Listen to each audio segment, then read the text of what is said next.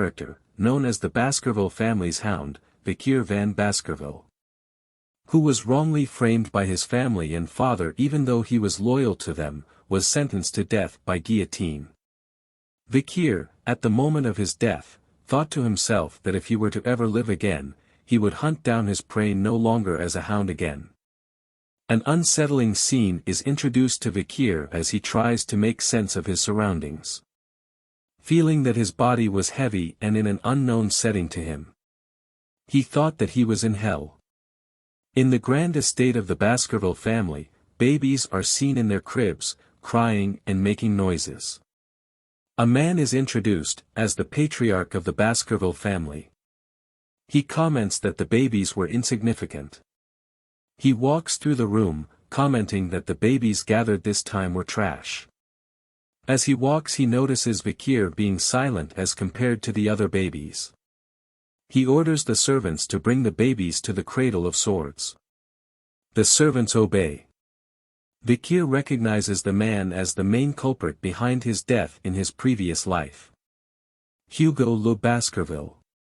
Seeing Hugo's younger appearance, the MC concludes that he had regressed to back when he was a baby. Recalling his past life, he was a hound, born from an illegitimate family, while receiving training in a poor environment.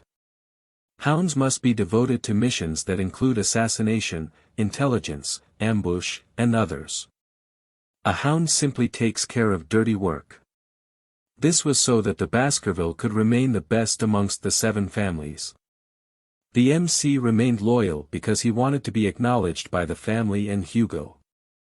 However, 10 years after the gate to the demonic gate was opened, even with the victory of the humans against the demons, the reward our MC was given was being put down like a simple dog. The main reason behind his execution was that he knew too much. MC clenches his fist, swearing to never live that life again. MC wanted to take revenge immediately but was unable due to his baby's body. He rolls around angrily. He realizes that he needs to become stronger and that the Cradle of Swords was the perfect opportunity. The Cradle of Swords was a trial that every child in the Baskerville family must go through. Children are thrown into a maze of swords, where they need to reach the Styx River to be assessed for their talent. The Styx River was a legendary river that turns children's bodies into iron but is limited to the number of children it can affect. The MC recalls that the fastest route to the river was a straight path out of the helix-shaped wall of blades. The MC crawls past the swords, remembering that in his past life, he could not receive the effect of the river, making sure that this time was different. For men are watching, as the MC dunks himself into the river, wanting to keep it all to himself as long as possible. The MC begins to sink into the river. The water seeps into his wounds, being first had its advantages. The MC covers his mouth to endure as long as he can regardless of the pain. 2 servants are shouting to the MC to come up of the water else he dies. Hugo simply laughs. He asks Barrymore, the head butler, how much time has passed. Barrymore replied that around 7 minutes have passed. Hugo is amused at the fact, stating that the MC might die since 7 minutes have passed. Hugo calls out to the MC, asking him to come out. The MC ignores his calls and continues to absorb the power of the river with all his might. He loses control, and with his eyes gone white, he continues to endure the pain before blacking out. Hugo holds the MC by the foot, stating that staying in the river was enough for the baby and that he even drank its water. Hugo notices that the MC had already grown his teeth. Hugo asks Barrymore what the child's name was. Vikir van Baskerville. Barrymore replied. Hugo with a smile on his face speaks the MC's name Vikir, stating a very greedy son had been born. While being upside down, the MC continues to plot his revenge against Hugo, waiting to sharpen his canines for the time when he can rip his head off, making the Baskerville family disappear into history. Vikir van Baskerville was known to be a genius at the age of 8 but was considered normal in his family.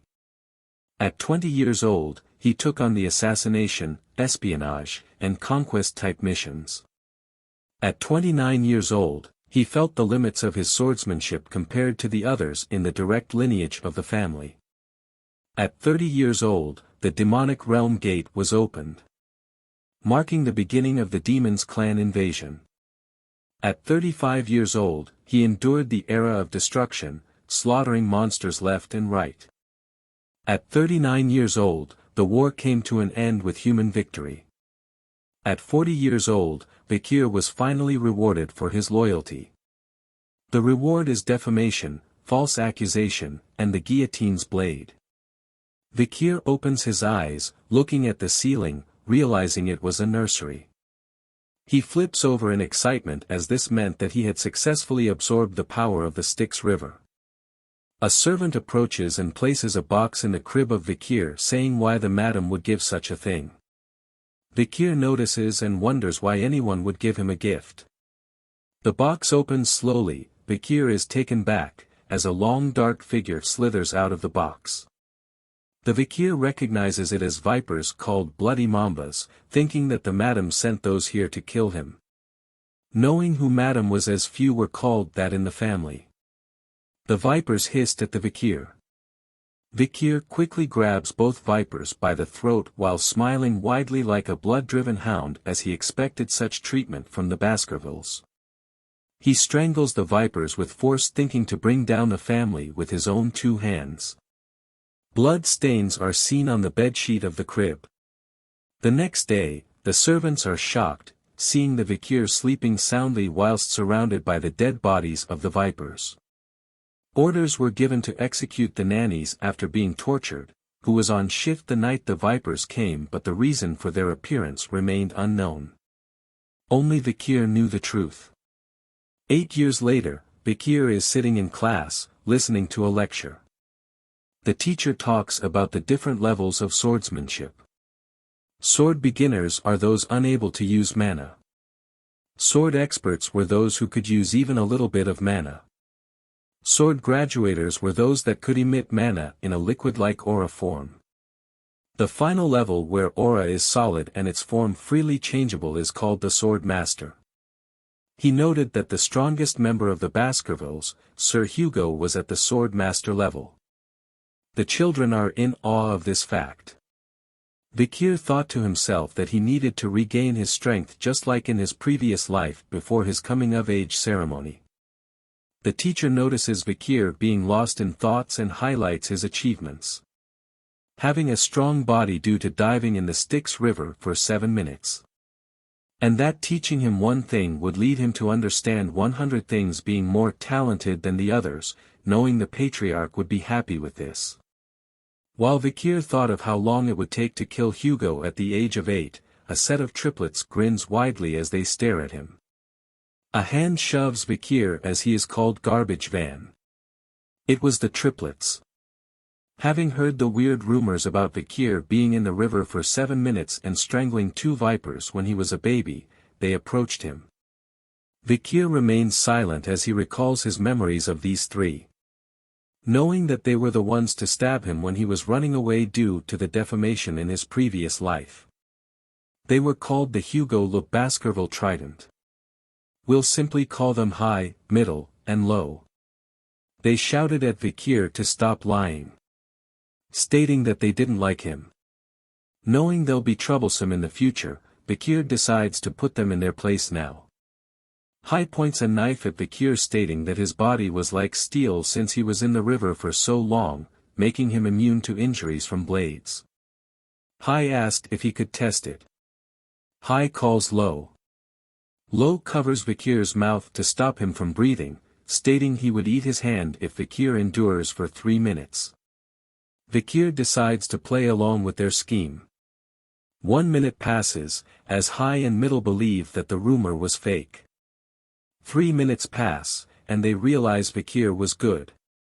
10 minutes passes, and they were too stunned to speak. They decide to let Vikir go. A crunching sound is heard as Low looks at his hand, and blood appears. Vikir spits as Lo screams in pain. High and middle shout at Vikir asking what he was doing. Vikir, with bright red eyes, as he wiped the blood off his smile repeated that they said they would eat their hand.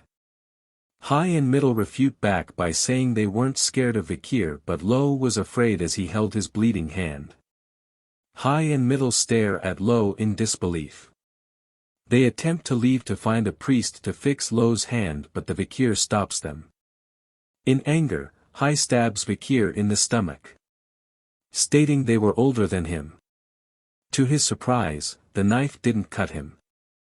Vikir reminds them that being in Baskerville meant that power and talent are greater than age.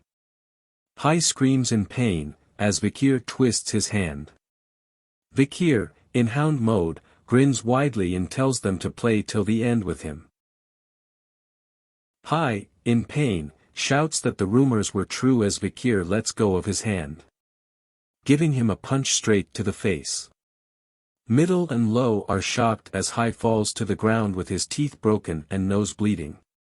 Middle attempts to fight but Vikir simply kicks him to the side with no effort. Get wrecked, son. Lo stumbles onto the ground, shocked at what had happened. Vikir tells him to not be afraid as he'll get better in no time once treated. But warns him as he picks the knife off the floor, that he won't be leaving the room. And that they had to live with the discomfort of their own bodies at this rate. Vikir offers one of them a chance to leave the room, as he stares at the knife in his hand. Lo asks which of them could leave, as the other two brothers hold their wounds. The knife is tossed to them as Vikir tells them to decide amongst themselves. Vikir slowly exits the room and mentions he can't wait too long and that it should be decided quickly. With blood-red eyes and a grin on his face, Vikir turns to them as the door closes saying at least one of them should live. As the door closes, the triplets are left in shocked, but soon stared at one another. Sounds of fighting and yelling could be heard behind the doors as Vikir stands to listen while smiling. The Triton of Baskerville have began to split. Barrymore reports to Hugo that another bloody situation have occurred with the Morgue clan in regards to the ruby mines, with the Morgue clan stating that it was theirs. Hugo says an opportunity in the future will allow them to discuss it properly and wonders what else was there to report. Barrymore reports that Vikir had scored the highest in the Titan exam. Hugo smiles happily at that fact and wonders when the practical exam will happen. In 5 days, Guardian Knights have left to prepare. Barrymore replies, making the fortress vacant now. Barrymore further reports about the fight between the young masters, stating that there were no deaths but that High's teeth were completely damaged, Middle's jaw was smashed in and Lo's left index finger was amputated. They had recovered from their physical injuries but their mental state was damaged. Hugo is surprised to hear that the triplets were fighting amongst themselves as they were close with one another. Barrymore states that Vikir was involved, causing Hugo to be alarmed.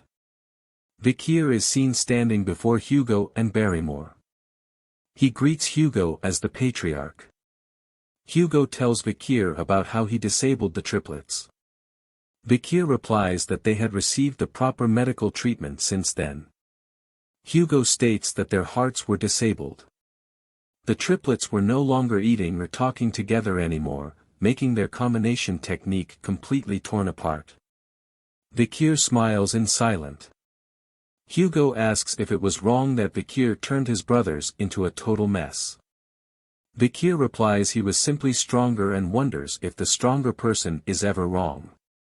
Hugo shares that his brothers had came before and forgiven him. Vikir recalls a past memory, where the youngest daughter of the family that Baskerville ruined paid Hugo a visit. She had become a nun and told Hugo she forgave him and offered him a mass. Hugo's response was as Vikir speaks it out loud that forgiveness is just an excuse made by the weak who cannot seek revenge due to their lack of strength. Vikir's eyes glow red as he spoke those words. Hugo is elated at what was said as he smiles widely. Hugo recites the family motto, only the strong will reign supreme, weakness is a sin. Hugo rewards Vikir by allowing him to take any snack from the food storage.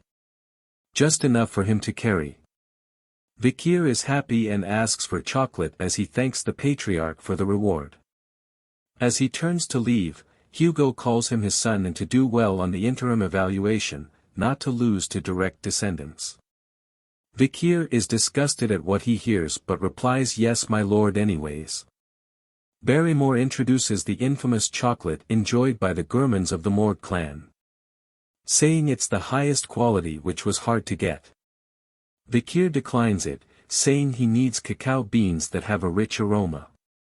Barrymore and the chefs were confused at the request. Cacao beans colored purple called bloody beans were given to Vikir, each bean being able to produce 100 liters of chocolate. Vikir tastes them and is appalled by their taste. Barrymore wonders to himself, that Vikir must really like chocolate to eat such bitter beans on their own and that he was brilliant for finding a way to get chocolate even with the restrictions placed by the patriarch. The chef asks if he wants to process the beans, Vikir declines and takes them as is. Barrymore wonders if Vikir had such peculiar taste. However, Vikir did not get the chocolate to eat but to use them in the practical exam 5 days later. Up in the mountains, Vikir stands, grinning widely knowing that a huge catastrophe would occur that has never happened in the clan before. Children of the Baskerville family are put through strenuous events and early education from a young age. Being able to take their first steps meant they had to run up a steep mountain. Never allowed to lie down or be on their stomachs. Time to sleep is only ever with a monster corpse to adjust to tough environments. When completed, they turn 8 years old, starting their deadly evaluation. Bringing us to the practical evaluation, which is a survival exam. The young masters are gathered in a territory far end of the Le Rouge-et-Noir mountain. Pavlov, the instructor of the exam, instructs the masters on what needs to be done. Survive for 1 month while hunting large and strong monsters. 10 points were given for surviving. 30 if they survive without being disabled. Failing others and surviving 50 points.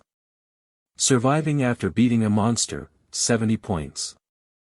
If all conditions mentioned were done, 90 points. Stealing badges from others make their points yours.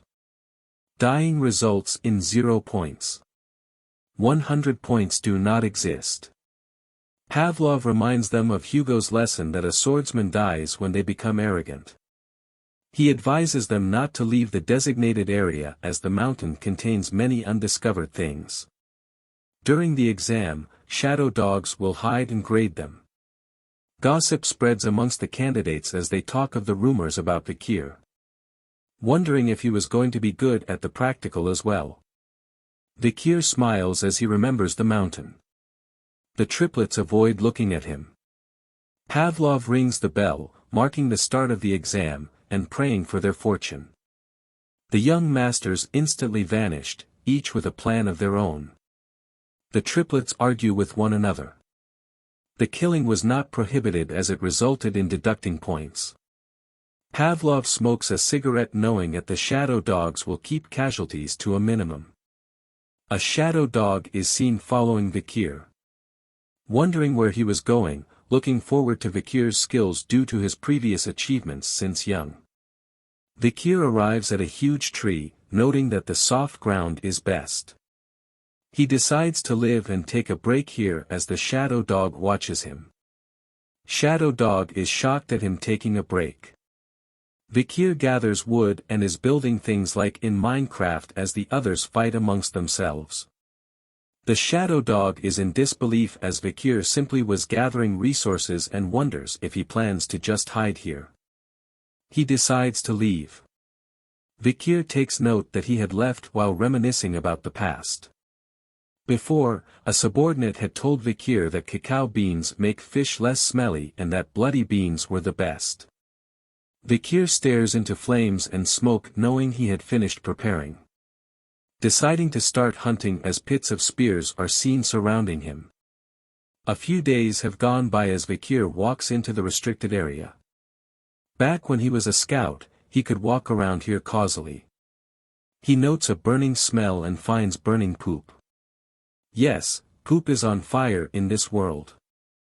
Meaning only one monster has that kind of poop in this area. Vikir is happy to find what he was looking for. A beast with flames in its mouth stands above Vikir. It was a hellhound. The hellhound was a beast that swallowed the hellfires of the oil world, causing its body to become one with flames. Vikir was barely able to defeat one at the age of 18 in his past life. Being 8 years old now, it was impossible for him to defeat it now. However, Vikir, thanks to his past life, he knew a way to beat it. He dashes towards the hellhound. Knowing that one of its weaknesses was moving in straight lines only, making it hard to change directions but easy to dodge. The hellhound is stunned that Vikir dodged. Vikir opens a bottle with water, spraying it across the ground as it was another weakness for hellhounds. They could not step across any volume of volume. This causes the hellhound to avoid the water on the ground as it runs towards Vikir. Thanks to the water, it exposes another weakness that all canines have, opening its mouth while running. Vikir takes a step back as the hellhound lunges at him with its mouth open, the exact moment Vikir waited for. Vikir flicks something into its mouth, and causally dodges the hellhound as it tries to circle back to Vikir. However, the hellhound feels something was wrong and stumbles to the ground whimpering. Vikir reveals that chocolate was poison to canines, and since one bloody bean could make 100 liters of chocolate, it was the ultimate poison for it. The hellhound lays on the ground whimpering, unable to move. Vikir walks towards it drawing his sword, looking for where the ribs aren't present to target its kidney. The hellhound whimpers in pain as the sword pierces its body. Vikir does the final blow and a blue essence forms from the body. It was called XP or karma, created when you catch monsters after energy accumulates in their body, making them stronger. Vikir absorbs it, making the short sword he wields lighter. Vikir is happy as he'll be able to catch up to his regression state before he is of age. He wonders what Hugo's face would make when finding out that an 8-year-old brought back a monster whose rate is B+. With this monster, Vikir secures first place in the practical test and has decided on what reward to get. The reward is a book that only he knew its true worth. Vikir proceeds to decapitate the head of the hellhound but senses a presence behind him. He turns to see 4 more hellhounds. He wonders if they came because of its cries and that they wanted to avenge it. Vikir chops off the head of the dead hellhound, excited at the thought of fighting more of the hellhounds as he had more beans left. However, a bigger presence is felt by the hellhounds, and Vikir notices. Believing the hellhounds to be afraid of his bloodthirst, the hellhounds bow their heads in fear. But hellhounds never submit even if they were to die. Vikir realizes something and turns around to see a 3-headed figure. A Cerberus? Vikir is alarmed as it has a rating of A+, but it was supposed to be at the 7th ridge. Why was it here, Vikir thought. Vikir notices wounds and blood dripping from its body. Multiple arrows with other injuries were inflicted upon the beast upon closer inspection. Vikir concluded that it was because of the barbarian tribes across the mountain as it was their territory and that it came all this way because of being chased by them. Vikir saw the chance of a lifetime. To hunt an injured A+ beast. He must kill it no matter what. Vikir had been hiding his power, having mastered the 3rd Baskerville technique and being at a high level as a sword expert. But he had already reached a level that no other hounds have reached when they had become adults. Vikir covers his blade in aura and dashes to the injured Cerberus. He attempts to slice one of its heads but was interfered with by its other head. He slices it in reaction. Upon slicing it, he realizes that killing it was possible. Due to the war with demons, Vikir was able to polish his swordsmanship and there was no sign of unnecessary movements to his techniques. Add on his strengthened body from the river Styx. All weapons Vikir worked against the Cerberus. But that was what he thought. Reality hits him hard, as the Cerberus lands a deadly blow on Vikir, smashing his sword to bits. Vikir lets his guard down for a moment, resulting in a deadly blow from its claws. Vikir is flung straight into a tree. He coughs blood as his eyes turn white from the impact. He suddenly awakens, thinking if he had lost consciousness after the direct hit that was dealt to him by the Cerberus as it walks towards him. He feels the pain in his left arm, making him think that his arm had been ripped out. He checks to see and is surprised to see his arm still intact. He thanks the river Styx effect for keeping his arm. The Cerberus readies for another attack. It dashes toward him, smashing the tree that was behind into bits. Vikir leaps out of the way before it could harm him. He thought to himself, even though his arm was still there, the damage still remained and that wouldn't be able to take a second hit. The Cerberus turns around. With the odds against him, he thought of the situation as a journey that every experienced hunter must find a way out of. He thinks of the best possible action to take and decides to simply just run away as fast as possible. The Cerberus was alarmed seeing him running away. It chases after him. Vikir thinks that he was lucky that the Cerberus was injured, else he would have been torn apart by now as he continues to run away from it. He just has to make it past the iron fence, making him exit the restricted area. Vikir leaps over the iron face and readies himself to reach the place he had prepared beforehand as the Cerberus reaches the iron fence as well. If he was caught before reaching that place, it would be the end for him. The Cerberus rips apart the iron fence with its face, roaring loudly as it continues its chase. Dashing through the trees, he looks around to spot the area. He notices a pile of wood in front of the tree, making it the area where he was supposed to be. He runs with all his might, just a little bit further, he thought to himself. A bit more. He screams as the Cerberus chases right behind him. Realizing it was the perfect moment, he leaps into the air just as the Cerberus opens its mouth to attack. A single step forward onto a marking causes it to sink into the ground. Vikir lands on his back, safe from its attack, breathing heavily. While the Cerberus was met with many spears hidden in the ground below. He welcomes it to the cradle of swords. Wiping the sweat off his face, he was happy that the traps he made for hellhounds were useful against the Cerberus. Bloody beans were spread onto the spears that were in the ground. Being the same species as the hellhounds, the Cerberus was poisoned easily as its two heads cough vomit and are in pain. Its middle head notices Vikir, growling at him. As he holds a spear aimed at it and throws it with all his might. The spear bounces off its body as it growls loudly toward Vikir. Vikir starts to count down from 7. With each step the Cerberus took, a second passed. It slowly reaches Vikir, as the countdown approaches 0. Once it reached 0, it simply fell to the ground.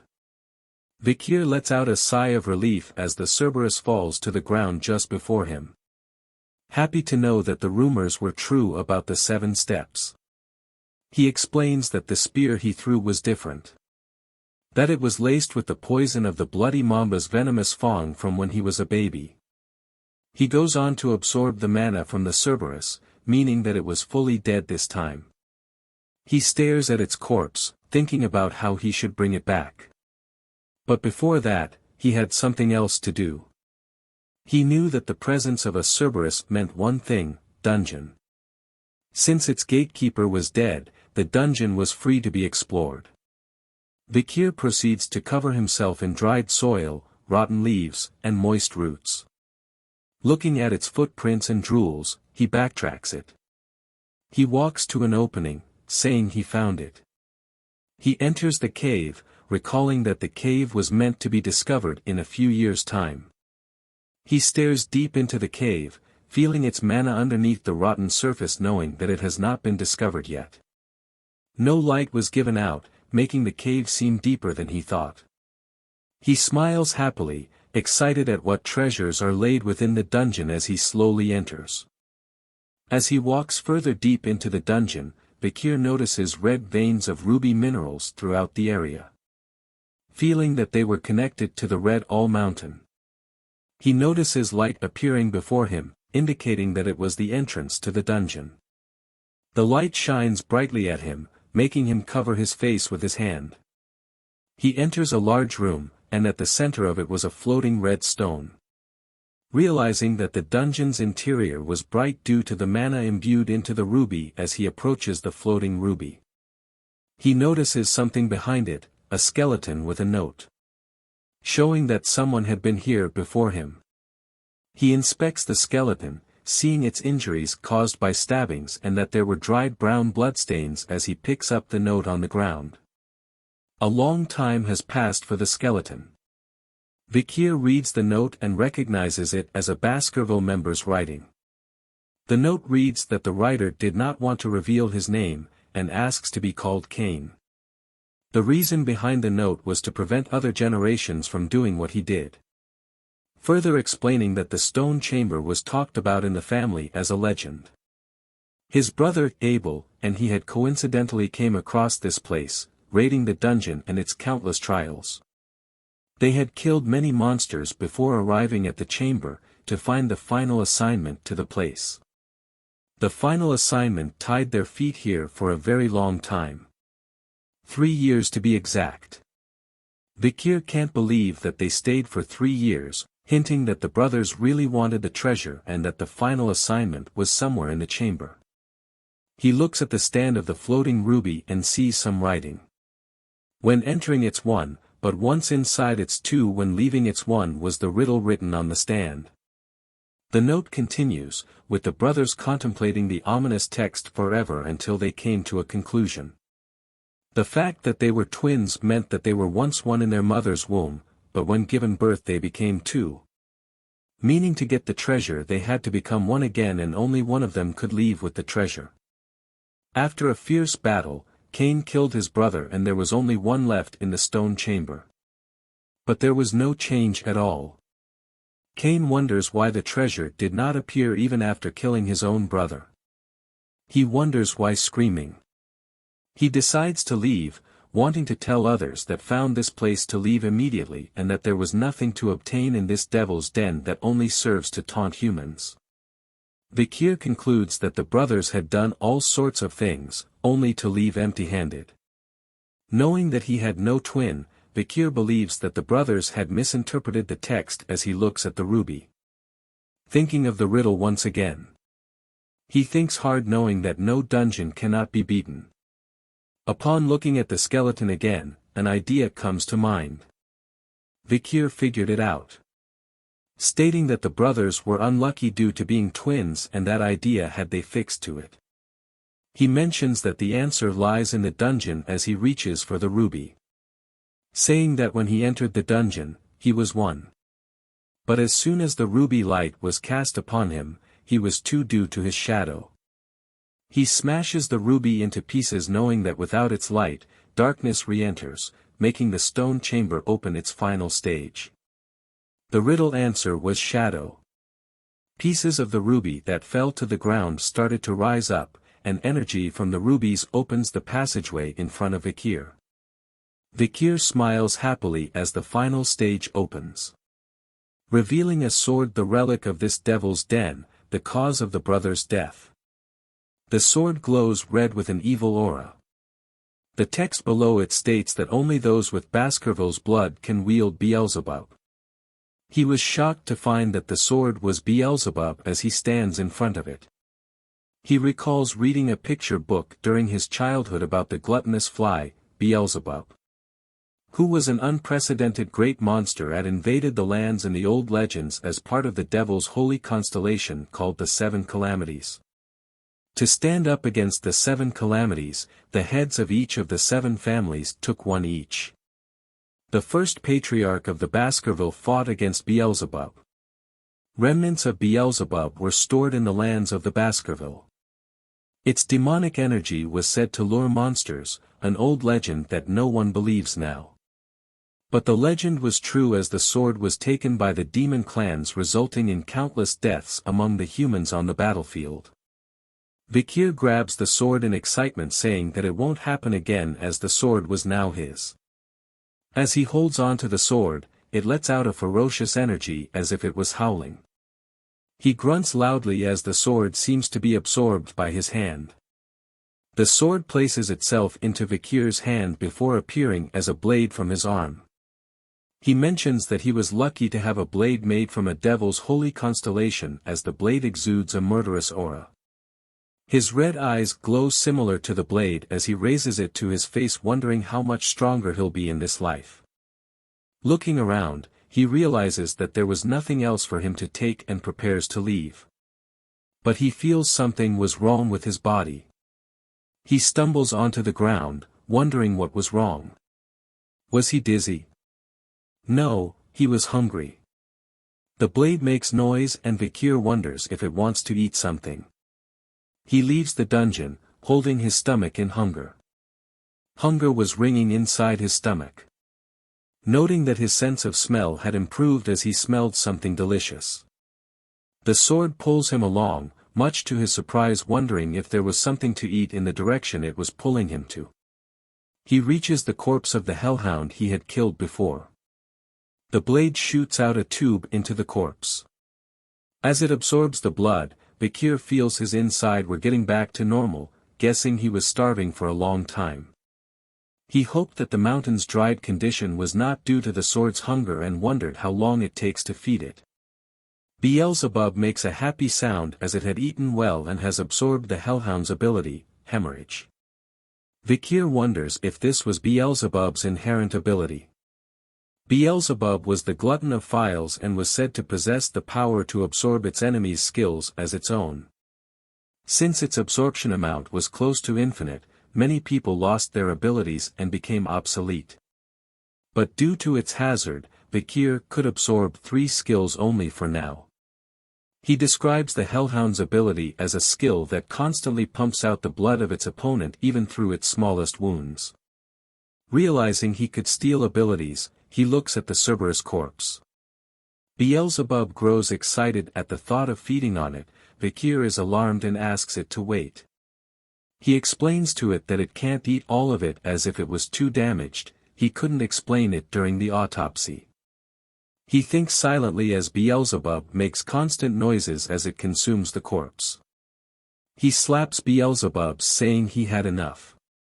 Beelzebub was upset but had gotten 2 new skills. He had even absorbed the power of the sewer rat underneath the Cerberus. Vikir picks up the rat, happy that he had absorbed many powerful skills this time. He decides to wait at the practical exam site as he was done preparing the monster. The young hounds had gathered back together, each covered in various injuries.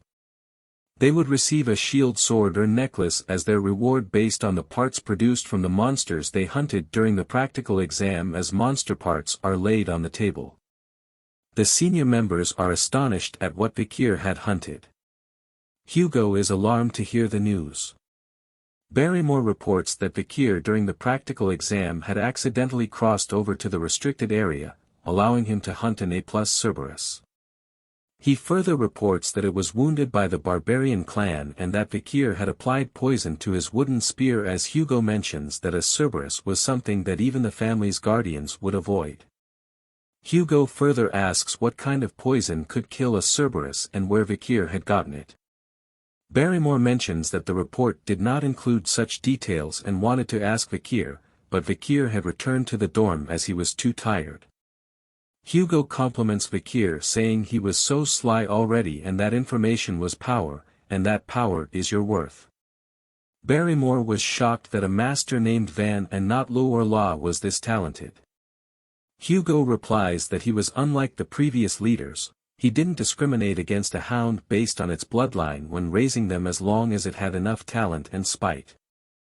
Adding on that there were mutts that came from the royal bloodlines, asking if Barrymore understood him.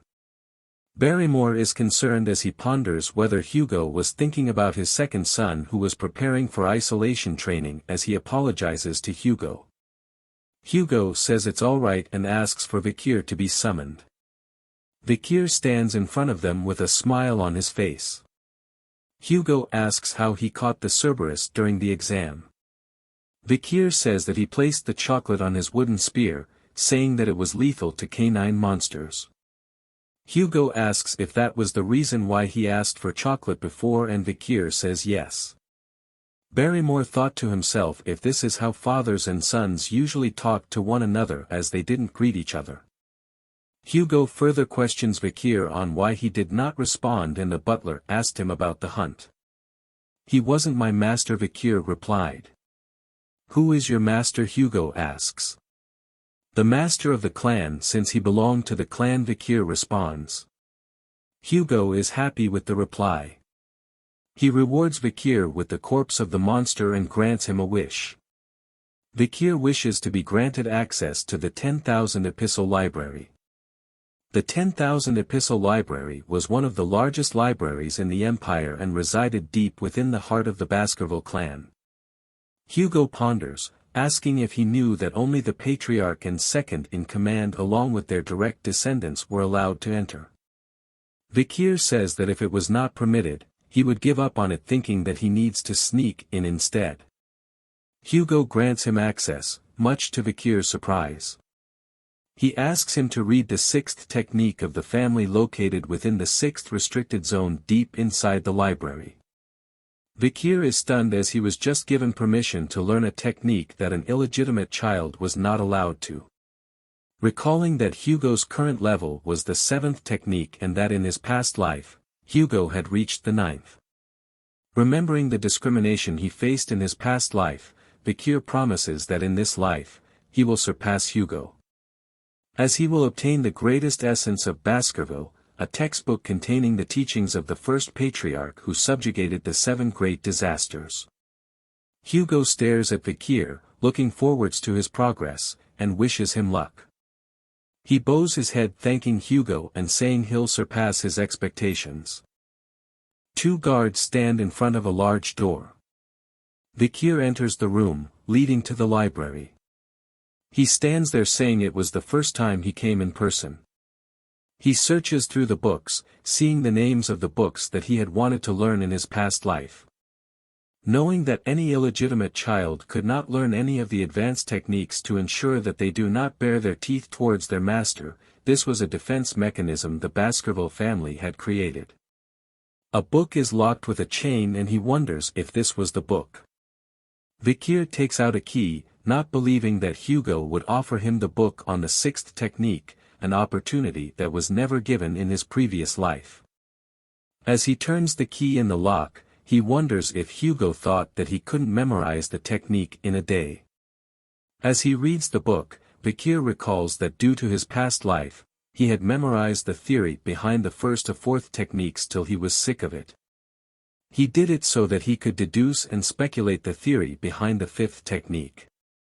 Believing that he needed to stop the flow of mana after drawing the 4th tooth, he wonders if that was the reason he could not make the 5th tooth. According to the Baskerville swordsmanship, one tooth represents the 1st technique and the 2nd tooth represents the 2nd technique, and so on. When drawing a tooth, a red sword energy appears. Vikir flips through the book, stating he didn't care about the 6th technique and that the real reason he came here was different. He returns to the guards, who were surprised to see him come out of the library already. They asked him if he had left something outside and that they were getting it for him, as well as that there were more books about swordsmanship deep within the library. He tells them that he had finished what he came here for. The guard asks if he wants to stay longer, but he declines and wants to read other books and that they should do what they need to do in the meantime. As Vikir walks to the spiral staircase, the guards whisper to each other saying that the place he was going to only had miscellaneous books and that if they were Vikir they would be busy reading the books deep within the library. They wonder if Vikir didn't know the worth of the books, but Vikir chooses to leave them to their thoughts. Knowing that they did not realize the true value of the books in the miscellaneous section. He reaches the next floor and looks around the books, noticing one that stood out. He found it, the book called A Lurking Ambush. Vikir is happy to find it. He opens it to see a ripped page and that due to it, it became a useless miscellaneous book. He grins widely as he was the only one that knew its true worth. Recalling a memory from before his regression, Vikir belonged to a squad that had found a strange relic in the dungeon that was on the border of the Le Rouge-et-le-Noir mountain. It contained a page from a swordsmanship book. A single ripped page. Written with Baskerville handwriting, only Hugo found this remarkable, ordering everyone to search through the whole library to find the book that matched the page. The book was A Lurking Ambush. The same one that Vikir was holding. The book contained the 10th technique that the ancestors had written. Further recalling that Hugo had gone crazy for the 10th technique and released the hounds to find the remaining 6 pages that contained the technique. Hugo realized that the pages were hidden in the 7 great families, declaring war on them and sending hounds to those that refused. After sacrificing many hounds, all pages were given to Hugo. The reward for doing so was Vikir's death. Vikir grew angry as he recalled those unpleasant memories as he holds the book, knowing that once Hugo achieved the 9th technique it resulted in piles of hound corpses and blood. He makes sure that it won't happen in this life. The pages that Hugo got were all given by Vikir, allowing him to remember the content that was written on each page and that the reason he could not go past the 4th technique was the lack of access to the original book. Vikir reads the book, realizing that without the other pages, the book made no sense, but the moment you had all the pages, the book would turn into a masterpiece. He reminds himself of his past strengths as he reads the book, knowing that before he turned 15 he had to reclaim the power he had before his regression. Night turns to day as Vikir immerses himself in reading the book. He closes the book, having read enough. Wondering if he had read the whole day, but thanks to that he was able to memorize the book's contents from start to finish. He looks around and does not feel the presence of the guardian knights. He closes his eyes and imagines a figure standing before him. His arm glows with a red aura. He opens his eyes and strikes the figure before him using the 1st technique. Continuing the strikes and moving on from the 1st to the 2nd technique and more. He grits his teeth as he thinks of his past self as pathetic. He worked hard to reach the highest level of graduator aura but was unsuitable to learn a proper sword technique, making the direct bloodline hostile to him. The main reason was that he was an illegitimate child. He dashes to the side of the figure once again, asking if they thought he would live the same way again. As he approaches the figure, it transforms into the older version of Hugo. Vikir slices Hugo relentlessly and exits the imaginary space. Breathing hard, he looks at his hand, thinking he was still weak and if he actually drew out the 5th tooth. He clenches both his fists in victory at the feat he had just done and felt happy to the point that he almost cried. He continues to look around, wondering if a sword was nearby to test the 5th technique again. Breaking records in Baskerville history, a young hound's canine teeth bared towards his master were growing.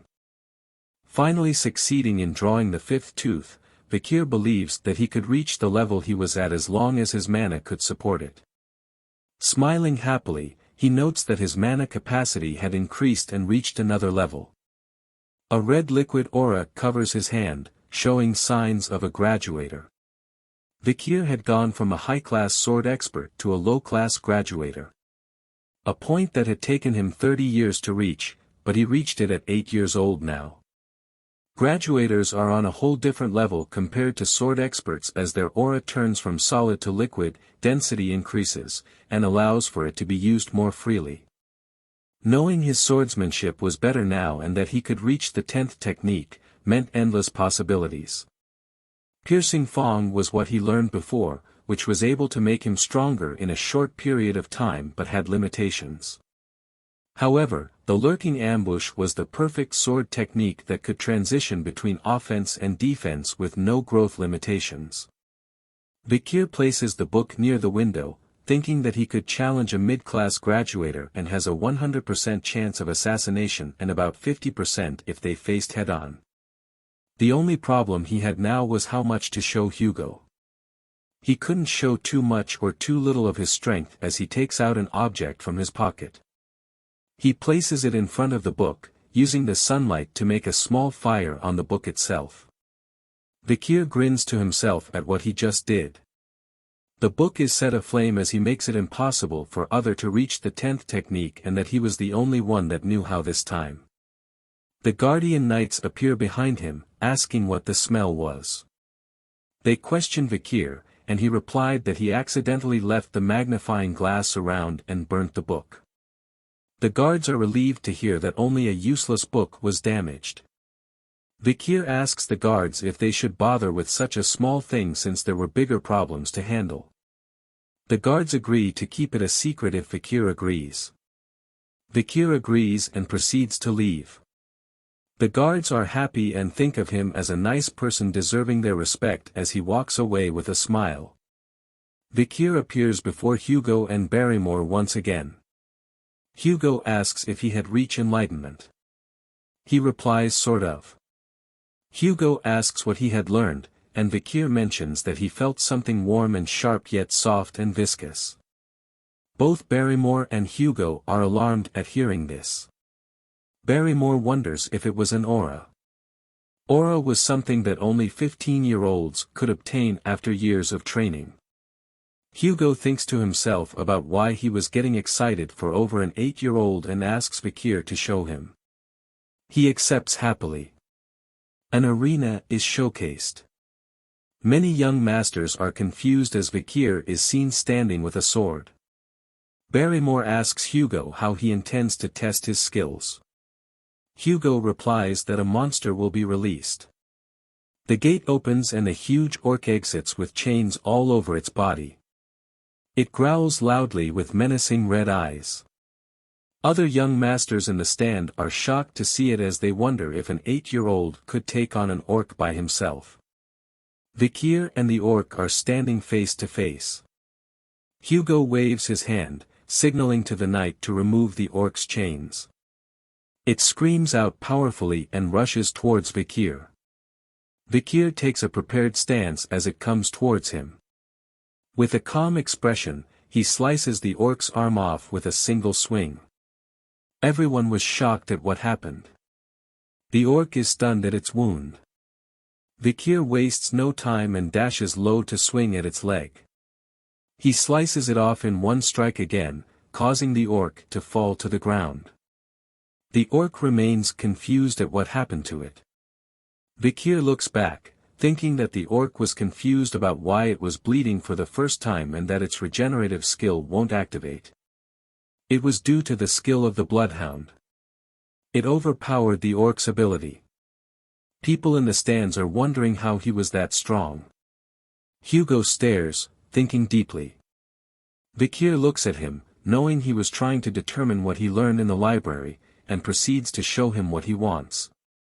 Hugo and Barrymore looked alarmed. Vikir had revealed Aura Blade as his sword is covered in a strong red aura. The orc tries to get up, but senses a red presence approaching it.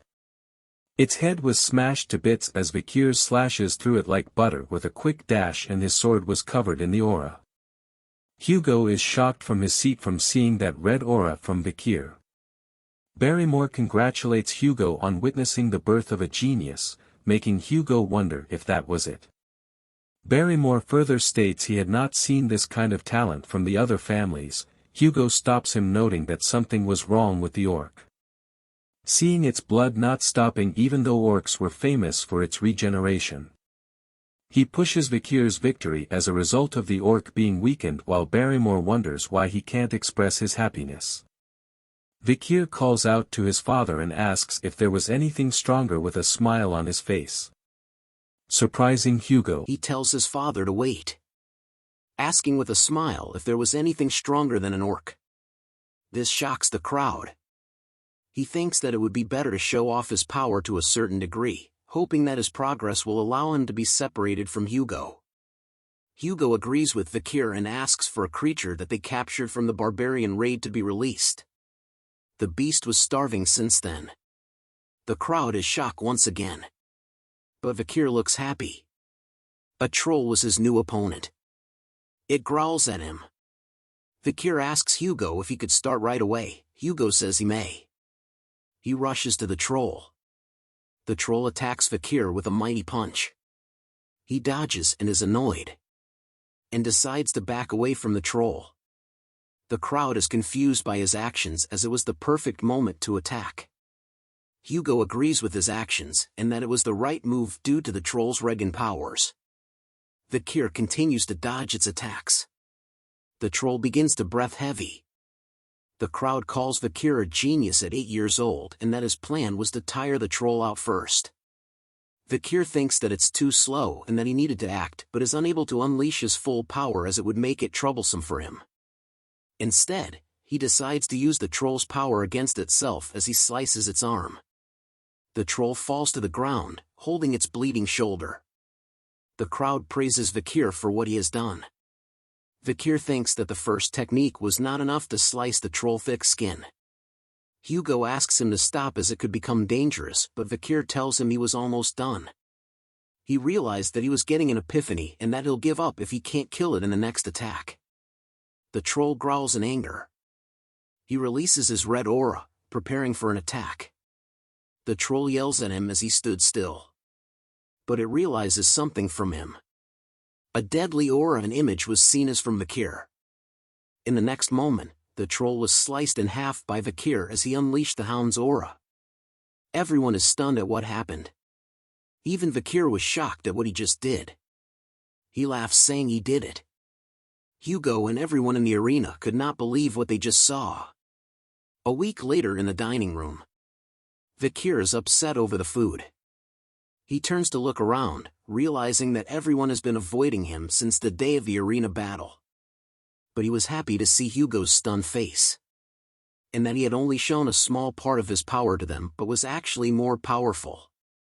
He had also gained the super speed regeneration skill from the troll. He thinks about the fact that he has been eating more with Beelzebub as the triplets appeared behind him. He readies himself. Vikir asks the triplets if last time was not enough, but them claim it was not what he was thinking. They wanted to tell him he was cool when he defeated the monsters, causing Vikir to spit out his food. The triplets ask if he was okay as Vikir thinks it was some sort of scheme. Just as he was feeling goosebumps at what they said, Butler Barrymore appears, telling him he needs to go to the Patriarch room. Back at the mansion of the Baskerville family, Hugo is seen chatting with the Morg clan patriarch, Adolf Morg. They talk about the annual training event between the families, hoping no accidents would happen. Hugo tells Adolf that it was just a scratch and that the Morg's children were dramatic. Adolf said it was because they were noble and dignified. The Rion Mage clan, the Morgs, and the Iron-Blooded Sword clan, the Baskervilles.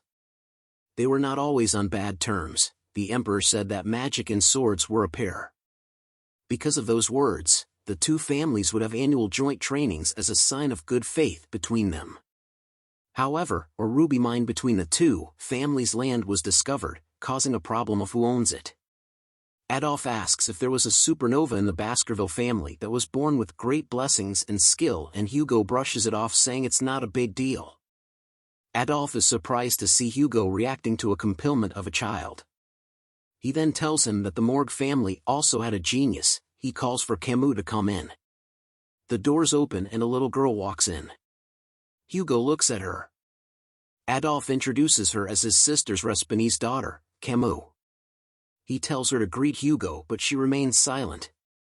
Instead of greeting, she calls him a thief that stole the ruby mine and that he should give it back. Hugo was angry to hear the word thief. Adolf is surprised at her words, and she told him that it was what he said in the carriage and that the annoying Chin Beard stole the ruby mine. The words annoying Chin Beard further annoys Hugo. Adolf says it was a misunderstanding and Hugo agrees saying she was just a child. But Camus shouts at Hugo to give back the rubies as she doesn't have enough to do research. Enough! Hugo says as he holds back his anger. Adolf holds Camus tightly, asking what Hugo plans to do to the child, as Hugo states that the morgues didn't teach manners at all. Adolf asks if he was threatening an 8-year-old girl. "I guess the morgues didn't teach their children to not envy what is others," said by Vikir as he enters the room. Adolf wonders if Vikir was the supernova and realizes that Camus was missing. Camus appears in front of Vikir asking what he just said. Vikir hears her name and recalls her as the morgue's clan iron-blooded empress, Camus Morgue. She was known as the genius among the genius even in the Morgue clan that raised countless mages. At her peak she killed all monsters and barbarians in the Lenoir mountain by herself, burning them to death on spears, creating her legend. Vikir also remembered that her beauty was captivating. Camus yells at him, saying that the ruby mines were hers and not his. "You sure came a long way just to throw a tantrum," Vikir replies. The leaders notice something. Flames erupt from Camus due to the word tantrum. She tells him that he'll explain why the ruby mines belong to her so that a stupid dog could understand. Vikir simply smiles, saying that would be fun. A replica of ice is made. Everyone in the room was surprised by this. Camus says she'll explain it. Vikir was upset as he expected them to fight. She explains that the ruby mine was located in the area between the morgue and Baskerville called Joint Security Area, and that the problem was that the entrance was located in the morgue area but the mine runs underneath the Baskerville area. Adolf was happy while Hugo became upset due to the explanation. Vikir adds on saying that the Baskerville doesn't need to mine the rubies as they were meant for magic ingredients. But he calls her an idiot as no one would allow someone to enter their lands based on a few pennies. Hearing this made Camus angry. She points to the sculpture, pointing to which side belongs to each family. She moves her arm across both areas, asking whose arm is this then? Vikir repeats her question back to her and grabs her arm. "Mine, of course," Vikir says, making Camus blush. She stutters, wondering why she was his. Vikir tells her who said you're mine, much to her surprise. He grabs the knife, shocking Adolf and Barrymore. He smiles while showing the knife, saying that only her arm belongs to him. Both Hugo and Camus are shocked at what he said. Vikir holds her arm high, ready to cut it with the knife. Camus tears up and screams for her uncle to help. Adolf appears behind Vikir in an angry state, telling him to get away from his niece now. He lets go of her arm, allowing her to run to her uncle and hug him. Adolf yells at Hugo, saying, "What the hell is this matter?" Hugo remains silent and turns to Vikir. He tells him that he has gone too far with his joke. Vikir apologizes, saying it was a common joke in the family and that the knife was fake. Adolf was shocked to see that toy knives were given to children as Vikir bows down to him, saying he was sorry. Hugo tells Adolf that he was getting too involved in the children's play and that he had some ideas regarding to the ruby mines that he should hear. He tells them that they should compete in friendly duels first, as Camus tells Vikir that he better watch out and she won't forget this. Vikir simply smiles and nods. The friendly duels between the Baskervilles and Morgues had begun. It was an occasion where children ages 8 to 15 gather and battle it out. However, everyone's attention was headed somewhere else this year. It was the Morgues clan Camus Morgue against the Baskerville clan Vikir van Baskerville. Using practical training rules was to showcase the duel between the two geniuses of the clans. The bells rings announcing the start of the duel. Camus tells him she won't hold back and begins to cast a spell. Everyone was stunned at this. She was doing quadra-casting. Adolf smiles at Hugo as the crowd were amazed that Camus was doing something that was difficult for a 15-year-old. Camus unleashes her attacks, but Vikir dodges them with ease. He tells her she should focus on one spell, but she calls him an idiot who doesn't understand magic. She summons a stone wall just as Vikir reaches her. He simply smashes through the wall. Camus was shocked to see this, wondering if this was the power of the Baskerville basked in the river Styx. She closes her eyes and opens them again, and sees Vikir with his hand out. He flicks her straight in the head, sending her flying. Adolf was surprised to see a flick while Hugo chuckles. Camus asks him why he flicked her and wonders if he was going easy on her. He points to his forehead, saying hers might hurt. and that they should end things before it gets out of hand, but she ignores him and summons 2 stone walls. She laughs at him behind the 2 walls as Vikir wonders if he should just go around it. He decides to play along and smashes through the wall with just his bare hands. Camus is startled to see his hand come from the wall. Vikir now asks her whose arm it was that crossed the wall, and tells her as he flicks her forehead, the stronger individual. He smiles as Camus falls down again from the flick. With a huge red bump on her forehead, Camus holds it and growls at him. She yells at him saying she'll kill him as Vikir dodges the fire spell and wonders that dealing with children is much harder.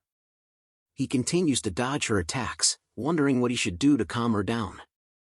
Vikir looks behind, wondering if he should let others handle the problem. Another duel was happening right behind them. It was a pair of idiots that keeps casting fire magic and a swordsman that slices magic. He believes that they might be useful as Camus shouts out why he wasn't getting hit. She walks to him asking him not to turn away and to face her. The idiot mage behind begins chanting a magic spell, giving Vikir the perfect moment. He calls out to Camus, telling her that she better have a defensive spell ready as a huge fireball appears behind him. Camus couldn't believe what was in front of her. Adolf shouts no, as a huge explosion is seen. Everyone gathers around the scene of the explosion. They all call out to Camus, shouting her name. Camus hears her uncle's voice in the dust and smoke. She thinks about what to do as she managed to defend against the attack, but something else had happened. The flame spell had burned all her clothes. She knows that everyone can't see her because of the smoke, but once it clears up, she'll be the laughing stock of everyone. She calls out in her mind for someone to help her, and soon a jacket lands on top of her head. Camus was surprised to see Vikir as he tells her to put on his jacket. Covering herself with the jacket, she asks him why he wants to help her. Vikir says he just wants to. She thinks to herself why this idiot would help but notices something. Vikir had been cut by the idiot swordsman attack which still have some more on it. The people enter the smoke and notices something. Vikir and Camus were together. Adolf was relieved that Camus was fine while Hugo remained silent. The crowd realizes that Camus was on the floor, while Vikir was bleeding, and that he was extremely fit based on the muscles on his body, which shows the amount of training he had done. Adolf hugs Camus as she remains silent as she stares at him. Back at the mansion, Hugo asks Vikir how the battle was against the Lady of the Morgue clan. He tells him that he had understood the reason behind the event once again, while Hugo tells him that a battle between a mage and swordsman are different. He further asks why he didn't go for a clear blow, but Vikir tells him that he had no idea on how to deal with a lady. Hugo tells him that he had let his guard down and that the wound on his arm was a lesson. Vikir was shocked to hear that Hugo was worried about him. He remembered from his past that Hugo was so cold, so strict, and so brutal because he had lost his first wife and eldest daughter.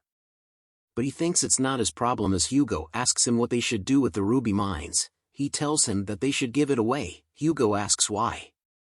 Vikir explains that the main purpose of the Baskerville clan was to grow its territories and that the monsters and barbarians near the ruby mines are a problem, and that they should utilize the Morgue clan well to deal with those problems, which helps to minimize their losses with the expansion into that region. Hugo tells him that he was right. Vikir further explains that once the Morgue clan claims the ruby mines, all they need was to push the monsters and barbarians into that region, allowing for them to take care of all the problems at once. Hugo likes the idea that the rubies will be bathed in the blood of their enemies and that the Morgue clan will think twice before entering their area. He rubs Vikir's head, telling him that his idea was 90% aligned with his, as Vikir thought to himself that the idea was originally Hugo's idea from the past. Vikir tells him that they needed to keep an eye on the Morgue's movement. Hugo tells him he had increased the number of hounds scouting the area. As they walk further, they encounter Adolf and Camus waiting for them.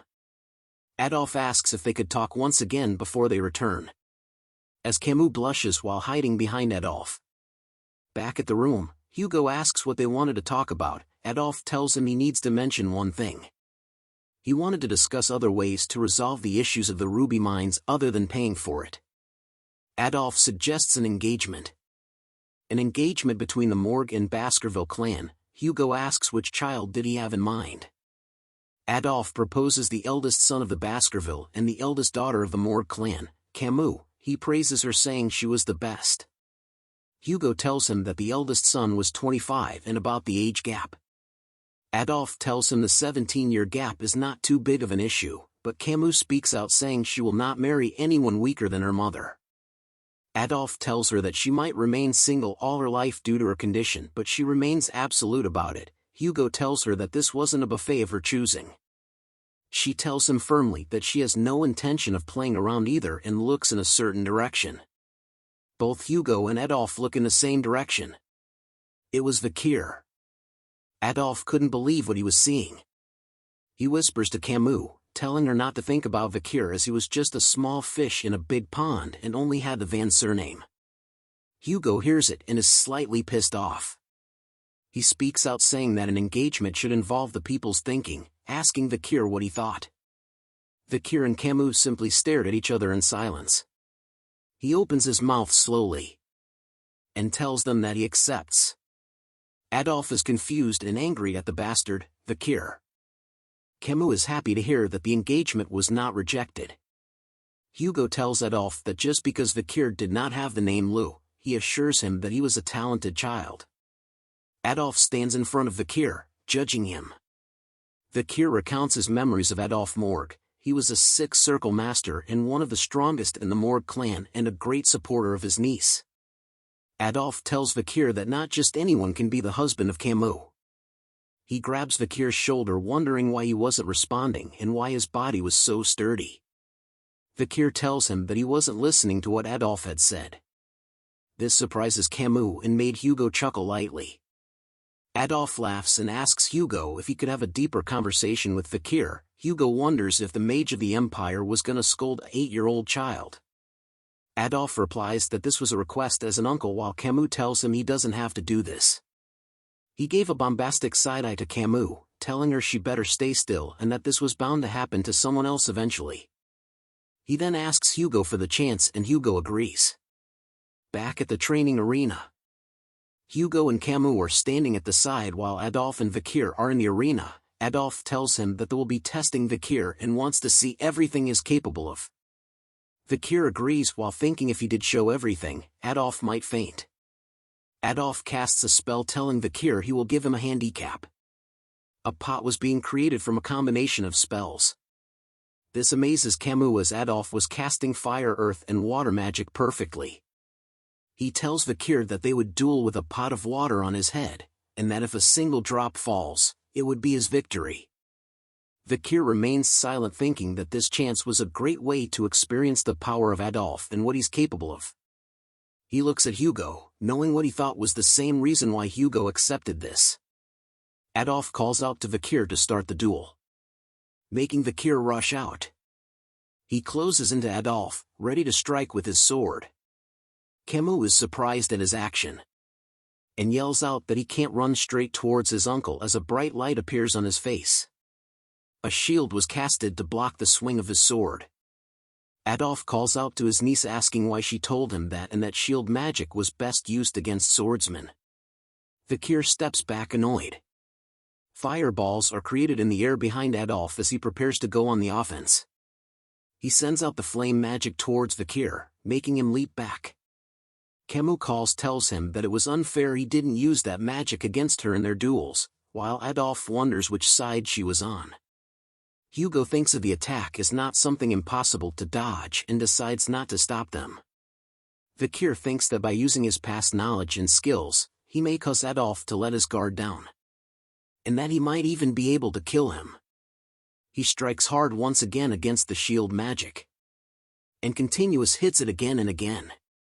Adolphe tells him that it'll be the same no matter how many times he hits it, as his sword will never pierce through his shield. But Vikir ignores his words, striking the same place over and over again. Cracks begins to form, making Adolphe realize that Vikir's swordsmanship and machine-like movement was impressive. But his sword was chipping away as well. A final swing causes the sword to shatter into pieces. Adolphe reminds him that he should have considered the durability of his sword and his shield, and that it's good to focus on a single goal, but that depends on the opponent. While those words were said, Hugo and Camus were shocked by something. Adolphe continues to say that Vikir was too weak, but before he could finish the sentence, he notices something as well. A piece of the sword has pierced the pot on his head, causing water to flow down everywhere. Adolphe was stunned to see a piece of the sword. Vikir flexes on the old man in his fashion. Camus falls for Vikir even harder. She wonders if the victory against his uncle meant their marriage. Hugo was happy to see that Vikir had won. He looks at Vikir van Baskerville, wondering if he had raised a stronger hound than he thought. 7 years later at the Baskerville training grounds. A huge furry beast with horns is growling loudly. It roars out loud, shaking the air around it. But the hounds stood still, unafraid of it. It rushes towards them, making the hounds leap in the air, striking the monster. The hounds surround the beast, as the beast strikes all of them. Staffordshire Baskerville was the shadow hound looking upon them. He shouts out commands and tips on how to kill the beast. When all of a sudden, 3 hounds dash forward past everyone. It was the triplets. They strike the beast easily. They smile happily at what they did. The intruder was amazed at their skills and dark crimson aura which was suited to the Baskerville family as the monster stood in a daze from their attacks. The hounds see the chance and prepare to kill it. Blood is splattered all over the ground. The instructor praises them, telling them that they had become low-rank sword experts and that this marks the end of their 7-year training. He warns that while this monster was caged, even he cannot handle the older ones that were more tenacious, and that the monster they face today will be incomparable to the ones they will face in real life, and that death occurs much more easily than they think. He gives them one final advice: either use your bloodline to overcome it or build experience to survive. He salutes them, congratulating them on their graduation and wishes them good luck in the future. The graduates discuss amongst themselves on which order of the Baskerville they wanted to join, as the family had 7. Each of the order represented a different job, from watching, searching, guarding, assassinating, suppressing, all-out warfare and others. But they soon wonder about a certain someone and what he would join. It was Vikir van Baskerville. Vikir notices that others were looking at him, hearing the rumors that he had killed a larger ox bear than the one they faced and that he was already a high-rank sword expert. He ignores the gossip and thinks that it took longer than he thought. HI's current level was at intermediate rank at the 5th Baskerville technique, but only considering swordsmanship, he had surpassed his past self. But he still thinks his progress was too slow, as Barrymore appears telling him that the Patriarch was looking for him. Barrymore tells him that his assignment had been decided. Back at Hugo's room, Vikir greets him. He asks how he had been. Vikir notices a scar on his nose and asks what had happened. Hugo tells him he got it from subjugating the barbarians on the mountains and that one of the archers got the better of him. Vikir asks if he had captured them, but Hugo tells him no, instead he gave a similar scar her face. Hugo congratulates Vikir as he wonders if he was going to talk about the assignment. He recalls his past life, that there was part of the Pitbull Order and was sent away for 21 months on the Lenoir Mountain, constantly in battle. And that children in the family were split apart, expendable ones were sent to die in battle, while the important one were taught about politics and administration. That was why the 5th technique exists. It allows for the elite members to catch up to the expendable ones in terms of swordsmanship. Hugo calls out to Vikir, telling him to try the lower house of Parliament, which surprises him. Hugo explains that the lower house was to teach him about the politics and business of the Baskerville family. Vikir couldn't believe that Hugo wanted him to take the elite course. He praises Vikir for his achievements and that he was a genius, and that his position will be the deputy consul of the underdog city, as both consul and deputy consul positions were vacant. He asks if Vikir will accept. He accepts, but says he has to mention one thing. Vikir talks about the incident with the Morg clan over the ruby mines. And so he requests to borrow something as part of his reward. This shocks Barrymore. He tells Hugo if that his request was too much, he could deny it. But Hugo allows his, with saying he trusts him and that he would not do anything foolish. Vikir tells him he won't do anything to worry him, still not comfortable with him calling Vikir a son. As Barrymore and Vikir leave the room, Barrymore tells something to Vikir. That Hugo treasures him deeply and that was why he did not dispatch him into battle immediately and that this was a form of kinship between them. But Vikir tells him that only happens if he does a good job. He recalls his past memories, where he was betrayed and killed by Hugo, feeling the sensation of when his head had rolled off the guillotine. With deep hatred in his eyes, Vikir promises that Hugo will experience the same sensation in this life. At the Baskerville territory called Underdog, we arrive at a beautiful mansion. A bald man is telling a pair of servants that the mansion and area has to be squeaky clean by tomorrow as the new deputy consult from the Baskerville family will be coming. A servant wonders what kind of person the new deputy would be and hopes that the person would be experienced in business. The servants continue to talk as Vikir walks by, catching their attention. The servant grabs Vikir's shoulder wondering whose kid this belongs to while telling Vikir this was a place you can't just enter. Vikir looks at him and tells him to remove his hand in an instant. He reveals a piece of paper to the servants. Making them realize that he was the new deputy, Vikir tells them to prepare women and drinks to have a party right now as he enters the building. The servants looked at him confused about the party.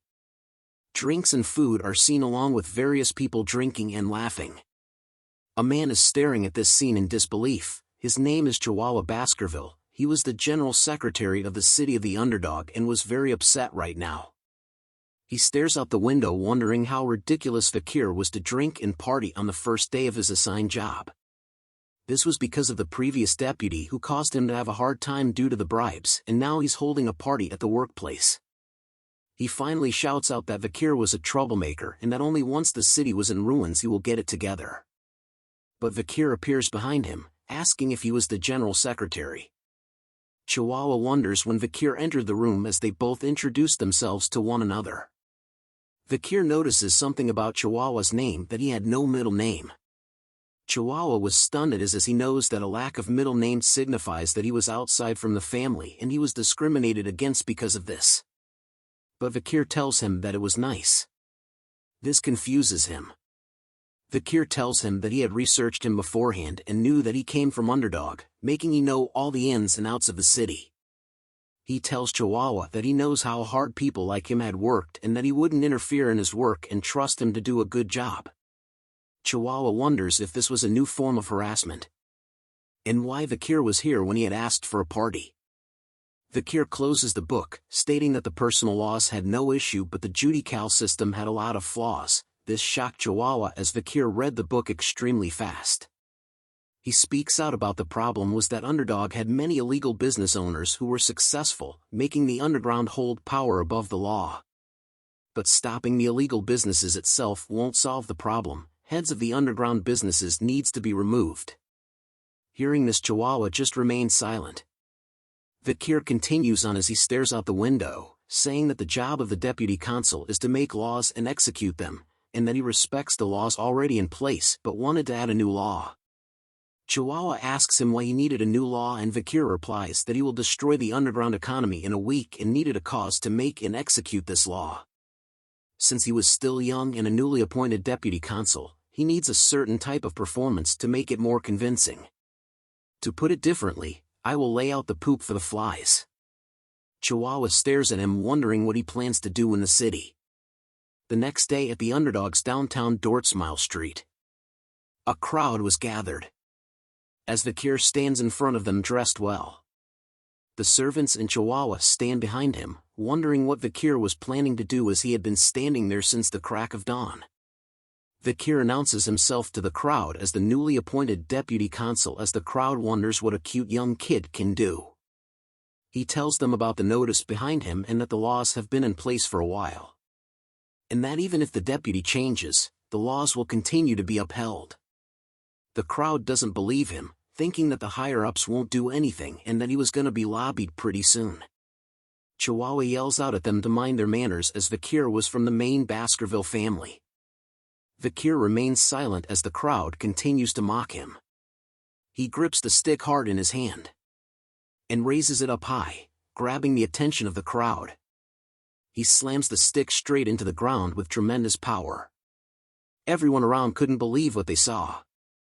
He lets go of the stick and announces a special with the authority of the deputy consul. Vikir Special Law Section 1 Clause 1, he will reward 100 million hold to whoever removes the stick. Everyone around was still too stunned to speak. They all shout what? Into the air. As the stick remains in the ground. The new law that Vikir had created. Chihuahua and the servants remained silent, where else the crowd was talking about the reward. Vikir calls out to them asking if there was no one that wants to get the money. But still no one came out. So he increased the money amount. He tells them of the increased amount of reward, but someone laughs as he speaks. A man from the crowd calls it ridiculous and that Vikir wanted to make fun of them. The crowd agrees with the man and tells Vikir to stop messing around and go to sleep. Chihuahua wonder why they were the ones embarrassed instead as Vikir remains silent at their remarks. He asks them if there was still no one. And then decides to increase the amount of reward once again. Telling them that whoever pulls out the stick, they will get the new reward. He looks at them wondering if there is still no one. The crowd wonders what the hell was going on and if this was a joke. They talk amongst themselves wondering if they should do it. But they see a sword on Vikir's waist and wondered if they would get executed if he thinks they were being too greedy. They continue to wonder about the stick, if it was too heavy or if there was trick. Vikir is disappointed that there was still no one while Chihuahua whispers to him that the city didn't have that amount of money. A hand was raised in the crowd. A little girl with snot on her nose carrying a basket of flowers asks if she could try. A man tells her not to do it as she could be killed, but she tells him that her mother was sick and that she had to try something. She laughs and smiles, telling the crowd that if something happens to her, they should take good care of her mother. The old man had no words to say. She stands in front of Vikir and the stick. She thinks that Vikir might not kill her and that they would reward her with a few coins as she was volunteering to make herself a fool. Vikir tells her to pull it out as she hopes to be paid for a basket full of flowers. She bends down and holds the stick tightly, pulling with all her might. A surprised look came to her face as the stick came out. The crowd was surprised to see that it was done. The little girl holds the stick and looks up wondering why she pulled it out easily. As Vikir releases a red aura, and appears to be reaching for his sword. She tears up and closes her eyes, thinking that she would be executed, wondering what the reason was for her execution and who was going to look after her mother. But a bag appears in front of her. Vikir kneels in front of her and tells her to take the bag of reward money. She holds the bag of money confused and so was the crowd. He looks back at Chihuahua while asking her where her home was and that the rest of the money will be sent along with a guard to protect it. He rubs her head while saying that the law must always be obeyed. Everyone was once again shocked to see this. As the bag reveals a bunch of gold coins. Knowing that the laws will be upheld with the new deputy, the citizens were happy. Even crime rates were halved. Vikir praises the handwriting of Chihuahua's as he wrote the Eastern language.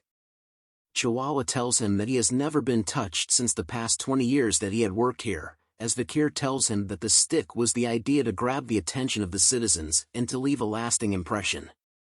Chihuahua vows to follow Vikir for the rest of his days as Vikir tells him to calm down.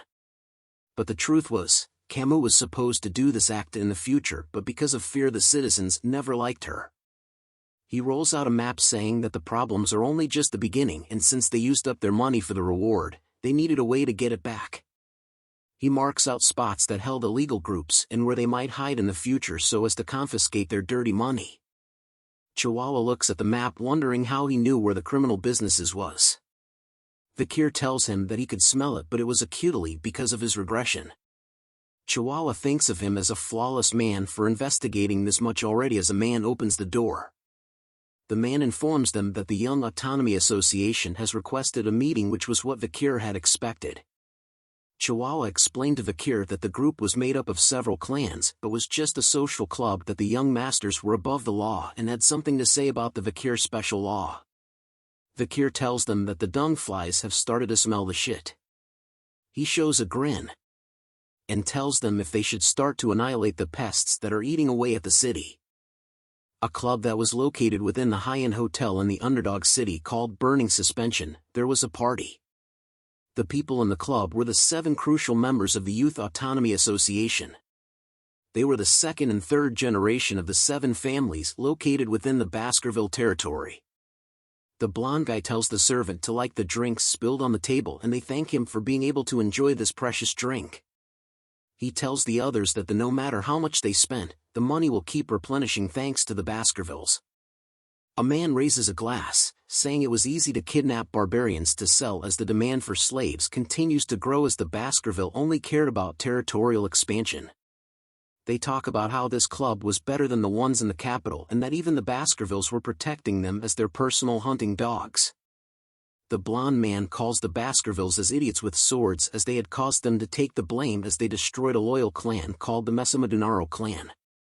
And thanks to that incident, there were only 7 clans now. They continue to talk about the new deputy. The blonde man asks if they had heard of his name before and that he had caused a scene when he first arrived at the age of 15. He thinks they should have some fun and teach Vikir a lesson.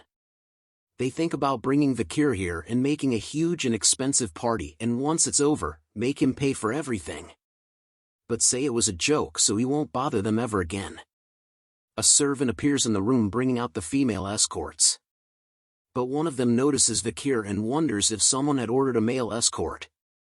The servant grabs his hair asking him what he thinks he was doing here, as Vikir looks at him with murder in his eyes. A loud snapping sound was heard in the room. The servant was confused as his arm was in a weird shape. He screams in pain as the members wonder what happened. Vikir introduces himself to them, and they realize who he was. They asked what the deputy was doing here, and Vikir tells them they called him here. They greeted him in a nervous manner. As they whisper to each other, wondering if they should do the plan now. Vikir places his hand on the table, telling them to stop the pointless chatter. He releases a red aura, grabbing the attention of the members. Glasses shake all around. The tower of drinks vibrate. And finally exploded. They realize that he used mana manipulation to force the champagne tower to explode by touching the table, making him a graduator class. They continue to whisper among themselves, shocked to find out that he was graduator class at 15 years old. Vikir calls out to one of them and grabs his shoulder as he tells Vikir that they were gonna pay for the drinks. But Vikir leans into him telling him that they should pay for their drinks and wondered if they were planning to force him to pay for it. The rest of them tries to calm Vikir down, saying they wouldn't make him do such a thing. And that they were just testing him as the city was a corrupt place. But Vikir strikes them in the stomach. With his fingers deep inside the body as it bleeds, he tells them that a dog should never trust their owner no matter the situation. And that they act this way because they have never seen something truly frightening before. As he throws the guy onto the floor, he steps on his face, asking the others if they knew why he did this to him. And they tell him that they knew why he did this. But Vikir continues to step on his head, and tells him that they would understand what he wants to do next as he smashes the guy's head to pieces. They all stand up asking Vikir if he thinks that he will get away from this while calling him a bastard. Vikir leans face to face to another guy as he knew they wouldn't understand.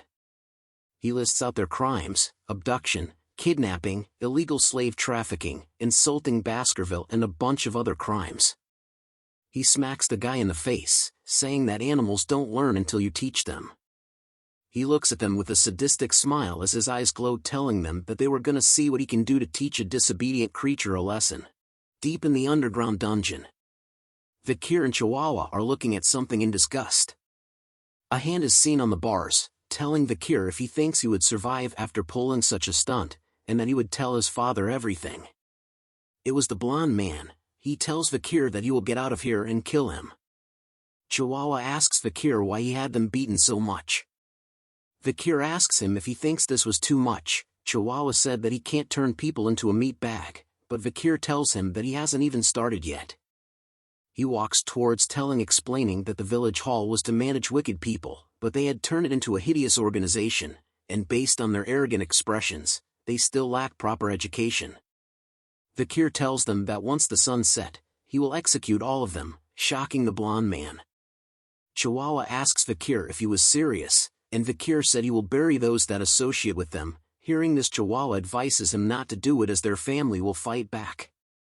But Vikir tells him not to worry as their crimes are tied to the criminals of Underdog City and that he had his ways. This confuses Chihuahua. Vikir looks at them and informs them of their charges: human trafficking, kidnapping, bribery, blackmail, threatening, assault and murder.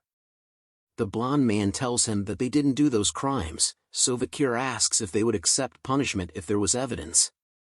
Looking at them hard, he tells them they look like they did the crime but have no proof. This causes the man to stutter. Vikir thinks deeply what to do, as a man enters carrying a bag. The bag was covered in blood and had a knife sticking out. The man tells Vikir that his custom order was ready. Vikir tells him great timing and good job. The bag revealed a bunch of tools covered in blood. The man asks Vikir where he got the ideas for the tools because for the past 30 years, he had never seen such scary tool. Vikir tells him they were common tools from where he came from. The man asks if Vikir came from hell, but Vikir asks if he wanted to learn, but the man declines, saying he would vomit when he sees the work with those tools. Vikir looks at the tools, remembering that he learnt these tools from torturing demons during the era of destruction. He removes his jacket, frightening the blowed man. He asks them as they stare at him, "Where's that expression of yours that said you won't admit to anything no matter what?" Vikir rolls up his sleeves telling them not to say anything, so he could relieve his cherished memories of his past for once. Rumors spread throughout the town of the 7 members' arrest. The people discuss about the arrest, thinking that the deputy would let them go.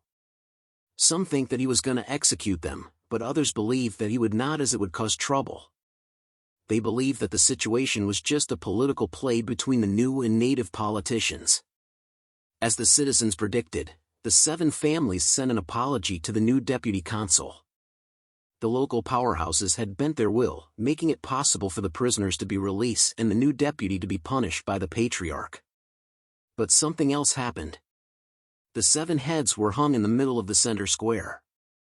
The heads were preserved with salt, displaying expressions of agony as if they experienced excruciating pain until their last breaths. A notice was hung behind the heads, explaining the crimes of the heads and their execution details. The citizens were speechless upon seeing the heads. Vikir tells Chihuahua that this was expected because of the laws, and now new change will come to the city. Seeing this will soon cause a bloodbath in the Underdog City, Vikir tells Chihuahua to brace himself. Chihuahua was confused on how he would play a part, as he was now wearing a mask. He turns around, whispering if this was the right strategy. A figure asks if he didn't trust him, but he still wondered if this was the right plan, as the deputy consul was trapped in the cage, with people in masks all around the place and people in chains, and that he was going to be sold as a slave for the strategy. They were somewhere on the outskirts of the Underdog City. The slave auction was being conducted, which was an unlawful event that had not been reported. A man welcomes everyone to the circus. He was surprised to see people from the Mont Blanc clan. Reading the note, he sees that they were sellers and Chihuahua assures him that they were selling. He questions Chihuahua if he was not happy with the slaves from before, as the Mont Blanc clan always bought large amounts of slaves. But seeing Vikir's red eyes and black hair, he assures Chihuahua that he will take responsibility and sell him at a good price. He hopes that Chihuahua has a good time at the circus. The auction begins in the main tent as night falls. The people discuss about the slaves that were popular and what they wanted to buy, as the clown man tells them that an item was secretly embezzled by the Baskerville family's knights. It was an A-rank monster that is said to have 19 hearts, the Merciel. From its leather meat, bones and intestines nothing goes to waste. The price starts at 100 million gold.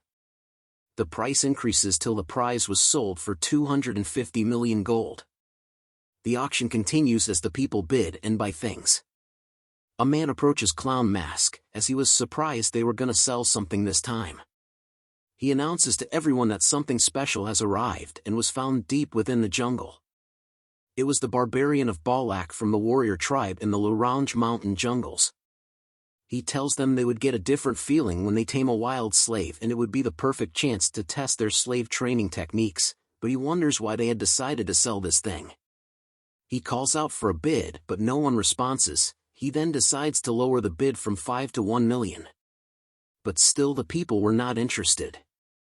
He tells the huge man to get rid of it as no one wanted it. But the warrior struggles to free itself. So the huge man punches her hard, making her unconscious. He apologizes for the disturbance as they bring her to the back.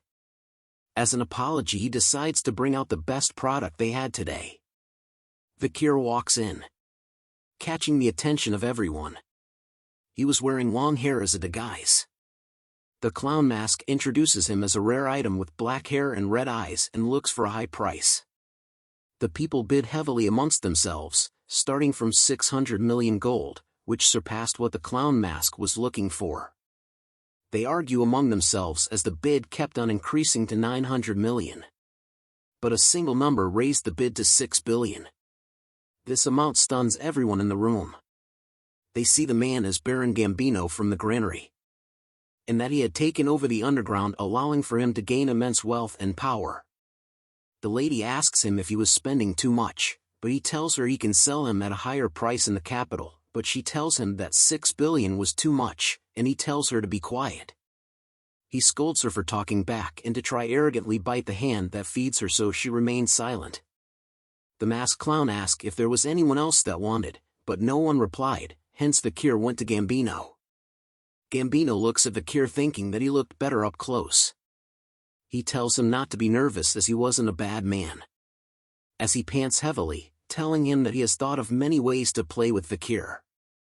Vikir raised his arms and pulls the chain hard, breaking the chains in a swift manner, shocking the lady and Gambino. He lifts his foot up and smashes the ground to the point Gambino flew up like a little bitch. He lands hard onto the ground. Vikir grabs his back asking if he wanted to play shield and spear. Squeezing hard till he bleeds, Vikir tells him that he should be the shield to see if he can endure. Gambino screams in pain, telling Cindy to get the security. But more blood gushed out, stunning her. Vikir made him faint. As he removes his fake wig, Cindy realizes who he was. He was Vikir van Baskerville. Seeing him shocked everyone in the crowd. Vikir tells him that the name circus fits this place, and tells everyone that they won't return in one piece. Vikir reveals himself to everyone attending the circus. Clown Mask couldn't believe that he was here. He tells the guards to kill him as he had no weapon with him. But Vikir had Beelzebub's skill. He cuts down the guards easily. Clown Mask notices the red and horrific aura as the huge man swings a weapon as Vikir rushes towards him. The weapon comes close to Vikir's face, but he simply smiles at it. The guard is surprised at this as blood is seen.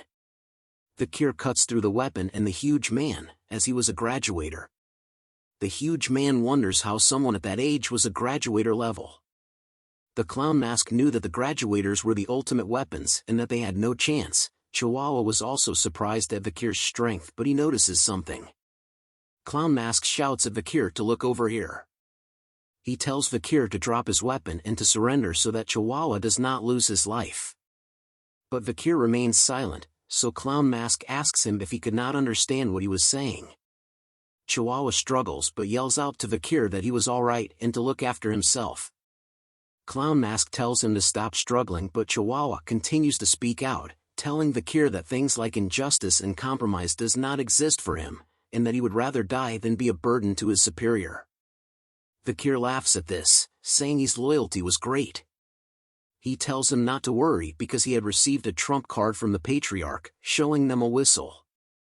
Vikir takes a deep breath in and blows hard into the whistle. The sound of the whistle stuns everyone in the room due to the sharp and loud noise. Vikir stops blowing and stares at them. Clown Mask soon chuckles nervously as nothing had happened. He tells him that even a graduator can't do anything here, but something enters his throat as he looks down. A figure appears behind him. As he falls, Chihuahua screams as the man sheathes his blade. A man asks who the figure was as he tries to attack him. But the figure slices the man in three like pie. Blood flies everywhere as the crowd screams, but Vikir simply smiles. Soon a bunch of men enters the room. Wearing hoods and swords, their very presence silenced the room. They stare with an intense look. The guards and Cindy see them, and slowly began to realize who they were. The Empire's most brutal night order known as the Annihilation Experts, who were all graduators. Cindy knew them as the Baskerville clan's Pitbull Night Order, just as one of them came from behind her. She turns and sees him, thinking that she can't die in a place like this. But Vikir appears, telling the man to leave her alone. He obeys and leaps back to kneel, as Vikir tells them to rip the rest to shreds and kill the ones not lying down obediently. The man obeys Vikir's command and disappears. Vikir recalls that Hugo was sensitive about military power and was relieved he could use the pitbulls without trouble. The pitbulls continue to slaughter the people as one of them thinks to get on the floor and run away once it quietens down, but a pitbull sees him. He tells the pitbull he would wear the handcuffs, but the pitbull tells him that they don't carry handcuffs. Instead, they sliced off the legs of those they capture. A cigar is lit as the man says that those who are to be executed won't need their legs. As a man wearing sunglasses appears beside Vikir, he asks Vikir how it felt to command the Pitbull Knights. The man was the commander of the Pitbull Knights, Boston Terrier Le Baskerville. He looks at Vikir and sees why his brother Hugo was so interested in him, as Vikir was already fierce and cruel at the age of 15, so he rubs his head, telling him to come to the Pitbull Knights so he can raise him properly. Vikir tells him he would think about it. Vikir shrugs him off, telling him he had something urgent to attend. This makes Boston want Vikir even more, and Vikir thinks of him as burdensome. Vikir enters a room filled with various cages, thinking that what he wanted was around here. He looks at a safe knowing that it contained the money that the nobles were paid with, which will be given to the city hall to be taxed, and soon notices a certain cage. He pulls out the cover and sees something. A voice for moaning in pain. It was the female barbarian that was being auctioned. She moans in pain as tears fall from her face. Vikir took a closer look at the barbarian girl. Seeing that she was tormented before being dragged here, making him angry. He tells her she was lucky as he reveals a red and blue potion on his waist, and that he was giving it to her out of kindness.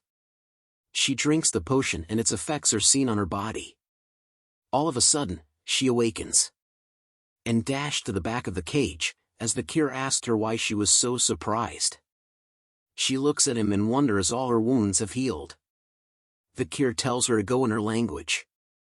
She slowly comes out the cage, as Vikir points to the exit, while still telling her to run away in her language, as he knew the basics of her language from fighting the barbarians countless times in the past.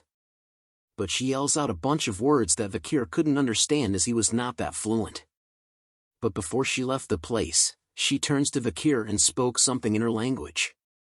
Vikir believes that she was thanking her, and began to look for what he came here for and found it. It was the Merciel's corpse that was being auctioned before. Beelzebub suddenly became active. It screams out loudly, as it has been a while that it had feasted on an A-rank monster, so Vikir tells it to quickly consume the corpse before the Pitbull order arrives. Beelzebub was happy. Soon, rumors of what happened at the circus spreads in the town, and that nobles and participants were taken to the underdog city prison with their limbs torn off. And that day, the building burned. And the entire club of Burning Suspension burnt down and disappeared. With the heads of the club's VIPs were put on display, which created more awareness towards criminal acts. The 7 families who lost their children sent letters of protests to the administrative office. But the reply they received was firm, that the death penalty was given to the criminals involved with the Imperial's family most forbidden act, illegal slave trading. And that the bank drafts, ledger books and other evidence were found by the Baskerville family and will be reported to the Imperial family. Soon, the patriarchs of each of the 7 families came. They kneeled down and apologized, which was unprecedented as they were begging their enemy who killed their sons. However, Vikir's reply was simply that due to the investigation, the 7 families' assets will be confiscated. And on the charge of treason, 3 generations will be destroyed. Soon, the floor of the execution ground were filled with the dirty blood of the city's corrupt vermin. This resulted in love from the citizens as crime and employment rates were lowered, making the welfare of Underdog City restored. The next day, Chihuahua tells Vikir he had brought him coffee with a smile on his face. Vikir tells him to do his job and not bring coffee, but Chihuahua tells him that it was a sign of thanks for saving him from Clown Mask. Vikir tells him he was being stingy by bringing him just coffee, but Chihuahua assures him he also placed 2 spoons of sugar, creamer, and a little bit of water. He then asks Vikir how his transcribing training was going, so Vikir asks him to check his progress.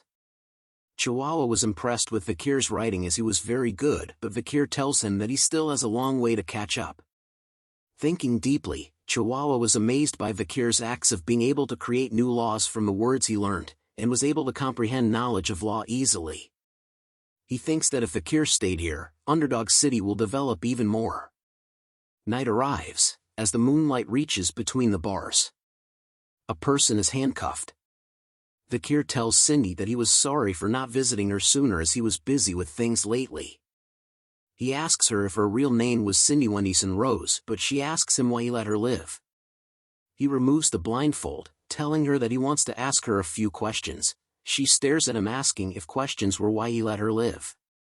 Vikir turns away, asking her if she was the reason why Baron Gambino was able to grow his power so quickly, but she remains silent. He pulls out a chair, telling her that her ability to earn money was impressive, and had she grown her talent in other places, she would have become a great merchant or banker. Then he promises her that once she answers his questions, he will let her go. But if she doesn't, she will regret her actions today. She agrees to answer his answer, so Vikir asks her if she thinks he has been enforcing the law well. He tells her to answer seriously or he won't keep his promise. This makes her upset. She tells him that he was doing well. The reply makes Vikir grin widely. He walks over to her slowly, grabbing her attention. As he slowly raises his hand towards her, lifting her face close to his as he looks her straight in the eyes, and asked her what the reason was. Vikir was staring intensely. She trembled with fear as sweat drips down her face as he slowly lets go of her face. He walks back to the chair, wanting to hear from her what he was doing wrongly. She grits her teeth, hesitating to answer. But she explains anyways, that a consul's important factor was virtue, and that even though his laws had reduced crime, many citizens will soon die and suffer from those laws. In the long term, it will cause hatred and rage from the people. Furthermore, the Baskerville family will also not welcome him, as he is gaining too much power than the clan leader in Underdog City. Vikir adds on, saying that eventually he will be hated by the people, and even become a threat targeted by the Baskervilles. So he looks at her and asks her what he should do. She tells him to return all the power and achievements to the clan leader, and that he needed to stop getting attention by going to the Lenoir Mountain or the Academy in the Empire, to hide his powers and wash his identity. And when the time comes, the Baskerville clan leader will be the one to suffer in his stead. Vikir hears this and remains silent. But soon she felt an immense pressure as Vikir asks her that what she said means that she wants the hunting dog to bite off his own owner's neck as Hound shadows emerges. He stares at her with immense power. But she does not relent easily. She furthers tell him that as a hunting dog, this was the only way for him to avoid hatred, bringing a smile to Vikir's smile. He tells her that she would keep that in mind, surprising her. Vikir takes out a key, telling her it was good advice and was almost identical to his own idea. He removed the handcuff, telling her she was free, but she was hesitant, but Vikir assures her he always keeps promises. She turns to leave, telling him she hopes that the day he regrets what happened today never comes, but before she leaves, Vikir asks her if she knew the clan Mesamadunaro, which stops her in her tracks. He goes on to tell her that the clan were merchants who were rich and were once the 8th clan. But an unfortunate event caused the clan to end. Hearing this made her grip her fist tight. Vikir recalls the history that the young master of the Mesamadunaro clan wanted to show off his sword skills in his birthday celebration. The demo started and the people couldn't believe what they were seeing. The young boy was showing off the secret Baskerville sword techniques that only members knew. This later reached the ears of the leader of the Baskerville family, confirming that top-secret information had been leaked, releasing the hunting dogs of the family, causing the Mesamedunaro clan to go extinct. But the truth was, it was the young demons of the Seven family that made the young master learn the stolen techniques. Cindy smiles awkwardly, asking Vikir what that story had to do with her. Vikir continues the story, saying that there was a survivor from the clan, that the Seven idiots had sneaked out a 1-year-old girl from the devastation. All because the girl was beautiful. She went through cruel and unusual torture, acts so horrible that even Vikir couldn't talk about it. Hearing this made Cindy grit her teeth hard. She turns to leave, telling Vikir she doesn't want to hear anymore, but Vikir tells her there was more to the story. And time passed, and a new deputy came to the city, managing to drag out the old problems out of the city and punish them, as the trigger for everything was the Seven idiots. And that the new deputy made sure that the Seven idiots were tortured properly and they admitted their crimes as they met their end, making them say their last words. "I'm sorry for committing such a heinous crime," or so they say. Hearing this made Cindy tear up as she turns to look at Vikir. She yells at him, wondering who the hell they were saying sorry towards. And Vikir tells her that the sorry was meant for the young girl using the fake name Cindy Wendyson Rose, the sole survivor of the Mesamedunaro clan, but Cindy could not believe him, telling Vikir how she was supposed to believe him when he tortured them. Vikir grabs a torch, telling her that it would be easier for her to see with her own eyes. They reached a certain cell, where he told her to take a look. Tears fall from her eyes, as she was alarmed from what she saw. Bodies and walls were covered in blood everywhere in the cell she looked in. Words were written on the floor with blood, as the Seven idiots confessed, saying they were sorry and begged for forgiveness. The scene before her made Cindy throw up. Vikir walks towards her, saying there was still one clan left to hate, and tells her to hate the Baskerville clan. She had more than enough rights to do so. She wipes her mouth, staring at him. She asks him why he was helping her even though he was part of the Baskerville clan, but Vikir tells her she was asking the wrong question. She pauses for a moment, then tells him she understands what he was trying to say. She stands up, telling him that she will repay this debt. As she makes her exit, she tells him that whatever he does for the rest of his life, he will never worry about money ever again. This brings a smile to Vikir's face, as he tells her that he will remind her of this promise in the future. The next day, back at the mansion, Chihuahua greets Vikir good morning, but was shocked to see blood and dead bodies in the room. Vikir wakes up, rubbing his eyes and saying good morning to Chihuahua. Chihuahua asks him what was with the bodies and blood. Vikir tells him that he killed them in his sleep. They continue the talk as Chihuahua asks Vikir what his childhood was like. But Vikir tells him that a lot of inconveniences were happening in his way lately. There were poison arrows, poison drinks, acid, snipers, arson, getting run over by a cart and many more. Vikir wonders if this meant he was getting more attention as Chihuahua calls him insane. But it was thanks to his 3 skills that he was able to survive all these attacks. And thanks to the river of sticks and tough life enhancing his body, graduator class assassin couldn't pierce his skin. Vikir thinks of all this as annoying and wants to look into it. Chihuahua tells him it was a wise decision. Soon a carriage carrying the Baskerville flag appeared in front of them. Vikir recognizes them were sent by the main family. The carriage door opens, and a pair of feet appears. Chihuahua is shocked to see who came out, as a white head appears. It was Barrymore the butler. He greets Vikir saying it has been a long time. Vikir tells Barrymore that he looks better now. They continue to talk as Chihuahua looks at Barrymore in disbelief. Barrymore was famous as being able to survive in the main family as a single mistake could cost him his life, and that he was the head butler for 4 generations. Chihuahua was happy to see the role model of servants in front of him. Vikir asks Barrymore if the reason he came was for that. Barrymore agrees, saying that Hugo was happy with his results and wants him back at the main residence. Vikir thinks of Hugo, not believing that his face meant being happy. Hugo is seen reading about Vikir in the paper, and that he had achieved first place as the most beloved figure of Underdog City. He reads a quote out loud to Vikir that states, The Baskervilles are only good at using weapons and not their brains, but with Vikir's achievements, they could get rid of that image. Hugo praises Vikir, but Vikir tells him he was doing what he was supposed to, still thinking if Hugo's face is his actually happy face. Hugo then tells him that one must reward and punish according to the situation. He informs Vikir that he was the one to go to the academy this year as Vikir expected. The best academy Colosio was where the Empire's elites gathered. It was the perfect opportunity for Vikir to grow stronger without Hugo's attention.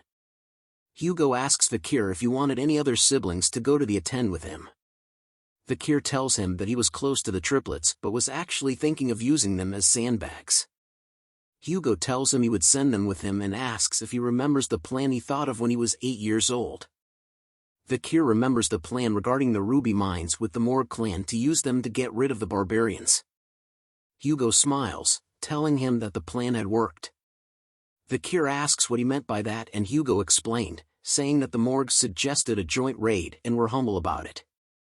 And Vikir should inspect the territory before going GTO the academy, and if the laws he had altered were being upheld. Vikir bows down and tells Hugo he will follow his orders. Back at Underdog City, Chihuahua waves a cloth in the air, calling out to Vikir. He tells him to take care, and that he will do his best with all the work in the meantime. Vikir turns back in silence, thinking that he will soon part ways with Chihuahua. As he continues the march, Vikir speaks out loud, telling someone to show himself. A group of hooded figures appears suddenly behind Vikir's convoy. One appears beside him, as Vikir apologies to the hooded figure for making him wait. The man was Staffordshire Baskerville. He tells Vikir it was okay and that their job was to escort him safely. Vikir asks him if Uncle Boston Terrier was doing well, and Staffordshire tells him that he wanted Vikir to join the pit bulls after the slave auctions. Vikir thinks of his uncle as someone who makes him uncomfortable. They soon reach a mountain. Looking at the mountain, they wonder if this was the region they lent to the Morg clan. Vikir looks around, noticing that nobody was breaking the laws. Staffordshire tells Vikir that a team was sent to inspect before, but Vikir knew that they were really meant to get rid of the barbarians. He informs Vikir that the Morg clan had formed a huge group showing that they were serious. On the other hand, the Baskervilles had only sent a small group with Vikir. But Vikir thinks it was a good idea by Hugo to see the barbarians' lifestyle. A fortress is seen deep in the mountain. Skeletons were seen with spikes coming out of it.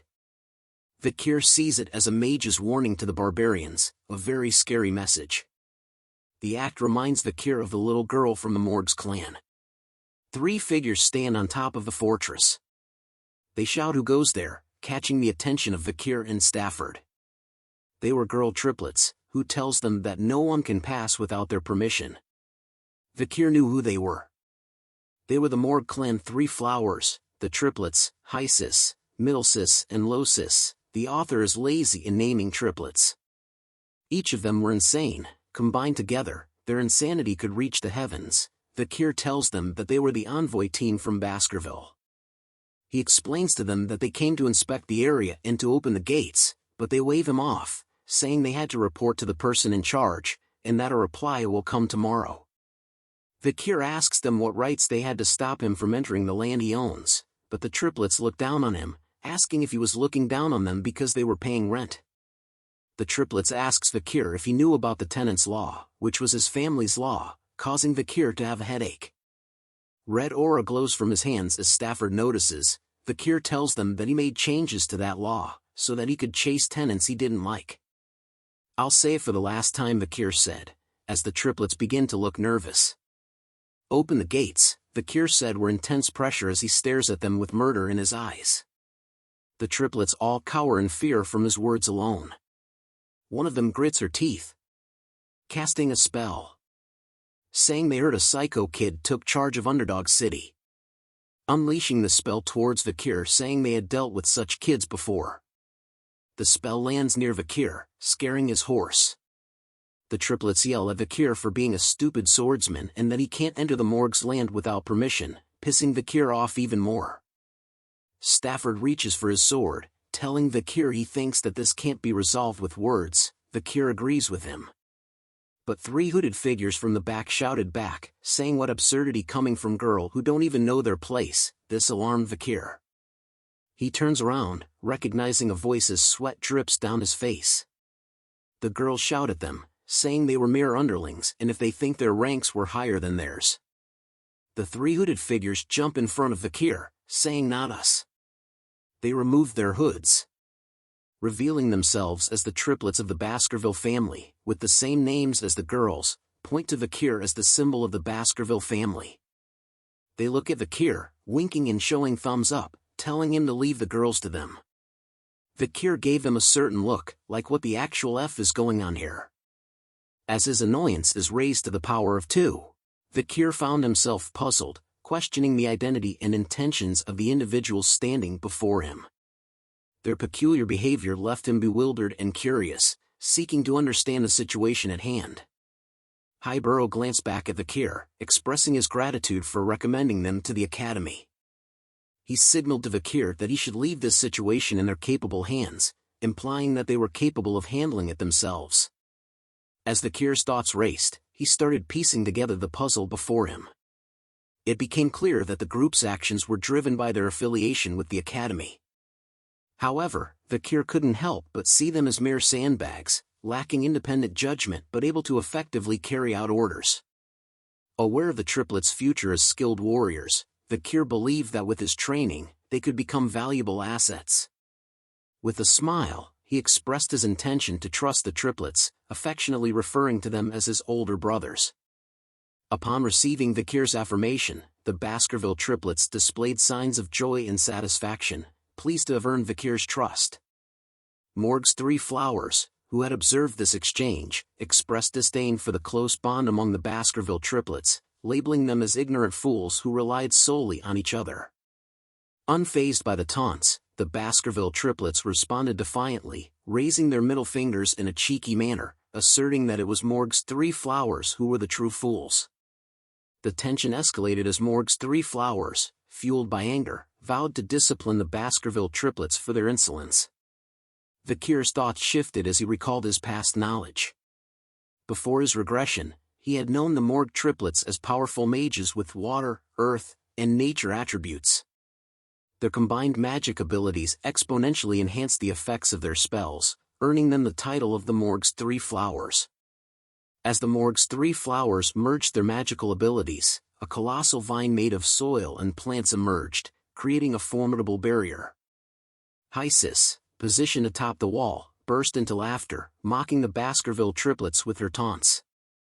Middleborough and Lowborough turned to their adversaries, questioning if they could overcome the obstacle. Undeterred, Highborough readied his sword, dismissing the plant barrier as insignificant. With precision and skill, Highborough executed the Baskerville first technique, effortlessly slicing through the massive vines. Staffordshire marveled at his flawless execution. However, before Highborough could fully recover, he sensed an incoming attack. He managed to block a whip-like strike from the vines with his sword, though the force pushed him backward. Middleborough and Lowborough called out in worry as they witnessed Highborough's predicament. Losis wore a smug expression, mocking the Baskerville triplets and asserting that their swords were incapable of reaching them. The Baskerville triplets responded with intense anger, their expressions resembling hounds ready to hunt their prey. Staffordshire turned to Vikir, asking if he found the situation enjoyable. Perplexed, Vikir questioned what Staffordshire was referring to. Staffordshire explained the ongoing clash between magic and swordsmanship, highlighting the long-standing debate about which was stronger. Magic used surrounding mana to amplify and reproduce elemental powers, while swordsmanship channeled the user's energy and mana for explosive and enduring strength. Staffordshire found pleasure in observing the potential and talents of the clans of mages and swordsmen who would shape the future. Vikir acknowledged his involvement, stating that if viewed from that perspective, he was indeed part of the ongoing conflict. Staffordshire commented that Vikir had already surpassed others his age in terms of skill. Vikir, uninterested in the ongoing fight, expressed his frustration and wished for all of them to perish. He considered it a waste of time, as he had important tasks to attend to, having recently found a supervisor burdened with a significant workload. Suddenly, a figure arrived at the scene, casting a fiery spell and angrily questioning what they were doing in front of their territory. Hugo took the opportunity to attack Hysis, believing he had the upper hand. However, the situation quickly changed as they noticed a massive fire approaching them. The unexpected turn of events left them taken aback and shocked. A tremendous explosion of fire engulfed the area, causing tension in Staffordshire but eliciting a smile from Vikir, who wondered if everyone had perished. To Vikir's annoyance, he realized that the Baskerville triplets had survived the attack. He looked at them with a displeased expression, making a disapproving sound. Hugo, in a state of shock, questioned the sudden appearance of fire magic. Middleborough shouted at the figures behind the smoke wall, expressing frustration at the near-death experience they had just encountered. Behind the dissipating smoke, the three flowers of the Morgue clan were in tears. Middlesis, still shaken from the near-death experience, expressed her relief at having survived. Hysis chimed in, acknowledging that if she had dodged the attack even slightly later, she might not have been so fortunate. Losis, scared and seeking comfort, voiced her fears to her older sisters. The person responsible for the powerful fire spell questioned the situation and asked what was going on here. Vikir looked up at the figure who had unleashed the attack. It was Morgue, standing atop the castle gate wall, flames still burning in her hands. Camus looked down and declared her inability to forgive anyone who caused trouble within her managed territory. As she landed in front of Morgue's three flowers, Middlesis tried to explain that their intention was to stop the invader, while Losis added that the fight had been initiated by the other party. Camus cast a cold gaze upon them and questioned their informal way of addressing her as Camus, emphasizing her position as the vice head of the fortress. Middlesis couldn't help but shudder in fear, denying any disrespect and quickly correcting herself, addressing Camus with the appropriate honorific. Camus then pointed towards the treetops where dead skeletons hung, warning them to be cautious if they wished to avoid a similar fate. Middlesis let out a frightened cry and apologized for their actions. Camus noticed Vikir, and her eyes widened in shock. She approached him and remarked that it had been a long time since they had seen each other, recalling that it had been 7 years. Vikir smiled and acknowledged that it had indeed been a while, greeting her as Morgue. Vikir couldn't help but wonder if Camus' more mature appearance was the reason for her increased attractiveness. He mused about the beauty of Morgue, who had captivated the hearts of many men in high society. In his previous life, there had been scandals and rumors surrounding her, as she allured even married men. However, he found it strange that there were no such rumors in this lifetime. Nevertheless, he brushed off those thoughts. Vikir straightforwardly requested Camus to open the door, stating that words wouldn't work on the triplets. Camus was taken aback by his blunt words. She looked angry and questioned if that was all he had to say after such a long time. Vikir gazed at her with curiosity and inquired about what he should say instead. Camus' anger flared, and she exclaimed in frustration. Staffordshire observed Camus' escalating anger and wondered if the next fight would be between the superstars of the two clans. Camus pointed her finger at Vikir, her eyes filled with angry tears, and declared that he scored 0 points. She accused him of having a disrespectful attitude towards his future wife, giving him a score of 0 out of 100. The Morgue's three flowers, the Baskerville triplets, Vikir, and Staffordshire all looked at Morgue with the bombastic side-eye look. Camus averted her gaze to the side, her face blushing, and muttered a huff. Everyone present was left with the same question in their minds: whose wife? Vikir and Camus rode their horses together, making their way toward the fortress. As they traveled, Camus commented on the Baskerville clan's lack of knowledge about the barbarians.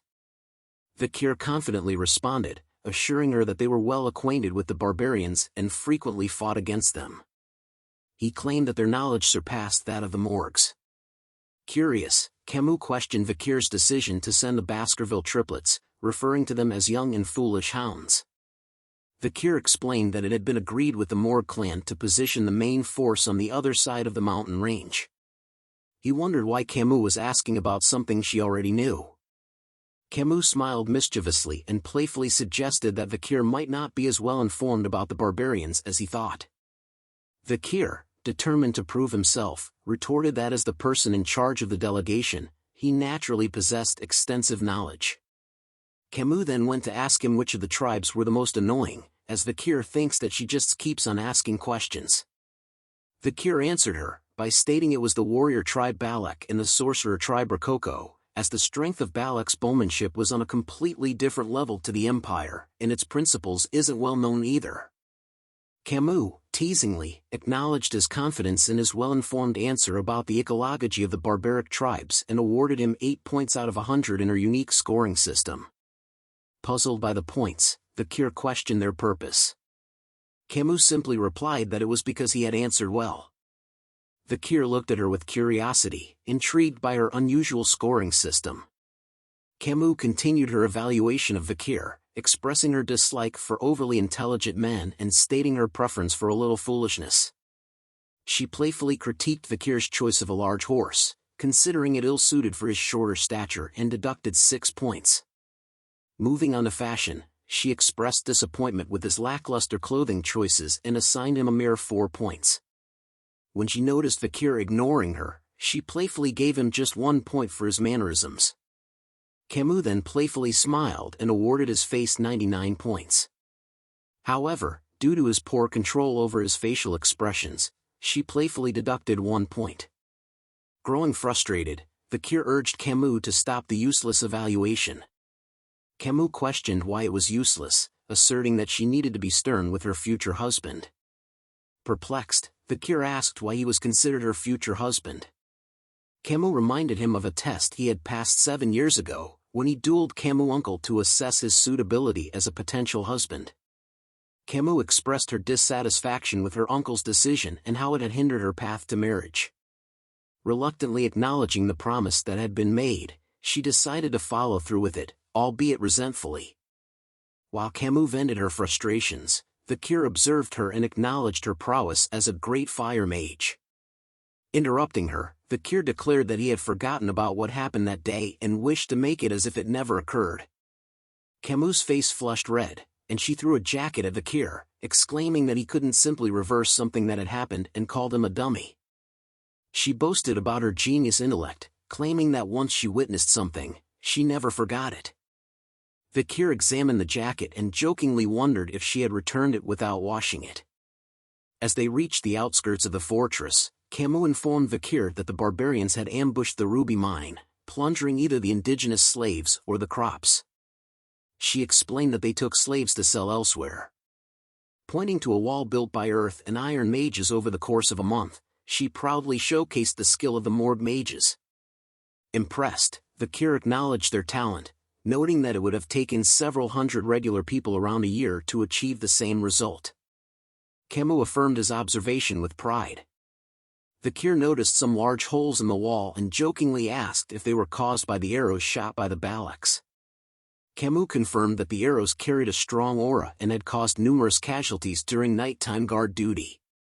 She mentioned that the arrows were capable of breaking through walls 2 to 3 meters thick, emphasizing the exceptional archery skills of the Balaks. She revealed that her uncle had suffered a severe chest injury from one of these arrows but had luckily survived, albeit with wounded pride. Recalling a similar experience from his own clan, Vikir mentioned that his patriarch had injured his nose bridge. Curious, Vikir inquired about the talented individuals among the barbarians, and Camus responded that she believed there was a skilled female among them. Due to their black-painted faces, it was challenging to discern their physical traits. As they turned around, a mage approached them, addressing Camus as the vice-head of the fortress. The mage reported that a recon member of the barbarians had been captured and urged them to come quickly. Curious and concerned, Camus and Vikir followed the mage to a tent where the captive barbarian was being held. Vikir observed the barbarian and identified him as a member of the Rococo sorcerer tribe. Camus inquired if any information had been extracted from him. The mage informed them that the barbarian remained uncooperative and resistant to psychic magic due to his strong sorcery, making it impossible to read his mind. Camus then questioned the barbarian about the recent ambush on the Morg clan's fortress, specifically asking about her cousin, Rose, who had been kidnapped. The barbarian responded with a smile and spoke in his native barbarian language. Camus turned to the mage, requesting a translation to learn about the whereabouts of the barbarian who rebelled. The mage reported that when the barbarians attacked, everyone at the fortress had either died or been taken away. He informed her that, at that moment, there was no one available to translate the barbarian's words. Suddenly, Vikir spoke up, revealing that he knew a little of the Rococo language. Surprised, Camus questioned what Vikir didn't know how to do.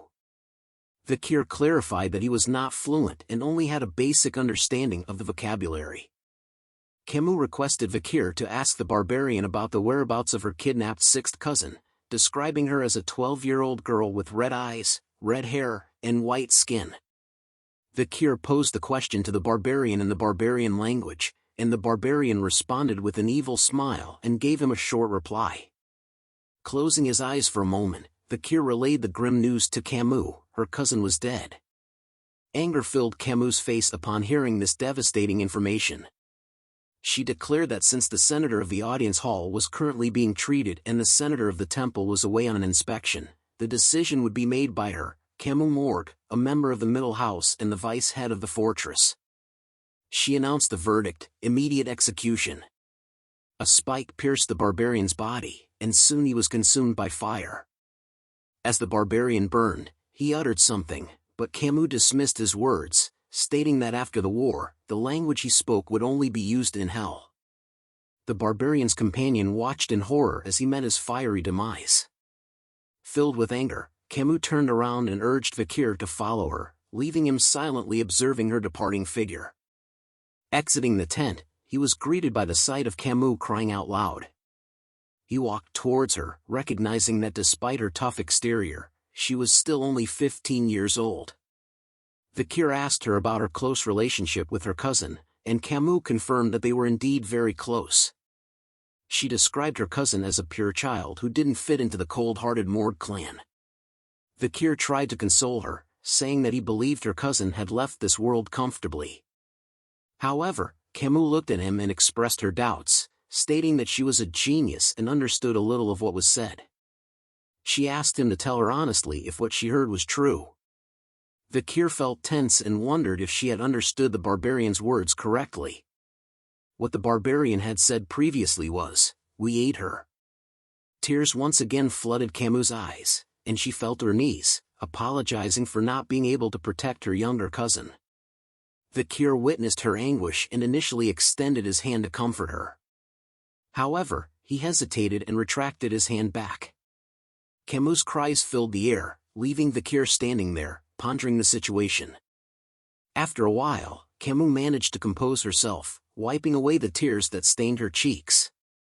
She made it clear that she didn't want any half-hearted sympathy, stating that she would have killed anyone who offered it. Looking at Vikir, she declared that it wasn't the time to mourn and that she needed to regain her composure quickly to seek revenge.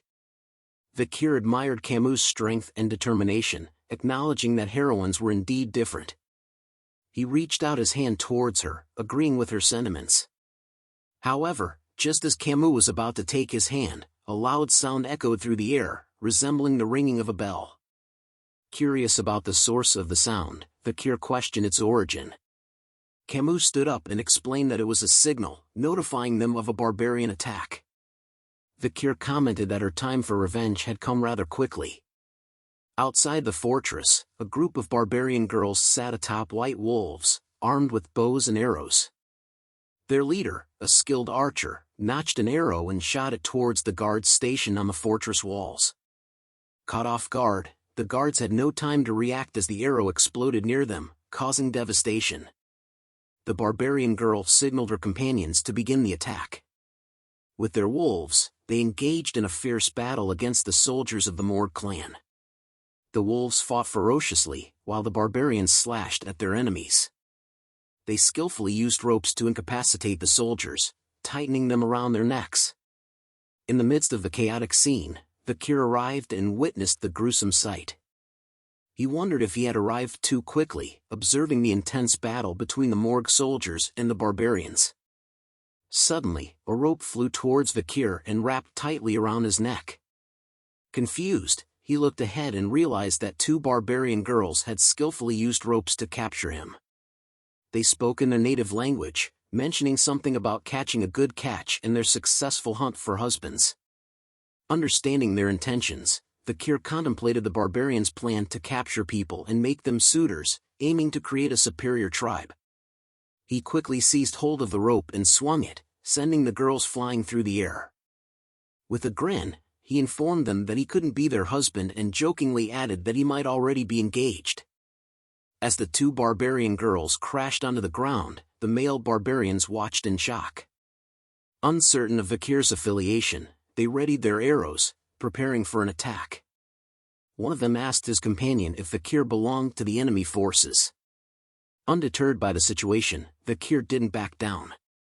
He bravely moved forward, marching straight towards the incoming arrows. In his mind, he remembered Hugo's request to avoid initiating a battle until joining up with the main force. He pondered whether he should wait or take action. With unwavering determination, Vikir unsheathed his sword and deftly cut down the incoming arrows with precise strikes, showcasing his impressive skill and agility. The barbarians were astonished by Vikir's display of prowess and expressed their disbelief. However, their surprise was short-lived as a sudden burst of fire engulfed them, causing cries of pain. Camus, who had cast the fire spell, emerged from behind Vikir, expressing her anger towards the barbarians and declaring their imminent demise. Vikir stared at Camus in awe, realizing that she had turned the entire area into a blazing inferno. Camus questioned Vikir, asking if he had used liquid aura, indicating that she recognized his abilities as a graduator. She stated that she knew he was the only man she could acknowledge. Vikir confirmed that he had received an order from the Patriarch to avoid battles until regrouping with the main force. Unfazed by the situation, Camus began casting multiple spells and inquired if it was an order from Baskerville's Patriarch. She asserted that a Baskerville should refrain from intervening, as she intended to eliminate all the barbarians. Camus unleashed a series of powerful attacks, engulfing a vast area in front of them with scorching flames. Vikir watched in shock, recognizing the spell as burn. He also noticed that she employed a quadricasting technique for her burning spells, increasing their lethality. Driven by her desire to avenge her younger cousin, Camus continued to cast spells, resolute in her quest for revenge. Suddenly, a barbarian used a blow dart and shot a needle that landed on Camus' neck. Feeling the sting, she realized she had been poisoned. Camus noticed a barbarian riding on the back of a wolf, responsible for the attack. Unable to move due to the numbing poison, Camus fell to the ground. Vikir observed her condition and thought to himself that she was quite a handful. The barbarian then threw a rope towards Camus, but Vikir swiftly caught it before it could reach her. Camus acknowledged his catch and complimented him. Looking at her, Vikir suggested that it would be better for them to retreat. Camus questioned what would happen to the farmlands and the captives. Vikir replied that it would be wiser to avoid engaging in battles until the main force from Baskerville arrived. Refusing to retreat, Camus was determined to avenge her cousin who had been taken by the barbarians. Vikir gazed at her and urged her to make a rational decision. However, in the next moment, Vikir sensed an arrow attack coming from behind his head. With quick reflexes, he managed to dodge the arrow just in time. Vikir observed the barbarian girl who had launched the arrow and wondered if this was the destructive power Camus had mentioned earlier. Lost in his thoughts, he was caught off guard as a barbarian approached from behind and swiftly took Camus away. Desperate, Camus called out Vikir's name, pleading for his help. Frustrated by the unfolding scene, Vikir contemplated the situation. He recalled a past incident when Camus Morgue, still an adolescent, had been held captive but returned after annihilating the barbarians. Despite her reputation as the Queen of Le Rouge et Le Noir, Vikir realized that he needed to take action. Suddenly, the barbarian girl lunged at Vikir, launching an attack. With remarkable agility, he evaded her strike, his senses heightened. To his surprise, he noticed that she had used a bow to attack him. The barbarian girl then attempted to speak in his language. "You, me. We meet again," she said. Vikir looked at her and recognized her as the barbarian girl he had freed during the slave auctions. In his mind, he couldn't help but label her as a troublemaker. Vikir notices who the barbarian was. He recalls seeing her at the slave auction as the one that he had let go. Vikir asks her if she was repaying his kindness with revenge, but she tells him that she was a slave, and needed to take revenge for her capture, and that it has nothing to do with him, just the Morg family. She leaps onto her pet wolf. As she turns to leave with her group, she tells Vikir that she had repaid what she got, and that they had taken the next leader of the Morg family, Camus, and that if he wanted her back, he needed to follow them. Vikir thinks about revealing his power here, but Uncle Adolf had arrived. He was shouting after Camus while bringing the reinforcement. Vikir sees him and thinks that he had run all the way here after hearing about the ambush. Just as Adolf prepares a blue spell in his hand, he calls the barbarians bastards. He unleashes the spell into the group, sending shockwaves that appear to chase after the barbarians, as he shouts at them to return back Camus to him, but the barbarians were unaffected by the shockwaves from the ground. As they easily rode their wolves, dodging the attack and making a swift exit, they leaped through the rubble that the spell had caused that slowly disappeared from the base. Vikir and Adolf along with the reinforcements could only curse and stare at the barbarians as they easily left them behind. Vikir thinks about the Balak's ambush. Seeing that they had finished the ambush just 3 minutes after the warning bell had been rung, things became worse because it overlapped with Camus' carelessness and lack of practical experience. Vikir notices that a subordinate was telling Adolf that they believed that the Balaks had run off to the restricted area of the Le Rouge et Le Noir mountain.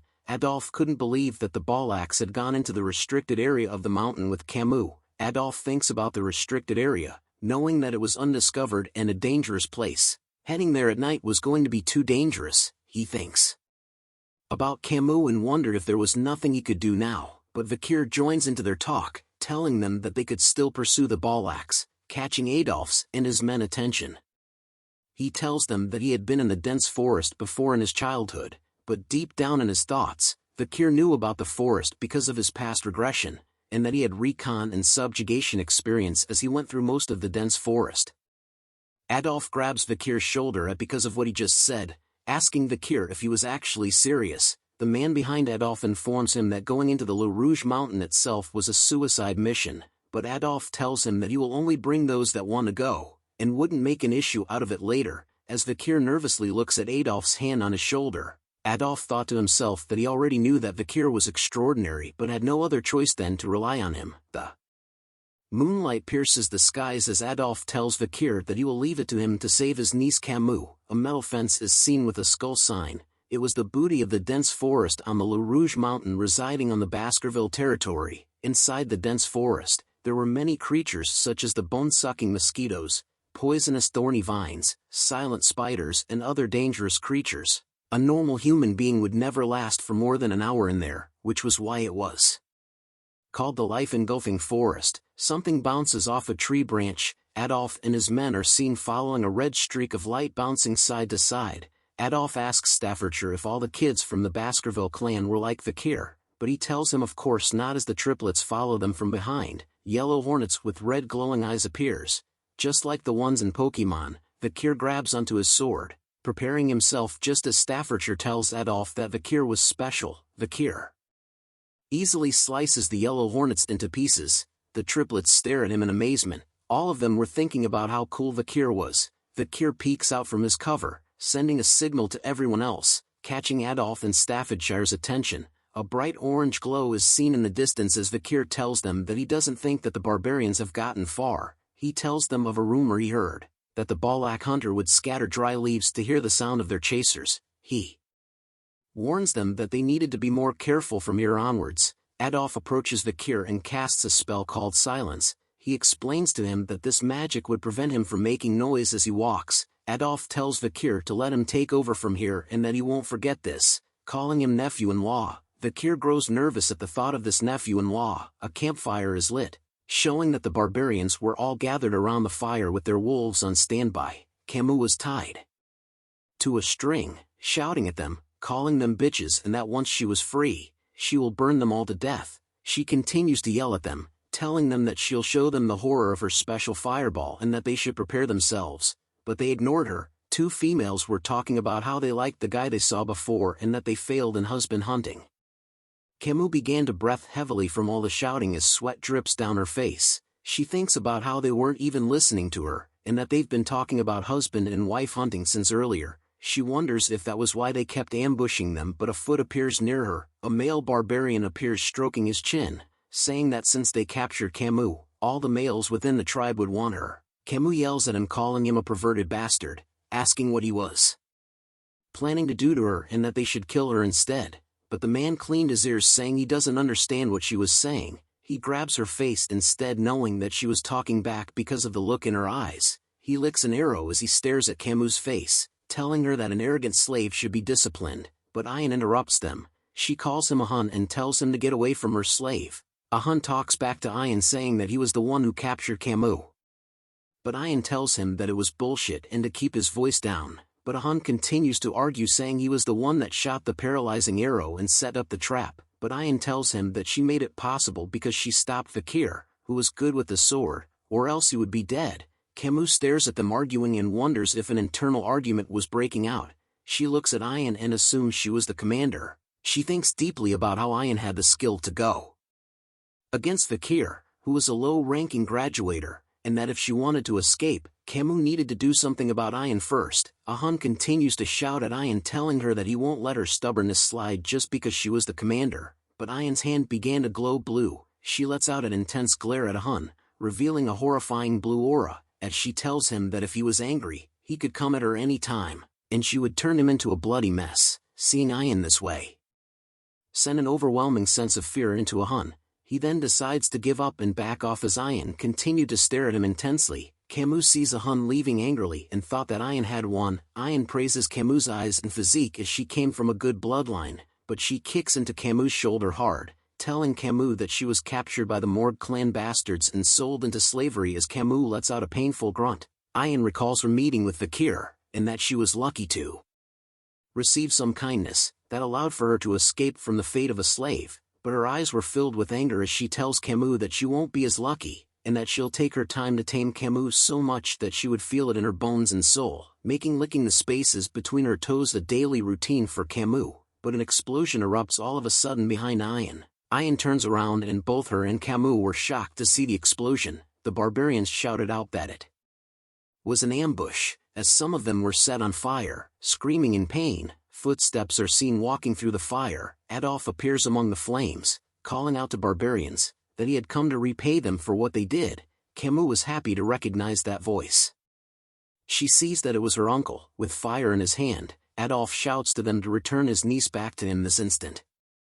The barbarians could only stare as everything was set ablaze in front of them. They see that the Morgue and Baskerville clan members were easily killing each of the barbarians. Vikir was sitting on a branch of a tree, witnessing how everything was unfolding. He looks at the scene before him, thinking that something was strange. He wondered why the Balax who ambushed them before so perfectly was now panicking this easily from an attack. The barbarians turned to run away from the attack on their wolves, calling the Morgue and Baskerville clans crazy bastards for causing such an uproar inside the forest in the middle of the night. But Adolf shouts at his members, telling them to not let a single barbarian run away alive. Just as two Morgue members chased after the barbarians, Camus laughs at the barbarians and tells them they were getting what they deserved, but a sound rustles behind her, causing her to sit upright. Her face grew nervous as she slowly turns around to see what it was. It was Vikir. He signals to her to be quiet as she yells out his name. He cuts the ropes that were tying Camus to the tree with ease.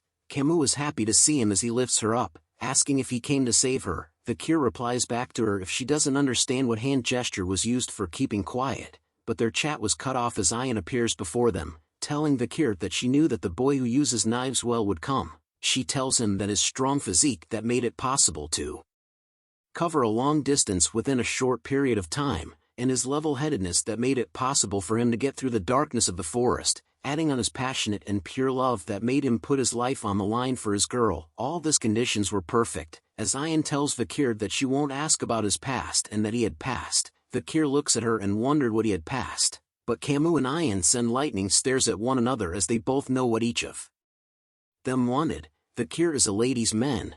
Vikir pulls Camus closer to him, causing her to blush slightly, as he thinks about not being able to hide his powers in this situation, and that he couldn't recall anything about Ayan from his past life. Ayan seemed pissed that Camus was close to Vikir, as he wonders if she was the one that gave the nose bridge scar to Hugo's face, and if she was the Black Archer Night Fox, but he changes his thought as he realizes that she was too young and unskilled to be the Night Fox, but was probably someone who had the same bloodline. But as they were talking, a blow dart is seen pointing at them. Vikir sees the attack going to Camus and easily blocks it with his hand. Ahun was shocked to see this and wondered how Vikir knew as he was hiding in the bushes. Vikir decides to pick up Camus, causing her to scream a bit as he realized that things had become bothersome. He tells Camus to bear it with him for a little, and that he will return her to his uncle. Camus agrees shyly, thinking that he was still out of it as he was using formal language, which might be because of the poison. Vikir and Camus quickly leap away, leaving Ayan to stand alone in silence.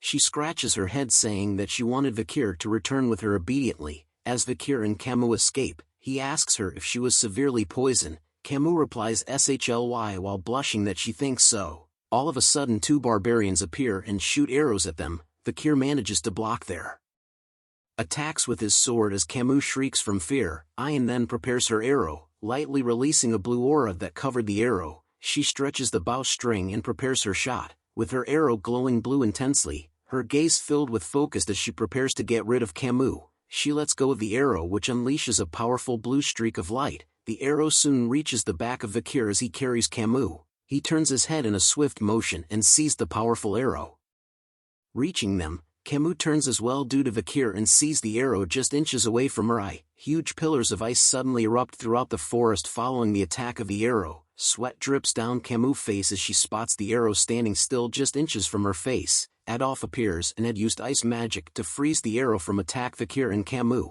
He shouts at Camus asking if she was alright. Camus was glad to see her uncle arrived. Adolf casts Cure Poison to heal Camus. He holds Camus dearly and mentioned that the poison was really severe and numbing, which was difficult for him to remove everything, and tells her that they needed to visit the divine Quo Vadis when they return. But Camus pushes his hand away, asking him to let her go for a moment. Instead she runs towards Vikir and hugs him with all her might, telling him that he had saved her again. Seeing the shocked Adolf, tears filled his eyes and he tries to tell her that he too also tried his best, but Camus was not happy with him. She yells at him, wondering why he had only come now and that she was going to tell her mother everything. Just as Camus was yelling at Adolf, a rope appears around Vikir's face. The rope tightly wraps itself around Vikir's neck as Ayan appears behind him, holding the rope tightly and surprising Vikir.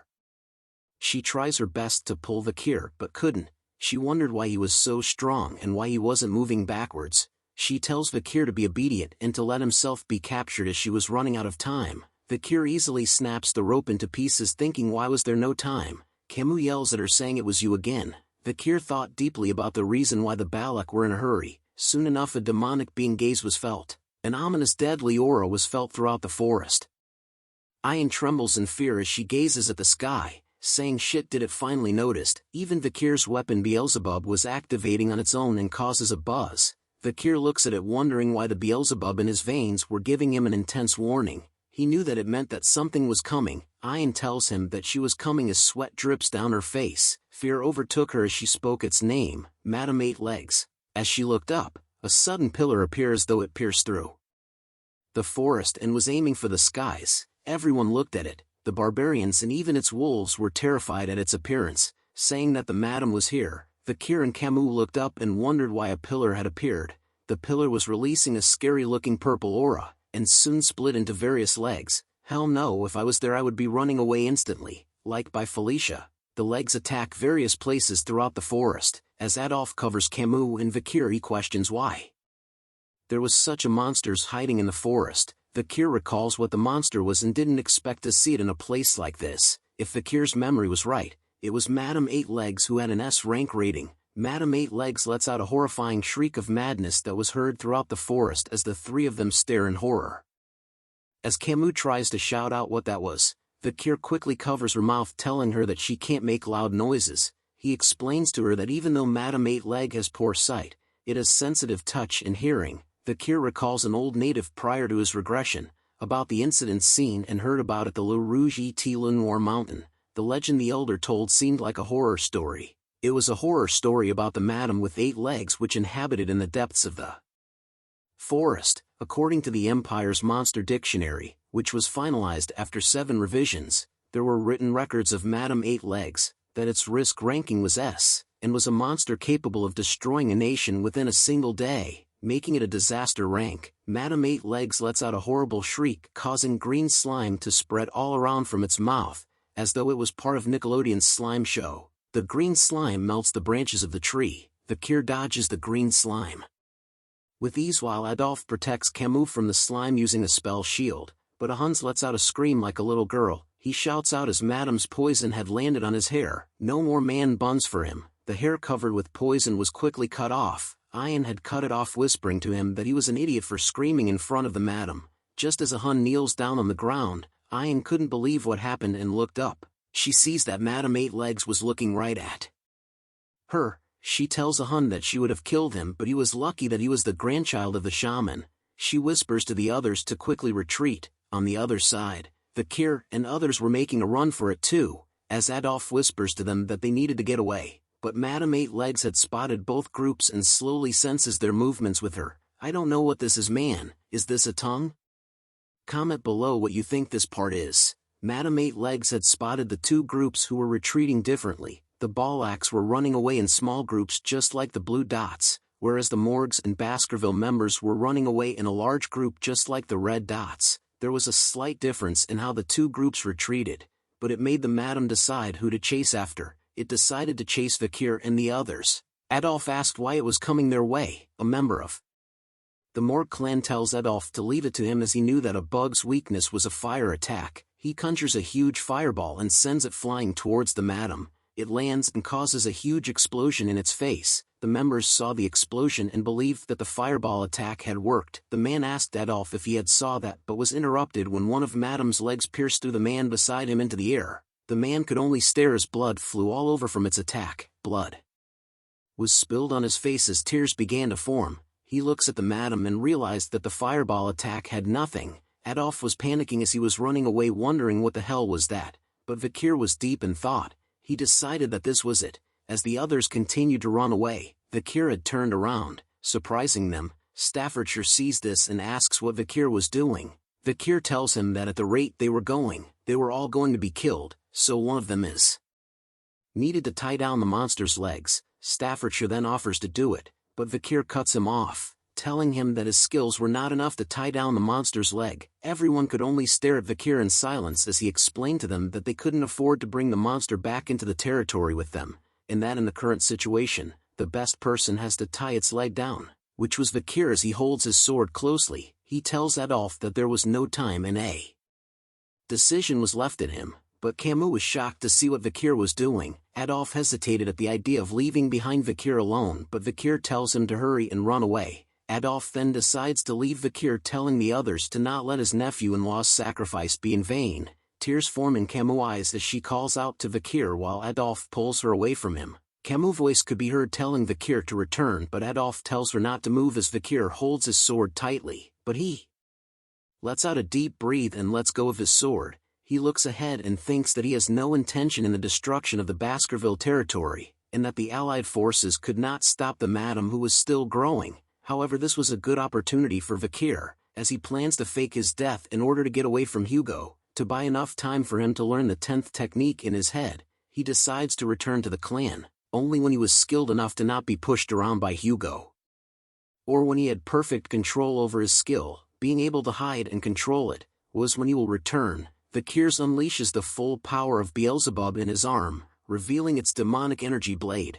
Knowing that if he doesn't go all out, he would die, Madam 8 Legs stares at Vikir as Vikir stares back at it, preparing himself for his hardest fight yet. The Baskervilles and Beelzebub's demonic energy surrounds Vikir's body as he slowly unleashes all his skills. The large amount of mana he received from the river Styx as blessing, the aura that was more worldly and used for high-ranking Baskerville swordsmanship techniques, and finally, the demonic sword Beelzebub. Vikir's eyes were filled with intense focus as he tells the monster that he was going to use everything he has to attack it. Vikir leaps forward with crazy speed in a zigzag motion, and leaps through all the trees in the forest into the night sky. The red aura follows him as he makes his way into the clouds. his demonic sword glowed red as he sees Madame Eight Legs right in front of him. Madame Eight Legs lets out a shriek as it spots Vikir in the air. Vikir gives it a bombastic side-eye while raising his sword up in the air, unleashing an immensely powerful attack that turned the pages black and white and the drawer colorblind, revealing a bright red attack from him that strikes Madame Eight Leg head-on. It was the Baskerville's fifth technique. Fury rose in Vikir's face as he attacks with all his soul and strength. Madame Eight Legs soon began to tremble from the power of Vikir's strike, causing it to slam into Mother Earth as Vikir's attack was powerful enough to force it to the ground. The attack caused a bright red glow to appear in the forest, which began to shine like a diamond in the sky. Soon a huge crimson-red glow appears in the forest and reaches for the sky. Just as Adolphe and the others made it out of the forest, Camus sees the intense glow unveiling right before her eyes. Tears fall from her face as she witnesses what happens next. The red glow slowly begins to die down as Camus screams out, "Vikir!" Vikir is seen tied to a guillotine, awaiting his death as two bloodhound guards stood by his sides holding their swords up high. Vikir wore an expressionless face as he thinks about his final moments. But even in his final moments, his eyes were filled with an intense red glow as he stares at something in front of him. Hugo was standing proud and tall as the moonlight casts light on him, as a platoon of bloodhounds stood behind him. Hugo slowly raises his hand in the air while his eyes glowed bright red in the night. His eyes released an intense glow and glare as he pushes his hand in a downward motion. The sound of a sharp blade meeting flesh and bone was heard in the night as blood was seen splattered in the sky. Vikir's vision of Hugo and the others were now at a low viewpoint as everything started to look hazy. Blood soon filled his vision as he looks at the numerous red stares from his once former family members. Hugo slowly walks away from Vikir as his vision was almost filled with blood. But his eyes were still focused on Hugo's head as he left Vikir alone. "Hugo, so in the end you," muttered Vikir as his vision fades to black. Vikir then slowly opens his eyes after awakening from his dream. He stares at the ceiling and saw that he was in some sort of cottage. Bandages covered his face and body as he lay on a bed made of something while his neck was tied to a rope. He wonders what this place is. He thinks about how he didn't know how many days had passed, or how he had survived the battle against Madame Eight Legs. He recalls back to the moment when he had unleashed his most powerful attack on Madame Eight Leg, realizing that during that crucial moment, if Madame hadn't stopped in her tracks upon receiving a shock from the explosion's light, Vikir would have lost his life. Vikir slowly sits upright while holding his injured shoulder. He thinks about how his muscles, veins, and even bones were all injured. There wasn't a place in his body where he felt uninjured. Vikir didn't think this would be the extent of his injuries after receiving a hit head-on. He realizes that he had misjudged Madame's attack power so bad that he could even feel it in his bones. Vikir then holds onto the rope around his neck, wondering if it was because of this that caused him to have a neck ache that he was feeling now after the battle against Madame, but it was because of it that he was saved. Vikir started to think about the others, and wondered if he could consider it as going according to plan. His plan of escaping Hugo's watch was a success as, besides Adolphe and Camus, many other witnesses could prove his death, allowing Vikir to not worry about his death being proven. Vikir exits the cottage tent and notices something. He sees barbarians of different ages and genders walking around.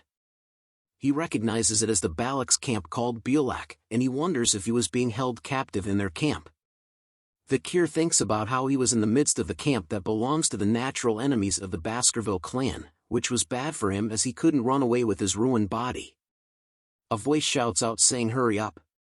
Walk," just as a group of prisoners appeared behind Vikir with their hands bound together. A female barbarian was holding the rope attached to 4 of the men's necks as prisoners while shouting at them that if they don't move quickly they would die from the wolf's bite. Vikir watches them from a distance and was surprised as he recognizes their faces as people who were soldiers from the Baskerville and Morgue clans. He watches them leave thinking about why he was not being executed. A foot appears behind him saying that he was up. Vikir looks back and sees a punk rock hairstyle barbarian male asking him if he could speak Balak. Vikir recognizes the barbarian as Ahun, the barbarian holding the dart blower who tried to attack him from the bushes a few days ago. Ahun tells Vikir that he should be thankful that he wasn't going to end up with the same fate as the prisoners he had just seen.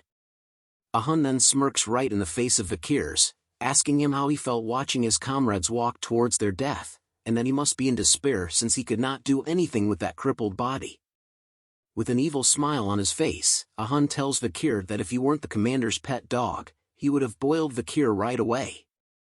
Hearing the words pet dog triggered something deep within Vikir's soul. He visualizes Hugo's face with his hands filled with chains and a dark aura. The chains were slowly suffocating Vikir as his body was slowly being covered by the chains and dark aura. Hunt suddenly felt an immense pressure, wondering what it was. He looks at Vikir and sees that his eyes were filled with murderous intent and that his haki was extremely strong. One Piece reference. Ahu responded with a punch to Vikir's face, calling him an arrogant bastard. The punch left Vikir on the ground trembling slightly as he didn't respond back. Hunt leaves him alone, telling Vikir that he should stop standing there and go find his owner, who was at the end of the rope. Vikir slowly got up and looked at Hunt walking away. His eyes were filled with revenge as he had memorized Hunt's face and swore to get his revenge once his body recovers. Vikir walks past a few more cottage tents in the camp. He slowly pulls onto the rope inch by inch as he made his way out of the camp, wondering how the rope was this long. He walks a bit further but soon notices that he had walked quite a fair bit but still couldn't see the end of the rope, which causes him to wonder if his owner was actually at the end of the rope. All of a sudden the rope tightens itself. Vikir notices that the rope was being pulled in a certain direction. He sees that the end of the rope was leading into a pool of water, where Ayan was seen submerged inside. She was holding onto the end of the rope but remained silent. Vikir and Ayan were soon entering an awkward staring contest with one another, as Vikir stood on land while Ayan was submerged in the waters. She gives him a wide smile before telling him to lie down. Vikir was suddenly pulled forward by her. As his head was pulled forward by Ayan, a certain object went through the spot where his head was originally. An arrow lands on a tree. Ayan came out of the water and shouted at a group of children, calling them brats and telling them to go practice somewhere else. Meanwhile, Vikir was just laying on the ground motionless. Ayan then turns to him to thank him for setting her free at the slave auction. She points a finger at Vikir, telling him that she was the kind to return kindness twofold while returning tenfold when it comes to revenge, and since he had saved her once before, she had now saved him twice. Vikir wondered where the twice came from. She explains to him that she had gone back for him after his fight with Madame Eight Legs, and if she didn't do that he would have died, so he needed to be thankful that she was tenacious. Vikir then asks her if she was the one who had set up the rope attached to his neck. But Ayan simply smiled at him as he asks her another question about the reason why she was keeping him alive. The rope tightens around his neck, which catches Vikir's attention, while Ayan informs him that she noticed that Vikir seemed to be in a high position within his party. While pulling his rope, Ayan tells him how she wonders how much his party would pay for him.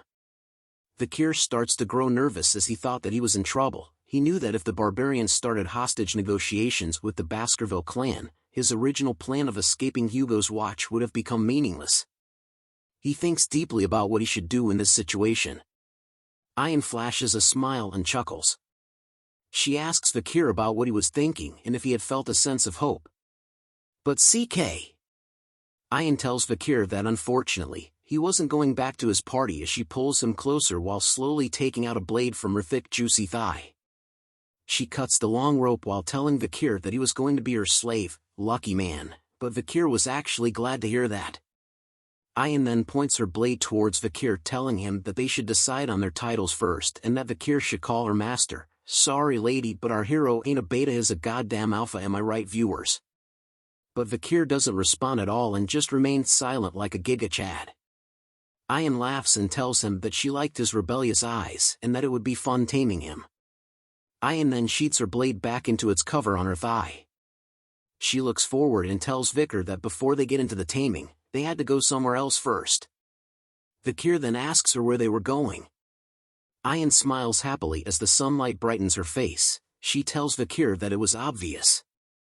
Vikir had to give his greetings when he stepped into someone else's land. A cottage tent is seen with skulls hung around, and on top of it, an arrow is pierced through the thick skull of a dead crocodile.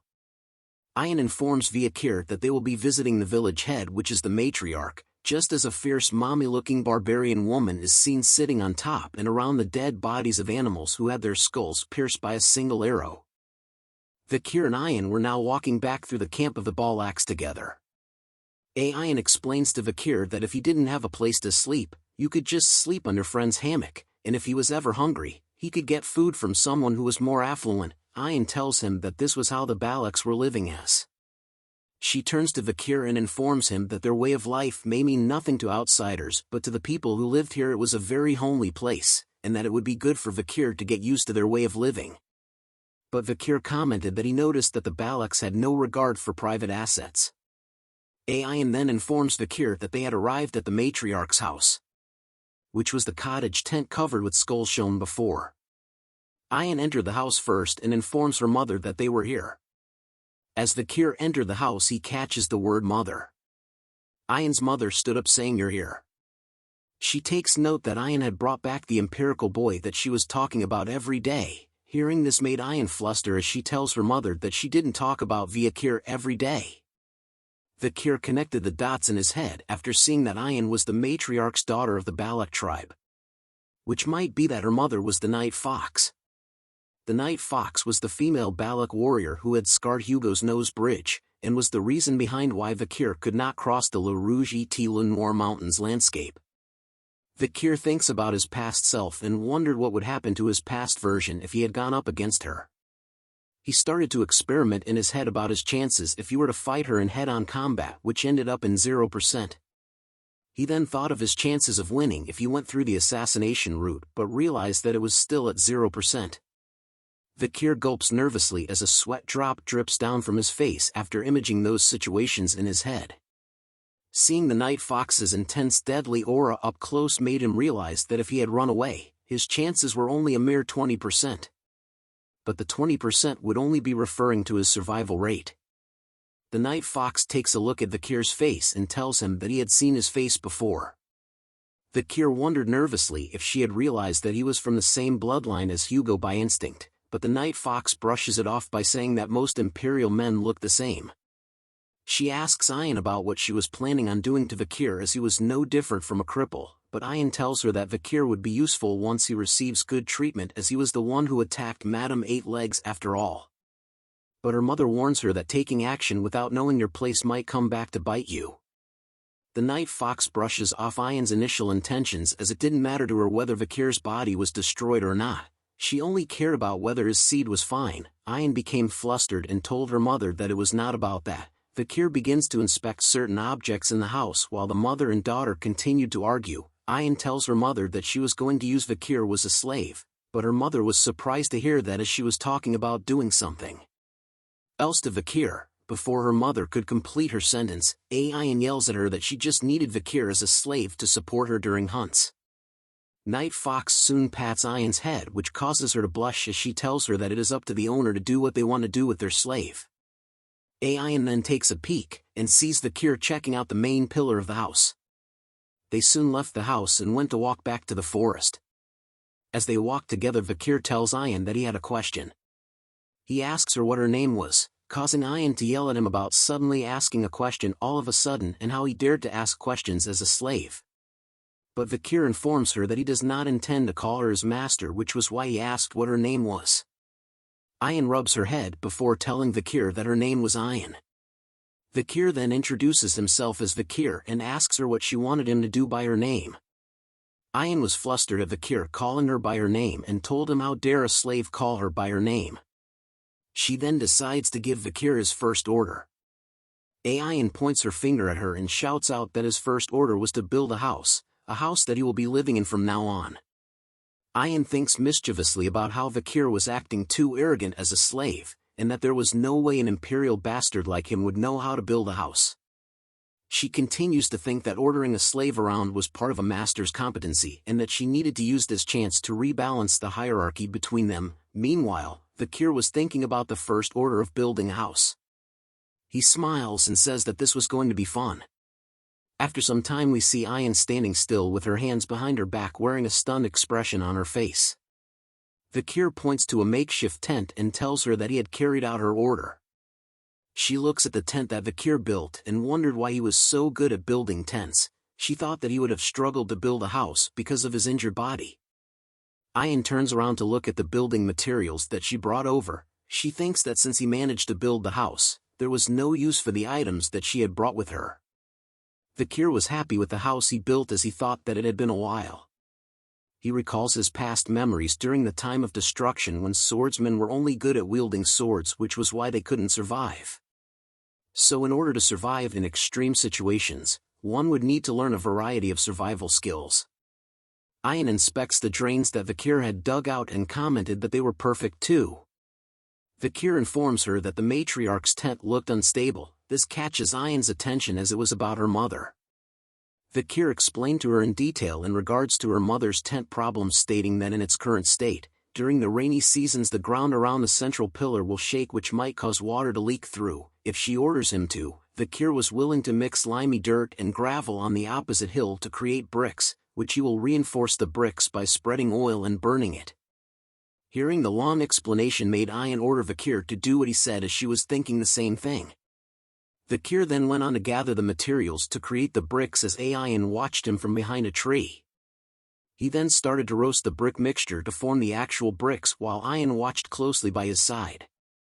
They soon met up with the matriarch once again, with Vikir carrying a wagon filled with the bricks he had made. Night Fox was surprised to learn about her house problems from them. After a while, Vikir had created a solution made up of bricks to help resolve the issues the matriarch's house was having. The matriarch tells them that she was frustrated because of the numerous amount of times she had tried to repair the roof. Water would still be leaked through. She now realizes that the main problem was the main pillar. She tells Vikir that he had done a good job while informing her daughter that she had picked up quite a useful mail.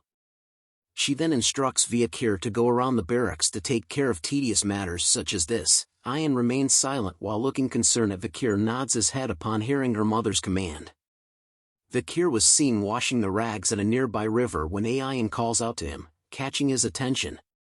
She asks him if it was exhausting to just slave away and wonders if he wants to be an official member of their tribe. Vikir continues to wash the rags while answering her that slaving away wasn't too bad. He thinks about how it was much more peaceful being a slave here than being part of the Baskervilles or living in the underdog city.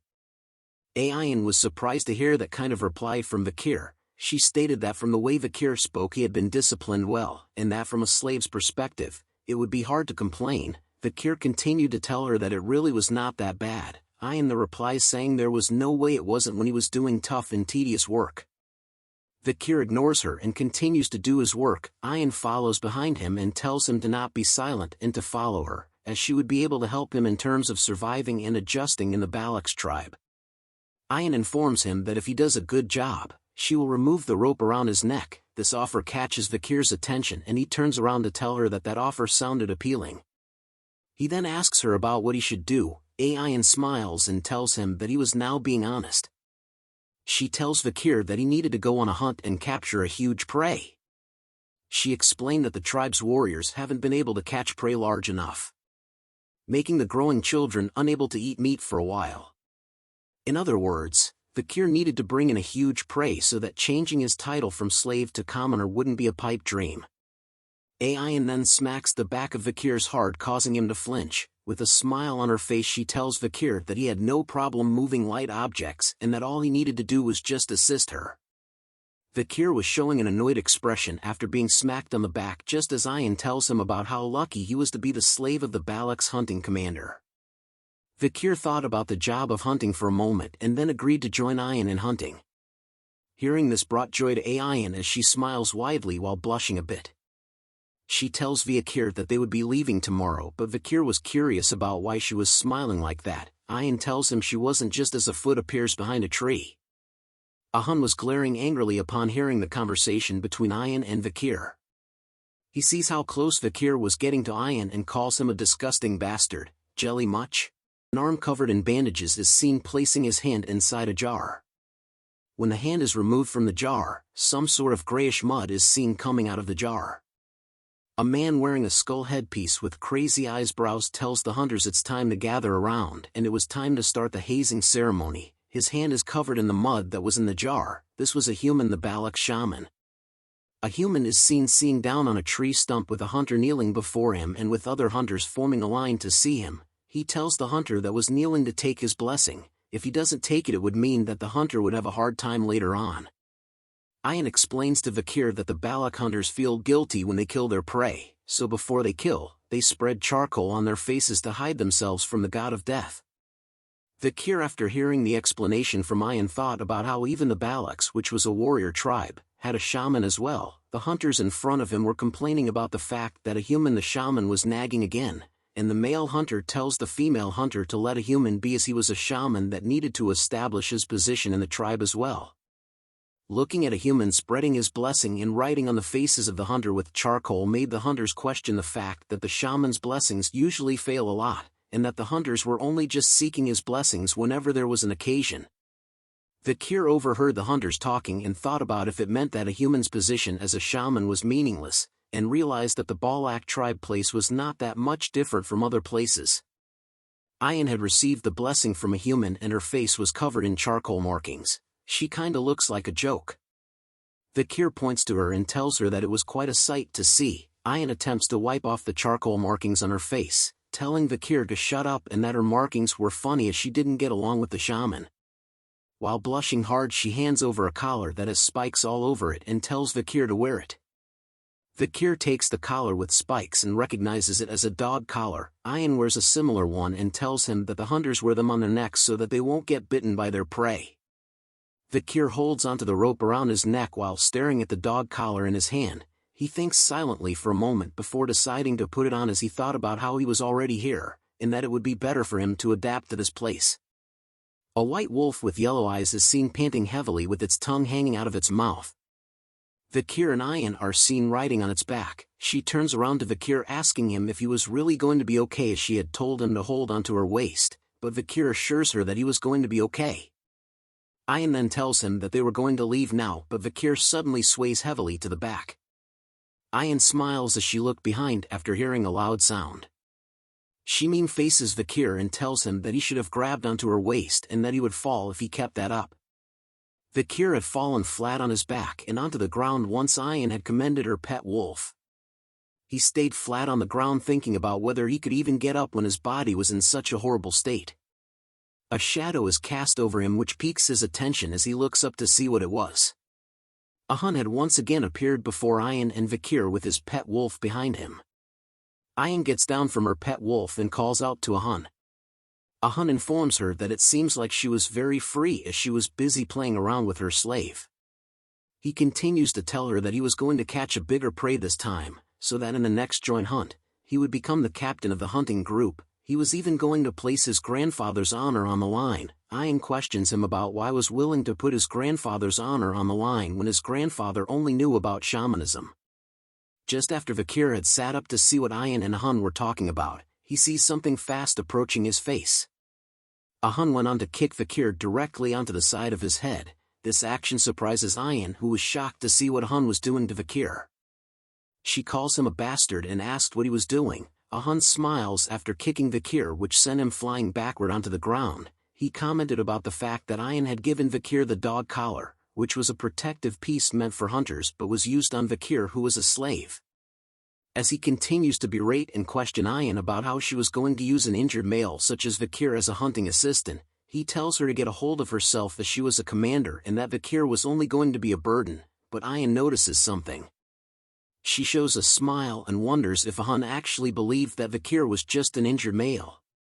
She informs him to take a look at his waistband before saying those things. A Hun takes note of her words and looks at his waistband, which showed signs of being torn apart. This shocks him. Vikir spits out some blood after being kicked by a Hun. He shows a smile and was holding onto a quiver holding onto a few arrows. He informs a Hun that he should grab hold of his weapons as he would with a lover, as a Hun was still stunned as to what had just happened. Vikir then tells him that his quiver and arrows were taken away. Ayan covers her mouth to muffle the sound of her laughter as a Hun continued to look annoyed and stunned while turning to look at Vikir. A Hun finally broke out of his stunned state and rushed over to beat up Vikir even more as he calls Vikir an arrogant slave bastard. But a bow grabs onto his arm just before he lands a punch on Vikir. Ayan tells him that it was enough. She had used her bow to hold onto a Hun to prevent him from attacking Vikir even further. She asks him about whose slave he thought he was going to punish on his own accord. Hun shouts at her that Vikir was a slave and that he dared to insult a Balak warrior. Ayan replies back to him that he was being pathetic in front of Vikir, but Hun continued to explain that Vikir was just a slave and questions why she was defending him so much. He then yells at her asking if she had come to like the slave that was Vikir. Ayan remained silent upon hearing that from Hun and didn't reply back. After a brief moment, she touches her head and tells Hun that a slave was a slave and that since Vikir did something wrong he should be punished. Hun agrees with what Ayan was saying and explained that it was what he was saying as well. But Ayan informs him that Vikir was her slave and that he does not have the right to punish him. Vikir then looks curious at what was happening. Ayan had given Vikir a Saitama's one punch straight into his face as blood was splattered out. More blood could be seen splattered onto the nearby grass.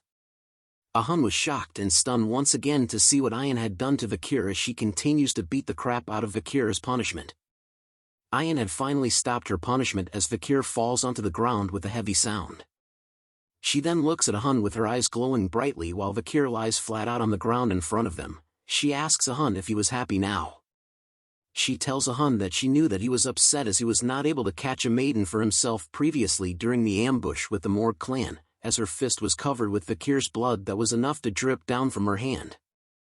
Her rage explodes in a mad fury as she tells Hun that she would beat him up once he did the same shit to her slave again, with her eyes glowing brightly while her hand was still covered in Vikir's blood. Hun was too stunned to speak as Ayan asked if he got it. He tells her that he got it as Vikir continued to lie on the ground without even a single muscle moving. Some time had passed after the incident with Hun. Ayan peeks behind with a sad and nervous look on her face. Vikir was behind her with injuries covering his face. They moved slowly through the forest on the back of Ayan's pet wolf. She then asks Vikir if her punishment had hurt and if he was angry, but Vikir remained silent and did not respond to any of her questions. She then explains to Vikir that she needed to have him punished as Hun was a petty and stubborn guy, and that beating up Vikir as a punishment was the only way to stop his petty retaliations. Vikir remains silent even after Ayan explained her actions. She then asks him about why he was not replying to her. After a while Vikir finally replies to Ayan and states that it was because her punishment hurts. Ayan's eyes open wide as she hears his words. Ayan instantly does a headstand to spin around in the air as Vikir looks at her. She grabs onto Vikir's face, quickly asking a bunch of questions. She asks him if it hurts a lot, or if it was bad, and whether his life was in danger. With his mouth being squeezed by Ayan's hand, he slowly tells her that it hurts to talk. He explains to her that he had these types of injuries a lot, but Ayan moves her face close to his, which stops his sentence halfway. Let's go, girl. Comment below if you are Team Ayan or Team Camus. Licking sounds could be heard in the forest. Ayan was blushing heavily as she touches her mouth while facing Vikir. She then quickly turns around to face away from Vikir. Her eyes are shown to be intensely red as she tells Vikir that she knew that she was right about him and that even though he was an imperial bastard, Vikir had shown promise. Vikir wipes his face with the back of his hand, wondering if the barbarians usually licked each other's injuries, and that licking an injury like how Ayan just did was dangerous as it might spread an infection. She turns around shyly and asked Vikir if he needed something from her, and then even if it was one thing he should tell her, because if it was something that Ayan could do, she would do anything for him. Vikir then asks if he could really ask for anything. This startles Ayan as she jolts up while telling Vikir that a Balak warrior does not go back on their word. Vikir then takes a moment to think deeply about what he wanted. Ayan's heart began to beat hard and loud. She blushes and sweats hard about what he was thinking about so hard. She wonders if Vikir wanted to actually do the deed. Vikir then tells her that if he could do anything, then what he wanted was good. Ayan's heart continued to beat hard and fast in anticipation of what Vikir wanted.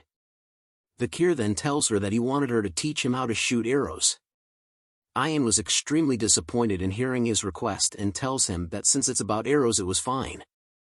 They continued to travel through the forest on the back of Ayan's pet wolf as she raises her arm, telling Vikir that from tomorrow onwards they would be doing special training. Vikir agrees with her suggestion.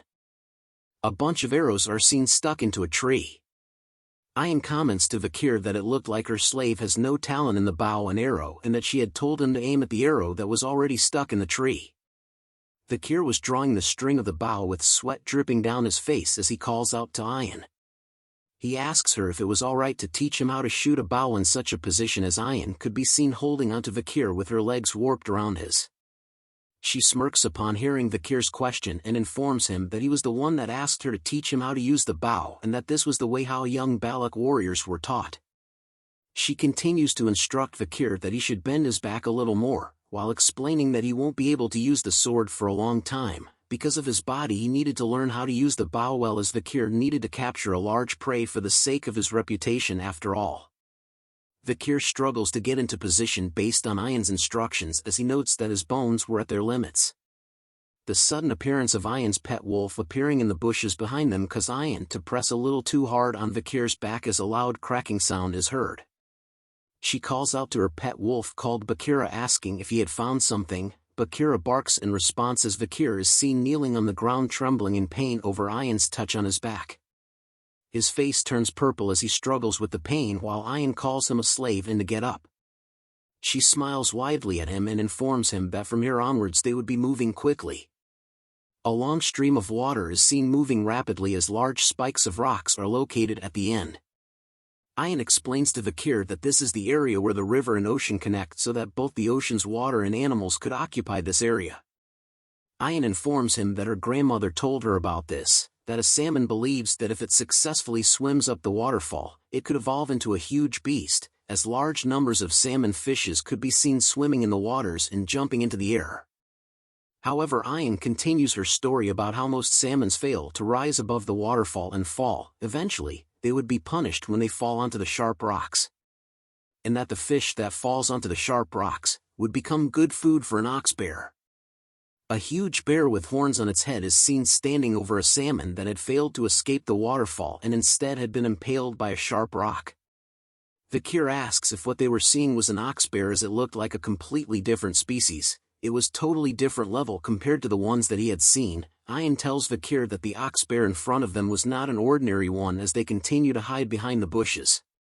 She explains that it was an ox bear that was born from a superior bloodline and has survived countless pandemonium.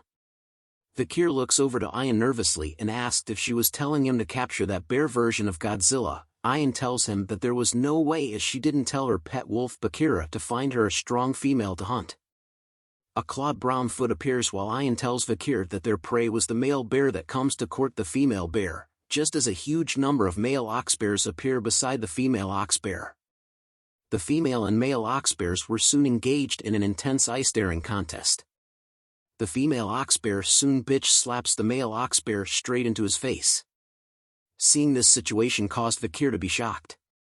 The female ox bear continues to bitch slap each of the male ox bears one by one easily with each of her claws.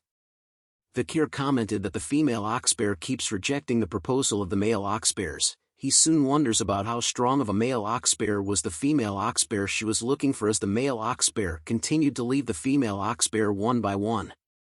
Ayan turns to Vikir and informs him that he had the wrong way of thinking about it as it was the opposite.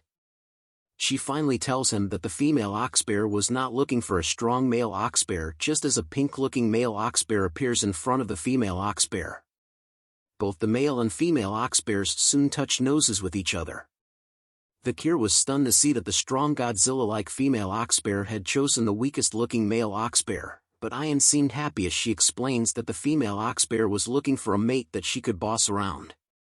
She explains to Vikir that when a strong male ox bear gets excited, there were situations where it kills its partner, which made them not popular among the ox bears, which was why the female ox bears would look for weaker and smaller partners.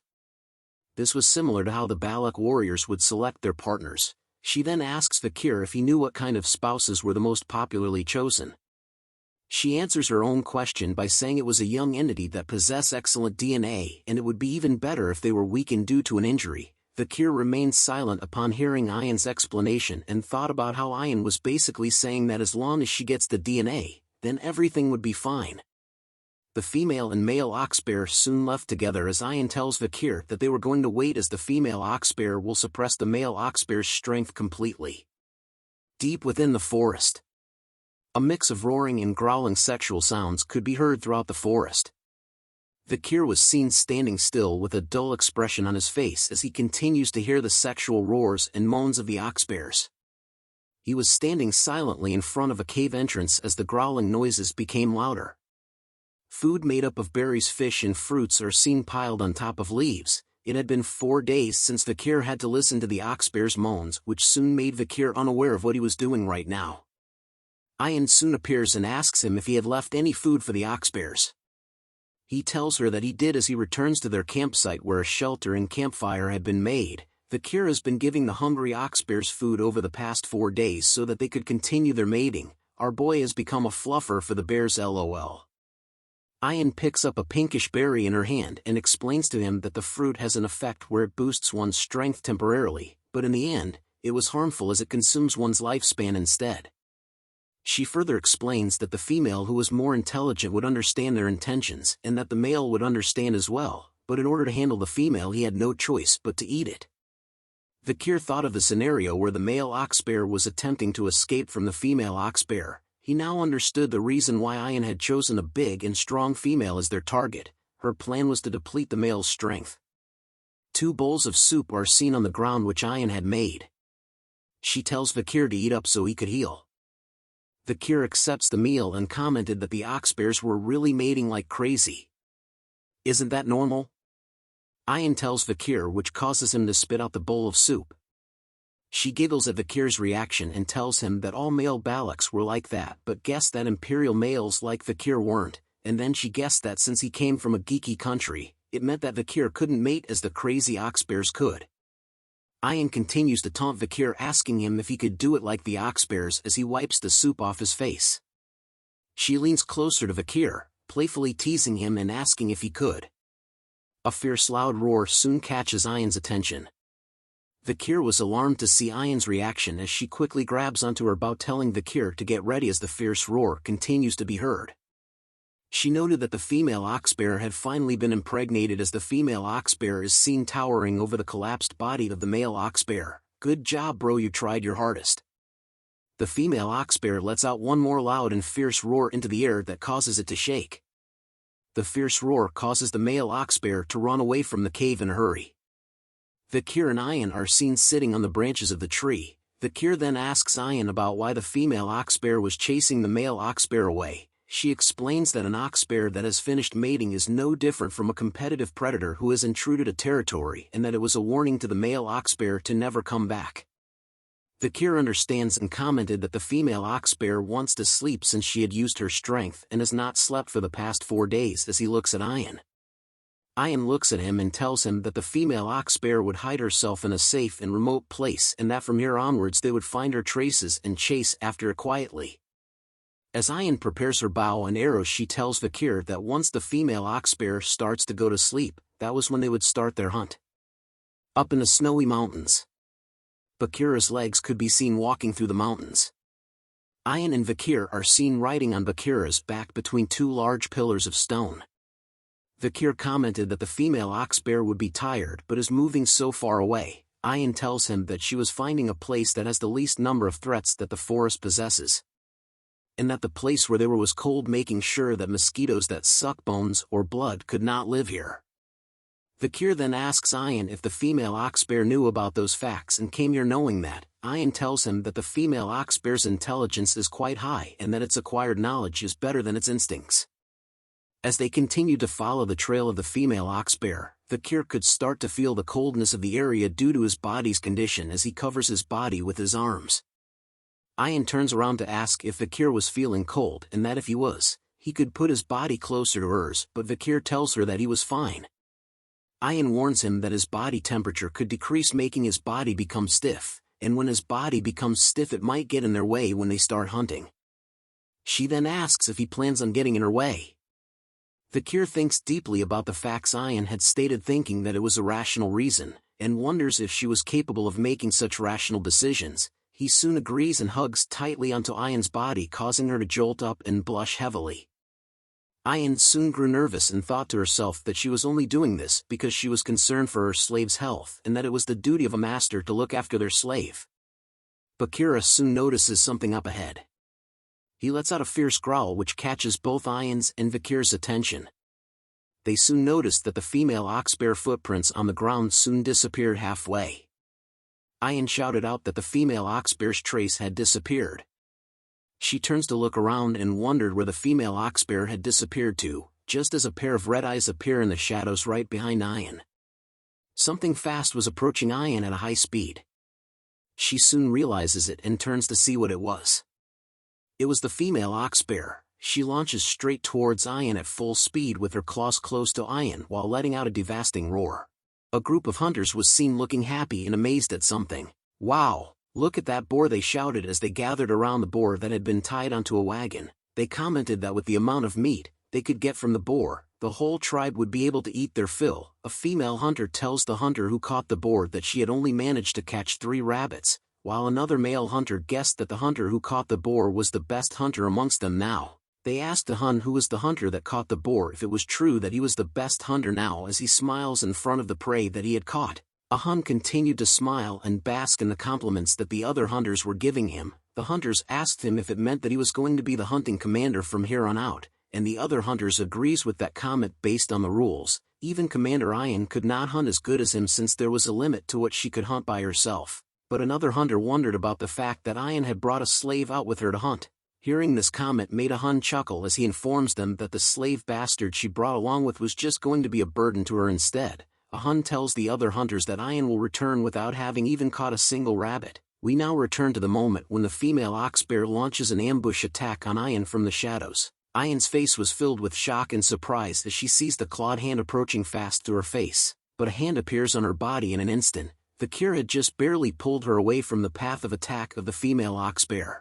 Pieces of her hair were blasted away as a nervous sweat drop drips down her face. Both Vikir and Ayan fell to the ground with a heavy sound which surprises Bakira, her pet wolf, even more. Bakira growls fiercely at the female oxbear that had ambushed its master. Bakira lets out one final woof and leaps onto the female oxbear. Vikir and Ayan continued to lie on the ground as Vikir holds Ayan with both of his arms around her body. He asks her if she was okay. Ayan tells him that she managed to survive thanks to him and thanked Vikir for saving her. As Bakira fought the female oxbear head-on by itself, Vikir asks Ayan if the female oxbear was luring them instead. He commented that the female oxbear had a cunning intellect that surpasses other monsters. Vikir now understood why the picky female would choose the male oxbear. He continues to Ayan that they could not avoid a head-on battle while Ayan thought to herself about the fact that she had gotten help from the slave making her dignity as his master drop. She then calls out to Vikir, her slave, and tells him to rest idly behind her, which catches his attention. She prepares her bow and arrow with a determined look on her face, and she tells Vikir that she was going to show him the dignity of his master. Some time has passed as Vikir is seen with a dull expression on his face. He looks up to see that Ayan and Bakira were both leaping between the 2 walls of ice and commented that he was a slave that was lazing around while the master was working. But he was impressed with the way of the Balak slaves as they were quite unique, as Ayan could be seen sending 2 arrows towards the female oxbear. Her attacks were successful as more arrows could be seen on the back of the female oxbear as it tries its best to run away from her with its mouth dripping with saliva. "The sin of acting indecent before my slave you'll pay, oxbear," Ayan shouts as she chases after the female oxbear. Just as she was about to send another arrow towards the female oxbear, it retreats into the stone wall. But Ayan's eyes were still filled with focuses as she tells the female oxbear if it thinks that it will be able to avoid her attack by hiding behind an object. As she draws the string of her bow, Ayan's arrow began to flash bright blue with an intense aura.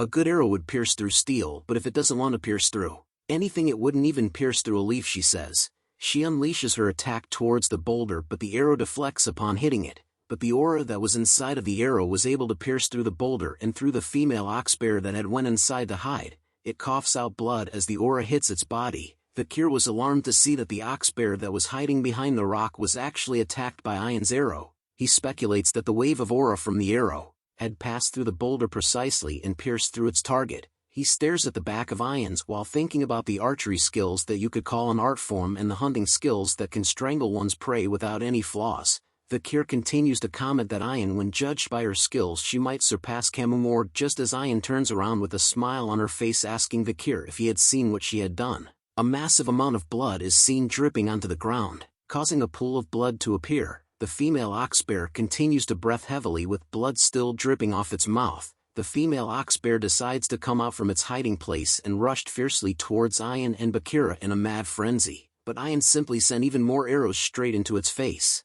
With one of its eye pierced by Ayan's arrow, it still continues to charge towards Ayan without stopping as Ayan tells it if it thinks whether it could go up against her arrows. Ayan then pulls back the string of her bow with an arrow filled with her aura. She tells the female oxbear that an arrow filled with her sincerity could even break a castle wall, she says, as her blue aura filled everything from her body to her arrow. She finally unleashes the Giga Chad arrow that looked Goku's Kamehameha. The female oxbear finally stood still with fear in its face as Ayan's bright light is shown on its face, but with its remaining eye still filled with determination, it bends its head, like Beckham, to dodge Ayan's powerful arrow attack. Ayan was too stunned to speak after witnessing the female oxbear dodge her attack. The female oxbear slams hard enough Ayan and Bakira, causing both of them to be flung up high in the air. After being smashed by the oxbear, Ayan rolls and tumbles away on the ground. She lays flat on the ground for a moment without an inch of muscle even moving, but she soon awakes and opens her eyes while thinking. She recalls a memory of her mother who told her that when a beast with dull senses nears death, they can sense the killing intent of a person. Ayan thought about how she was careless, thinking that she had cornered it perfectly, but didn't expect that the last arrow she shot with righteousness was dodged that easily. Ayan grunts hard as she tried to pull herself off from the ground. But looky here, ladies and gentlemen, the female oxbear she tried to kill was right in front of her face, with its only remaining eye glowing a deep, angry red color. It laughs out loud and showed its fierce sharp fangs while salivating over the fact that it was going to eat our cutie pie Ayan. She could only close her eyes right before the attack as she knew that she was the prey now. "Are you done showing me what a master's dignity is like?" said Vikir. Ayan opens her eyes upon hearing that sweet-sounding voice of our badass main character as a teardrop appears in her eye. Vikir finally appears with his arms stretched out as he covers her from the impending female oxbear attack. "Not today, Pendejo. Now it's my turn," Vikir says with his one eye glowing bright red just like the female oxbear. His right arm started to change from white to a bright red color as he aims it directly towards the inside of the oxbear's mouth. With his hand covered in bandages and a red aura, it slowly rips apart as his sword skill Beelzebub reveals itself along with a tattoo.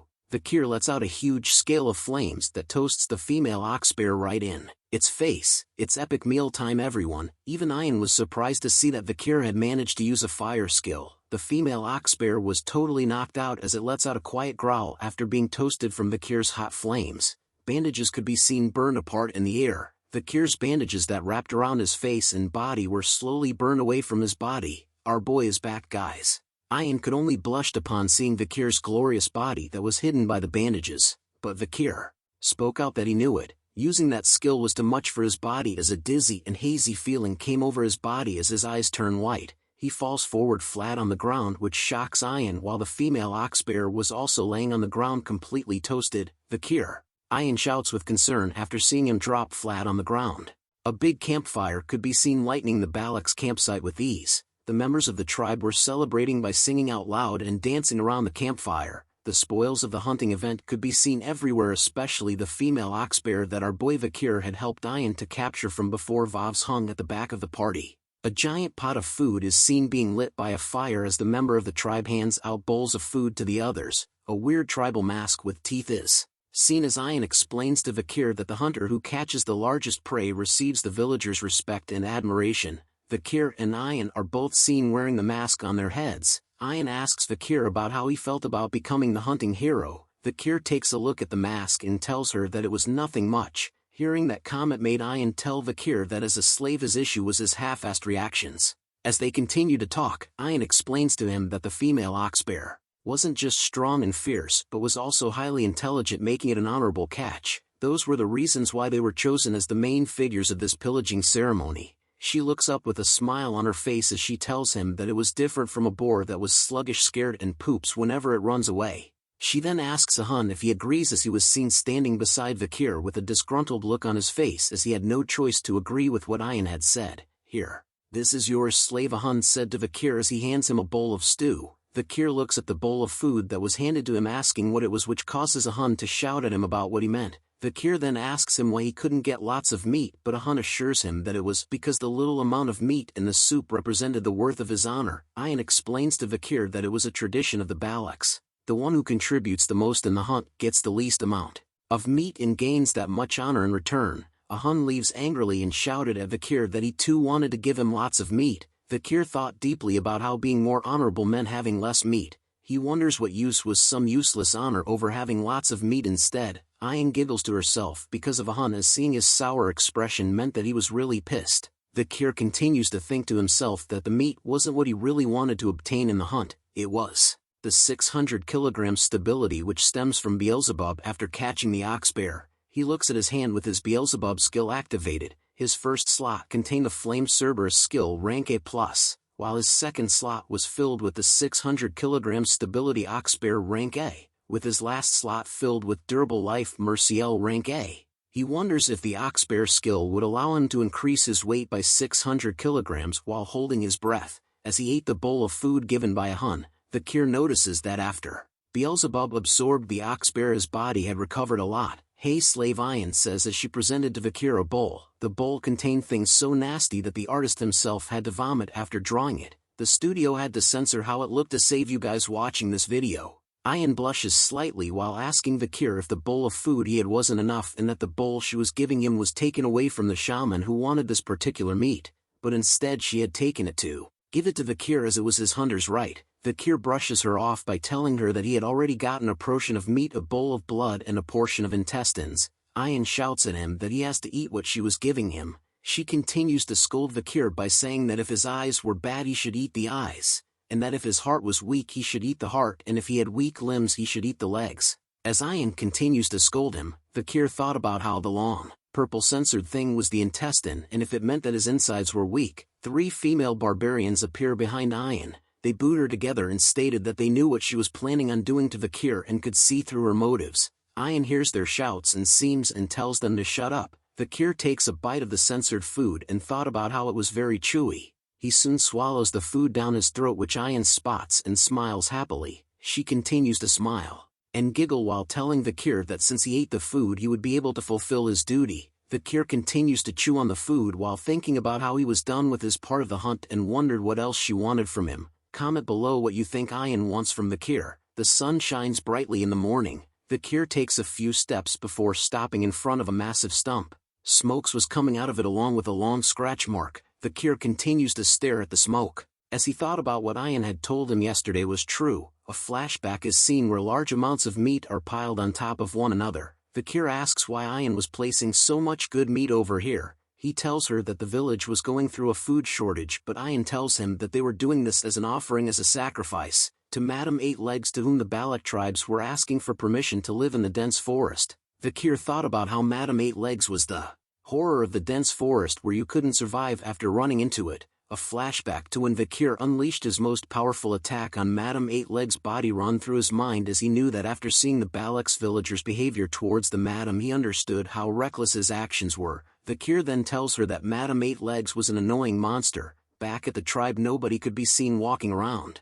Vikir walks past a certain tent before noticing something. He stares at a long line that extends all the way outside of the chief's house made up of the members of the tribe. Vikir wonders if there was still another ceremony or something. The members of the tribe queuing outside the tribe chief's house were talking about how some of them had been in line since dawn, others were glad to be at the front end of the line, while another stated that they had stayed awake the entire night. The female members talked amongst themselves about based on the results of yesterday's pillage there was a high possibility that Vikir might be able to become a commoner. Another member commented that they were sure that a woman from the village will become his wife, while the last one commented that if he was strong enough to hunt an ox bear it would mean that Vikir was really strong.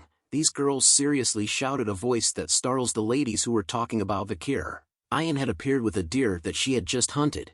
She tells them that she had given Vikir that specific stew yesterday, and yet she sees that someone else was trying to take her property away. The girls continued to argue with Ayan over the fact that she should have left some of the stew for them as well, and that she was being so stingy for keeping it all to herself. Hearing their complaints made Ayan throw down her prey to the ground. She tells them that if they felt that it was unfair then they should set up a trap to catch one for themselves. The girls tells her that they had gone out there so many times already. They even shouted at Ayan that they had went to the Empire's border but there was no one there like Vikir. Hearing those words made Ayan upset as her face turned into a stone-cold killer's look. She readies her fist and warns them that there might be some in hell as her aura turned black all over. Seeing this caused the girls to scream out in fear and to run away from her. Ayan was glad that it was over with the girls as she touches her head. She spoke out loud about how she was waiting for Vikir to recover and that those cunning girls might take him away. Add onto the fact that she had fed him with the ox bear's penis in order to get Vikir to carry out his manly duties. The time is near, gentlemen, for our boy to reap the fields. But Ian was unaware that Vikir had overheard what she was saying out loud as she turns around. Ian asks him nervously if he had seen or heard everything from before. Vikir gave out a mean face as he realized what part of the animal's meat was in the stew that he ate yesterday. Ian quickly changes the topic and mentioned to him that last night she had heard that her mother had called a meeting among the elders and that Vikir would be able to request something from her mother as the honorable hunter of the pillage.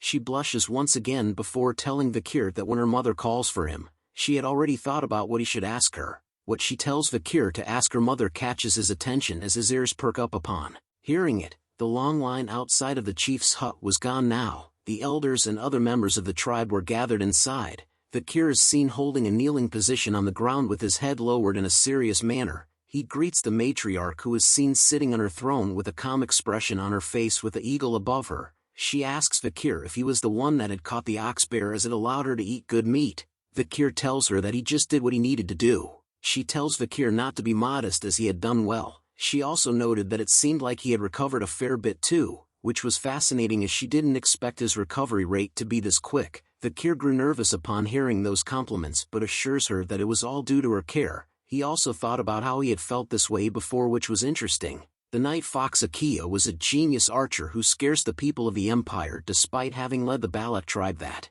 had less than 300 members. She was as dignified as Hugo but was warm and soft like a buttery croissant. Akia then tells Vikir that she should reward him for his contributions yesterday and was willing to change his status. She informs Vikir that he was no longer a slave but a part of their family. Hearing those words caused the shaman to cough a bit.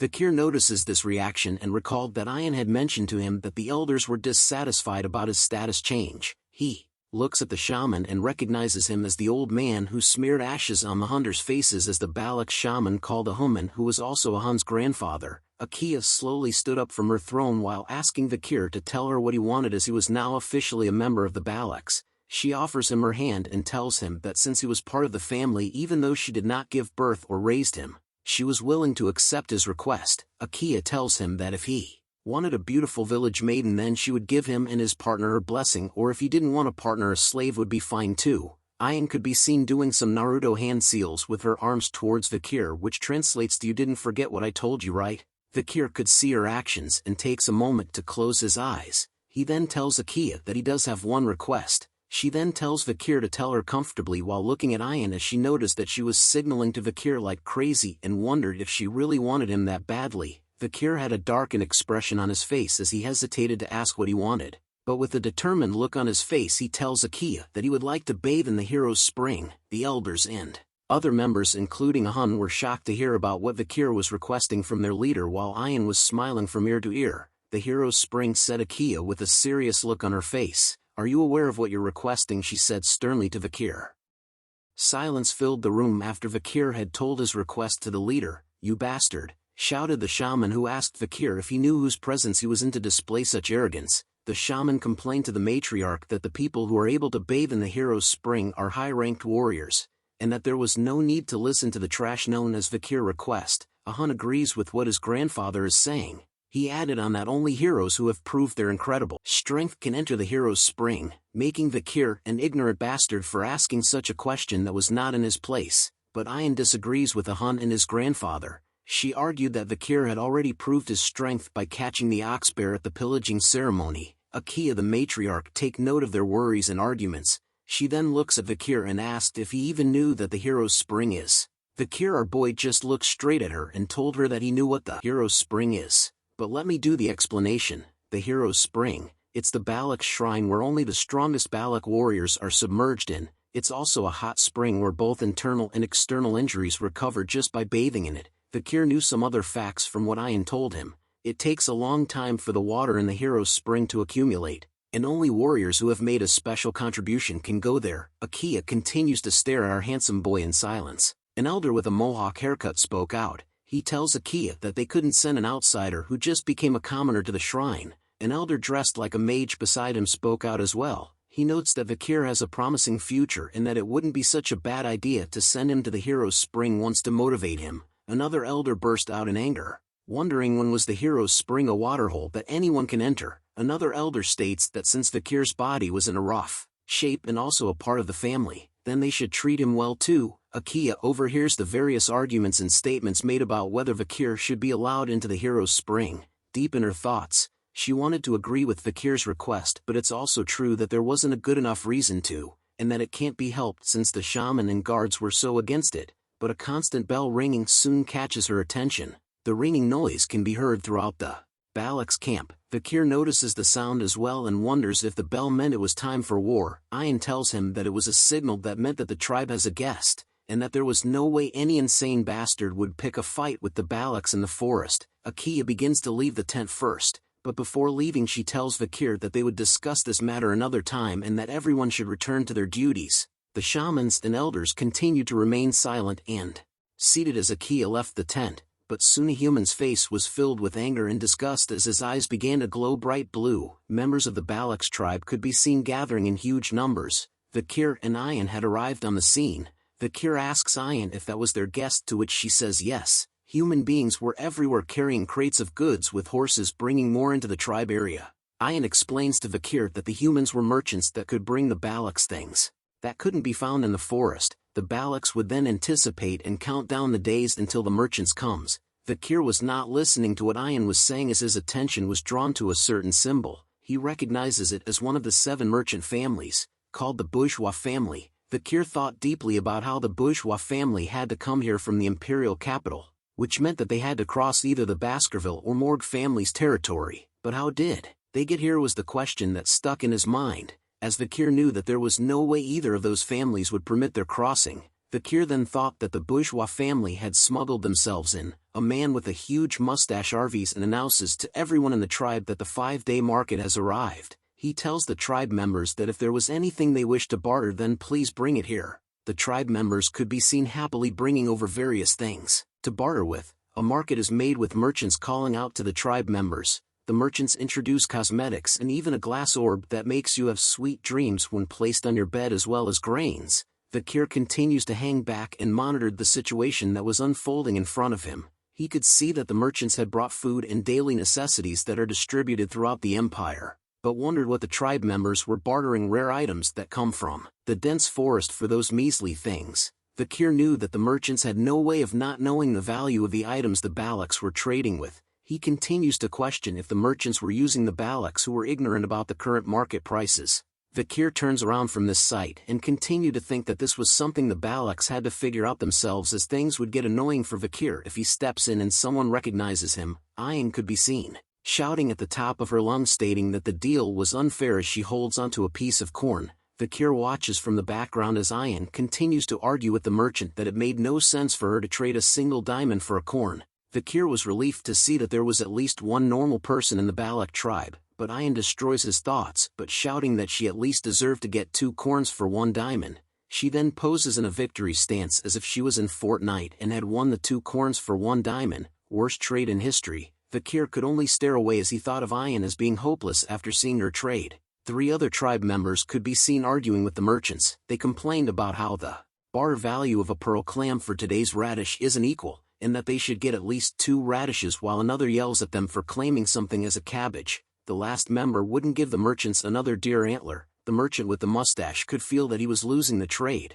so he tells the 3 members that he couldn't go against the Balak warriors and would give them what they wanted. The 3 members celebrated over their victory with a victory pose as well. The merchant smiles to himself as he thought of the Balaks as stupid bastards for celebrating, since they didn't even know the value of the items they were offering. Just then a little girl calls out to the merchant asking him if she could please have 1 glass orb. The merchant tells her that he had brought many with him, but asks about what she could give in return. The sweet little girl opens her hands and reveals a sun dung beetle larva. She explains to him that they were rare, yummy, and nutritious, but the merchant responded with a disgusted look on his face. May this guy end up in the deepest part of hell. Comment below if you agree with me. He immediately swipes the precious sun dung beetle larva that the little girl had brought off her hands. A sad look grew on her face as she watched it fall to the ground. The merchant left her and thought about how pretty she looked for a stupid barbarian. As the little girl began to cry tears over her little dung beetle, the merchant thought about how she could be sold for a good price as a slave. A hand soon appears and pats her on her head. A voice calls out to the merchant Vikir had finally decided to step in but looked a bit different. He tells the merchant that the trade with the little cute girl was invalid. Ian sees Vikir and wonders what he was wearing while the merchant grew nervous. He was surprised to see that a barbarian could speak the imperial language. He tells Vikir that there was a misunderstanding regarding what he said just now, but Vikir repeats the merchant words of selling a Balak child as a slave. The merchant tried to cover up what he said, but Vikir tells him that that's not what's important right now. Vikir wanted the merchant to cancel all of today's unfair trades. Hearing the words unfair trade made the merchant angry as he asks Vikir about what was unfair. Vikir explains to him that the merchant had been marking these items at a price completely different from the current market price. Our boy looks at the merchant straight up in his face. The merchant grew nervous as he thinks about how Vikir was the only one who knew how to speak the imperial language. He then attempts to school our boy by telling Vikir that he talked as if he knew the retail price. The merchant quickly announces that this was a sacred trade that's been permitted by the Balak shaman,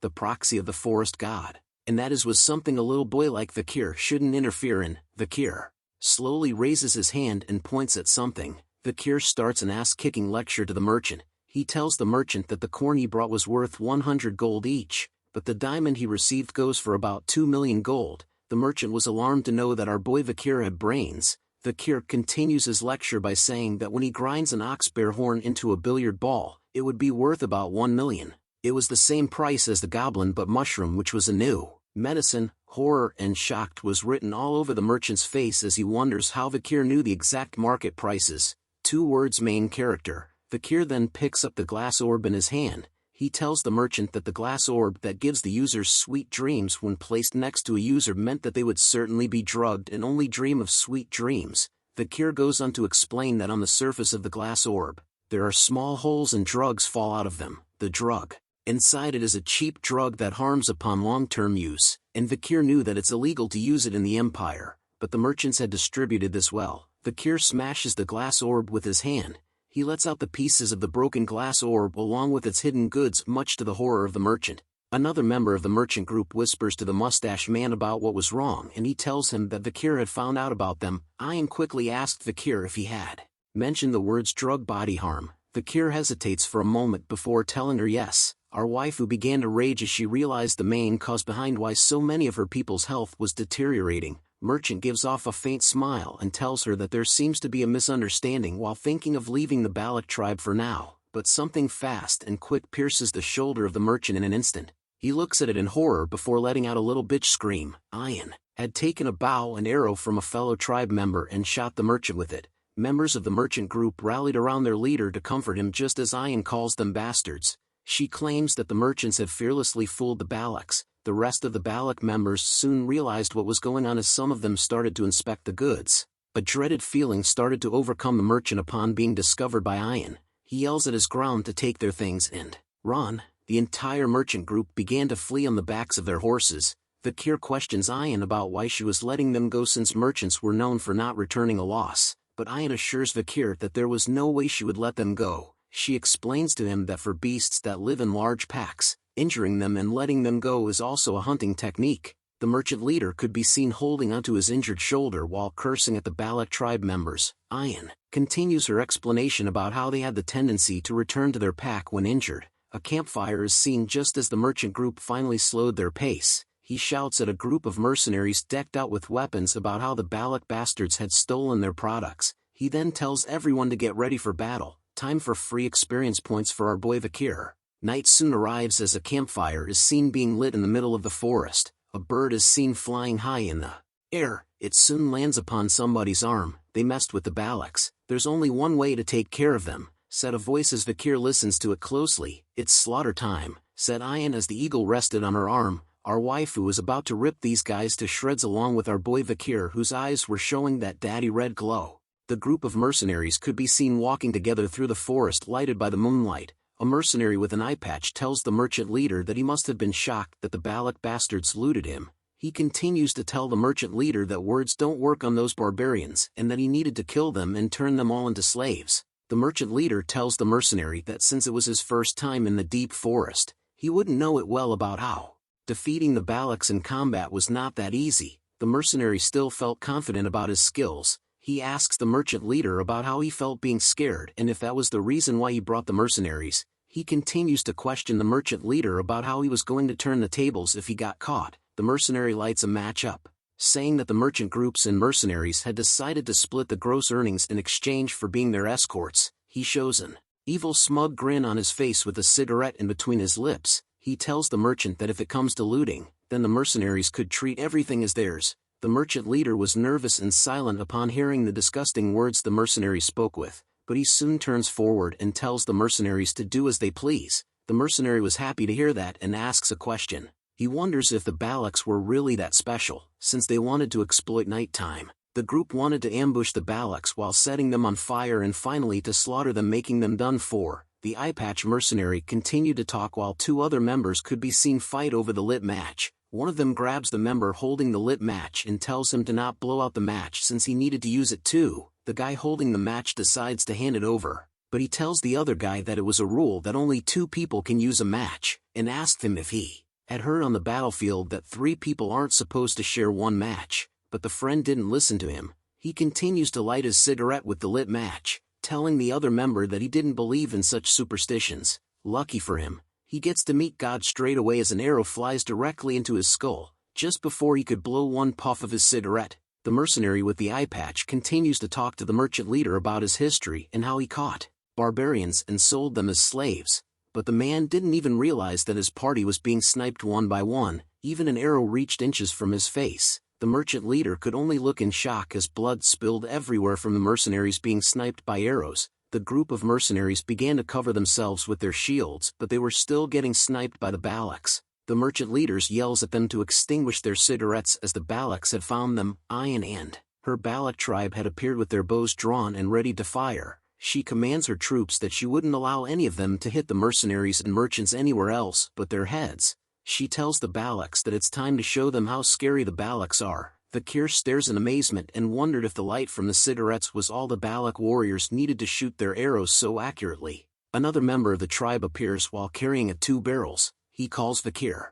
a slave and tells him that Tay had finished preparing what he asked for. Vikir reminds him that he was a commoner and no longer a slave. The tribe member laughs and tells Vikir that he was being timid for fussing over something like that. The group of mercenaries could be seen cowering behind their shields to block the hail of arrows coming from the Balaks. A bald man orders mages to gather up, to block the arrows with the shields while the aura users prepare to counterattack. An arrow, covered in blue arrow, is seen flying through the air with a rope attached to it. The mercenaries could only stare as the arrows landed on the trees above them. Carrying between the 2 arrows a barrel, more arrows attached with ropes are sent flying into the trees. The space above the mercenary group were soon filled with barrels hanging above them. The bald man was alarmed to see that the Balaks had launched alcohol barrels. He looks at the barrels that began to leak a dark fluid and mutter the words, "No way." Flaming arrows were then sent flying into the alcohol barrels in the trees. It caused an explosion in front of the mercenaries which lighted the whole place as if it was the 4th of July. Yeehaw! The merchant leader had hid himself behind a tree. He watches the mercenaries being burned alive and hears their screams of pain.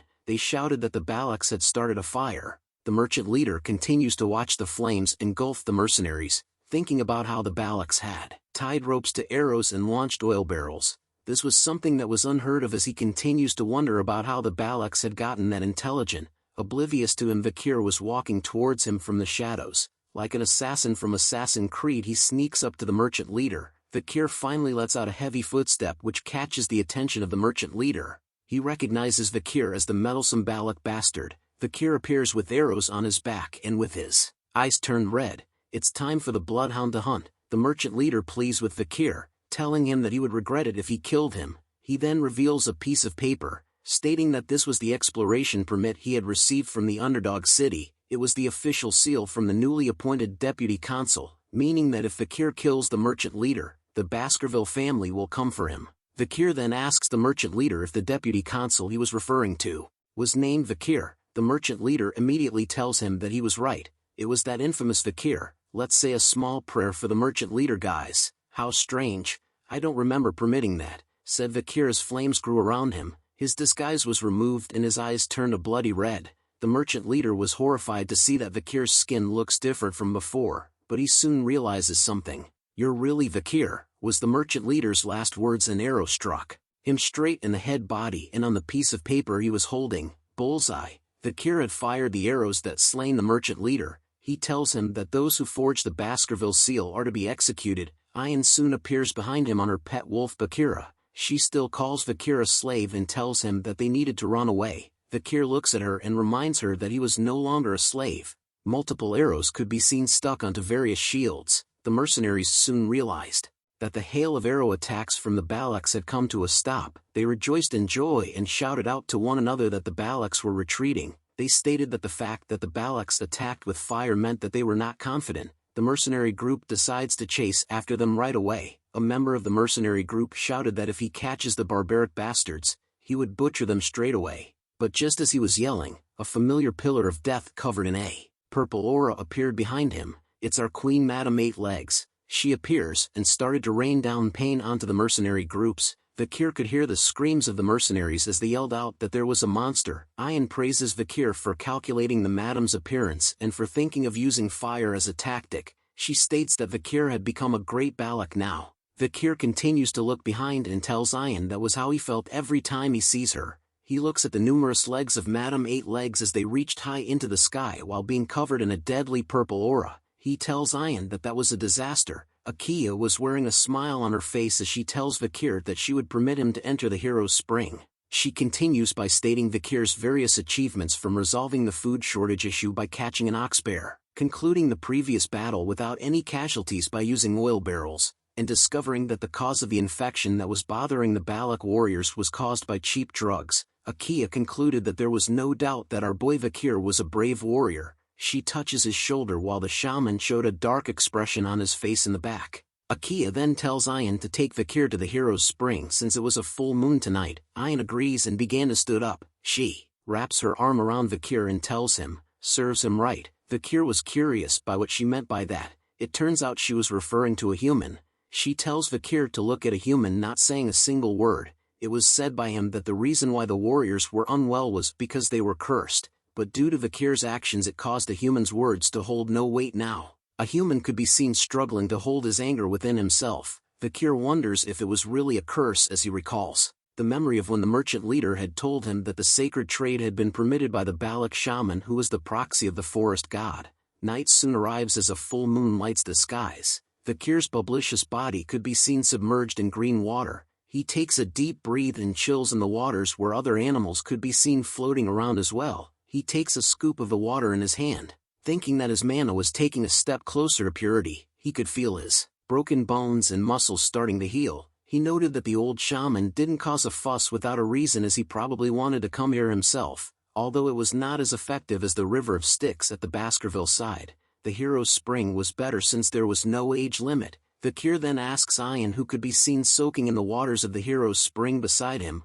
lucky main character. Comment below how many of you guys want to take a dip in those waters as well. He asked her about whether the efficacy would be halved since she was inside the waters as well, and Vikir was certain that the matriarch mentioned that only he could go in. Ayan wonders if that was really important since real Balaks do not fuss over minute things like that. She then tells Vikir to thank Sir Adonai for finding this hot spring. Vikir wondered who Sir Adonai was. Ayan explains to him that Sir Adonai was the only person who can fight against the madam that lies within the deep forest. He was the best warrior among the Balak legends. She teases Vikir that since he had become a dignified Balak, he needed to make sure to respect Sir Adonai, but Vicky was reluctant as he tells Ayan that he would respect Sir Adonai only if he fought against the madam head-to-head. Ayan screams him that it was true. She shakes her head in disappointment over the fact that it was hard to communicate with outsiders, but her face started to blush as she remained silent while thinking deeply about something. She recalls her mother's face, who tells her that since Vikir had become a commoner and has a good reputation within the village,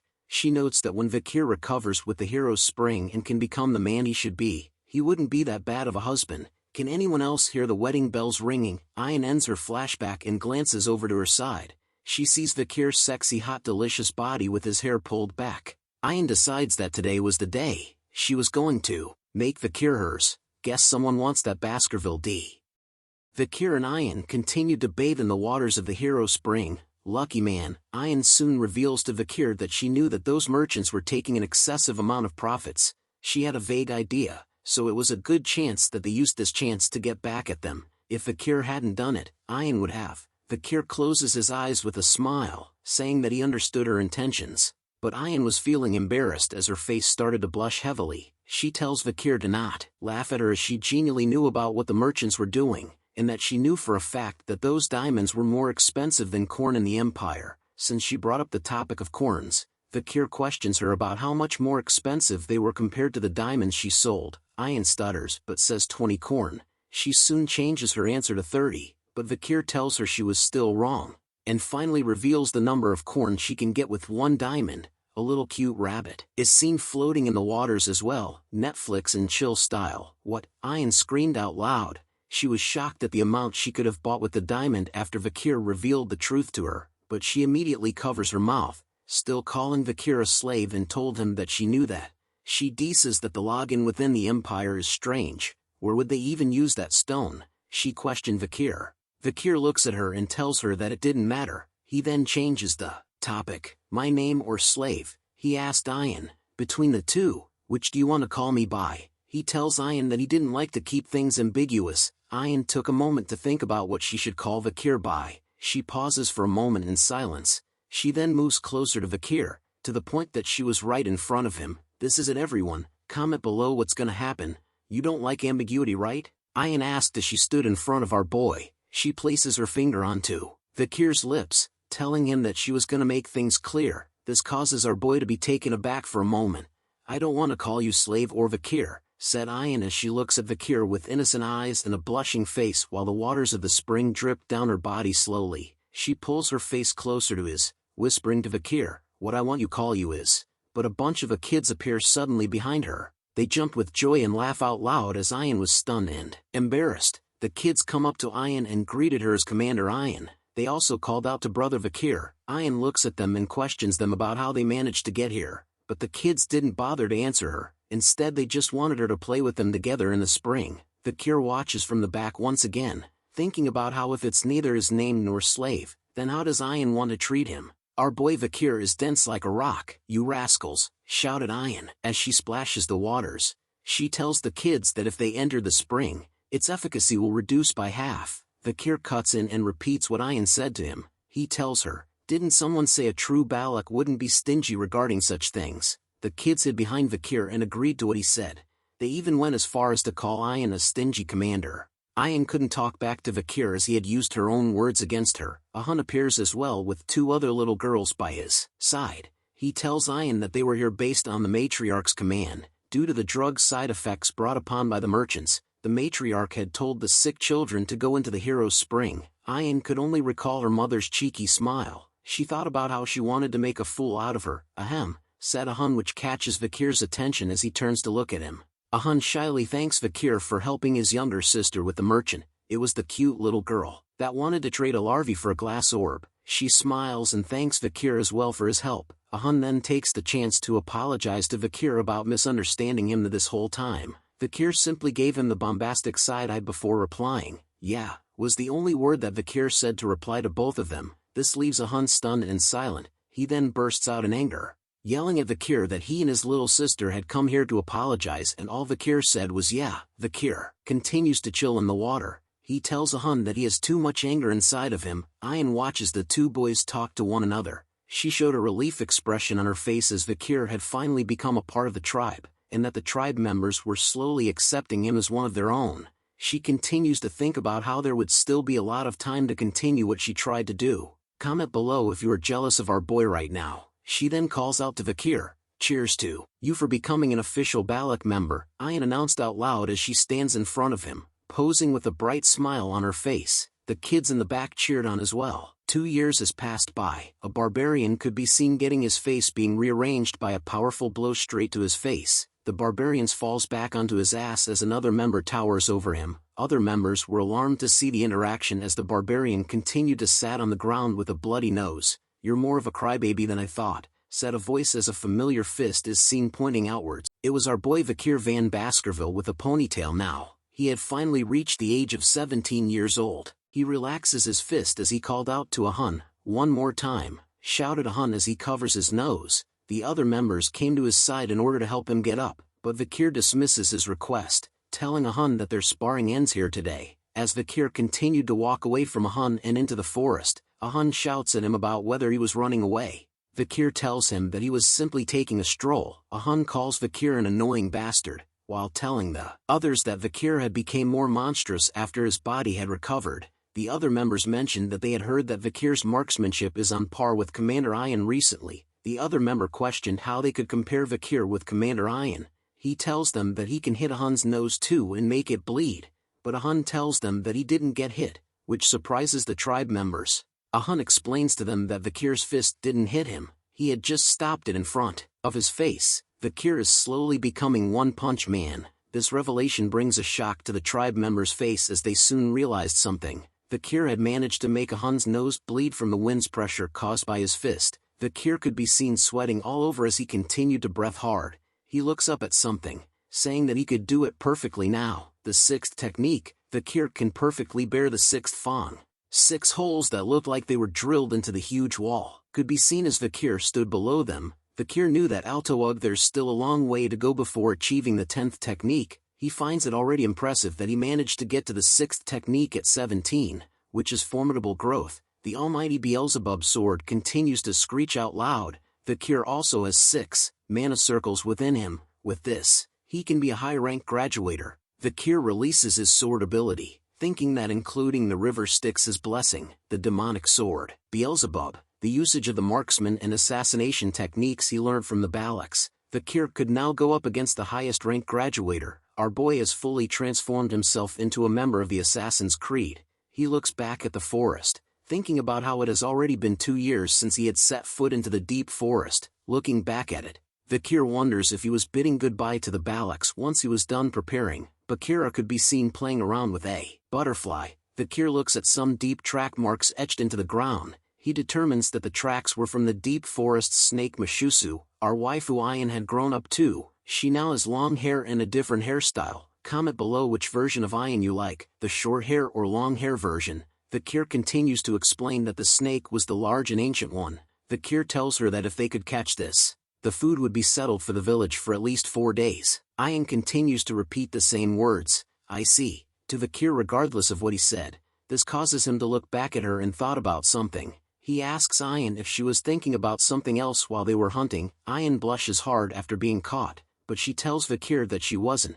She quickly changes the topic, telling Vikir that another hunting group wanted her to ask him about something. As she reached for that something from Bakira's saddle, Vikir continued to think that she was definitely hiding something from him. Ayan reveals a dagger in her hand that had a certain symbol on it. She tells Vikir that the hunting group brought a dagger from an imperialist who trespassed the deep forest. She then asks if he knew anything about this emblem. Vikir looks at the dagger and tells her that he does know it. It was a famous emblem. The emblem belongs to an extremely famous clan, called Leviathan, a significant clan that is part of the 7 imperial clans along with the Baskerville clan, the iron-blooded sword clan. Ayan explains to Vikir that the hunting group thought it might have been someone's dagger from the mercenary group they massacred 2 years ago, but thankfully, it wasn't. But one thing was bugging Ayan. It was that in various places around the headwaters, they poured a red liquid from a glass bottle and retreated. The hunting group caught someone, but they had ingested a hidden poison in their mouth and died.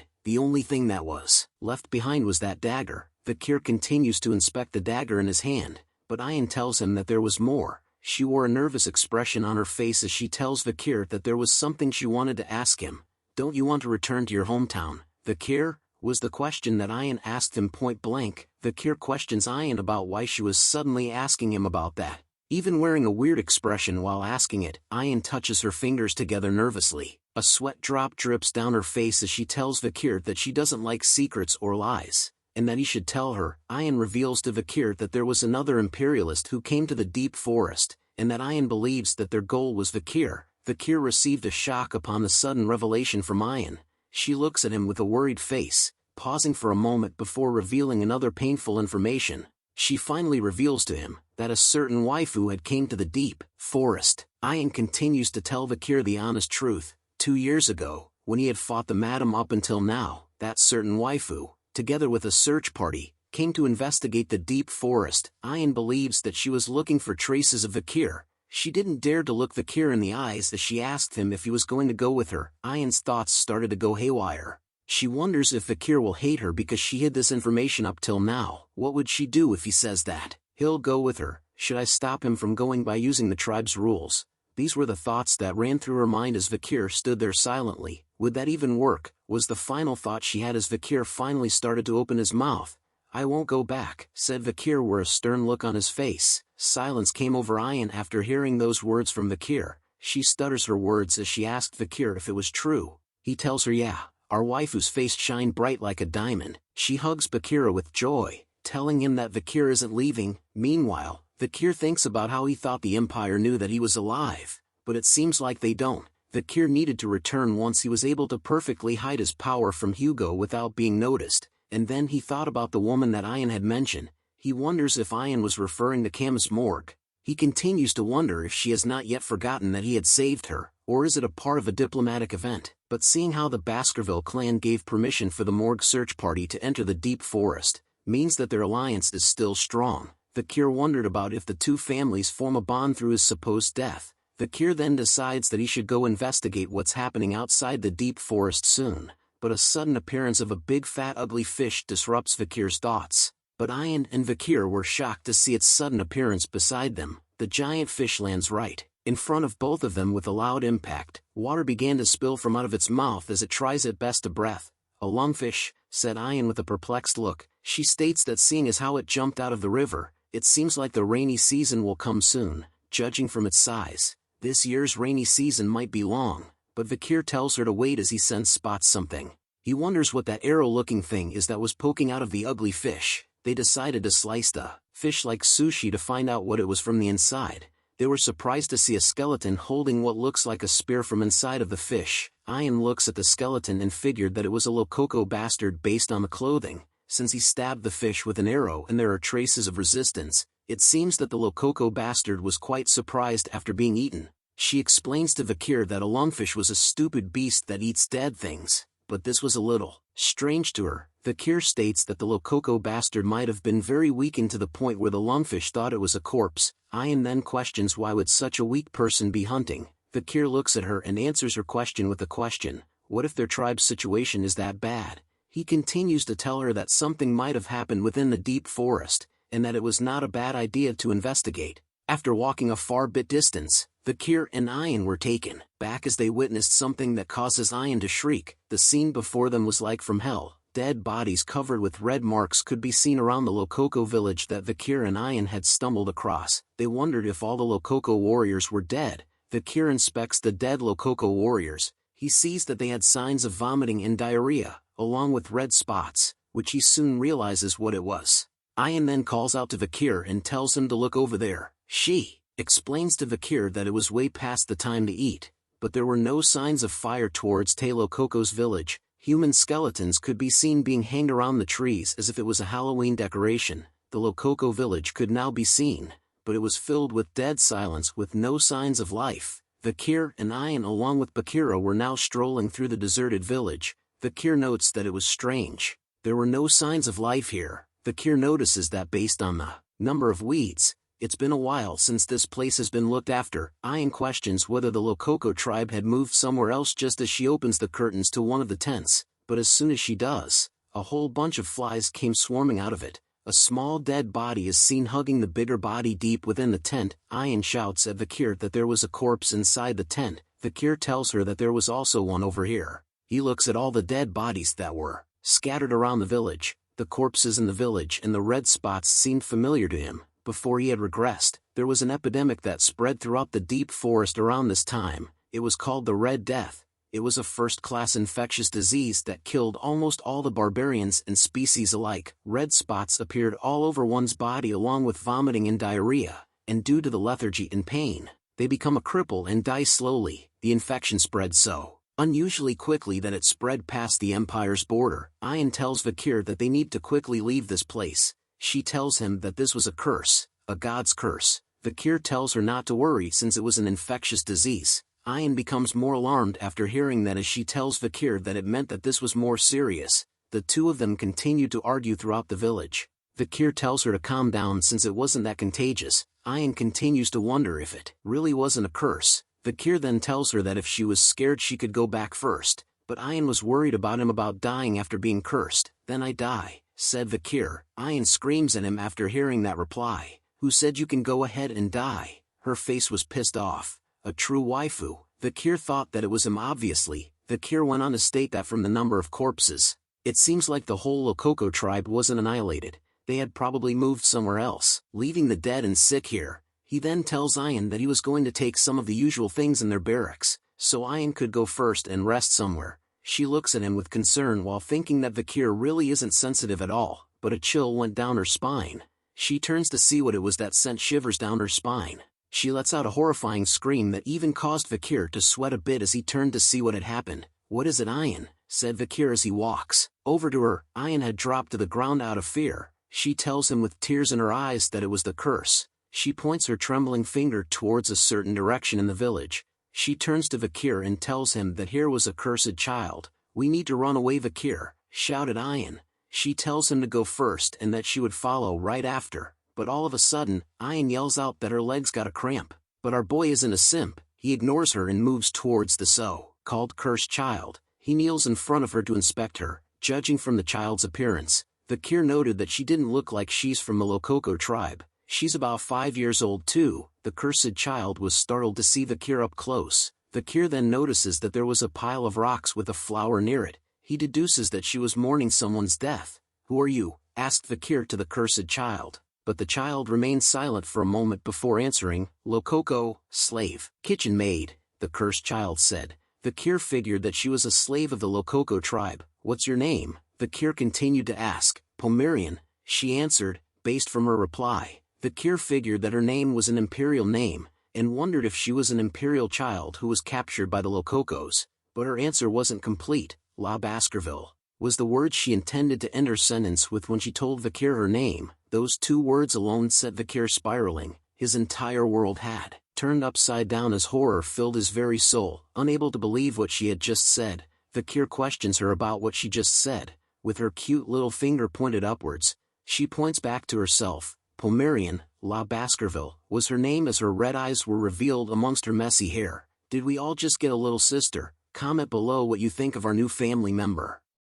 There are 3 middle names within the Baskerville clan. Van is given to those from the extended lineage, Lou is given to the males from the direct lineage, the middle name given to the females from the direct lineage, but isn't frequently seen as most Baskervilles are males, is La. Our new little sister introduces herself as Pomerian La Baskerville. Vikir continued to be shocked upon hearing her name. He couldn't believe that she had the middle name of La, as there shouldn't be a lot of people who bear that middle name in the family. As Vikir remained stunned by this new information, Ian points out something to him and tells him to look at it. She recognizes the emblem as the symbol of Vikir's clan, the Baskervilles. Vikir soon takes notice of the necklace and grabs it from Pomerian. His sudden action startles her as he said "excuse me" while grabbing the necklace. Seeing the necklace up close causes Vikir to be startled again. He opens the necklace, which reveals a family portrait that Vikir couldn't believe. He sees that Hugo Le Baskerville was standing in it along with 2 other members of the Baskerville family. He pulls the necklace closer to his face to see it more clearly while wondering why Hugo was in the picture,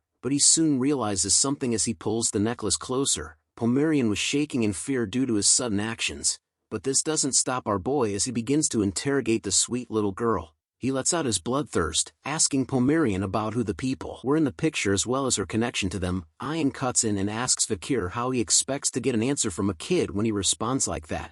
She tells him to ask her while smiling instead. Vikir thought about Ian's advice and knew that she was right. He couldn't hold back his emotions because of how shocked he was, and knew that this sweet little child had done nothing wrong. Vikir then asks the same question to Pomerian about who the people in the picture were, but this time he asks her with a gentle smile on his face. Ian looks at him and couldn't believe that her slave was able to smile like that. That comment made Vikir kind of annoyed. Pomerian then took a moment to answer. She then points a finger to the picture in the necklace, telling Vikir that it was her mommy, grandma, grandpa. Hearing the word grandpa made Vikir realize something. He recalled what Butler Barrymore told him that might have been true. A flashback is seen from when Vikir was younger. He was confused by Butler Barrymore. As they walk through the estate, Barrymore informs Vikir that he may not believe him, but the clan head Hugo used to have a very loving and gentle personality.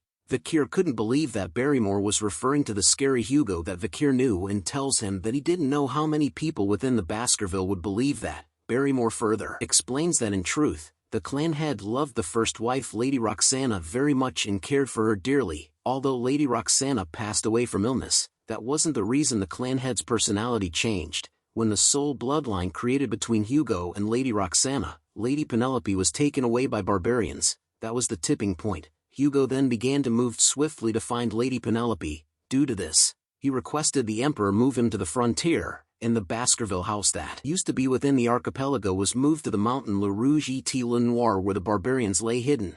But no matter how many hunting dogs he sent, he wasn't able to find any traces of Lady Penelope. As time passed, without being able to even confirm the life or death of Lady Penelope, the clan head ended up being filled with rage and sadness that caused him to cry tears of blood over the loss of his precious daughter. After that incident, Hugo's rage against the barbarians neared madness, and he became a cold, calculating killing machine that lived only to destroy barbarians and demonic creatures. Vikir thought about how he ignored Barrymore's story of Hugo because he just couldn't believe it due to its absurdity, but upon seeing the appearance of Pomerian in front of him, she was the living proof. Penelope is the daughter of Lady Roxana, the only woman that Hugo loved, and the daughter of that Penelope is Pomerian. If Vikir had to guess if he was correct, then it meant that this girl here was Hugo's direct granddaughter. If Hugo, who currently treats our own children as tools while raging against the barbarians, saw his granddaughter who has barbarian blood mixed into her, what expression would he make? Wondered Vikir. He soon places his hand on top of Pomerian's head to comfort her. He noticed that she wasn't treated well within the Rococo tribe, so he tells her to come with him. Pomerian's eyes and mouth opened wide as she heard Vikir's words. Vikir continues to smile at her, thinking about if he was smiling correctly as she hadn't said anything yet, but she soon points out that her mom, hair, eye, same. Vikir tells her yes, as all the Baskerville hounds look similar in that it seems like he was her uncle. Pomerian repeated the word uncle as she continues to gaze at Vikir due to their similarity. She then looks back to the grave that she had built and placed a flower on. A flashback is seen where her mother, Lady Penelope, was coughing badly due to the plague. She tells her daughter that if she ever sees someone with red eyes, then she must follow them. Pomerian continued to stare at the grave while thinking of her mother's last words to her, but her action catches Vikir's attention as he looks down. Pomerian was holding onto his shirt. She calls him uncle and tells him that she wanted to come with him. This was the moment when the two stragglers of the iron-blooded sword clan had crossed paths. The scene changes to the tent that Vikir had built for Ian. A cutie pie pops her head out from the tent, asking her uncle about where he was going. Lads, we must protect her at all cost. Comment below if you wish to protect this sweet thing. Vikir tells her that he needed to go since he had a meeting to attend to as the matriarch had called for him. Pomerian wails out loud as she chases after Vikir, telling him that they should go together. Vikir agrees to her request and carries her up with his arm while thinking if she was scared of being alone. He thought about how it was great that she opened up, but looking after a child was harder than he thought. But there was nothing he can do. Vikir looks back at Pomerian who had nested herself onto his back. Her face was filled with joy as she hugged Vikir as he carried her. As Vikir walked through the village to the meeting, he thought about how he couldn't raise her in the Balak's village. He needed to raise her somewhere Hugo's eyes can't reach, in a place where the Empire's civilization grazes. He looks back at her and could see that she was sleeping and snoring peacefully. This made he think about Chihuahua and to ask him for a favor. Vikir also noted that he needed to leave the forest and stop by the city later. We soon arrived at the matriarch's tent. She was alarmed to find out that there was an infectious disease going around. She tells the people who had gathered in her tent that it was bad, since the rainy season was approaching. If the disease is still present during the rainy season, the damage done would be even more lethal. But the shaman elder shouted out to her that it was not a disease but a curse instead. The elders on his side agrees with what he said. They continued to tell the matriarch that lifting the curse would solve it and that they needed to perform a large ritual, but Ian argues back to them, telling them that it couldn't be a curse and that they needed to leave the village and relocate immediately. But the elders on the shaman's side didn't budge from their argument. They questioned Ian about how they could dare to abandon the scared place where the ashes of their ancestors rest, so it made relocation out of the question. They further argued that this was Balak's land, and that it was where they have lived for 200 years. The younger generation of leaders on Ian's side pushed back against the elders. They argued about the chance of the disease spreading all over and killing the children, and further states about their future. saying that their future generations will disappear if they continue to try looking after their ancestors' graves. The two sides continued to argue. The elders on the shaman's side continued to state that it was a curse and that it happens when you eat a strange mushroom, adding on that the ancestors were enraged because they had been neglecting their graves. Another elder was convinced that it was bug that was spreading the disease.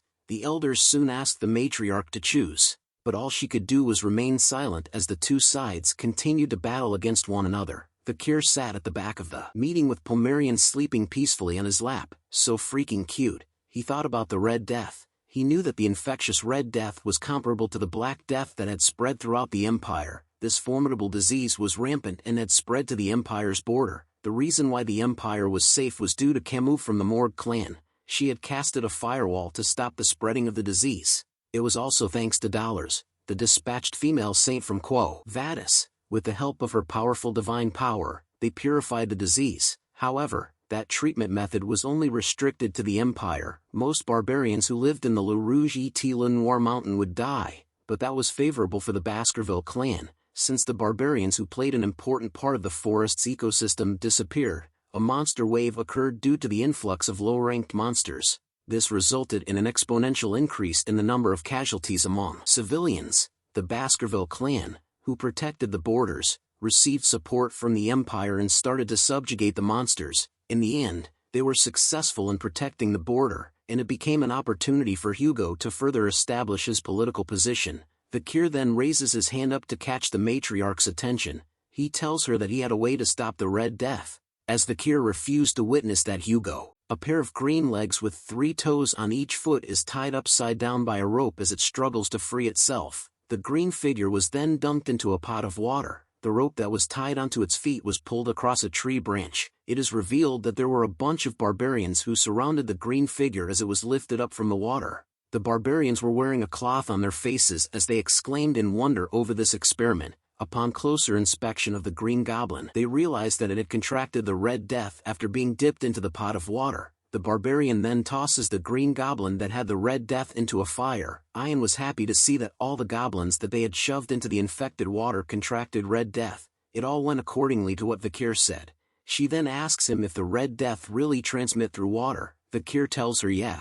He explains to her that the infected water was the biggest cause of the infection, but once they boil the water, there shouldn't be any problem. Ian smiles and looks at the 3 other green goblins that they had captured, thinking that boiled water was fine. Seeing her happy expression and what they did to their comrade causes the remaining green goblins to be startled. Soon enough, one of them was tied to the rope once again and lowered into a boiling pot of water. It lets out a scream as its head enters the pot first. As soon as they pulled the green goblin out of the boiling water, Ian points out to it and tells Vikir that it had died immediately. Vikir tells her to put the green goblins into the cold water with a "I can't believe this dumbass did that" kind of face. Once again, the remaining green goblins were dipped into the cold water that Vikir had asked them to do. The tribe members couldn't believe that it was true. Even after some time passed, the green goblins didn't contract the Red Death. The tribe members were happy to have found a way to conquer the Red Death, as the answer was water. They also asked that if they were to drink boiled water, they could prevent the infection.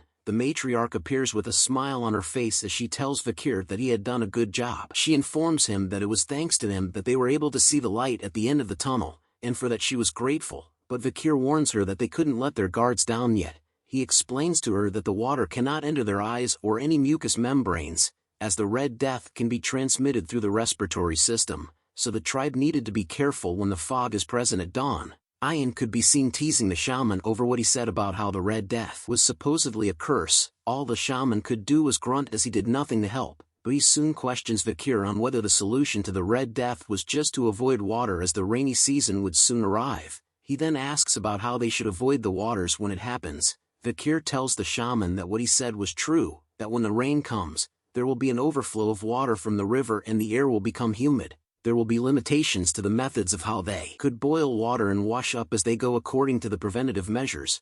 Kind of sounds like they have COVID. Hearing Vikir agree with him brought a smile to the shaman's face, as he was right for once, but then Vikir tells him that they needed to relocate the village. Hearing that causes the shaman to be startled. He yells at Vikir that he had already told the tribe that they couldn't leave the place where their ancestors lie. He then questions Vikir if he was choosing to ignore the words of the Council of Elders. But Vikir remained determined with his words. He tells the tribe that there was a method such that they won't have to move from the Balak territory. The rainy season approached the Le Rouge et Le Noir mountain as dark clouds filled the skies with a heavy downpour of rain. The river flooded, and what was once flatlands became vast torrents of swampy terrain. Within the deep forest, the torrential rain was something that even the elderly had never witnessed before, and that's how everything within the deep forest became flooded.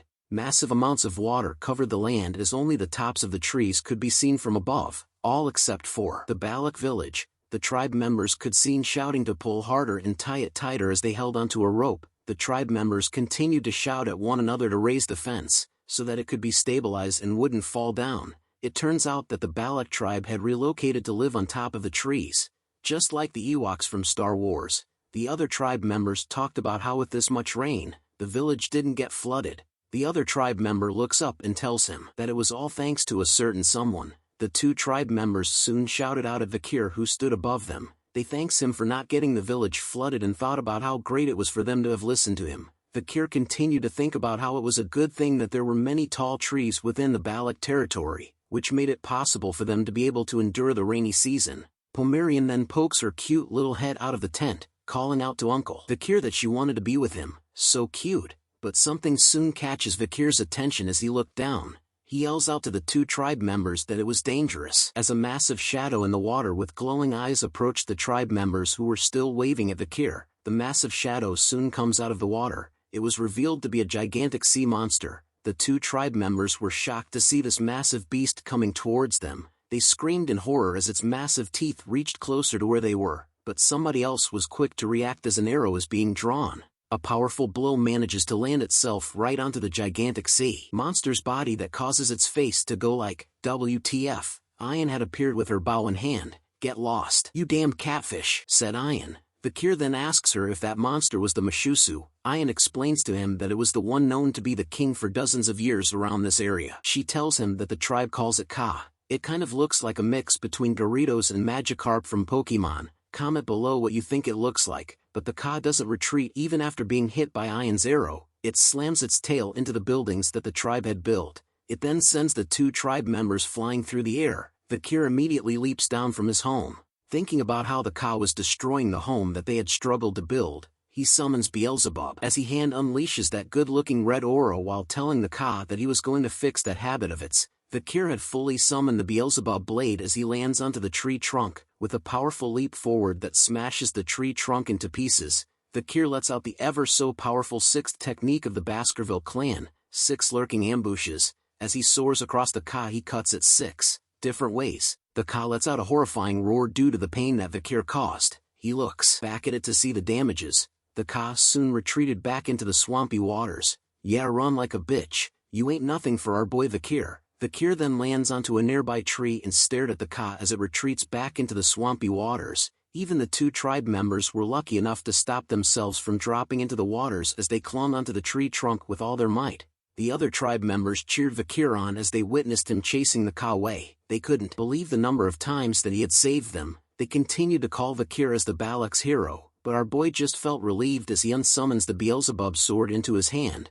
Only the shaman felt annoyed over the heroic feat that Vikir had achieved, but Ahun wore a troubled expression on his face as he thought about something deeply. Ayan, our waifu, was simply starstruck and had fallen even deeper for Vikir's riz as she gave him a thumbs up while thinking that he had passed. She did. All this while her mother was watching her from the side. The scene then changes to a tent that had light and smoke coming from out of it. A plate filled with some delicious-looking food was placed on the carpet. Yummy. Our cutie pie Pomerian takes a bite onto one of the food that was on the plate. Her face along with Ayan's face were both filled with joy over the wonderful flavor that the food had. Pomerian gives her Uncle Vikir a thumbs up and tells him that it was yummy. Ayan tells her that Vikir was good at cooking, but our boy could only stare at them with a troubled look on his face. He then tells Ayan that he couldn't remember inviting her into his house. She tells him that she couldn't just walk past a place where she could smell something yummy. Vikir then tells her that he didn't prepare her share of the food, but Ayan replies back that whatever belongs to the slave, belongs to the master. So what was Vikir's was also hers. Vikir continues to argue with Ayan about her calling him a slave as he had told him many times not to, but Ayan continues to remind him to not pay attention to the fine print. As they argued with one another, Pomerian started to think deeply about something. She looks at both Ayan and Vikir, telling them both that it felt like they were a married couple. Hearing those words made Ayan smile and blush. She then grabs onto Pomerian to hug her while rubbing their faces together. She tells Pomerian that she was so cute. Pomerian felt happy with her embrace and could only smile happily. Vikir looks at them and wonders when they had become so close. But a brief breeze of wind enters his tent, which causes him to turn around. It turns out that there was someone who had opened the curtain to his tent even though it was raining heavily outside. As Ayan held onto Pomerian in her arms, she questions the person who stood at the entrance of their tent about their reason for coming here. It turns out to be a Hun. He could be seen breathing heavily as the rain continued to pour heavily onto his body. He then calls out to Vikir in a low voice which startles Ayan and made Vikir nervous as a sweat drop appears onto his face. Tears flowed heavily from Hun's eyes as he tells Vikir that he came here because he thought that it might be possible if it was him. Since Vikir had saved the village multiple times after all, a Hun then starts to beg Vikir, telling him please, please. The scene then changes to a Hun's little sister who was gasping for air as she laid on the ground. A Hun finally begs Vikir to please save his little sister. It turns out that she had contracted the Red Death as its red markings appeared on her face and neck.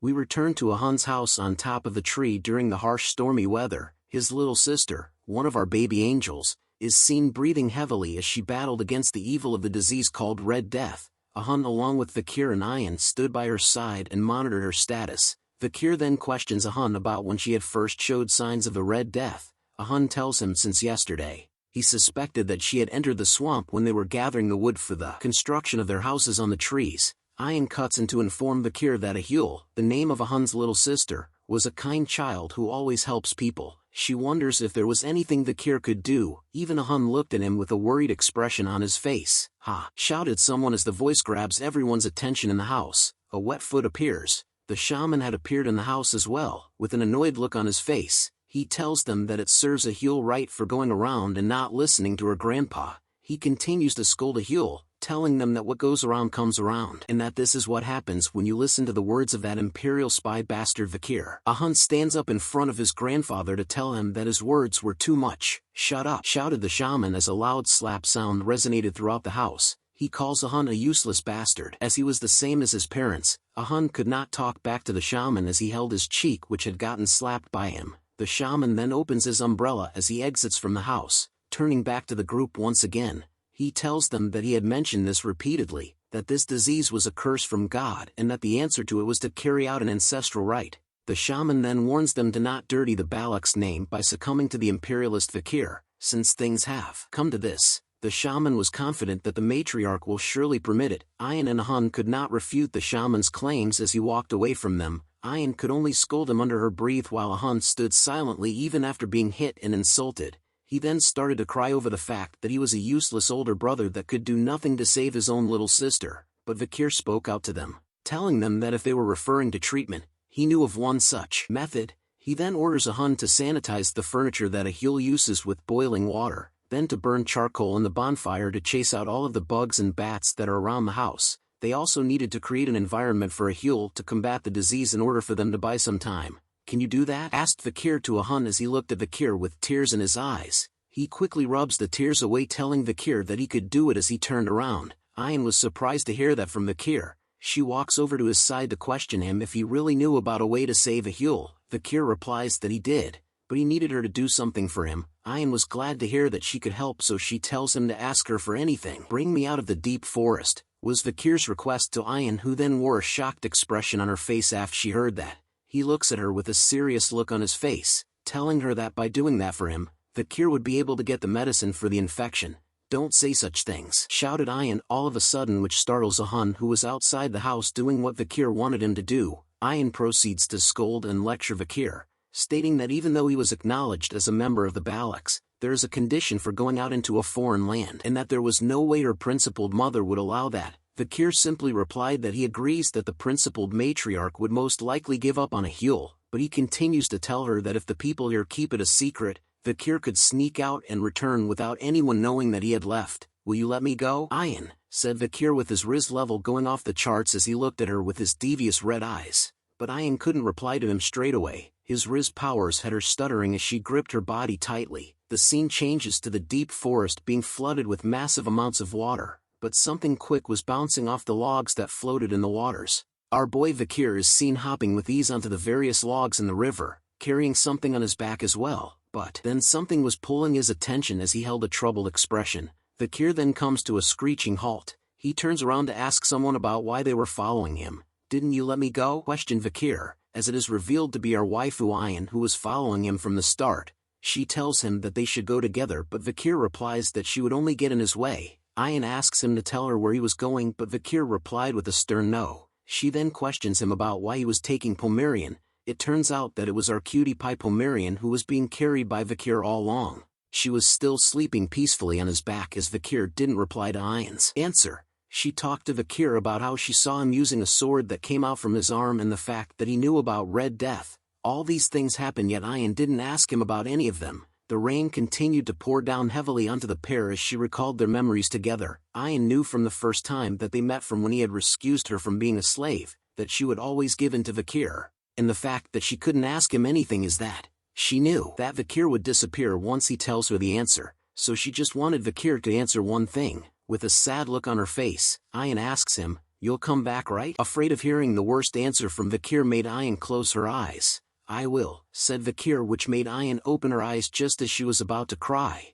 but as she looked up to see him, her face changes expressions. Vikir had disappeared from her sight, leaving her to mutter the words, "You better keep your promise." The scene changes to a mansion. Chihuahua could be seen touching his nose as he lets out a deep sigh. He noticed that it was getting dark already and that no matter how much paperwork he had done, the numbers don't seem to decrease. The moonlight then pours inside the room where he sat. He walks over to the window to gaze at the moonlit skies, thinking about how nice it was back when the deputy consul was here. The work may have been tiring, but it was fun. Chihuahua still couldn't believe the fact that the deputy consul was dead as he watches over the city. "I miss him," said Chihuahua with a saddened expression on his face as he gazes up to the moon. "Did you call me?" asked Vikir as he appeared right in front of Chihuahua's face the same way Spider-Man did to Mary Jane in the first ever Spider-Man movie. Comment below if any of you could hang yourself upside down by just grabbing onto the window like Vikir is doing while holding Pomerian with his other arm. Chihuahua could only stare at the sudden appearance of Vikir with a shocked look on his face. But a sudden flurry of emotions combined with shock and fear overtook Chihuahua as his mind tried to process what was going on right now. Vikir finally lands down from his hanging position. In his Spider-Man pose, he looks at Chihuahua with a smile on his face while Pomerian continued to sleep peacefully on his back. "How are you, Secretary General Chihuahua?" Vikir asks him. Chihuahua had finally calmed down after seeing the so-called dead Vikir alive right in front of him now. He then recalls the events that Vikir had explained to him, from Vikir confronting a monster from the deep forest, having received a critical injury and having to stay with the barbarians. As he sips his tea, Vikir agrees with what Chihuahua had summarized while Pomerian continued to sleep by his side peacefully.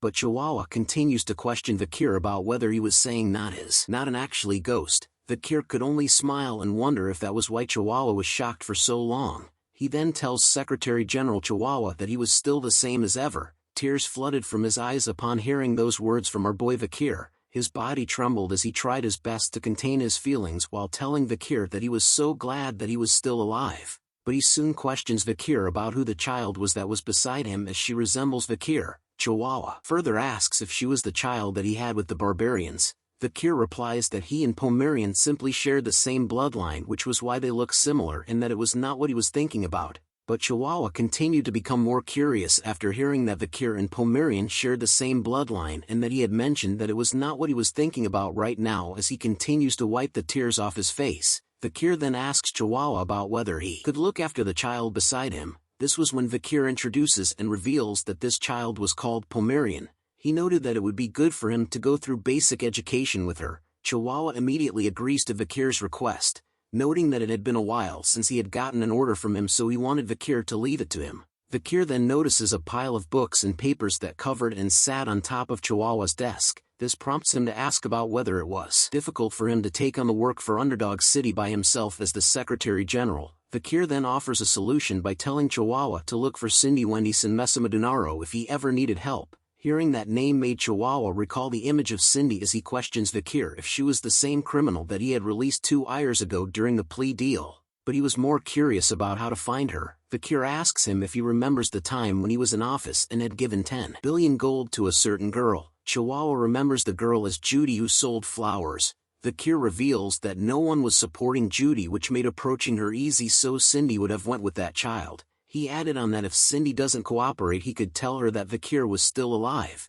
and since she was indebted to him, she would be willing to help. Chihuahua replies that he understood and was happy to find a solution with his workload. As the sun started to rise in the background, Chihuahua then asks Vikir about when he would be returning. Vikir smiles and continues to drink from his cup, telling Chihuahua that he would return once he had finished what he needed to do. Recalling the moment he had left Ian behind in the deep forest, Vikir knew that he had to return as he had a promise to fulfill as well. Treating a Hule's Red Death can be done quickly with a single drop of holy water from that clan. Knowing that information made Vikir decide on what he needed to do as he looked out from the window while Pomerian and Chihuahua got closer to one another in the background. Gazing up into the skies, Vikir knew that he had to go to the religious and holy Quo Vadis clan. The scene changes to a new location we have never seen before. Two guards wearing silver armor stood together as they held their spears in an ancient city. One of them soon notices something that was approaching their city. Seeing the incoming object made they cross their spears to block its path. It turns out to be a carriage that was being led by a horse.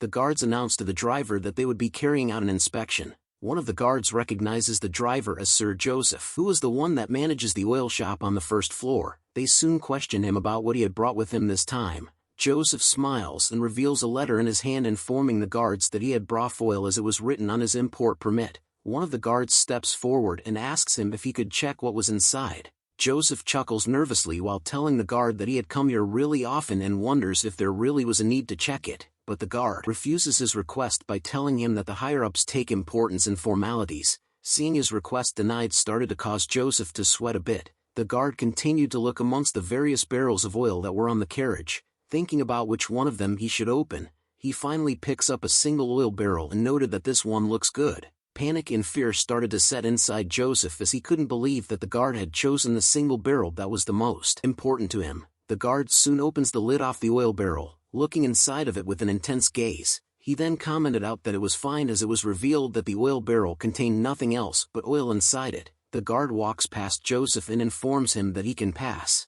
Joseph lets out a sigh of relief after seeing that nothing had happened. The guards then welcomed him to St. Mecca. The carriage that Joseph drove soon reached the end of an alleyway inside the city. "You can come out now," said Joseph as he looked back at the oil barrels with a nervous aura surrounding him, but the oil barrels simply remained silent for a moment, before a handprint appeared from within one of the oil barrels with tremendous strength. Joseph watched in horror as the sounds of the oil barrel lid echoed through the air as it continued to be hammered by the hand. A figure soon emerges from inside the oil barrel covered in the oil, wearing a costume as if he was a plague doctor from Assassin's Creed. The figure soon walks out from the oil barrel. Joseph approaches the figure and nervously asks that since he had fulfilled his promise of getting the figure inside St. Mecca, then it meant that he could go now. But the figure tells Joseph to wait, which startles him. The figure hands over a pouch to Joseph, telling him that it was the ox-bear canine which was promised to him. Joseph nervously accepts the reward and thanks the figure for it. He stood still as he watched the figure walk away.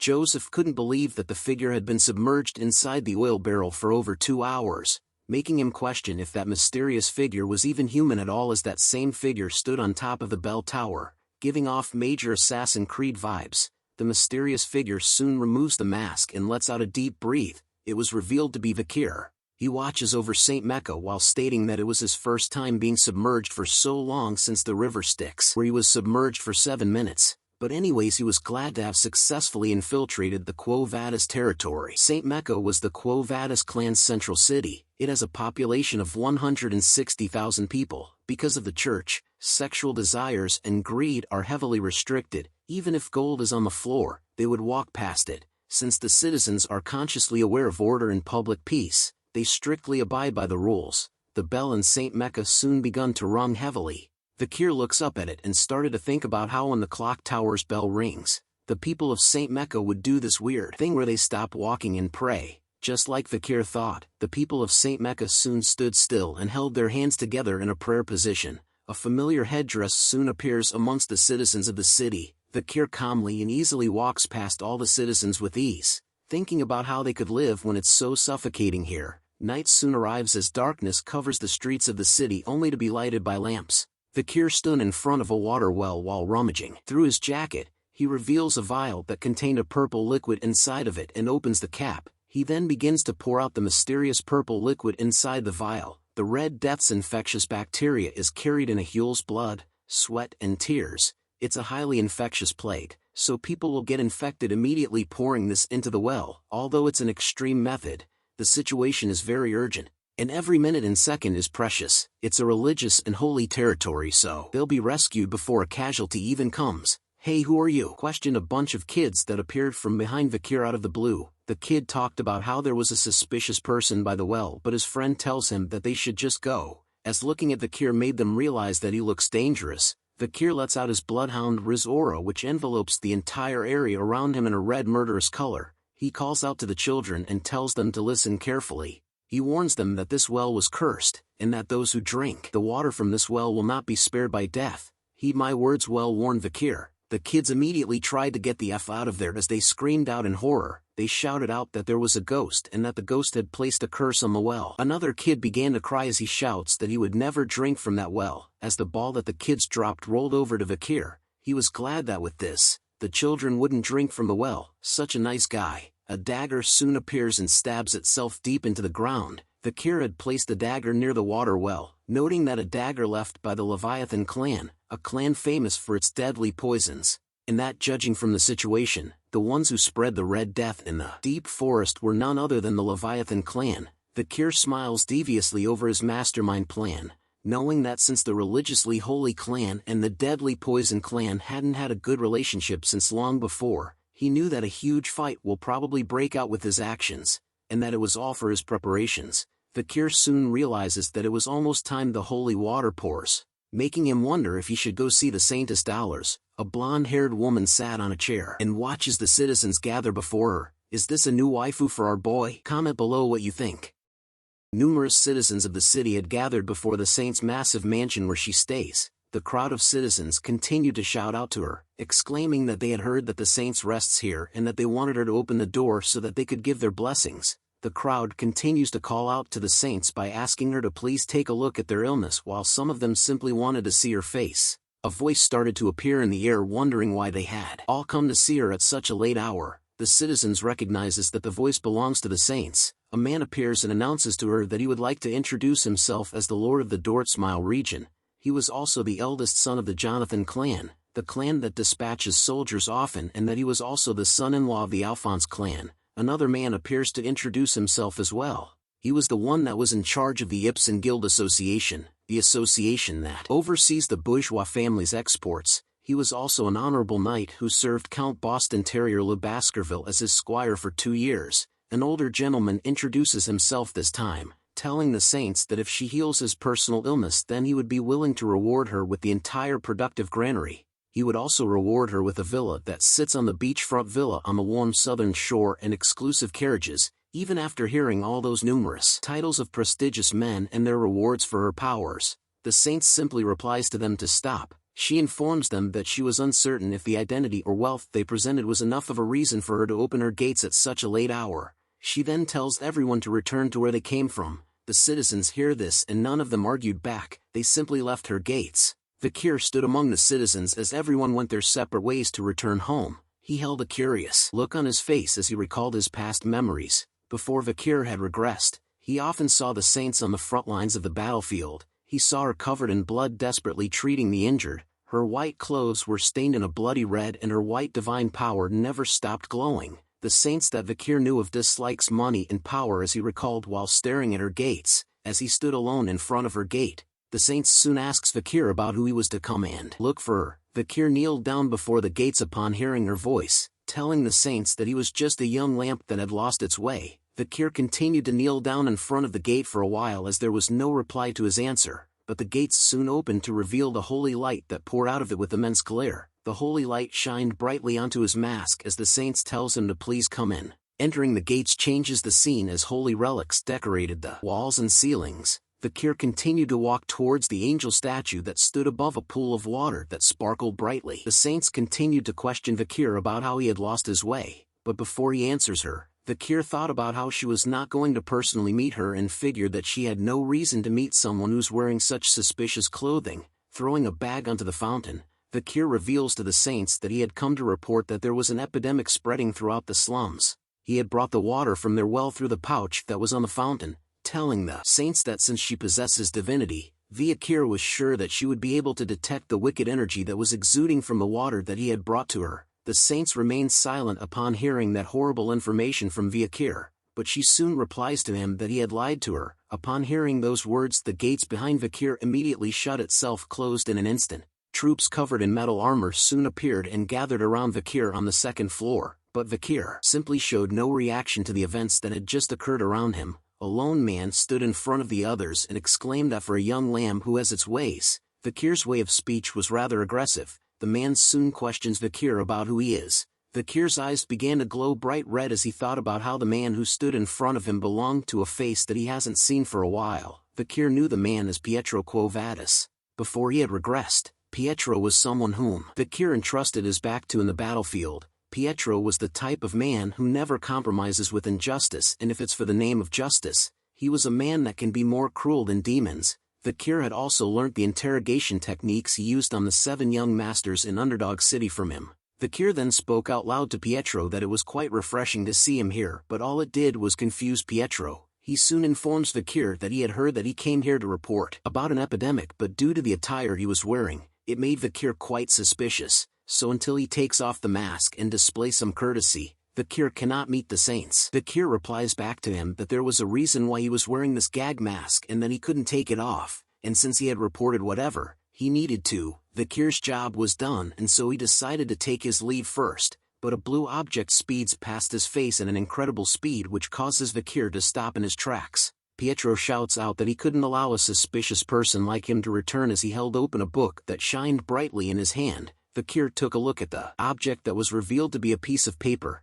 He speculated whether Pietro had thrown the paper after infusing it with divine power. Vikir noted that Pietro still uses such interesting weapons, reminds anyone of Gambit's powers from X-Men. Pietro then lands right in front of him, telling him that he could sense the wicked energy coming from that water pouch that Vikir had brought to them. Pietro then concluded that if there really was an epidemic, then it must have been Vikir who spread it. Vikir then questions his logic on whether he was the culprit. If so, then why would he come here to report it? Pietro further deduces that it might be according to Vikir's tactics to bait the saints out. Hearing that made Vikir thought about how Pietro's every word was right, summoning and casting even more of the blue pages imbued with holy powers to Vikir. Pietro announces that he would hear his confession later when he was in prison. Seeing the attack coming made Vikir immediately dodge the blue papers as they flew all around him, as he continued to run from Pietro's attacks. He knew that if he uses aura, then everyone here would figure out that he was a Baskerville member. He soon spots the place where he needed to be at.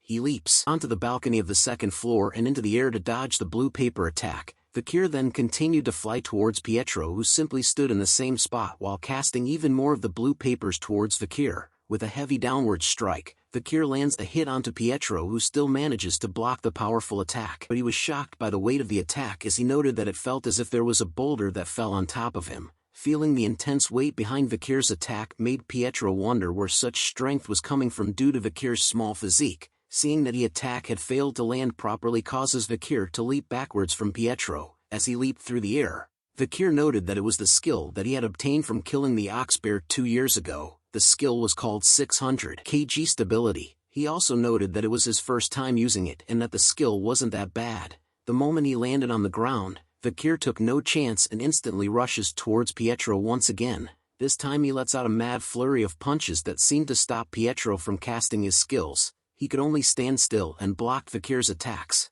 Seeing him hesitate gave Vikir a chance to cast another one of his skills as flames started to appear on his hand. With a swipe of his right arm, flames cut across Pietro's body as Vikir cast it as a plus-rank skill called Cerberus Flame. The book that Pietro held was soon set ablaze as he immediately shouts in pain over being burned as he threw the flaming book onto the ground. Vikir asks him if he wanted to continue as Pietro healed his hand by stopping the fire from spreading through the use of the water from the fountain. Feeling angry over Vikir's attacks causes Pietro to slam his fist together as he shouted out that Vikir was using sorcery, which was irreligious. He then rushes towards Vikir to tell him that he wasn't going to let him go. Vikir sees him coming and immediately kicks the book that was still burning towards his face, which stops Pietro in his tracks as he was confused by the sudden appearance of his old book. Due to that moment of hesitation, it provided Vikir with the chance to land a powerful blow onto Pietro's body as he slammed his might fist into him. The punch that Vikir had sent out was covered in his aura, allowing him to hurl Pietro into the angel statue of the fountain, which causes it to break into pieces from the impact of Pietro's body. He soon coughs out blood due to the damage dealt by Vikir. The soldiers that were gathered on the second floor couldn't believe that their boss had been defeated and wondered amongst themselves if they were dreaming right now. Wasting no time at all, the soldiers gathered themselves around Pietro to protect him from Vikir. Seeing their reaction made Vikir realize that the soldiers didn't intend on stopping the fight right now, but the Saint soon appears on the second floor to tell everyone to stop, introducing to everyone Vikir's new waifu. The Saints had appeared and questioned Vikir if he was the lost young lamb, but she replies to Vikir that he looked more like a puppy than a lamb, a small puppy covered in injuries. But a soldier on the ground floor tells her that Vikir wasn't a puppy but a blood-crazed wolf instead.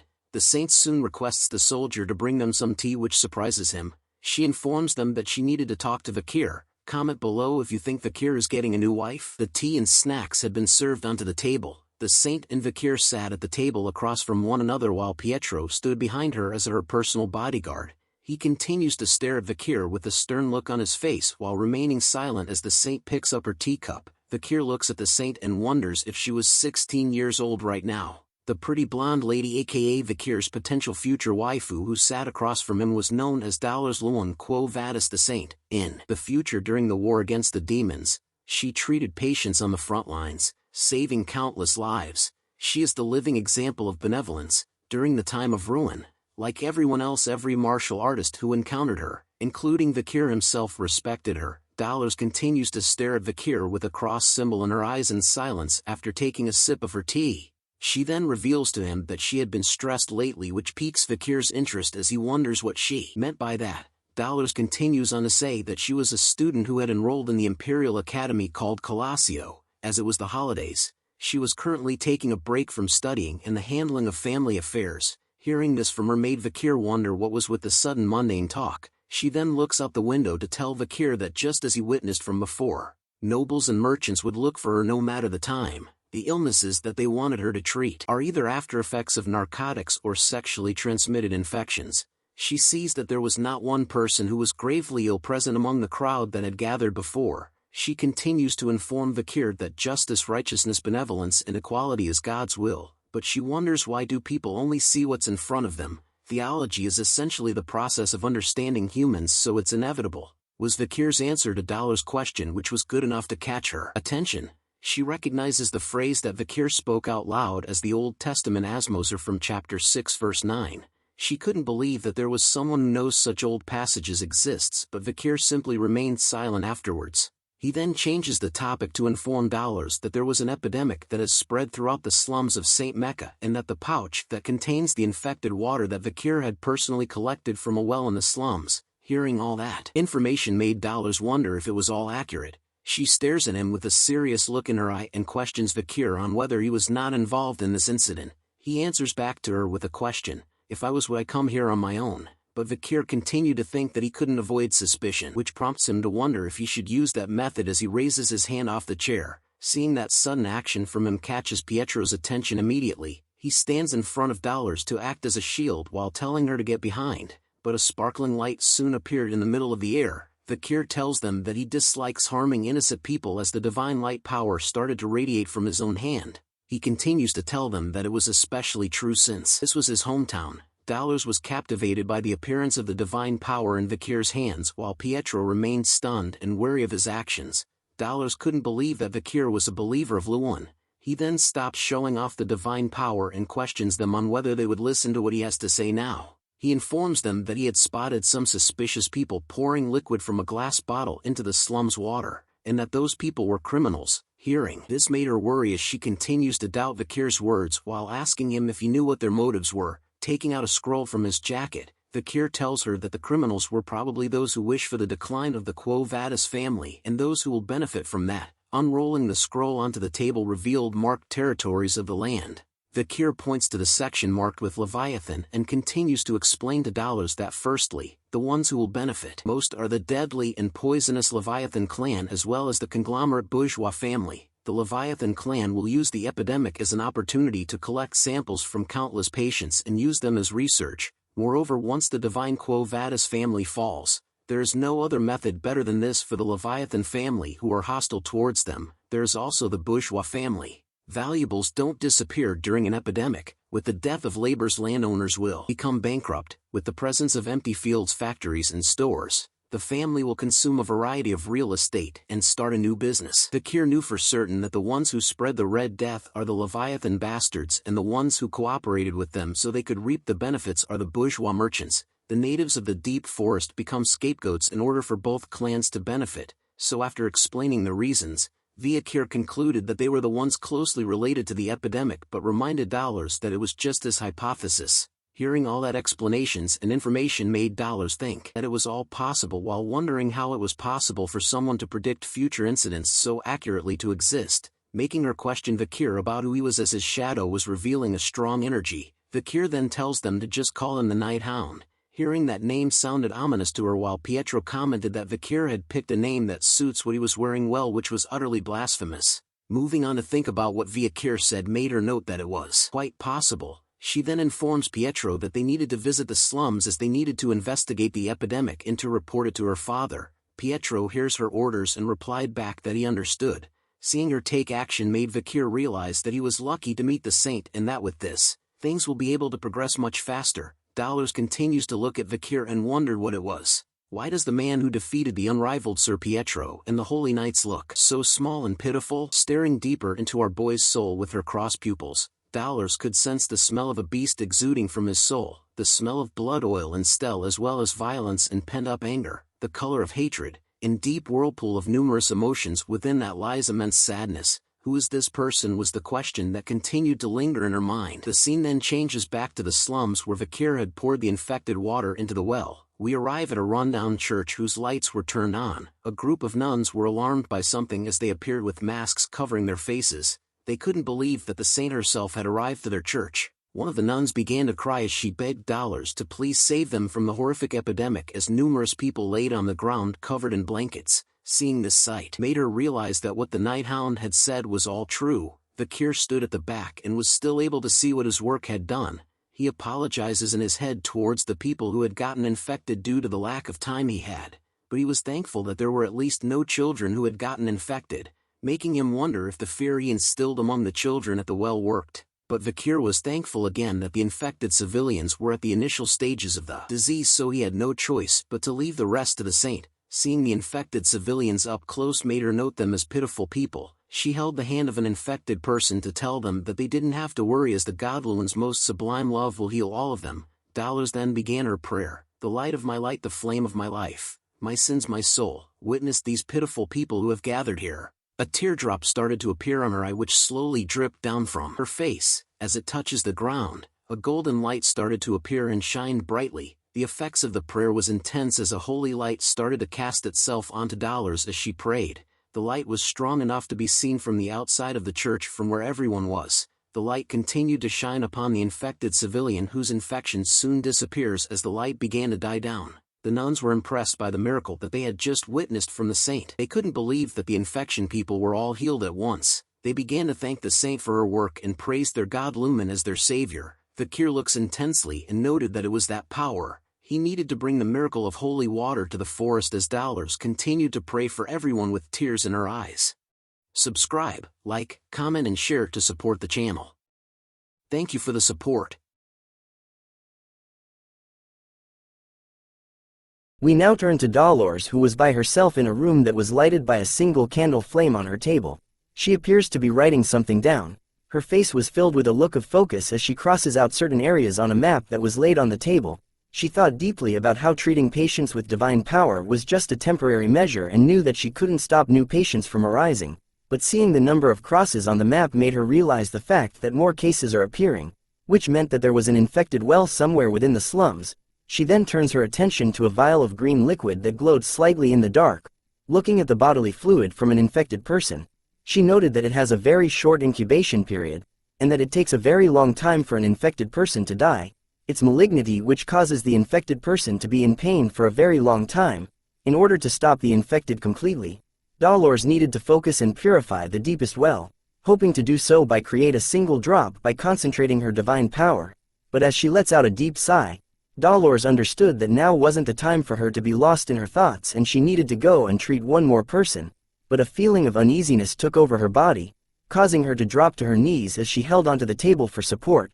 She recognizes the feeling as anemia, which made her wonder if this was the repercussion for using too much divine power, but she decided to swallow her fears instead and stood up to leave the room as she knew that she could still do it, if it's to alleviate the pain the patients experience as soon as possible. As soon as she left her room, Dolores was greeted by somebody shouted out that the saint has arrived. It turns out to be the three nobles who were waiting for her with the crowd late at night. They informed Dolores that they would go with her too and not worry anymore, but she questions them about why they were here. The nobles reply that they had come here to help her as they couldn't leave such a noble lady alone in a low and dirty place. They inform her that they had brought 3 wagons filled with donations and emergency relief, so that people from the slums had won the jackpot today, but as they told her this, Dolores' face was filled with a dead stare. Her vision of them was muddied with a purple blur as she sees them for what they were. The nobles continued to tell her that they thought the people of the slums would be skinny and live in filth but discovered that they were quite humane. One of them wonders if they may have gone overboard with the donations, as another was worried that if they give the slum people the donation, then they will lose their will of self-sufficiency. The nobles soon cut to the chase and informed the saint that it was also a gentleman's duty to protect the lady, which was why they wanted to follow along with her. Dolores then replied back to them, saying that she thought they had delivered their intentions well, with a holy aura surrounding her. She tells them that she would leave it them with a smile on her face. Just those words and look on her face was enough to capture the hearts of the 3 nobles as they blushed heavily while gripping their chests tightly. We soon returned to the tents that held the infected patients of the slums. The 3 noble men all held disgusted looks on their faces even though they had a mask on. They complained about the smell of the place while shouting out that one of them had stepped on trash, complaining to the others that his shoes were expensive and was limited edition. All while the clergy and doctors were trying to heal the infected patients, the noblemen then began to beg the priest to treat them first as they held themselves back from vomiting. They even argued to the priest that they believed that they were going to get infected as well, even going so far as to command the priest to move everything so that they could get out of here. All them complained as Dolores stood in the back. She knew that this would happen as it was blasphemous to come to a relief area with ulterior motives. She continues to wonder if the noblemen did not know that the only thing they needed was empathy for the sick. Absolute and pure altruism, dogmatic sacrifice, a sense to volunteer kindness and tenderness. These are the closest things to God's grace and love. As she continued to walk through the relief area, Dolores's face changes to something more serious. A dark aura began to seep out from behind the curtains of the tent that stood before her. She knew that from here onwards, it was more horrific and that the critical patients were all gathered here, the sick and the clergy. Everyone here will be in pain. As she made her way towards the sickest area, Dolores apologizes to everyone in her mind for not being here with them. With each step she took, she lighted the way with holy aura that brightens everything in its path. She opens the curtains to the area, knowing that she was now present with them here, but something stuns her the moment she saw what was happening in this area as a voice shouts out to quickly bring more saline. A scalpel was then seen being pointed towards the chest of one of the infected patients. The priest and nun were standing by the side, alarmed to be witnessing something that made them question if divine power was the only thing that would work on the infected patients. The clergy even questions just how many hours has our boy been with these patients by himself. As soon as there was cut made by the scalpel on the infected area, Vikir places his hand over with divine power covering it. Sliding his fingers along the cut made it disappear along with the infected areas of the body. The clergy sees his actions and speculates that Vikir wasn't blessing the skin but was instead letting the blessing flow into the infected area. He then realized if that was what Vikir was doing, then he himself might be able to focus and use divine power. The clergy continued to be amazed as he didn't think that a method like that would work. Dolores on the other hand was still stunned by our boy as she recognizes him as the Night Hound. All she could think of was amazing, as she didn't expect him to be this skilled when it comes to medicine and divine power. Vikir then went on to try his best in healing the other infected patients. His face underneath the mask was filled with sweat dripping down as he focuses on healing as much as possible. In general, divine power is a cleric's prayer reaching God, which God then accepts and gives the cleric power. The amount of divine power given depends on how devoted you are to God, and the amount of divine power is proportional to the amount needed to perform a miracle. 1 divine power is equal to 1 miracle, and 10 divine power can create 10 miracles. However, Vikir knew of the method on how to perform 10 miracles with 1 divine power and 100 miracles with 10 divine power. During the time of the fall, the monsters that mobbed them and the number of patients lying in front of the clerics, which outnumbered the monsters, knew that the amount of divine power they possessed couldn't stop the disaster. The decision made by God is because of the desperation and wavering faith of the clerics, so they changed the equation to perform miracles. Take measure now, and face what happens after. Perform miracles first and deal with what happens later. Even if the divine power they needed to recover came with interest, it was a strange phenomenon where they used all the divine power they could muster.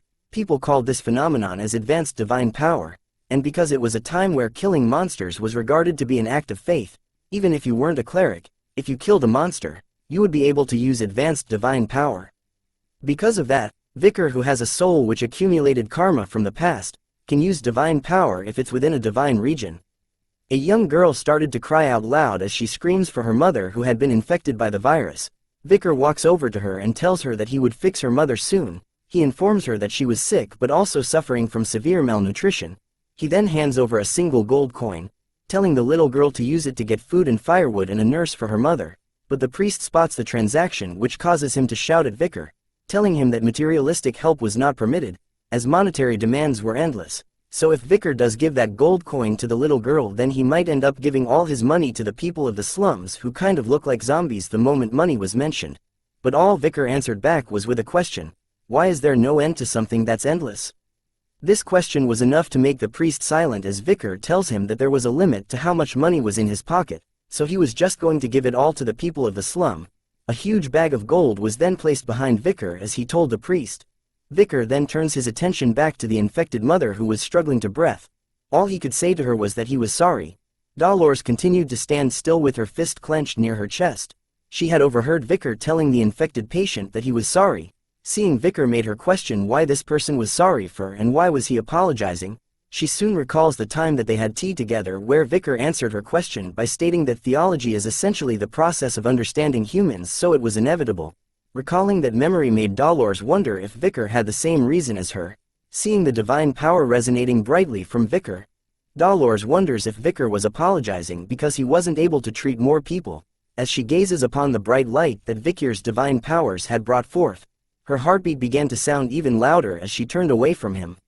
The 16-year-old girl, who was still young and inexperienced, the Saint Dolores, as she held her trembling hands together in a prayer position, she soon places them onto her chest while her face was blushed heavily. Dolores' heart had started to beat fast for the mysterious man who was in front of her. One more lady has fallen for our boy's Riz. A round of applause, everyone. Vikir had healed as much people as he could. He soon touches his mask and removes it, revealing a sweaty face and tired look. He then takes a sip of water from his water pouch, sitting on a fence on a beautiful sunny day.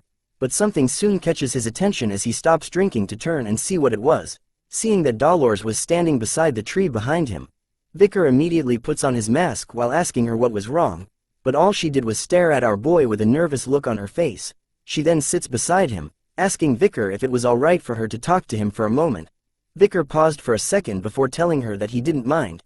Dolores thanks him for his help, as it was thanks to Vikir that they were able to treat all the casualties, but all Vikir tells her was that he just did what he needed to do.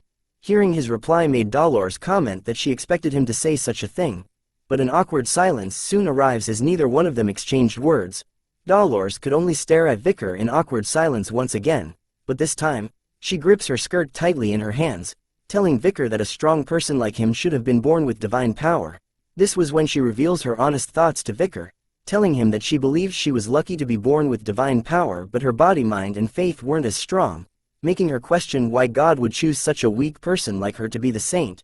She continues to tell Vikir with a sad look on her face that there were so many other people who have strong faith, even though they aren't born with divine power, making Dolores question God again on why he had granted her with the excessive title of saint.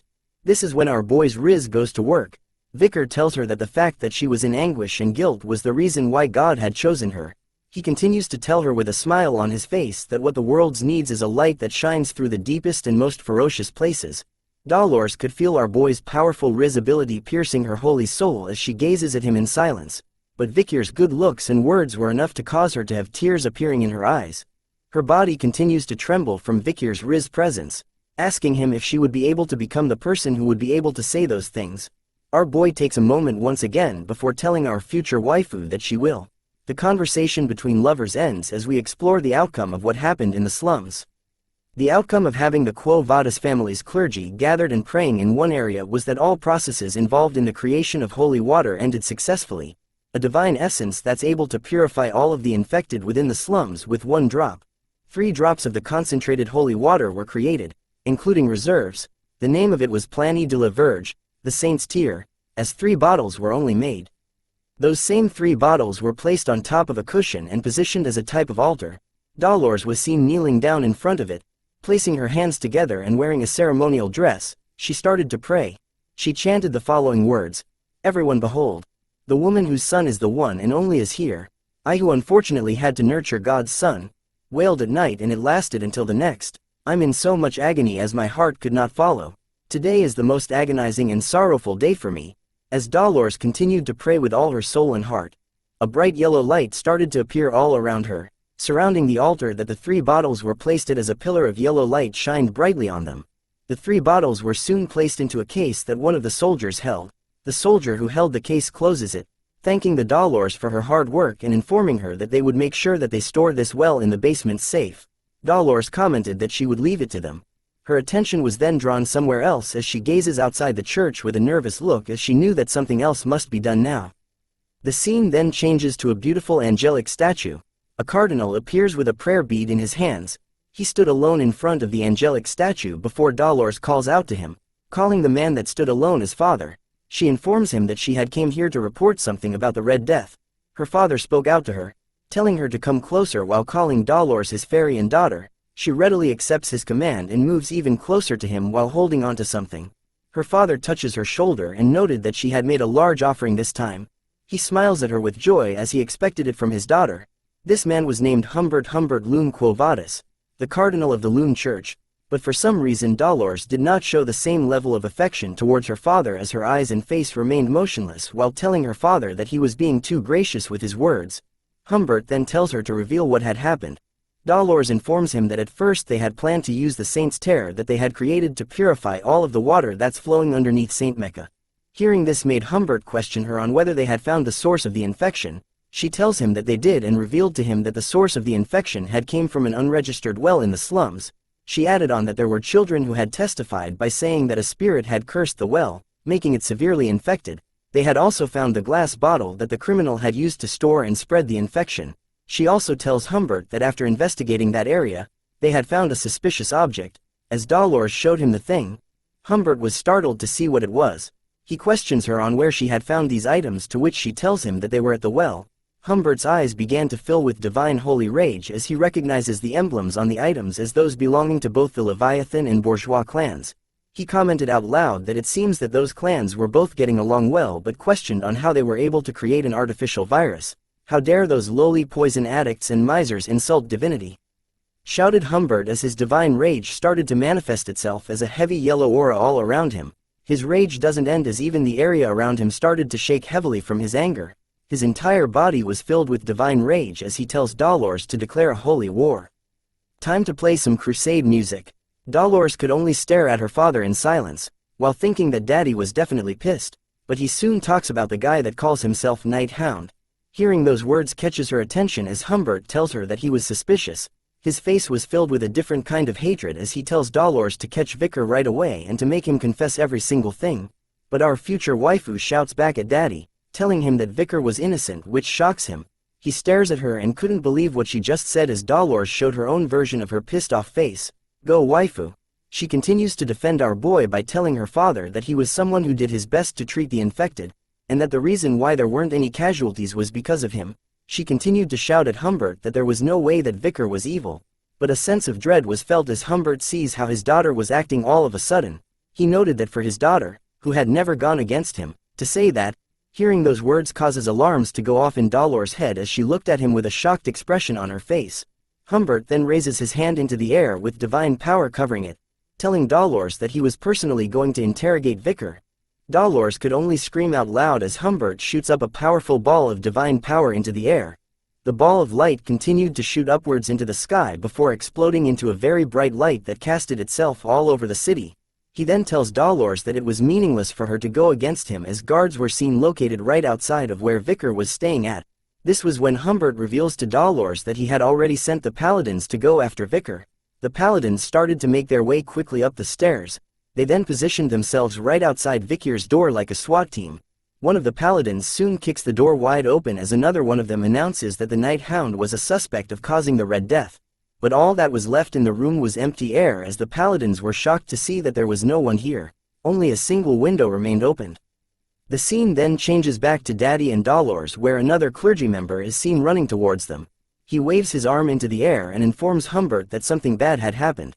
He turns to look at the clergy and asks what was wrong.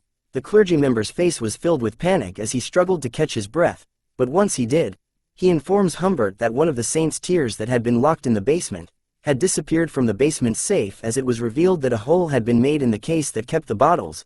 Even our future waifu was stunned to hear this news, but she soon connects the dots as she figured out that this was the reason why Vikir came here.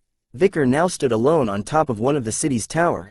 He held one of the saint's tear in his hand as it continued to shine brightly. He looks at it with a smile and thanks them for it. As soon as he turns his back, our boy disappears from the city in an instant. 'Cause he's Batman. We start off with a past memory of our young waifu Ayan, who is seen trembling as she readies her arrow against something with a fearful expression on her face. It turns out she was facing off against a Cerberus, the very same one that Vikir had killed from before.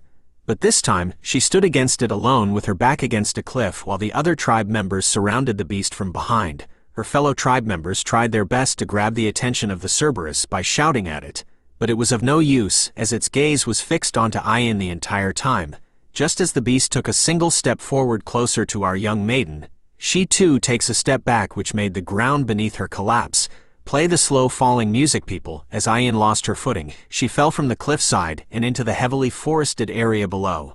The sounds of tree branches being snapped at a fast rate could be heard as she made her way down before ending with a loud thud sound. Her eyes began to slowly open upon hearing various voices surrounding her. She soon sees a bunch of unfamiliar men looking at her. The group of men surrounded Ayan from where she laid with their carriages. Ayan could now be seen awake with bandages on her forehead, but a painful expression was what she wore on her face. She appears to be standing guard against something with a sword in her hand. It turns out that she had been placed into an arena where she had to fight against someone. The crowd goes wild as a man who appears to be her opponent is smirking while clasping his fists together. The bald-headed man starts the fight by rushing towards our girl in a mad fury. Ayan continues to be fearful about what was happening while her opponent was still smiling. But our girl ain't no little bitch, as she manages to cut the man on his shoulder while dodging his attack. But her cut only left a small wound as she turns to see what her attack did to the man, who returns the favor by grabbing her ankle while she was still upside down. Just like how our old siblings used to wrestle with us and went too hard, so did this man as he threw our beloved waifu hard against the walls of the arena, smashing the wood into bits and pieces, rendering her unconscious as she spits out blood and tears. The crowd of a-holes started to laugh as they hide their bitch-ass faces behind a mask. Ayan's opponent remained the only one standing, and basked in the cheers of the crowd as she laid on the ground. She regains consciousness, as her eyes remained opened while tears began to flow out of them. As she continued to cry from the pain, she recalled the memories of the people from her tribe and her own mother. As the crowd continued to cheer loudly, our waifu began her redemption arc as she places her hand heavily onto the ground. Her actions grabbed the attention of the nobles that sat behind her as she sat upright. She slowly stood up as her opponent was talking to another man, as well as recalling her memories with them where they had whipped her. She smears her own blood onto her face as a form of marking, giving her the strength and courage to prevail against all odds. Tears began to flow from her eyes once again. But this time it was not because of sadness, but because of the rage and fury that was built up within herself. But she isn't the main character of this story, sadly, as she still ended up behind bars as a slave. Her face seems to have given up all hope against escaping from the clutches of her captors as the memories of her tribesmen and mother started to fade. Her eyes remained dry, as no tears would come out anymore before slowly closing. A vial containing a red liquid was dropped near her, as Ayan awakens from her slumber to see what it was. She sat against the cold steel bars of her cage in fear of the sudden appearance of another man. It turns out to be the moment that our boy Vikir had met her. Their meeting together had colored the once dull life that Ayan held before meeting Vikir as he tells her to go. We soon return to the present where she awakens from another slumber with tears in her eyes, probably due to her memories of the past events. As she laid on her mother's lap, her mother asks her if she was had a nightmare, but Ayan didn't reply and remained silent. This prompts her mother to reveal that Ayan kept looking for Vikir in her sleep. She finally speaks with a flustered look on her face, telling her mother that the pain she was feeling was getting worse, her chest hurts, and her body was burning up, and it made her heart feel as though it was dried up. All these symptoms made her wonder if she had contracted the Red Death. She continues to tell her mother that she couldn't have it, and that what she was feeling right now was so painful that she regretted being born. Her mother started to comfort Ayan by telling her a story about how her father and her had buried a small seed in the ground. Her father had planted the seed while she was watered that seed every day. Not long after, the seed sprouted, and after several months it became a healthy and beautiful flower. Hearing that story brought more tears to Ayan's eyes, but here's a plot twist, everyone. Her mother then tells her that after they cut the flowers they extracted the sap and smoked it. They had gotten high and had some fun, which was how Ayan came to be. As her father had committed a bad deed, he ended up being executed by her grandfather.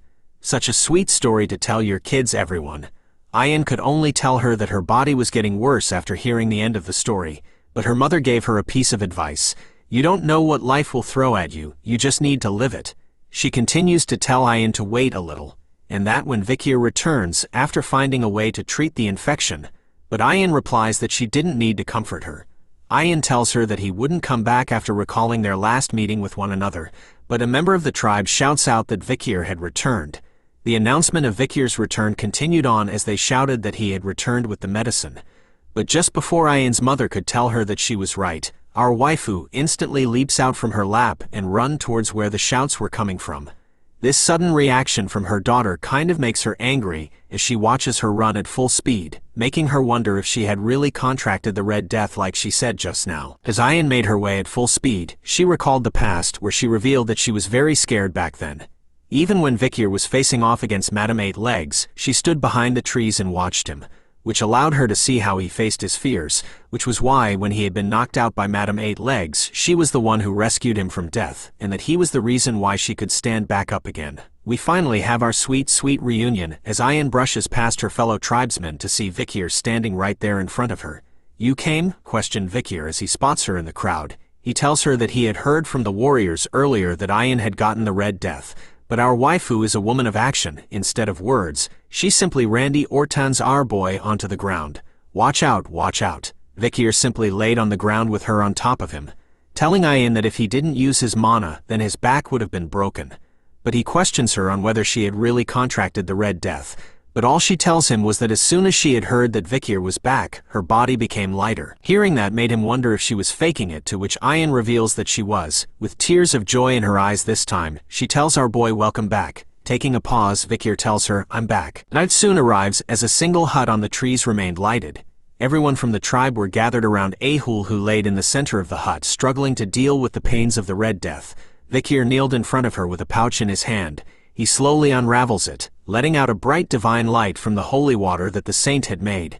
As he continued to hold on to the vial of holy water, its radiant light started to spread around the hut. Its holiness was enough to cure Ahul, as the red spots on her face started to fade away as the holy light touches her. Hallelujah! Shouted Ahuman as he stares at Ahul's cured face with tears streaming down his. The other tribesmen couldn't believe what they were witnessing, as they could see that the light Vikir had brought was so strong that the Red Death disappeared. They rejoiced with joy as Vikir had brought the cure. Vikir then asks Ayan about how many patients they had. She tells him that including Ahul, they had about 30. Hearing that made him wonder about how many were there from the other tribes. Ayan reveals to him that the situation had gotten bad, and that many of the other tribes were on the brink of annihilation. Vikir estimated, based on her answer, that there were at least around 10,000 affected. So he tells her to gather all the sick from the other tribes. Hearing his request made Ayan wonder if he had brought along with him large quantities of the cure. He informs her that there was a lot, and that this was their chance to boast about their own tribe to the others. The other tribesmen overheard their conversation and started to cheer once again, calling our boy amazing. Vikir then changes the topic to the swamp monster called Ka, the ugly monster that they had met in the forest not long ago. He then informs the tribe that he had slain the ugly fish on his way back and wanted them to bring it back as food. Sushi time. The tribe goes wild once again as they called him incredible and amazing, to the point that they couldn't compare to him.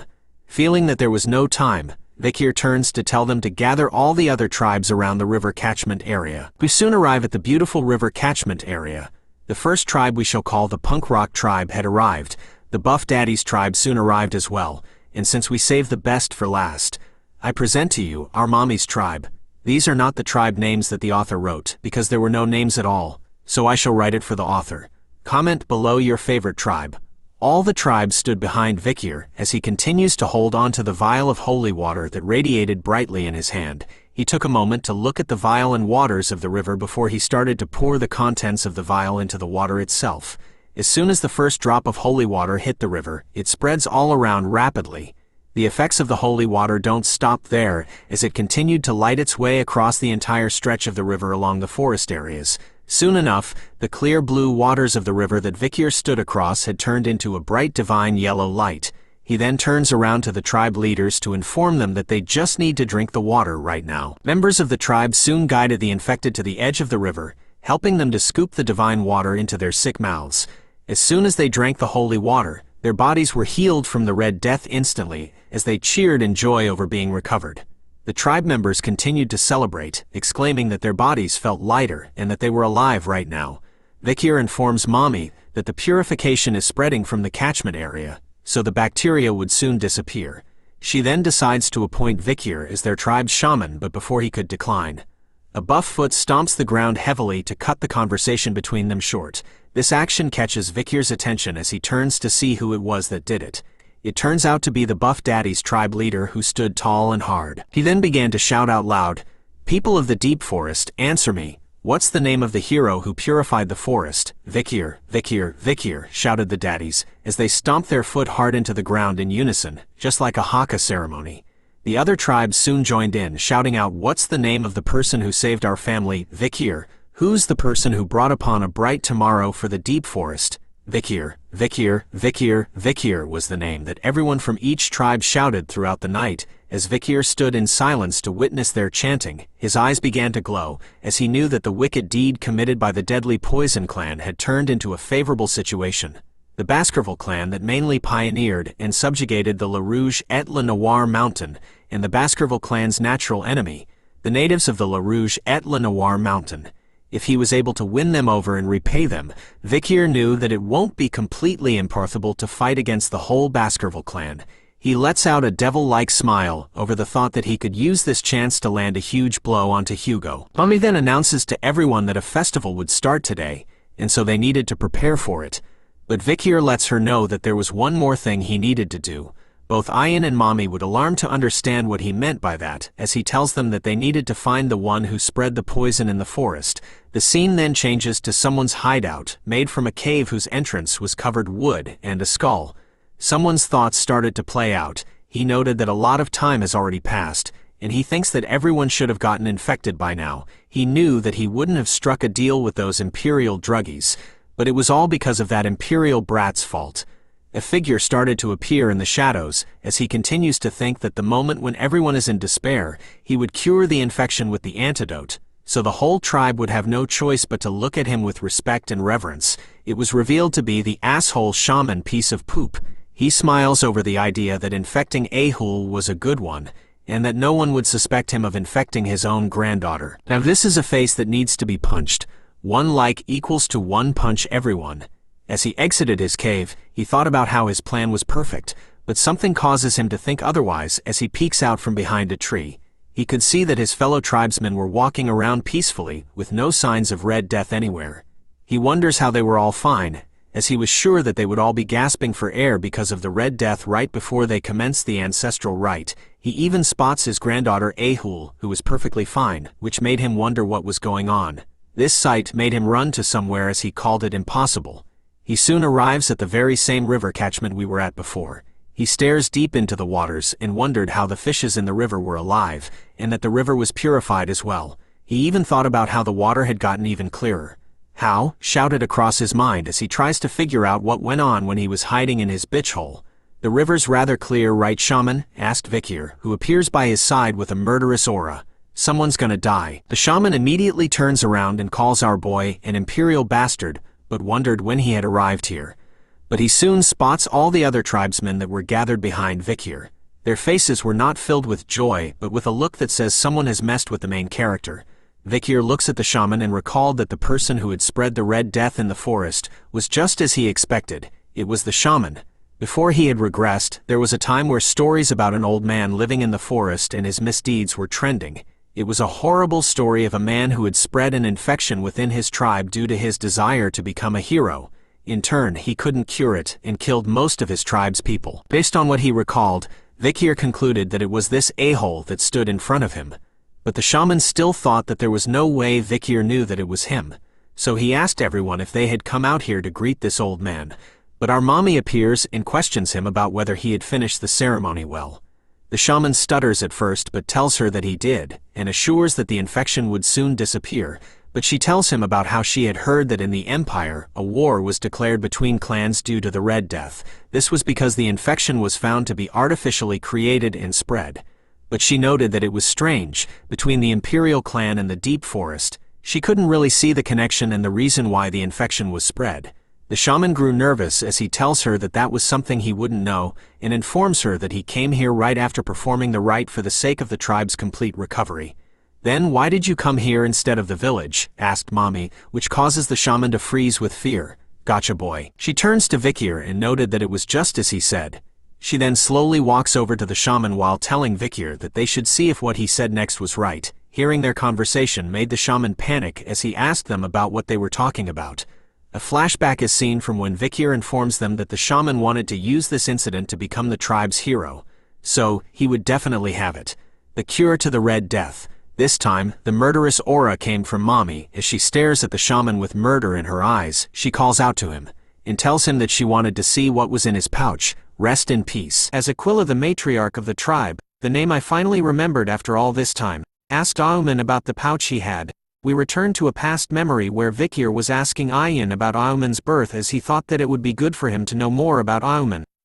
Ayan reveals to him that Auman wasn't a native Balak, even his birth was unknown to them, but long ago, he was the existing shaman's slave and came to the Balaks.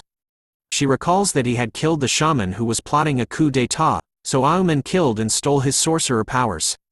Due to his contributions, in stopping the coup, he was promoted from a slave to a shaman.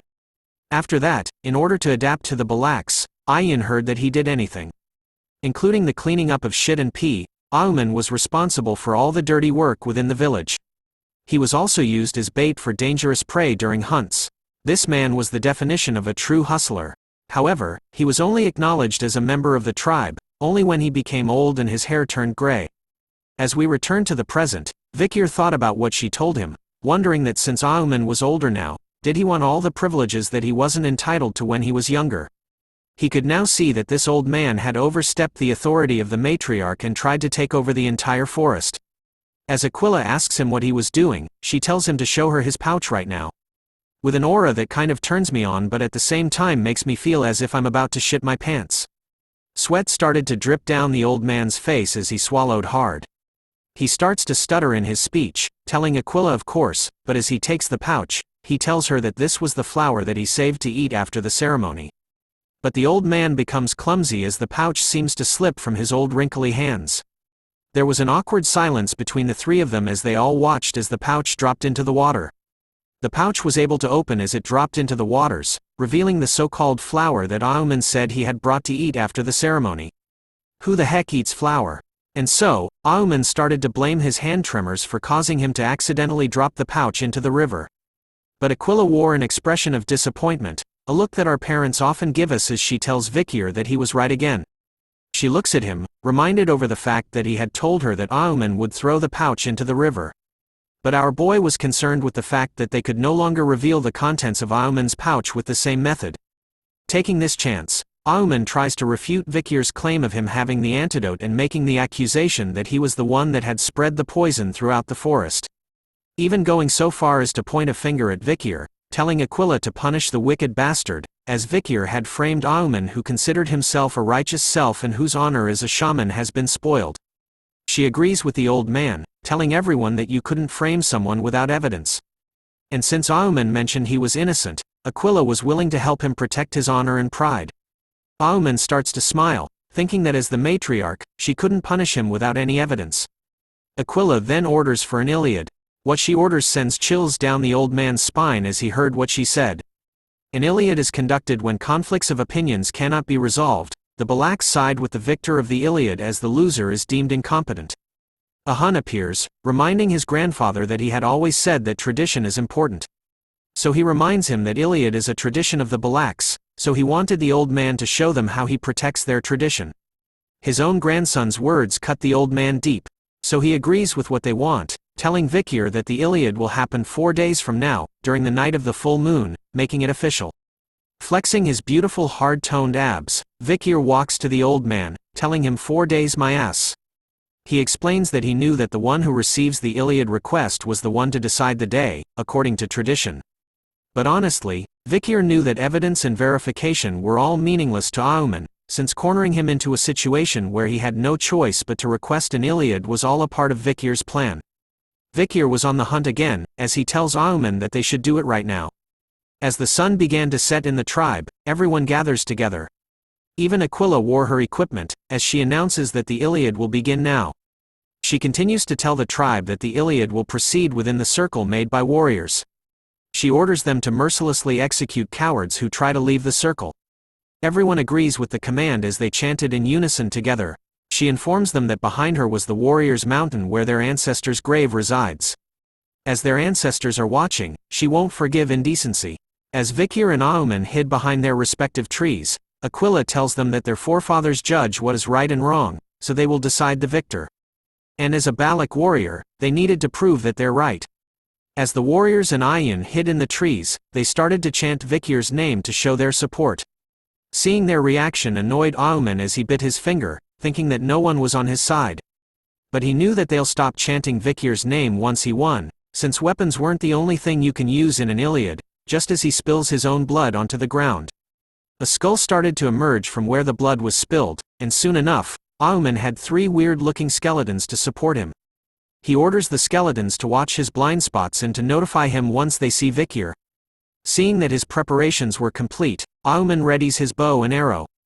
Smiling over the fact that he knew that this was impossible for Vikir, who has only been here for 2 years, against someone like him who had spent 7 years in the forest, so there was no way for him to be familiar with the terrain. Just as he wanted Vikir to show himself in order for him to shoot an arrow right through his soul, our boy appears upside down right beside Auman, without him even noticing. I'm telling you, Vikir is Batman. As Vikir hung upside down like a bat, he thought about the silent heal skill that he had gotten from killing the master of the swamp, the Magikarp gone wrong. He knew that it was a Mishusu skill that allows you to silently target your prey's opening. What he liked about it was that it gets rid of the surrounding sounds, which is useful for assassins like him. Seeing Dumb, Dumber and Dumbest, Vikir knew that Auman wasn't a shaman just by name. Seeing how he could let the dead arise, Vikir concluded that he must have been from Lokoko, a tribe of shamans. But all that didn't matter to the main character of this story. As Vikir casually drops in between the 3 idiots without anyone noticing at all. And just like how fast you last in bed, Vikir was done with them within seconds. Simply by swinging his sword around, he slices and dices them into pieces. Auman still doesn't sense Vikir's presence, as he thought that Vikir was probably too scared and haven't even moved at all. Ka-chow, went Vikir as he simply stabs the old man in the back, silent but deadly. Sensing nothing at all but the sharp pain in his chest, Auman coughs blood. As tears started to flood his eyes, he panics, wondering when Vikir had arrived as he couldn't even hear him step on the fallen leaves. Like a piece of trash, Vikir simply tosses the old man back onto the ground, wiping away the blood from his sword at the same time. Seeing that the job was done, Vikir absorbs his sword back. The moment he does, Ayin comes running and calling out to him. The tribe members couldn't believe that the winner was decided in an instant. Some believed that it was because the ancestors decided that what Auman was saying wasn't worth listening to. But the old man isn't done yet. While Vikir was talking to Ayin, his body was barely still moving. He could feel that it hurts, as though his wound was burning. This made him realize that he didn't want to die. In order to survive within the Balaks, Auman had endured that shameful past. He thought it was unfair if this was his end. As he stares at Vikir with his bloodied vision, Auman wonders why he couldn't have the things that Vikir has. So he claws the ground, cursing at Vikir that he wouldn't forgive him, the bastard who took the things that should have been for him, along with those Balak bastards who looked down on him too, and the Lokoko tribe that abandoned him. All of them must pay. Vikir turns to a Hun, asking him about his thoughts on ending this with his own hands, as Vikir knew that if they left Auman like that, he would continuously be in pain. But Ahun declines, showing us that he has ice in his veins. He recounted the fact that he almost lost Ahul because of the Red Death. Even if Auman was his grandfather, he wouldn't forgive him. He considered it right for a coward to be in pain, as Auman wasn't worth pitying. Play the final boss music as Auman appears to still be alive as blood started to flow from his eyes that were shining brightly. While everyone was talking, he had drawn a magic circle made of his own blood. With his finger trembling, he finishes the final stroke of the blood circle. It appears to work as a purple light starts to appear on a tomb. The lid of the tomb slowly opens up, as a bright light appears from within the ancestors' graves. A dark and evil atmosphere could be seen as the skies turned purple while the forest was covered with a black deathly aura. Aquila and Ayan appeared shocked as they could feel the ominous energy coming from their ancestors' grave. Soon enough, even Ahun notices something as a cold drip of sweat makes its way down his face. Auman had started to move his body just as Vikir notices Ahun's expression and reaction to something. Even Vikir was shocked by what was happening as he knew that he had stabbed Auman in the lungs, talking about taking his breath away. The tribesmen could see that this was Auman's doing, angered that he had messed with their ancestors' graves. "Aren't you afraid of the ancestors' wrath?" shouted the tribesmen at Auman, whose figure started to change. But as he mutters the word ancestors, he reveals his demonic face. Asking the tribe if he was the one who should be afraid of the ancestors. Vikir couldn't believe it. He immediately leaps forward, telling everyone that they needed to kill Auman right now. But an arrow filled with that deathly aura was sent flying, landing and exploding between Auman and Vikir, who manages to dodge the attack. Ayan was stunned to see that there was an arrow with a massive crater around it, whereas Vikir was wondering if he was too late. A single light was seen on the mountain as Auman tells them that the ancestors were the one to decide what was right. As a lone figure stood on the mountain with a bow readied, Auman tells the tribe that it was time for the great ancestors' judgment. "It's MILF time." Ayan couldn't believe that one of their ancestors was back from the dead, while Vikir couldn't believe that Auman had used resurrection sorcery on a Balak ancestor, as he knew that there was no way that was possible for a shaman like Auman. But seeing his weird look, Vikir questions whether Auman had turned himself into an undead as well. Auman then starts to summon even more of the undead, asking the tribe if they thought he was just a shaman living among the Balaks without any countermeasures. But he warns them that it was too early to be surprised as even more ancestors started to appear. It turns out that there wasn't only one grave here on the Warriors' Mountain. Using the skeletons as a ride, Auman quickly escaped using the undead car, telling the tribe to do their best fighting against their ancestors. Ahun spots the old man leaving, and immediately draws his bow and arrow while calling out to him. Asking Auman about how low he was going to go, but just as he did, something dark sped fast and cut his arrow in half. Ahun could spot where the attack came from. It was the first ancestor that had awakened. Her eyes were soulless as she growled at the tribe. "So we answer back with our attack as something blue and fast hits the ancestor right into her undead face." The attack came from Aquila, who ordered her tribe to get ready for battle. She informs them that the people in front of them were just Auman's puppets, and that they could send their formalities to their ancestors after they send them off. So they just needed to prioritize their survival, but her tribe seems nervous as they hesitated to go against their ancestors in combat. The battle between the living and the dead rages on as the tribe battled it out throughout the forest. But even though they had been dead for so long, the ancestors didn't hold back as they went in for the kill against the tribe, cutting them down, hunting them down like prey. They even let out a fierce zombified roar, which the tribe answers back with a headshot. One by one the dead ancestors' heads were blown off by a single hit. A lone archer from the tribe was doing the work as she tried her best to carry the tribe. As Vikir himself stabs an undead, he spots the attacks, one arrow per Death Knight. He could see that she was killing Death Knights that are on par with a high-ranked graduator. It turns out to be our mommy, the Night Fox Aquila. The rumor about her protecting the forest from the Empire wasn't just a rumor. Seeing that the matriarch Aquila was here, Vikir knew that there wouldn't be a problem, so he told Ayan to follow him.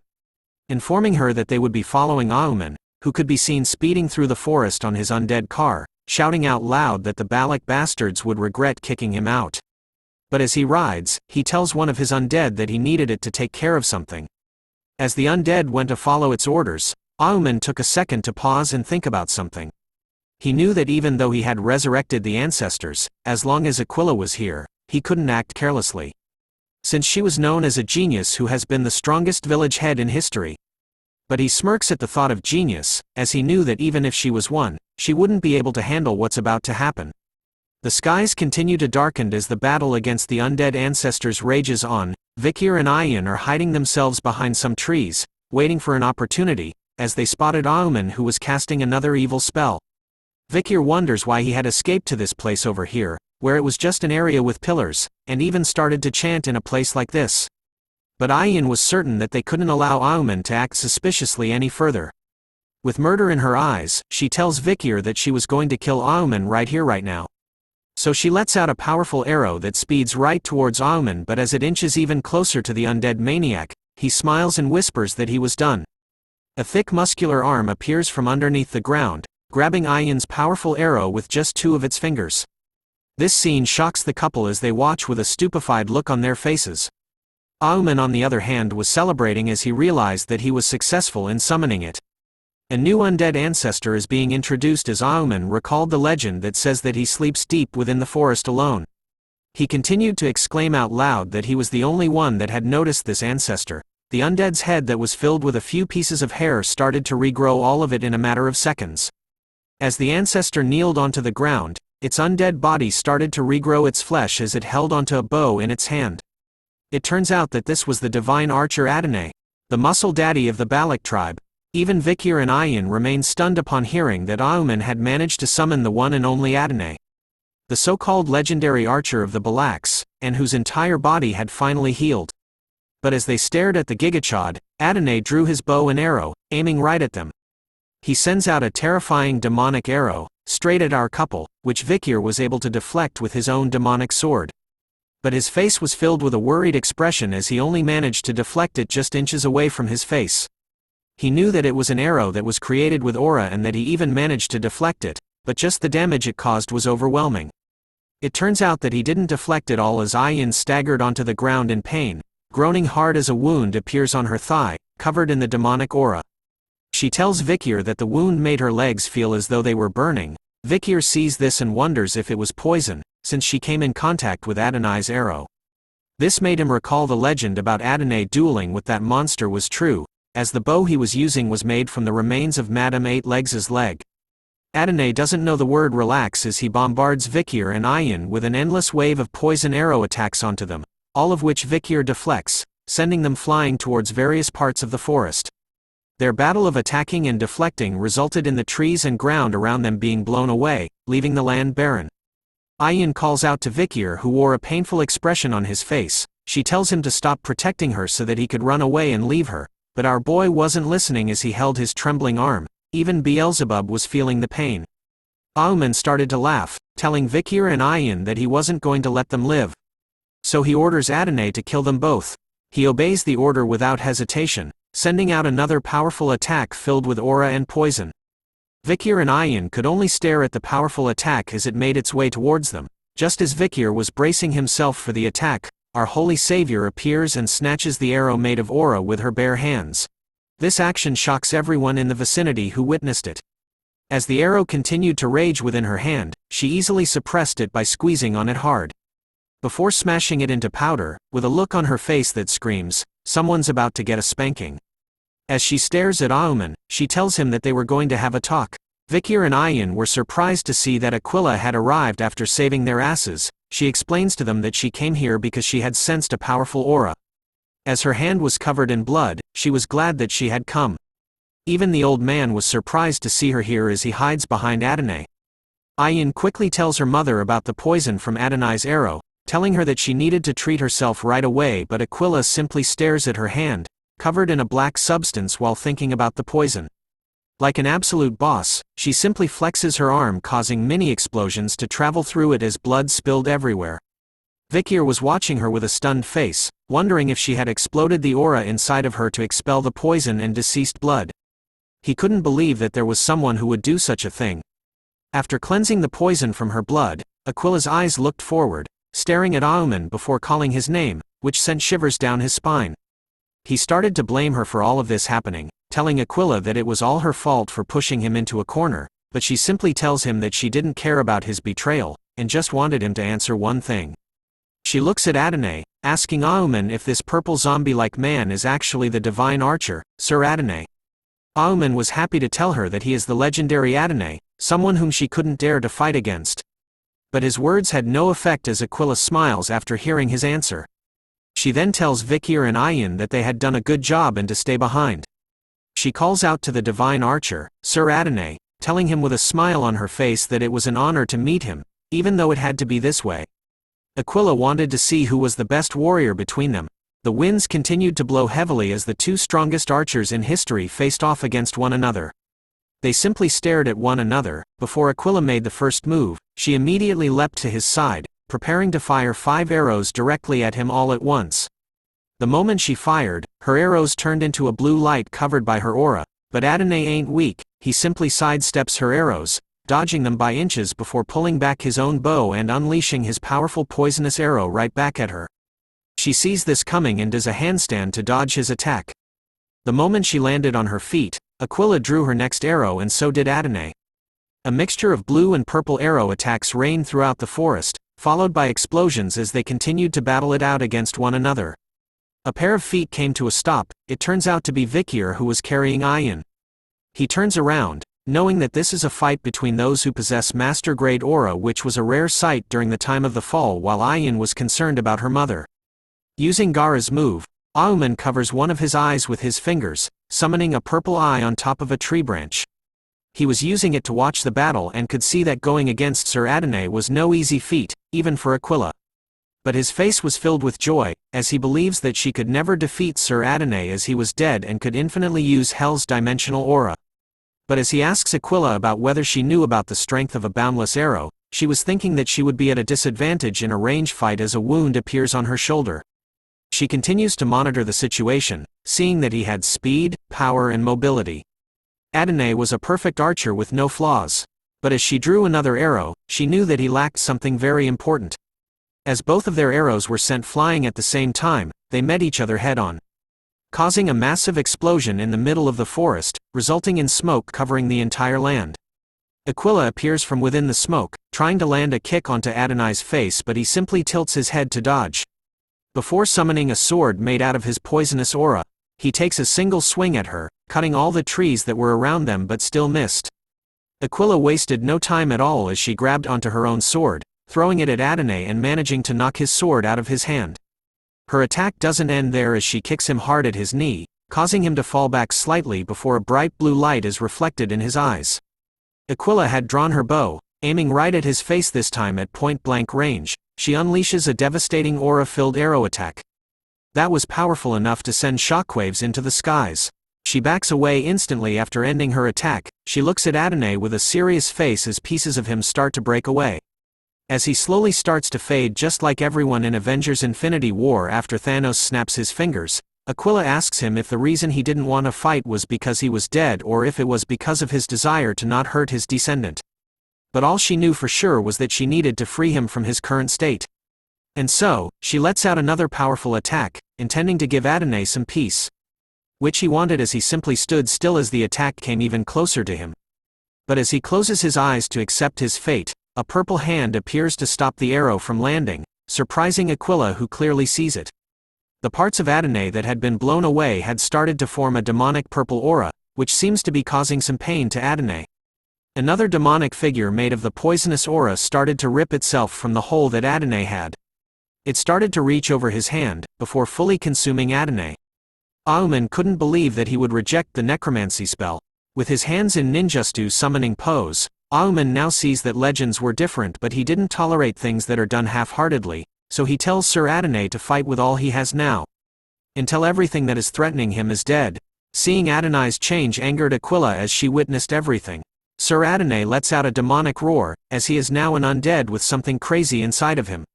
He continues to scream as the demonic energy takes a hold of him, sending shrieks of evil energy throughout the air. Aquila could only stare in silence as the transformation takes hold of Adonai. Looking at his new transformation, she knew that the thing standing in front of her was no longer Sir Adonai anymore. But as he stood in the same spot, a dark shadow started to cast itself over him. A gigantic turtle-like monster was looking down, alongside two other gigantic beasts.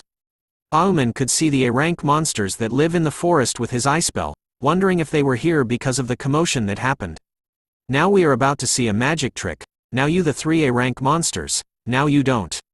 Because in an instant, this new version of Adonai was able to snipe all 3 of the A-rank monsters in one shot, 3 headshot, triple kill. His face was showing off a wicked smile as blood and pieces of the 3 A-rank monsters dropped all around him. Aquila was surprised to see this as she couldn't even see the arrow at all. Auman was laughing after seeing that, saying that this was the full power of Adonai, as he was able to kill all those monsters in one go. And so, he orders Adonai to kill the woman in front of him too. He obeys Auman's command and starts to send arrows flying towards her, making her run for her life. As she ran to avoid the arrow, she could sense the strong murderous intent from those arrows. Every time she was hit by an attack, the madam's poison spreads and makes her body feel sluggish. As she drew her bow for a counterattack, she knew she had to finish this fight quickly. Drawing 2 arrows at once, she sends an attack that splits and targets the sides of Adonai. As he dodges one of them, the other arrow is sent flying directly towards him. As the arrow was just barely inches away from him, he raised a single finger, creating a small demonic shield in front of the arrow. It started to spin, grinding the arrow into pieces until there was nothing left. As Aquila stares at him, she starts to smile as her attack doesn't end there as more arrows appear in the sky. Her attacks finally work as one of the arrows pierces through his neck. Aquila quotes a phrase, "The first arrow misses but the second one hits the target." However, the moment your opponent blocks the second arrow, the first missed arrow returns and penetrates the back of their head. She tells him that this was a skill where the arrow is at maximum rotation and flies in midair. Upon reaching its peak, it returns and hits the opponent. This was Aquila's personal arrow skill that she created after hearing about Adonai's fight against an imperial knight. The arrow continues to linger in his throat before he pulls it swiftly. Much to the surprise of Aquila, who expected him to die after being shot in the throat. Auman continues to laugh at her, telling her that no matter how strong she is, she had never fought against a corpse before. He continues to tell her that Sir Adonai was already dead, so he wouldn't be defeated by a single arrow to the throat. As they continued to battle it out, the effects of their battle could be seen by Ayin as she watches over her mother. Her face was filled with concern as she thought she could also feel that the forest was shaking, making it ominous. She hopes that her mother could wait until Vikir resolves this, as she recalls him telling to hide. And that he will stop Auman's necromancy skill and kill him. As Vikir runs through the forest, he knows that Auman feared Aquila very much. So it was highly likely that he was hiding behind Adonai in order to go against Aquila. Soon enough, his red eye catches something. Vikir had finally found Auman, hiding behind a tree like the sneaky bastard he is. So our boy immediately makes his way over to the coward's side as he plans on killing him in one hit. As he closes in onto the coward, a wild ancestor appears by his side, aiming to kick Vikir. Her attack lands but not before Vikir was able to leap away safely. Auman spots him and curses at him, revealing to Vikir that he had already predicted that someone would come after him, so he had already summoned his Death Knights. He informs Vikir that these Death Knights were skilled enough that they could have been buried at the warrior's grave. As Vikir stood in the same spot, all 3 of the Death Knights lunged towards him from all sides. We now turn back to Aquila, who had been shot by an arrow that completely obliterated her side, causing her face to wince in pain as she finally falls and kneels in front of Adonai.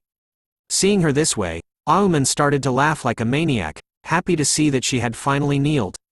He continues to rejoice over the fact that soon, the guardian of the forest, Aquila, will die. And that he will rule the forest, as this was his reward for the unfair treatment that he had received in his life. He declares that his first step is to kill all the clan members who look down on him, but then the Hound of Baskerville appears, telling him in a deadly voice that what he plans on doing would be troublesome. Vikir has finally unleashed the Baskerville 6th technique as he slices the 3 Death Knights while telling Auman that the people of this forest will become his support system. Auman's mouth was left wide open as he saw that Vikir had killed 3 of the Death Knights, who surpassed the level of a high-ranked graduator, making him realize that Vikir was stronger than a high-ranked graduator. As Vikir looks at the dead man, he questions Auman if he had dreamt of everything he desired at that moment. Feeling that death was close, Auman started to call out to Sir Adonai to rescue him. Adonai hears his call for help and immediately turns around, preparing to unleash a powerful attack towards Vikir's location. But Aquila isn't an NPC, so she immediately kicks him as he prepares the attack. causing the arrow that Adonai had just sent flying to misfire as the arrow narrowly misses Vikir. Play the funeral music as someone is about to die as our boy's face starts to change into the demonic Hound, making us know why he is called the Hound of Baskerville. Auman could see death coming to him in the shape of Vikir, so he calls out to Adonai to fire again, but the moment those words left his mouth, so did his arms as they were cut off in an instant. It happened so fast that Auman took a moment before realizing what happened. Even I didn't realize that Vikir had cut off the panel as well. But his attacks don't stop as he finally cuts off Auman's head, along with the panel as well. As his head was sent flying, Auman could only show a confused face with the word "huh?" written all over it. Time to celebrate as the asshole is finally dead. The members of the Balak tribe continued their battle against their own undead ancestors throughout the forest. One of the female members was knocked back, losing her own bow in the process. As she fell to the ground, a shadow was casted over her, sending fear into her soul as she looked up all afraid. An undead ancestor with a mighty blade was about to send her to the other side, with no remorse. But then the undead ancestor's arms started to disappear into a black smoke, much to the surprise of the female barbarian, who watches on as the undead ancestor disappears right in front of her eyes. It was happening to all the undead ancestors around the remaining Balak warriors. It was as though Thanos had appeared in the Manhwa and snapped his fingers with the Infinity Gauntlet on. Aquila was now breathing heavily as she stood in front of the demonic version of Adonai. His demonic aura started to disappear as well, showing the calmer side of him after Vikir had slain Auman. His hand was still trembling as he held onto his bow, made up of Madame Eight Leg's own leg. The moment Aquila places her hand on top of his, more of the demonic aura starts to scatter, revealing his original undead skin. Even though she was holding onto her wound from his attack earlier on, Aquila still held onto his hand, telling the great ancestor Sir Adonai to please rest in peace, as he slowly scattered into the wind. Auman let out a fierce roar. Even when his head had been sliced off, he was still talking. He curses at the fact that he was so close and that the forest was almost his. He looks at Vikir, wondering if he had failed because of the child from the Empire. He was right. Vikir looks back at Auman, with his eyes glowing bright red. Auman was better than he thought. Not only did he become an undead himself, but he was also able to control magic on another level. And to control dozens of Death Knights, including Adonai. Vikir could only imagine what would happen if Auman had strived to go down the path of a shaman. The old man was still laughing like a maniac, telling Vikir that this wasn't the end to everything. As he swears to our boy that he was going to regret driving him out of the tribe. He continues to spit shit about Vikir and the Balak tribe, promising to curse everyone even if he dies, but all Auman got for a reply was a headshot, right in the center of his skull. It turns out that the final attack came from his own grandson as Vikir turns around to see that a Hun was the one to shoot the shot.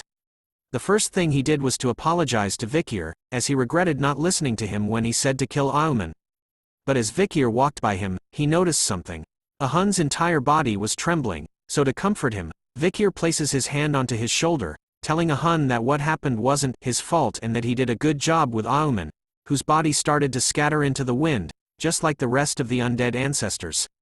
And so, the aftermath of the deathmatch between the living Balaks and the undead Balak ancestors came to an end, leaving the living descendants with mixed feelings. The members of the tribe were happy to be alive while Aquila held a somber expression on her face as she held onto the bow of the great Sir Adonai. Ayan's tears were now filled with joy while Vikir finally got to rest as he told everyone that it was time for them to go back to the village. As the Balak tribe made their way to the village through the forest, they were led by Ayan, who wore a nervous expression on her face as she spotted something in the distance. Their village was completely destroyed, as though Pain from Naruto had used the almighty push in their village, leaving only destruction behind. Ayan was alarmed to see this sight, wondering what happened to their home. Aquila was concerned about the people who stayed behind in the village during the Iliad. Ahul appears in front of them, holding her injured arm with bruises around her body. She tells them that it was Madame Eight Legs who did this to their village. Ayan was shocked to learn that the madam had come to their village, while a Hun rushed to Ahul's side, worried about her and asking if she had any injuries. Vikir was looking around and could spot the damages and dead bodies that the madam had left behind. He couldn't believe that she came to the village when they were fighting Aheuma. Which made him wonder why a monster who didn't do anything until now would come here and do this all of a sudden. As she cried in a Hun's arms, Ahul points to something in the distance. She tells everyone that before the madam came to the village, a smoke came from Aoman's ceremonial tent. After that, the madam appeared and went on full rampage mode. Vikir was on the scene and analyzing what looks like leaves of a plant on the ground of the ceremonial tent site. The other members of the tribe could spot the corpse of the orangutan that Aoman had summoned before. Vikir picks out a piece of the plant, thinking that Aoman had burned a plant that lures bugs. He couldn't believe that Aoman would prepare for something like this. "Aoman!" shouted Aquila as she slams her fist against the stone wall, smashing it into pieces while others watch her. They could also see the injury that Adonai had given her, which was slowly spreading across her sides. But she ignores the pain, telling everyone that they can rebuild their village and gather their food again. She even orders the warriors who are injured to go clean up those who had passed on to the afterlife and to save the remaining survivors. Ayin, on the other hand, was dealing with her own problem. "Get some tissues now, people," because her precious Bakira, her pet wolf, had been injured and was trembling in pain while on the ground. Her leg had turned all black from poison. Ayin immediately comforts her, with tears flowing down her face. She tells Bakira that she was sorry for leaving her alone. We now talk about Madame Eight Legs, the forest's evil goddess. The horror of all tribes in the forest. Its existence is catastrophic and undeniable. The source of darkness. Vikir could only hide behind a tree while Ayin comforts Bakira. After all, the Balak had deemed the madam's existence as a natural disaster and were not even able to take revenge. But Vikir was on a different level from them.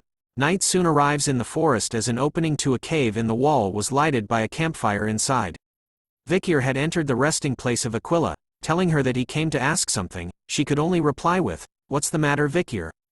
"Please tell me about Madame Eight Legs," was our boy's request to her. A nervous sweat drop drips down her face as she wonders why Vikir wanted to know about the madam. He reveals to her a document, a record of the madam that he found at the Lokoko tribe's village from before. It contains various information about the madam's poison, witness statements about the madam's fights with other monsters, and even the madam's hideout. But after reading it personally, Vikir had a question in his mind. He couldn't find the reason as to why the tribes of the forest would fear her, making him question Aquila about why they hadn't tried to subjugate her altogether. His question seems hard for Aquila as she didn't reply straight away but chose to be silent. She then reveals to him that just like the Lokoko, the Balaks themselves had a record about the madam, which has been passed down since long ago. It was the record of when Sir Adonai fought against the madam. The battle of the archer god Adonai and the madam. In that battle, Sir Adonai pierced one of the madam's legs with an arrow, and it was said that he was successful in destroying that leg. But that was only the start of the despair. The destroyed legs soon grew back, becoming two more. The more they destroyed it, the more the madam's legs increased. Just like a hydra monster. The legs, which were the only things that they could damage, became stronger the more they were destroyed, and the madam's tough body couldn't be pierced with Sir Adonai's arrows. It was recorded that everyone who participated in the battle was poisoned by the madam. Aquila herself could understand how strong the madam is, just by her injury from the poison remaining on Sir Adonai's arrow. She continues to tell Vikir that the madam is the evil goddess that was created by the efforts of countless warriors in this forest. She warns Vikir that even though he might be planning to attack the madam, don't. As Aquila didn't want to lose any more of her family, Vikir knew for himself that the chances of him winning against Aquila and Adonai right now was very low. But if it's a strong monster, then things are different. Although the madam is a rare monster right now, in the world of the fall, back in Vikir's previous life, where demonic monsters invaded the human world, Vikir saw many demonic monsters on the same level as the madam. He has the experience of fighting against those demonic monsters. No matter how strong the madam is, she was still only a monster. And monsters have habits and weaknesses. Vikir was determined to find out what her weaknesses are as he left Aquila's cave. As he ventures into the darkness of the forest, he wears his hood back on. With his eyes glowing bright red, he knew that he could kill the madam. We now turn to a peaceful viewing of a mountain top until something pointy pokes out of the top. Dear Lord, is that what I think it is? Yes, it's the madam. She appears out from the mountain, spewing her green venom everywhere as it screams loudly. She then started to make her way somewhere else. Vikir could be spotted directly below her, hiding amongst the trees, in a new outfit. Vikir stares at the madam as she leaves her home, thinking that she was pretty noisy when she wakes up. After conducting a stake out at the madam's lair for several days, Vikir discovered that the madam looks for food at a designated time. Judging from her movements, Vikir concluded that it would take 2 hours for her to return. So he instantly leaps across the mountain tops to reach her lair while she was gone. With a superhero landing, Vikir had finally reached the entrance to Madame Eight Legs' lair, which was covered with spiderwebs. From the outside, it looks like a stone mountain, but it's actually empty inside. Summoning his good old Beelzebub blade, Vikir started to cut a piece of the mountain that had spiderwebs on it. On close inspection of it, the cross-section of the spiderweb is rough, so it will be difficult to cut through it with a graduator's mana. Knowing this, Vikir thought that the spiderweb would be good for him to use when he goes down. As he leaps down into the lair, he jumps across the bigger spiderwebs. He sees that the entrance was just barely enough for the madam to squeeze through, but it gradually gets wider the deeper it gets. Considering the madam's size, this is perfect for a lair. Upon landing inside, Vikir could spot various things glued to the walls of the lair. It seems to be the madam's prey. Both humans and monsters have been caught. Seeing as several bodies haven't been touched and have decomposed, Vikir wondered if she wanted to make an example out of them or if she brought them here for fun. Vikir concluded that the madam knew that she was the top bitch in the food chain in the forest. But looking at the dead bodies, Vikir knew that there wasn't any time for him to be interested in these things, since before the madam returned, he needed to look into as many things as he could. As he explored the lair, he came across something else that was glued onto the wall. Looking at it closely, Vikir grabs it in a hurry. The thing he was holding in his hand was the madam's eggs, which explains the reason why there were so many spider demons when the world fell to ruin. He thought that it would be worthwhile to take it and analyze the egg later on, but as he thought about it, Vikir's body shuddered as the madam made an appearance from above. Madame Eight Legs' multiple eggs started to scan her lair, like the predator, hoping to find some prey, but then it senses nothing at all, and started to go back outside to hunt for food instead. Vikir had hidden himself below one of the bigger spider webs the moment he had sensed her. He started to breathe heavily, thinking that the madam came back purely on instinct. He was lucky that he had the Mishusu's skill that eliminates sound, or else the Manhwa would have ended here. After this, Vikir decided to finish things quickly and return home. Back in the Balak's tribe, the tribe members were busy rebuilding their village, gathering wood and building their homes. They soon started to talk about Vikir and how he hasn't left his house in several days, while others saw him visiting another tribe at dawn and even smelled something burning at his place before. The tribe members were curious about what he was doing, but knowing Vikir, they believed that he had planned and thought things through. The main problem, however, is that he hasn't been meeting his barbarian waifu, Commander Ayan, who is currently standing outside of his home. With a worried expression on her face and her hands held tightly together, Ayan begins to speak to Vikir's home, telling him that she heard from her mother about how he asked about the madam.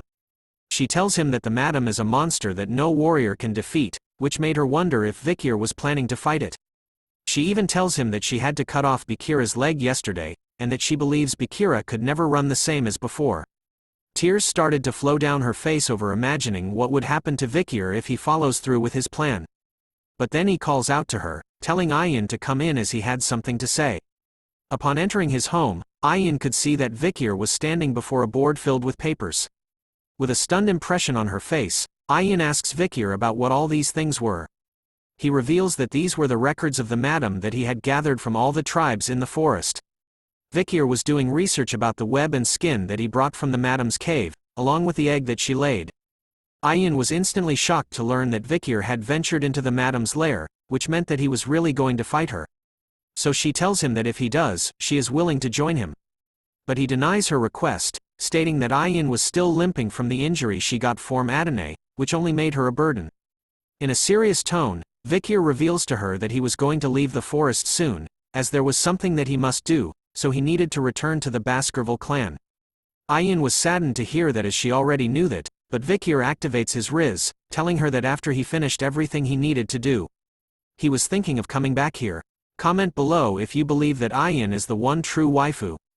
But in order to do that, Vikir needed to protect the place he wanted to return to, revealing a giant research plan of the madam written on the walls.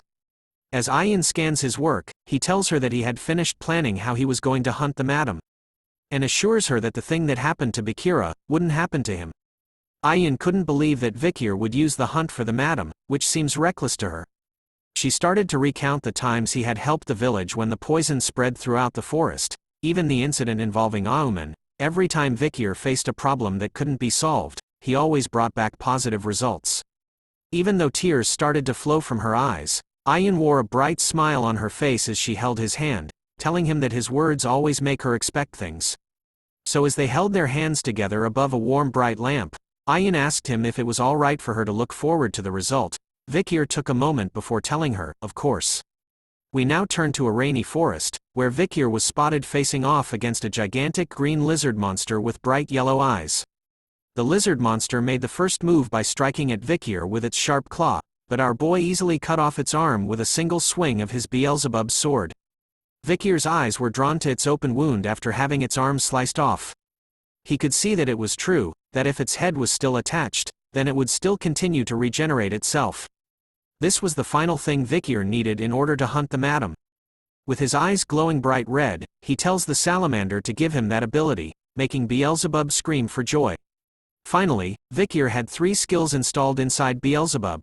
The first slot belongs to Burn Injury from Cerberus, the second slot belongs to Silent Heal from Mishusu, while the third and final slot belongs to Regeneration from the Swamp Marsh Salamander. We now turn to a Hun who was wiping his sweat off his chin. He stands before a beautiful wooden house, calling it all done. The tribe members beside him couldn't believe that a Hun could build houses well. They wonder if this house was for Vikir. A Hun proudly tells them that Vikir was like a brother to him, so building a house for him to live in is a brother's duty. The tribe members started to make fun of a Hun, recalling that he used to hate Vikir at first. Hearing their words, a Hun shouts at them to shut up. After all, the village has finally returned to its original state, all thanks to Vikir. So they decided to go and tell Vikir about his new house, but upon reaching the place he was using, a Hun and the others couldn't find him anywhere. They felt disappointed by his sudden disappearance, as they wanted to see his reaction for the new house. Ayan was also staying near his place, but her face was filled with worry as she knew that today was that day. Looking at the forest as the winds blew hard on it, Ayan prays to the god of the forest, hoping that the god would bless the great warrior who will come face to face with disaster.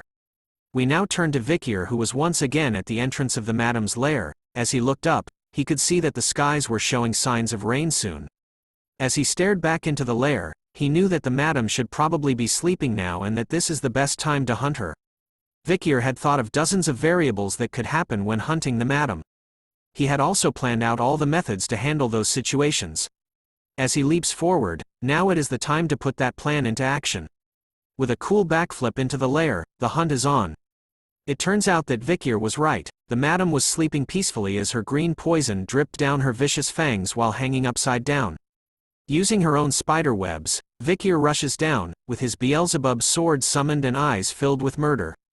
Vikir unleashes the Baskerville 6th technique, starting the hunt by cutting off one of the madam's legs. She definitely felt the pain as all her eyes awakened as she looked at her missing leg.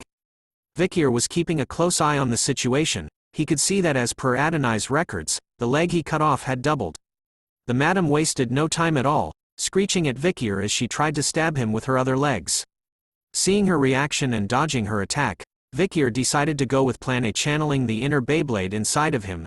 Vikir started to zig and zag, cutting the bitch up. He was so fast with his attacks that the madam couldn't even react to them at all. So she does the only thing she could, just vomit a ton of green poison everywhere. The spray and pray method. It seems to work as it stopped Vikir's attacks as he had to focus on dodging the multiple puddles of poison. Unfortunately, a single drop of the green poison manages to find its way onto his left arm. He could instantly feel the pain as he watches the madam's poison spreading instantly throughout his hand. Taking a deep breath, Vikir thought about how he didn't want to do this, but as a Giga Chad, he had no choice, so Vikir simply sliced his own hand off in a single strike. Just like Deadpool and the salamander monster, Vikir's arm started to heal, which surprised the madam. He tells her that there was no need to be surprised, since he was in the same position as her now. And so, the battle between the two titans started once again. Vikir continues to slice off every leg of hers while dodging every attack that was sent his way. He uses the spider webs and the environment to his advantage, dodging and striking with every chance he gets. But then, the madam manages to land a devastating blow to Vikir, ripping his right arm and leg to nothing. His face was filled with pain as he tumbles across the madam's leg. Luckily, he manages to prevent himself from falling completely by gripping onto the madam's leg with his remaining arm, waiting until his right side had healed from her attack. Once he was healed, Vikir disappeared from her leg and started his rampage attack against her once again. Once again, this was the clash between titans. Soon enough, pieces of the madam's legs were scattered across the ground along with her poison. Even Vikir's own hand was spotted. This time, his left side was recovering as he started to breathe even harder. How many times have I regenerated? Wondered Vikir as he notices that it takes a lot of stamina to regenerate. But on the other hand, he sees that the madam had doubled the number of her legs like nothing. But as he continued to breathe heavily, Vikir started to smile. He then leaps onto a spider web, but this time, instead of fighting the madam, he races to the entrance of the lair above. Seeing where he was going, the madam started to move her many legs, in hopes of chasing after Vikir. But then she stops in her tracks. Vikir tells the madam that he knew that he wouldn't be able to catch up to her, but it was all a part of his plan for her to double the number of legs she had. Although, the fact that she could double the number of legs she has when it gets cut makes it seem like a godlike skill, but it can become a curse if she keeps doubling the same leg as it becomes difficult to move. With a simple side step, Vikir dodges a string of webs coming his way. He already knew that she would use her web when it came to this. After looking at the madam's web, he found that it had a very critical weakness, although her web doesn't burn from normal fire. Vikir knew with a sinister smile on his face, that her web burns like wood when it comes to the purple hellfires from the underworld, and since this place was filled with gas from all the corpses.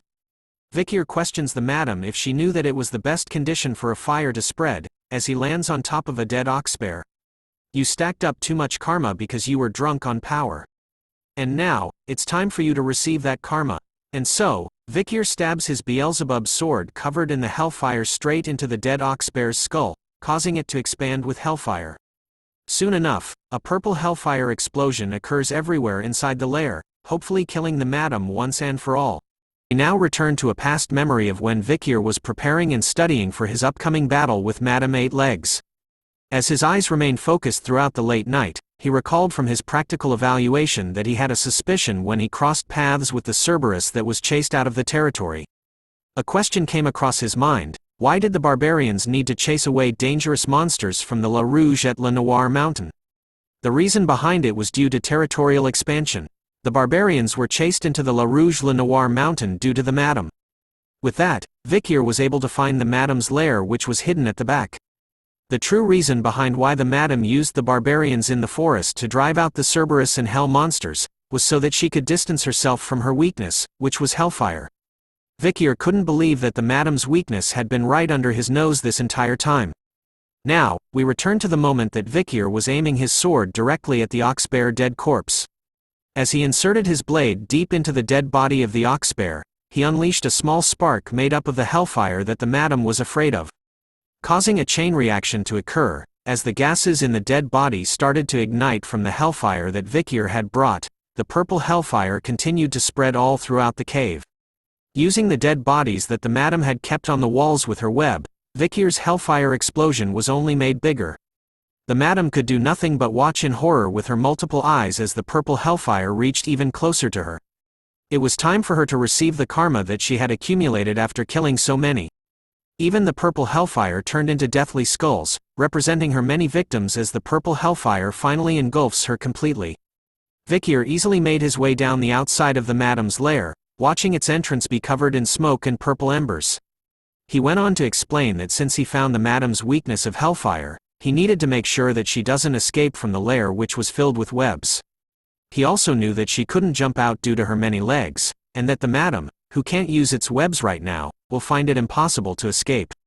No matter how tough it is, as long as it's alive, if it breathes in smoke, its inside will burn. Due to the high temperatures of hellfire, its outer skin will melt. As Vikir continued to watch as the lair burned throughout the night, he believed that all he needed to do right now was to wait for the madam to die. Once the fire goes out, he will just need to get the madam's ability. But then he felt an immense pressure that forced him down. Vikir immediately turns around to scan the area to see where it was coming from. He could see that the entire area was feeling the same immense pressure as he was. Soon enough, the pressure was gone, and so were the flames that were covering the entrance of the lair, leaving only black smoke behind. Until something quick erupts and cuts across the mountain. Something was emerging from the sudden attack from within the mountain, much to the shock of Vikir. The madam had survived his explosion plan, revealing her body filled with battle wounds from the hellfire, but Vikir couldn't believe that she had destroyed the entire mountain in order to escape. As she slowly made her way down from her mountain, the madam started to look for Vikir with her endless amount of eyes. Seeing that she couldn't find him at all, the madam decides to spit out a gigantic green ball of poison into the air. It explodes in the skies above, like a firework, splitting itself into smaller balls of poison aimed everywhere throughout the forest. She was going with the classic method of spray and pray. Her poison was deadly as the moment it touched the trees and branches in the forest, it melted instantly. But the madam was still feeling furious as she made loud hissing noises, unaware that our boy was hiding directly beneath her. He looks up to her from below, with nervous sweat drops appearing on his face as he breathes heavily. Vikir couldn't believe that the madam couldn't find him. He notices that it was because she couldn't use the hair on her eyes and skin because they had been burned off. And because she had overexerted herself and destroyed the mountain in the process, there was a large crack in her shell. So Vikir places another plan in motion as he uses her legs to leap onto her body. Believing that it was still possible to beat her, Vikir does a backflip, before summoning his Beelzebub sword. With his eyes focused, he needs to aim for the crack that was created when the madam destroyed the mountain. And so, he does as he planned to, landing a powerful attack using the Baskerville 6th technique. But the madam was a tough bitch as his attack simply bounced off her body. She definitely felt the pain as she hissed even louder. Vikir immediately retreated back onto the top of a nearby tree, thinking that he needed to hit the crack a few more times. And so, he went back into focused mode, hoping to land another attack on her. But before he could, something started to happen with the madam. Her eyes started to shed its skin, revealing fully healed and operationally eyes that clearly spotted Vikir right in front of her. Our boy could only stare in awe before being greeted by an attack from one of her legs, sending him flying across the forest, leaving destruction behind. Vikir finally came to a stop after being sent flying. Looking back to where the madam was, he knew that he had made a mistake. He didn't think that she was able to regenerate by shedding parts of her skin. With both his legs blown away, it might be because he was tired, but Vikir's regeneration speed was slow right now. Our boy started to breathe even more heavily as the madam made her way towards him. But as he tried to get up right away, a voice asked him a question. So why are you fighting a monster like that? A figure appeared beside him as he laid on the ground, telling Vikir that if it's for his goal, then he should have left the forest already. Vikir's eyes started to widen as his breathing became unstable, the voice reminding him that to take revenge on Hugo, he should have only thought about killing him. Vikir finally looked up to see who it was. It was him, from the past, in the form of a ghost. The past Vikir reminds him that killing Hugo was his only desire. His past self head reappears on the ground beside him, telling Vikir that he had become dull and slow since he came to the forest. With tears of blood dripping down his eyes, Vikir's past self shouts at him to remember his hatred for Hugo. And the feeling he experienced when Hugo had sliced his throat. We now turn to the original Vikir van Baskerville, who explains that his only reason for existing was to do the missions given to him by his master Hugo. No matter what the situation was, the mission was more important than his life. The moment he was born, that was what he was taught, that was how things were, and that was the only way he felt fulfilled. But sadly, he realized it too late that all those things aren't what he believed in. When he was beheaded by Hugo, that was when he knew that the life he lived had been futile and in vain. And so, we return to the present where the original Vikir reminded his current self that those were the reasons why he wanted to make Hugo feel the same thing he did. The despair from back then. The beheaded Vikir shouts at our boy, telling him that he messed everything up. The head continues to remind Vikir that killing Hugo and destroying Baskerville was the sole reason behind his existence now. Chains started to appear around Vikir's neck as he recalled his purpose of killing Hugo. Looking back at his life, he wonders if there was ever a time he had gone against Hugo's will in his past life. There was one moment in his life, the moment he thought of deserting the group as they made their way back after a mission. As the others continued to walk back, Vikir stood alone, staring at the empty forest. But then he changed his mind and followed the others back. Because he chose the path that his chain was leading him. Deep down, Vikir knew that he was just another one of Hugo's well-trained bloodhounds. But the current Vikir gritted his teeth hard after being reminded of his past. He tells his past self to not tie him down, with either Hugo's commands or his sense of duty for revenge. Vikir declares loudly that he will no longer give him the right to do anything. Because the moment he was executed by Hugo, Vikir decided that he would no longer live like a bloodhound that hunts his prey anymore. But he regretted the decision he made, because what he sincerely wanted right now was something different. His past self started to fade away as the madam finally spots our boy. She lets out a horrifying scream before sending one of her legs towards Vikir, who is still laying flat on the ground with his legs missing. As he gripped the earth hard with his fingers, the thing he wanted in this life was freedom. Vikir manages to somehow leap out of the way, dodging the madam's attack. As he rolled away due to the impact of the attack, he started to think about his desires, from his revenge against Hugo, and to the place that he wants to protect and return to. With these desires in mind, Vikir's reason for fighting was reignited, as he wanted to live by his own desires this time. So he tells himself to get up and fight, in order to no longer be controlled by anyone or anything. This time, before the madam's leg could reach him, a familiar hair is seen, just as a powerful blue attack strikes the madam's leg, knocking it away from Vikir and saving his life in the process. The attacks didn't end there as more shots were fired at the madam. Vikir looks to spot where those attacks came from with a stunned expression on his face. Up on the cliff beside the madam were the shadows of a few people. Everyone's favorite mother and daughter duo have appeared, with their bows raised together. Ayin shouts at the madam, warning her to not touch her husband candidate.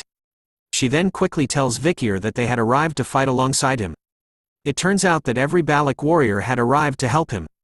Ahun was annoyed that Vikir didn't even tell his brother about the burden he was taking on, while the other warriors began to prepare themselves for a battle against the madam. They raised their bows together, eagerly wanting to help the hero of the forest. Their simple arrows managed to land onto the madam, catching her attention.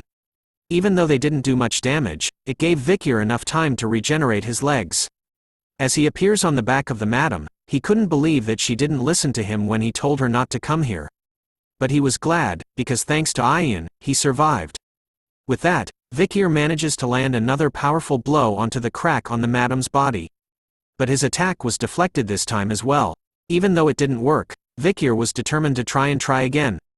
The madam wasn't going to take all of these attacks for nothing and decided to stomp the shit out of everything around her with her multiple legs. The warriors on their beasts were dodging her attacks, warning one another that the madam was going on a rampage. Ayin was glad to see this, as it meant that Vikir had her cornered, so she ordered everyone to keep fighting. Aquila on the other hand was watching the battle on the cliff. Her face was filled with fatigue as she breathed heavily. Still suffering from her wound, she had deemed the madam as a disaster, so she never even thought of killing her. As if all the cells in her body thought it was the obvious thing to do. But the young warrior Vikir showed her something. How to destroy fear, how to go against a disaster. So Aquila was determined to do this as her eyes glowed bright blue. She knew she had to do something, even if she vomited blood or her injury ruptures. For Vikir that's desperately resisting it, she needed an attack that can open up a path. Letting out a powerful blue arrow attack that destroys the cliff that she was on, Aquila manages to land a devastating blow onto the crack that was on the madam's body. This time the spider bitch was the one gasping for air. Vikir wasted no time at all and started to charge towards her once again. This time, his eyes went full bloodhound mode. Zipping through the forest like a speedster, Vikir finally reaches the madam. Unleashing another powerful Baskerville blow onto her, causing her to scream out in pain, but his rage doesn't end here. Vikir unleashes the Baskerville first technique, deeply piercing fang. Ayin and Ahun could only stare in awe over what he did, as she realized that our boy had gone inside the madam. Deep inside the madam, Vikir started to unleash all of his Baskerville techniques from the second technique called biting fang, to the third technique called slicing fang, the fourth technique called tearing fang, and finally the fifth technique called the shredding fang. All of Vikir's moves made a huge impact as the madam started to cough up her purple blood everywhere. But the Hound of Baskerville wasn't done yet as his rage continued to rupture, vowing to no longer live the life of a bloodhound that is led by its shackles. Using the madam's eyes as a way out, Vikir unleashes the sixth technique called crushing fang, breaking through her eye and destroying all the chains that held him down till now. The madam bitch could definitely feel the pain as Vikir made his way throughout her body, cutting and slicing every inch of meat within his grasp before eventually making his way to the biggest eye on the spider. Vikir blasts his way out of the madam's body, scattering her blood everywhere as a hole is left in her face after he had made his exit. Ayin and her fellow tribe members were stunned to see that Vikir had escaped from the madam's body by using her own eye against her. They could finally see that the madam had collapsed. Within the smoke and dust caused by the madam's collapse, Vikir laid flat on the ground in front of the madam. His face was filled with pain as he gritted his teeth hard while a green substance was spreading across it. He couldn't believe that there was poison within the madam's blood itself. As he lay there in pain, Vikir couldn't help but look at the madam behind him. He could see that she was breathing heavily as though she was finding it difficult to live any longer. Vikir's eyes were tired as he thought that he needed to hurry and wash off the poison. But his tiredness won this battle as he simply closed his eyes, even with the madam's poison spreading through his body. As Vikir laid on the ground unconscious, Beelzebub activated itself. Summoning its blade with Vikir's arm, it shoots out a long pipe straight into the madam's body. The madam was alarmed to see where she was right now. It was shocking to see itself fully healed and in a different dimension, but she wasn't alone. As Beelzebub made its appearance in front of her, alongside the other creatures that Vikir had absorbed in order to gain their abilities. The Cerberus was the first to make a move, letting out a fierce roar from all three of its heads. Each head of the beast stared to chomp down hard onto various parts of the madam, preventing her from moving at all. As the Cerberus continues to hold the madam down, Beelzebub appears right above, aiming its snout right at the madam. Bon appetit. We now return to the sounds of Ayin calling out to Vikir. But as she shouts his name, the other tribe members warn her that there was still poison and that it would be too dangerous to get any closer. Vikir's vision started to appear slightly. He could barely see Ayin in front of himself, as she tells the other tribes to let go while shouting at Vikir to not die. As she still had something to say. But the voices and vision of everyone started to disappear as Vikir fell back into the darkness. Luckily, he still had some energy left as he mutters Ayin's name out loud, surprising everyone around him. With his eyes open fully this time, he looked over to them, telling Ayin that he was okay and that her voice was too loud, which made it hard for our boy to rest. Ayin's eyes were immediately filled with tears as she heard his voice while the other tribe members were happy to hear him. Ayin continues to shout loudly throughout the forest, shouting at Vikir that she was worried about him, and that he was a dummy. Our wonderful cute little Beelzebub on the other hand was overjoyed. After all, it absorbed the madam's ability, giving Vikir the power to use Madam Eight Legs' deadly poison, a ranked S skill. The tribe members of the forest were now completely wasted, laying on the ground in a drunken state with empty plates and cups everywhere around them. Aquila and the other tribe leader were sharing drinks, toasting each other for a job well done. Vikir, however, was feeling tired as hell. He looked around the area, wondering how many days it had been since they started the festival. Seeing how everyone was, he realized how these tribe members loved to enjoy their festivals. We finally see Bakira, who was healthy and panting cheerfully. Vikir was visiting Bakira, asking the wolf about how it was feeling, even with one of its legs missing. As he strokes Bakira's chin, Vikir had heard about how Bakira managed to overpower another wolf even with a missing leg, and had found a partner. Hearing that, Vikir tells Bakira to rest now since he had taken revenge for him. Looking at his own hand, Vikir thought about how after killing the madam, although unskilled, he was able to use the seventh technique. But he wonders if it was due to the achievement effect that he obtained after killing the madam, or was it due to the increase in his understanding of martial arts through that life or death experience. Compared to Hugo's seventh technique, which can be considered great, Vikir's version was still imperfect. So it was still difficult for him to fight Hugo, a swordmaster, head-on. But still, Vikir believes that he had gotten a lot stronger in comparison to the other times. As he gripped onto his necklace made out of flowers, he rips it off, revealing his bloodhound side. Vikir knew that with the death of the madam, he had achieved his goal here, so it was time for him to return to Baskerville. After announcing his intentions, someone else hidden behind a pillar heard our boy. Deep within the forest and mountains, Vikir had gathered his things and was heading out.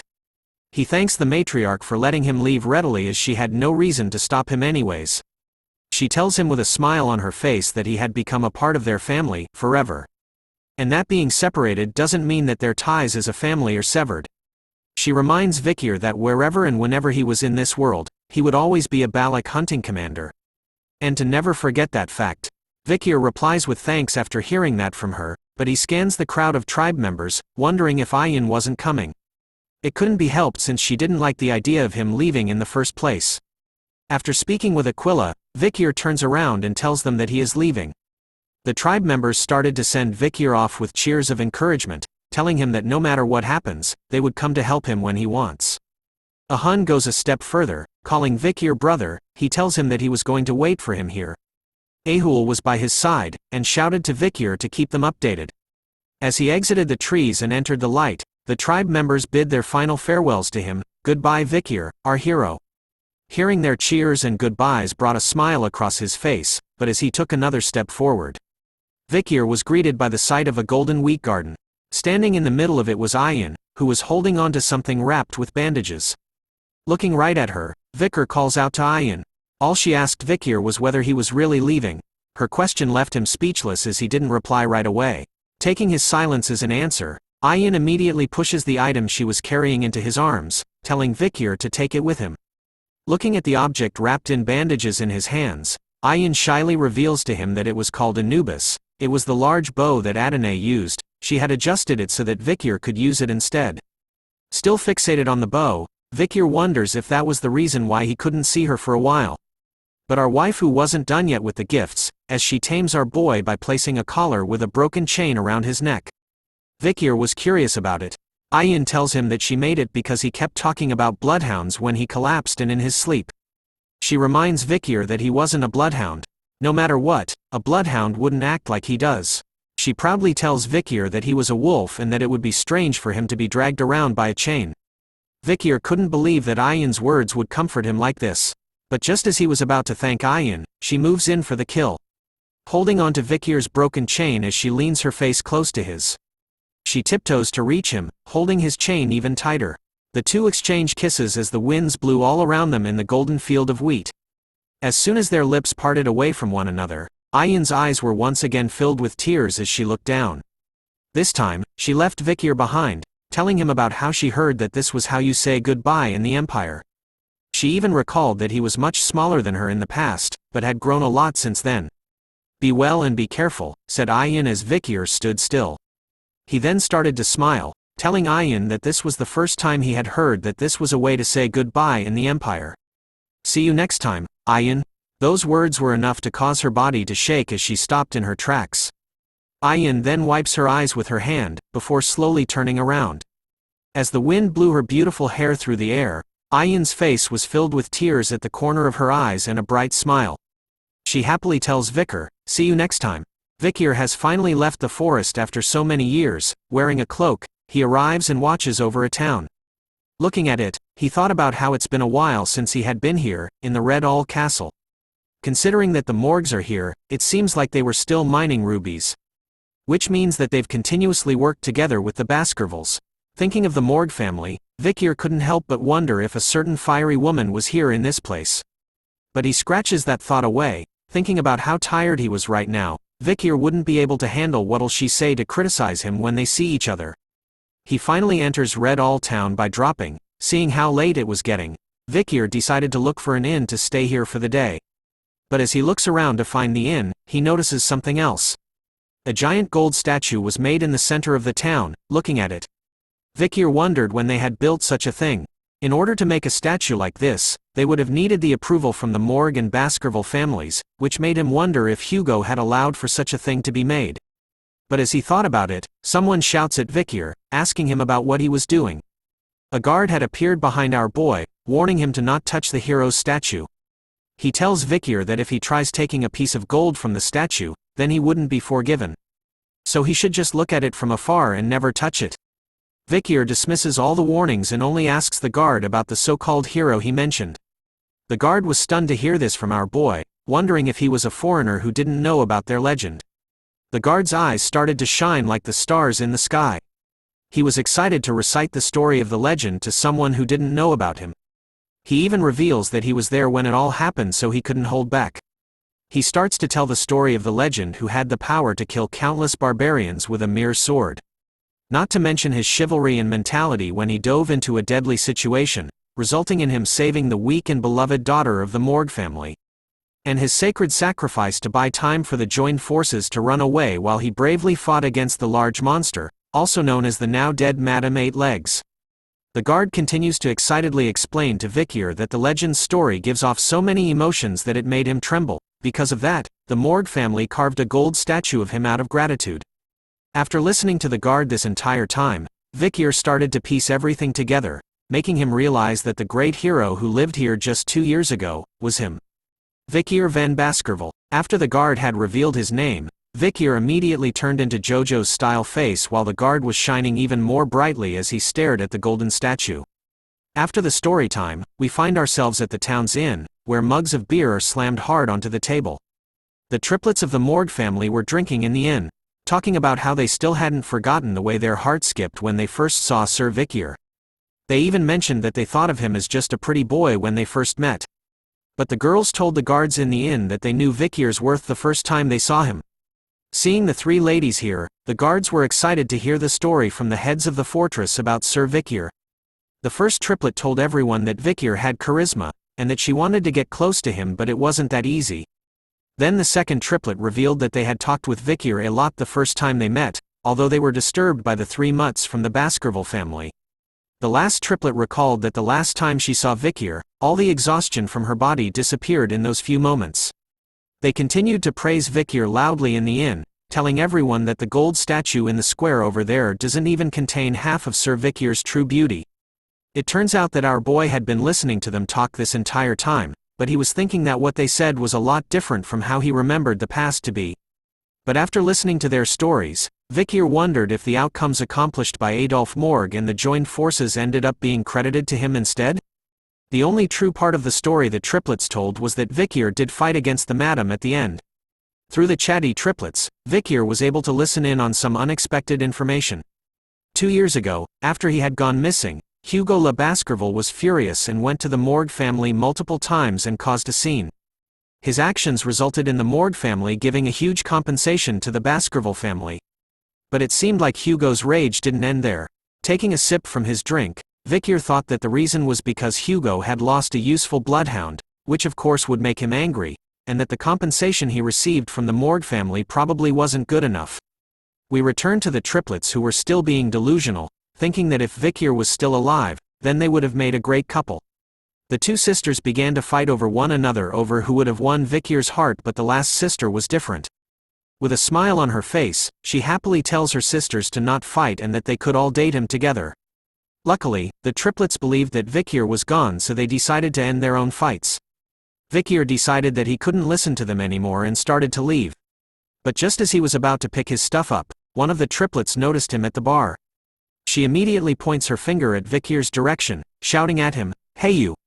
Suspicious-looking guy, come here." Her words and actions caught everyone's attention as they stared at where she pointed at. Vikir didn't listen to her words at all as the sisters began to fight one another, claiming that the barbarians have been quiet recently. They could see that she was drunk again and making a fuss. But the triplet who shouted at Vikir was adamant that her female senses were telling her that our boy was suspicious, so she repeated her words at Vikir, telling him to hurry up and come over to their side. But he didn't listen to her commands, which pissed her off. The triplet uses her spell called Binding to summon tree vines from beneath the ground, causing them to wrap themselves around Vikir's feet.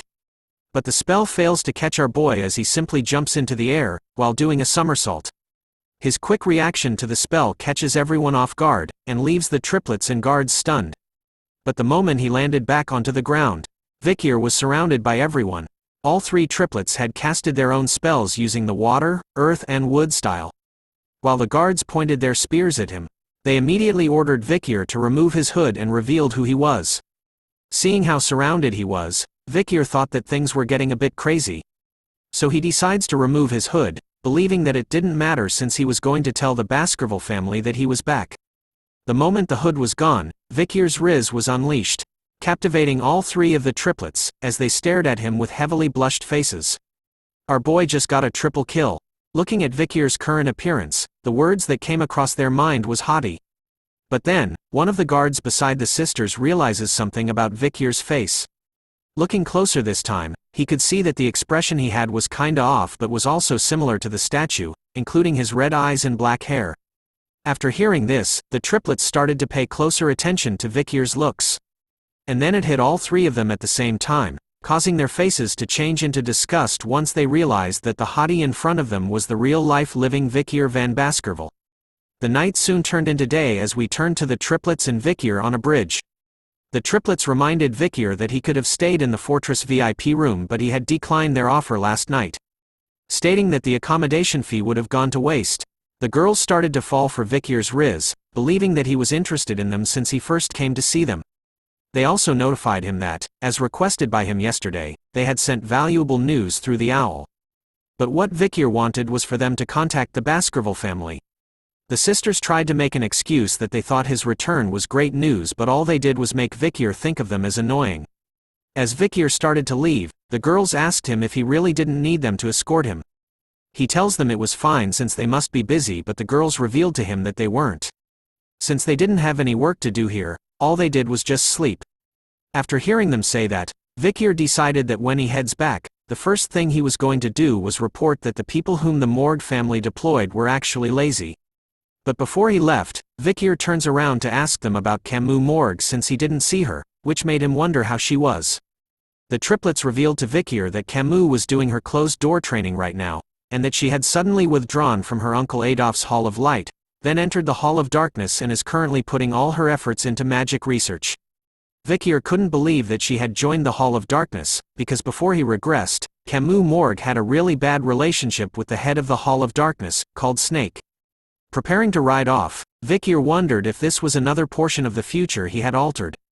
He tells the triplets to pass a message to Camus, that he wanted to see her when she has time and to leave the Hall of Darkness. The sisters couldn't believe that that was all Vikir had to say to her, even though they were in a relationship with her and would be seeing her for the first time in 2 years. And so, the hero of the Red All Mountain has returned. The news was spread rapidly throughout the empire. The people who had a connection with Vikir started to receive the news of his return through the newsletter spread everywhere. To the people he was working with, to the uncle of his future waifu, and to the innocent saint. Finally, a man rushes into a familiar room that we have all seen before. Breathing heavily and with a piece of paper in his hand, he reports to the patriarch. Upon hearing the sudden news, a dreadful aura was unleashed by Hugo's current appearance. His eyes turned red like a bloodhound as he asked the servant if what he said was true. After getting a ton of experience and increasing his strength through his adventures in the forest, Vikir van Baskerville has finally returned to the world. Chihuahua was delighted to see that Vikir had arrived through the main door this time, instead of the window like before. But as he stood near the window, Vikir was bothered about something. He wanted to know why there were so many people gathered outside from where they were. The local citizens of the town had gathered happily, holding banners filled with heart shapes and showering Vikir with words of praise. Our boy has now officially become some sort of K-pop idol. Chihuahua explains that the news about his return had spread throughout the empire, and that everyone came here to welcome him back. Vikir could only comment that it was annoying while holding his head as the door to the room opened suddenly. Our dear sweet angel, Pomerian, had arrived, shouting at Vikir and calling him daddy.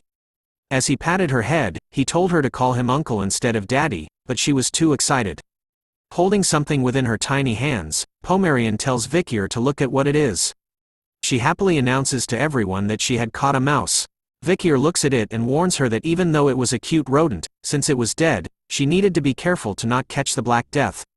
He then moves on to ask Chihuahua about whether the problems within Underdog City had been resolved. He reports to Vikir that thanks to Cindy, they had all been resolved successfully. He even mentions that she was an excellent worker. But as he opens the drawer of the table, he informs Vikir that there was a case that even Cindy couldn't find any leads on. Catching Vikir's attention, placing an envelope onto the table labeled F10, Chihuahua reports that in recent years, children from the slums have been going missing one after the other. The children hadn't been kidnapped since no one had contacted the parents, and they hadn't been seen on the black market. So they couldn't figure out the motive behind the abductions of the children. All the children had disappeared without a trace, so it definitely wasn't the monsters. But although there isn't any physical evidence, Chihuahua was sure that it was done by the same person. After reading the report that Chihuahua had given him, Vikir's face was immediately filled with dread as he gripped the papers tightly in his hand. The children's disappearance case of the Underdog City was exactly similar to what he was framed with in his past life. But he was confused as this event was supposed to happen several years later. Since he knew that this case was related to something else. But as they were discussing the case, Pomerian shouts at them to look at her. She proudly shows off the dead mouse from before, who stood healthy and alive on her arm this time. Pomerian had brought it back from the dead, leaving Vikir and Chihuahua in a state of shock and confusion as they were stunned by what was happening. So he asks her if she had really brought the mouse back to life. She happily tells them that she did with a bright smile on her face. Looking at her playing with the once dead mouse, Vikir thought about how he was now certain that she had brought it back to life, making him wonder if it was voodooism, which uses mana from another dimension.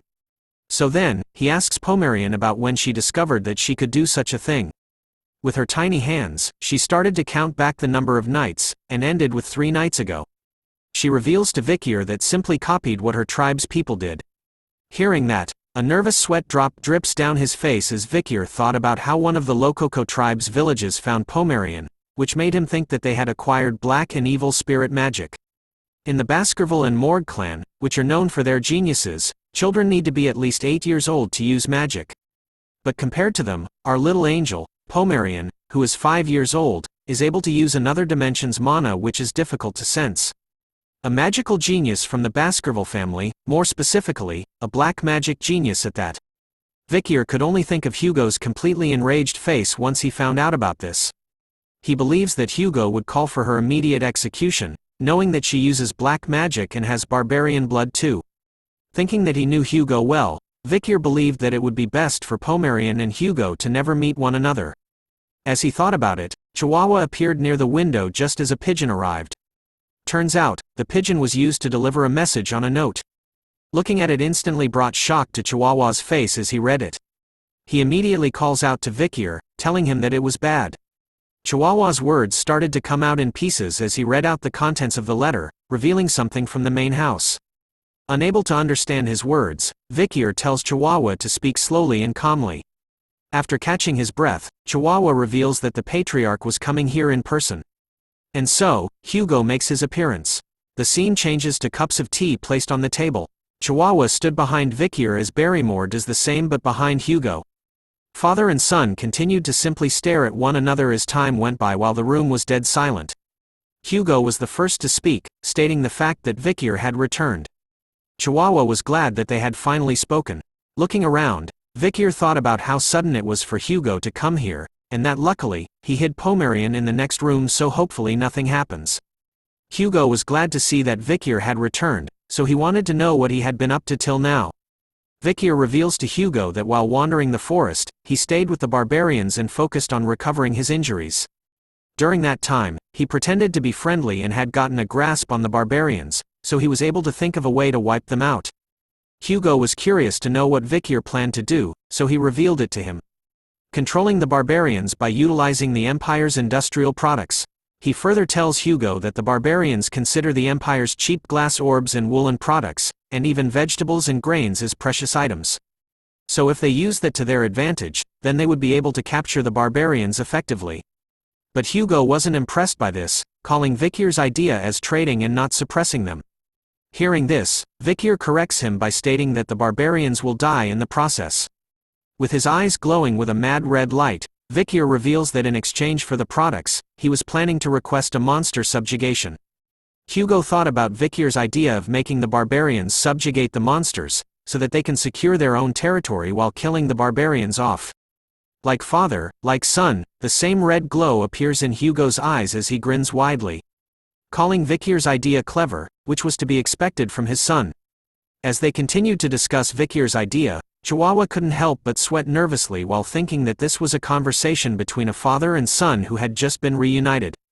Barrymore on the other hand noticed something else. Hugo was smiling. He recalled that he hadn't seen him smile at all during the 2 years that Vikir had disappeared in. While taking a sip of his drink, Vikir thought about how he didn't want the Balak people to suffer because of the Baskerville family. From the Baskervilles' perspective, it would seem like the natives are dying as they are clearing up the monsters. But in reality, they're just returning to the place where the madam was. While stopping the battle between the two of them, the Balaks will have the time to increase their forces. Hugo, who doesn't know about the madam's existence, would think that the natives will easily agree to this. Without realizing that his enemy, the natives of the forest, are increasing their powers. But Hugo was pissed off by something all of a sudden, catching Vikir's attention. The liquid inside the cup started to boil suddenly, as Hugo unleashed a powerfully aura filled with hatred. Announcing to everyone that they will not trade with the Lococo tribe. As he reveals that he was going to annihilate that tribe, Vikir agreed to Hugo's intentions, while being taken back by his rageful aura from earlier, as he didn't expect Hugo to still have a grudge against the Lococo tribe. which is more of the reason why he shouldn't let him meet Pomerian. Hugo had finally regained his composure after a while, realizing that he had only been talking about the barbarians since meeting his son that he lost contact with for a long time.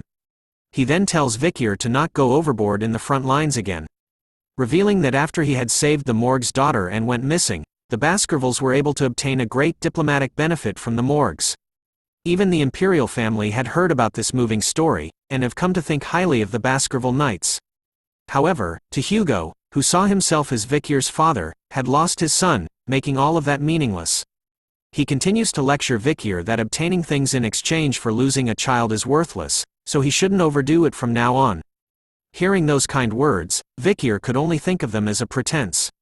Before his regression, the night he escaped after being framed, the feeling of being stabbed in the back, literally, and the cold stares from the bloodhounds whom he shared joys and sorrows with, Vikir could tell in an instant that he was abandoned by his master. Hugo didn't even give him a chance to explain himself, so Vikir was sure that his fangs wouldn't become dull because of his pretense. As lightning strikes the land, Vikir thanks Hugo for his worries while wearing a cold look on his face. A loud wailing sound is heard as Pomerian's voice rings throughout the room, calling out for Uncle. Her sudden appearance instantly casted fear into Vikir's and Chihuahua's faces as they realized. Pomerian casually runs past Hugo and Barrymore, complaining to Vikir about the rain and the loudness of the thunder and how it went bang bang. She quickly hugs Vikir, telling him about how scary it was. Vikir started to panic as he shifted his gaze from Pomerian to Hugo, knowing that he couldn't let the both of them meet. But as he stares at Hugo, his eyes widen at a shocking scene in front of them. Hugo was standing up straight with a darkened expression on his face. As he looked closely at Pomerian, his face was filled with confusion over how she looked.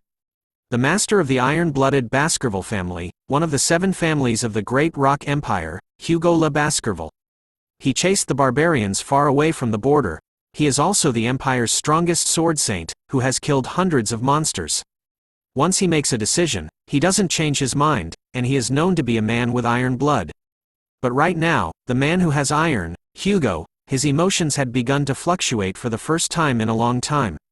As Pomerian continued to hold tightly onto Vikir's shirt, screaming out that the thunder was scary, Hugo could see the reflection of her daughter's face within her.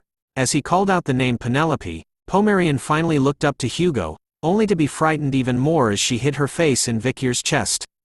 Shouting out loud that the mustache man was scary. Seeing Hugo's reaction to Pomerian, Vikir tells him to calm down. He explained to Hugo that he had brought Pomerian here so that he could order her around. He reveals that he saw her red eyes and thought she was one of them, but after looking into it, she was from one of the tribes at the borders. So he didn't believe that she was a family member. Hearing that, Hugo started to regain his composure. He felt a bit off and agreed that he was mistaken for a moment. As there was no way that his daughter, Penelope, would be that young if she were alive. Hugo decided to leave first, informing Vikir that he was tired. A nervous sweat drop drips down Vikir's face as he tells Hugo to have a safe journey back. But deep within his mind, Vikir couldn't believe that Hugo, who possesses the soul of a swordmaster, was that shaken up, which meant that Vikir was right that something was up. Before leaving, Hugo calls out to Vikir as his son, telling him to attend tomorrow's grand banquet.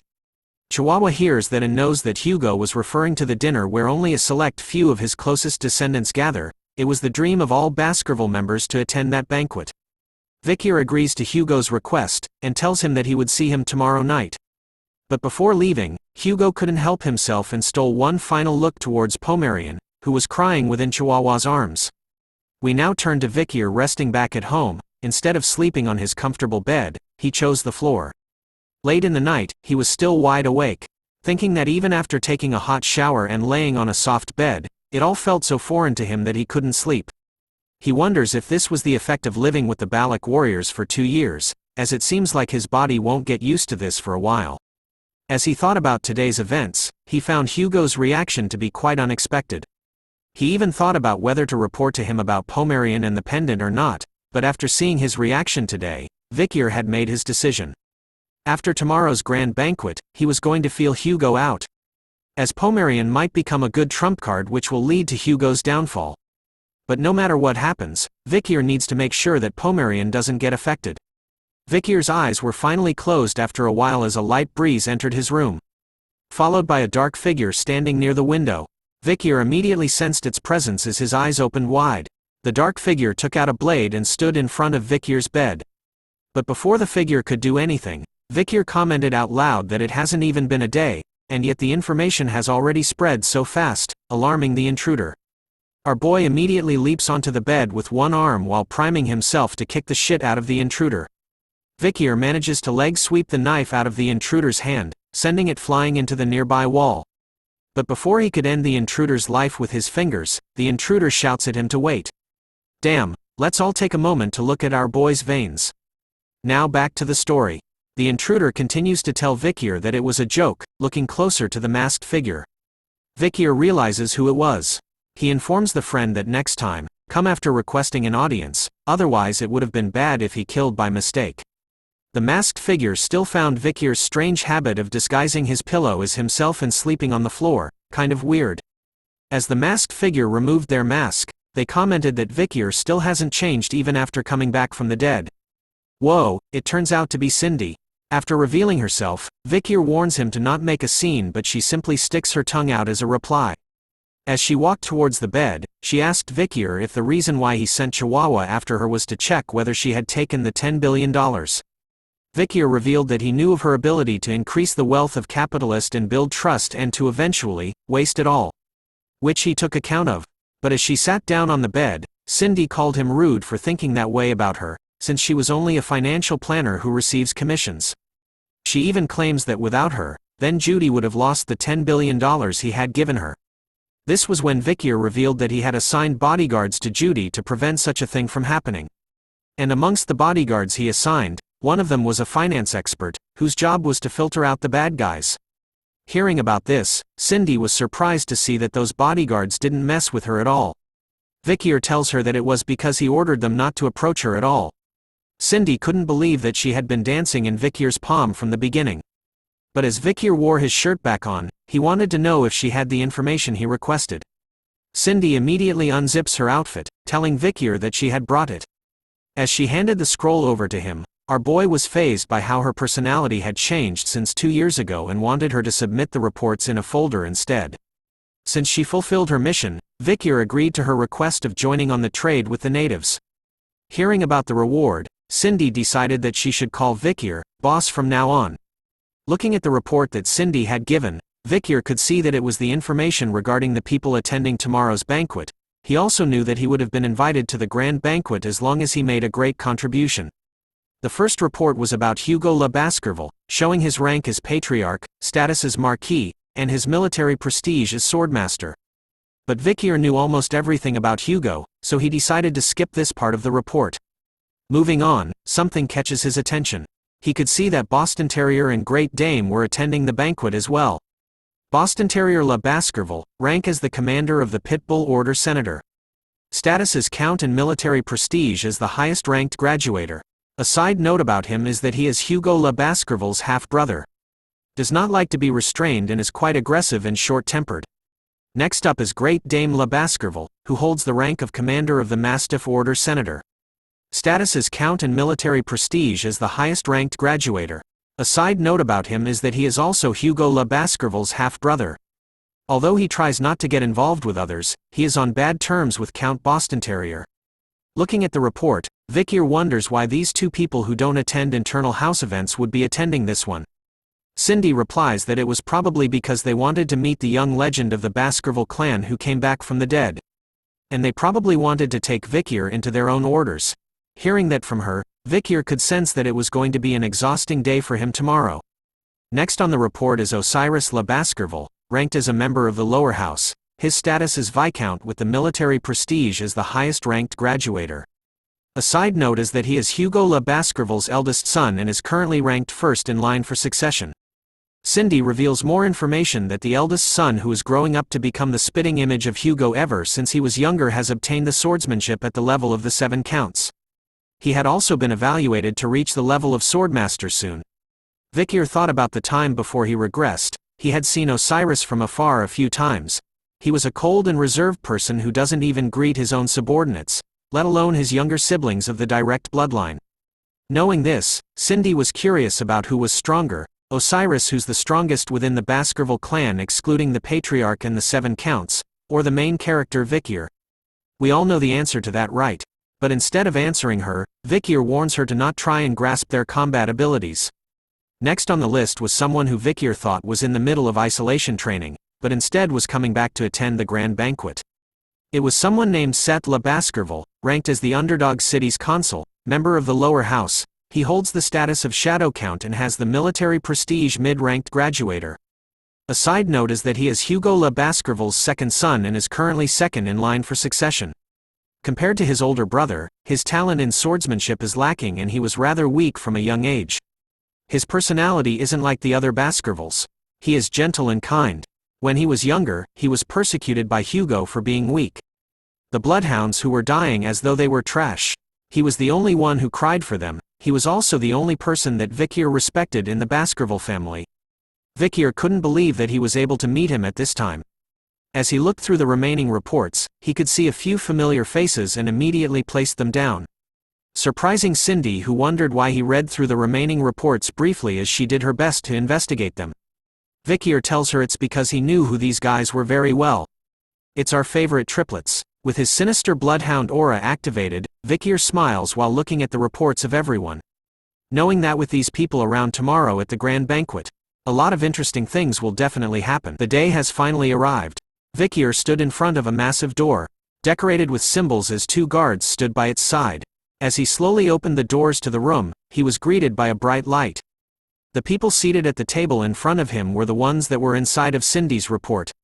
Each person at the table took a quick look at Vikir as he announced his arrival as per the Patriarch's orders. Some were smiling with joy while others showed no emotion to his arrival. With his head down and his arm across his chest, Vikir thanks the Patriarch for inviting him to the grand banquet. With his eyes bright red, Hugo tells his son to come and take a seat. Soon enough, the dining room was filled with the sound of cutlery being used. Everyone who sat at the table were silently eating their food. No one spoke as the servants stood behind. The first to break the silence in the room was Boston Terrier, asking out loud if anyone else thought that the meat was a little undercooked. Hugo took note of his question, making him ask if the food wasn't to his liking. But Boston corrects Hugo, his older brother, saying that he wasn't referring to his own meal, but instead, was referring to the meat on the plate beside him. It turns out that the food he was talking about belongs to Great Dane, who gives Boston the side eye, asking him if he has a problem. Sound the alarm because the two uncles are entering the ring. Boston returns with his own side eye, telling Great Dane that he was just mentioning that his meat appears to be very undercooked. Which would be cruel for his lovable nephew to eat his meat undercooked. Great Dane fires back, telling Boston that he acknowledges his lovable nature, reminding him that Vikir was also his nephew. And as his uncle, he would want his nephew to walk on the right path.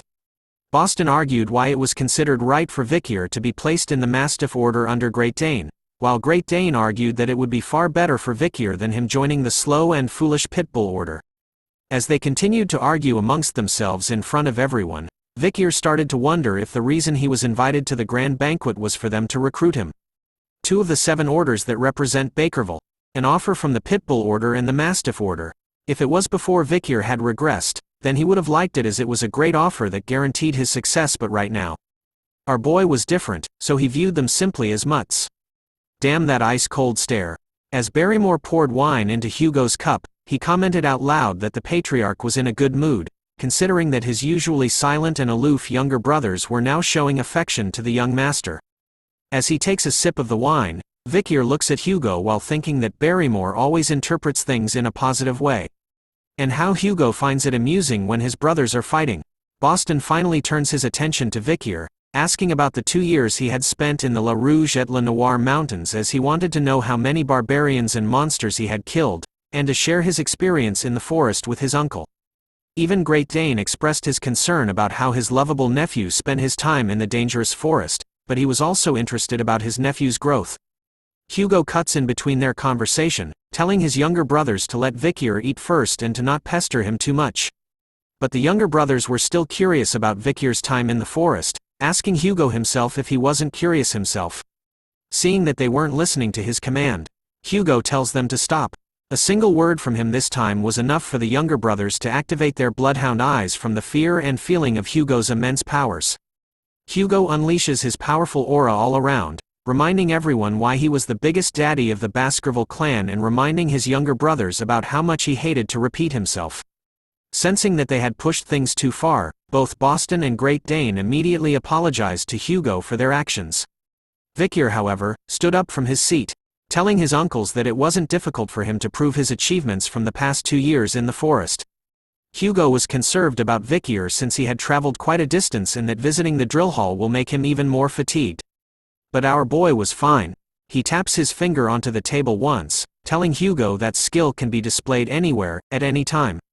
As one's daily life is an extension of training, Vikir could see that Boston had poured too much wine into his glass while Great Dane's steak seems to be slightly undercooked. Closing his eyes with his finger sill on the table, Vikir unleashed his aura, just from the tip of his finger, sending it flying towards the cup of wine and the plate with steak. In an instant, the steak was cooked better while the wine was boiling. Boston and Great Dane immediately went to check on their wine and steak. Both were impressed by what Vikir had done to their wine and steak in an instant. The uncles were quick to notice that by placing his finger on the table, Vikir had used mana to cook the meat and warm the wine. They couldn't believe that he had reached the mid-ranked graduator at the age of 17, when one usually reaches that stage at 33. Hugo continued to sip his wine silently as the uncles exclaimed out loud that he must be proud to have a son who has mastered all these techniques. As they continued to praise Vikir for his new skills, our boy couldn't help but look at his side as he found something strange. 2 years ago, he thought that he had revealed himself as a mid-ranked graduator when he fought the madam. But he couldn't believe that no one knew, looking at the triplets with their shining eyes staring right at him. He knew that these guys should have seen his skills 2 years ago, making him wonder why they didn't report it to the family. As he thought about it, someone else praises Vikir for his hard work, catching his attention.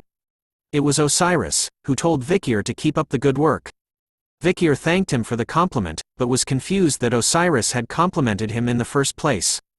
The first successor in line for the current Baskerville family, and the one who resembles Hugo the most, is now praising Vikir, which made him wonder if he was assessing him.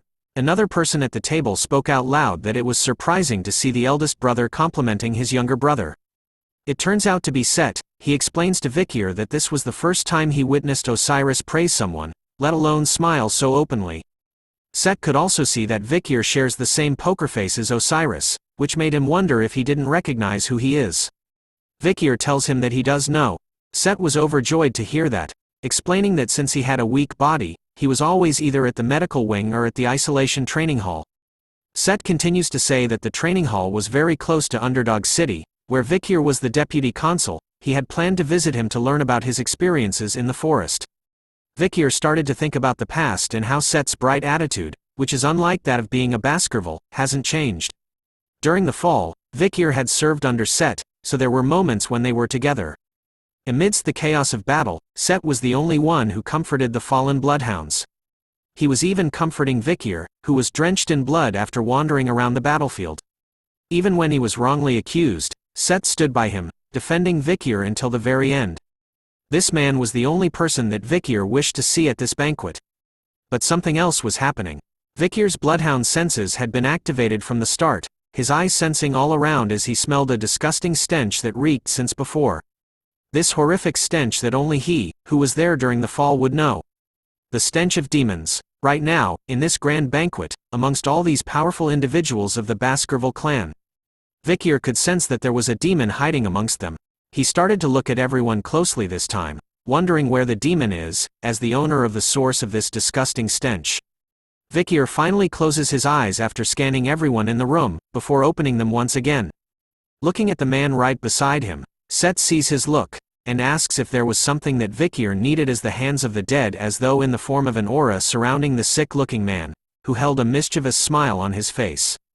Vikir could see that Set was having conversations to ease the atmosphere, and even asks the servants serving Goof how they're doing. This man right here was the same person that Vikir knew before he regressed. But he still wonders why Set had the dirty stench of demons all around him. Set then spoke out loud that he had heard about Vikir taking over as the deputy consul of Underdog City while he was gone. He continues to speak about how he even heard that the citizens who liked him had protested for Vikir to take over permanently, so when Set himself returned back to Underdog City, he was hoping that it would be great if they would work together. Vikir continues to stare at Set in silence, before placing his own glass of wine towards him. Telling Set that he looks forward to it, as they clink their glasses of wine together, hoping to be in each other's care, Vikir takes a peek at his own glass afterwards. He couldn't see Set's reflection in the glass at all, which meant that Set is dead and that a demon had possessed his dead body. Vikir then wondered if he should reveal this fact to everyone right here at the grand banquet. But he changes his mind, because if he does reveal that truth, then they would ask for Vikir to provide proper evidence first. So in order to do that, he needed to get away from this and gather more information first. As Set continues to ask Vikir about which order he was going to join, all Vikir could think of was that the smell of demons was really suffocating. Set continues to talk about how he thought that the Doberman Order's uniform was cool when he was younger, but Osiris cuts him off, telling him that they haven't even finished eating yet. He was already chatting away. With a slight red glow in his eyes, Osiris warns him to stop bothering Vikir with his small talk and to finish his dinner first. Set was taken aback by the sudden request from Osiris, but Vikir was glad, because thanks to him, he was free from the smell of demons. Now it was Hugo's turn to speak. He asks Vikir about the meal, to which he responds that it was very good. Hugo was glad to hear that and informs Vikir that he has something he would like to discuss with him while he is at the main house, and orders him to visit the office later on. Vikir pauses to think about the sudden order but agrees to it anyway. The grand banquet had finally ended and Vikir was now roaming outside the main house. As he continued to walk by himself, Vikir felt tired after the 5-hour-long dinner, and how he had to eat with all those powerful people. He had also heard about how the official paper for the academy entrance had arrived at the Baskerville clan. He concluded that that must be the reason why Hugo had summoned him to the office, because of the academy entrance. But as he thought about this, a figure appeared high above, wielding a sword. All of a sudden, a huge wave of bloodhound-filled aura attacks were sent flying towards Vikir's back. Our boy was quick to notice it as the Baskerville's 6th technique, wondering if he should just overpower it. But as he gripped his own sword, he decided not to, as he revealed his skill level as a mid-grade graduator. So he couldn't go beyond that. In response to the sudden attack, Vikir quickly turns around and answers back with the Baskerville's 4th technique. But it was enough to completely stop the sudden attack as it still launched towards him. So Vikir decides to take on the remaining attack by absorbing the rest of it with the River Styx's blessing in his aura. But before the sudden attack reaches him, it suddenly stops by itself, leaving Vikir stunned as he gazes at the one who unleashed the attack. A huge laugh was heard from the figure standing above. It was revealed to be Boston, who was impressed by how much Vikir had grown up, since there was a 2-tier difference between their techniques and yet he had endured his attack. Boston immediately leaps down to Vikir, asking Dane if he was right about how his eyes didn't deceive him. Dane appears right behind Vikir, like that creepy uncle during family reunions. He tells Boston about how he couldn't believe that he had actually swung his sword in the main house, making him no different from the barbarians. Dane continues to scold Boston for attempted murder, such a barbaric thing to do, and if Hugo knew about it, then at the very least Boston would have been on probation for several months. But Boston was happy with his actions, telling Dane about how he could say such things about an uncle's love towards his nephew. He reveals that he had adjusted the attack so it would disappear right in front of Vikir so he wouldn't get hurt. Sensing that the trial was over, Vikir slowly places his sword back into its case while the uncles continue to argue with one another. After insulting each other's orders, Boston fires back with a personal attack, revealing that Dane was someone to beg to be saved when he gets a small cut on his belly. Dane retorted back that since Boston was so chunky all over, then his flesh wouldn't even get cut. The uncles decided to take action over words this time, as each of them pulled out their own swords, declaring that whoever wins the duel between them would get Vikir to join their orders. Seeing how their fight had evolved, Vikir immediately turns around to escape from them, thinking about how bothersome they were being. As he walked away from his uncles, he thought about how the attack from before wasn't that strong. The 7 counts strongest attack, the highest grade graduator's Baskerville 6th technique. Vikir was also the highest grade graduator, but he knew about the 7th technique. And if you were to add the River Styx's blessing and the demonic sword Beelzebub, then our boy was extremely confident that he could at least go up against 2 of the 7 counts together. Nothing beats plot armor, but on the way home, he encounters the now group of triplets, who stood in front of him this time. Instead of speaking, the triplets immediately went to their swords on their waists, drawing the blade out. Vikir sees their actions and activates his bloodhound eyes and his hand readied, thinking about how the triplets knew the difference between their powers. So he had no choice but to kill bloodhounds who bare their teeth without knowing their place. But what he thought would happen didn't happen at all. Instead, all three of the triplets kneeled down in front of Vikir, with their swords pointed at their own feet. Looking at what they were doing, Vikir knew that their actions represented the pledge. It's a position that makes you vulnerable to a single press and your sword will penetrate through your foot. That means they're putting their life in the other person's hands.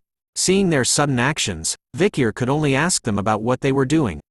All three triplets repeated the same words with the same facial expression. I want to pay off my debt. The first triplet explained that after being attacked by Vikir when he was 9, he began to fear him. The second triplet acknowledged Vikir when he hunted the Cerberus, while the last triplet was amazed with Vikir for when he had slain the troll.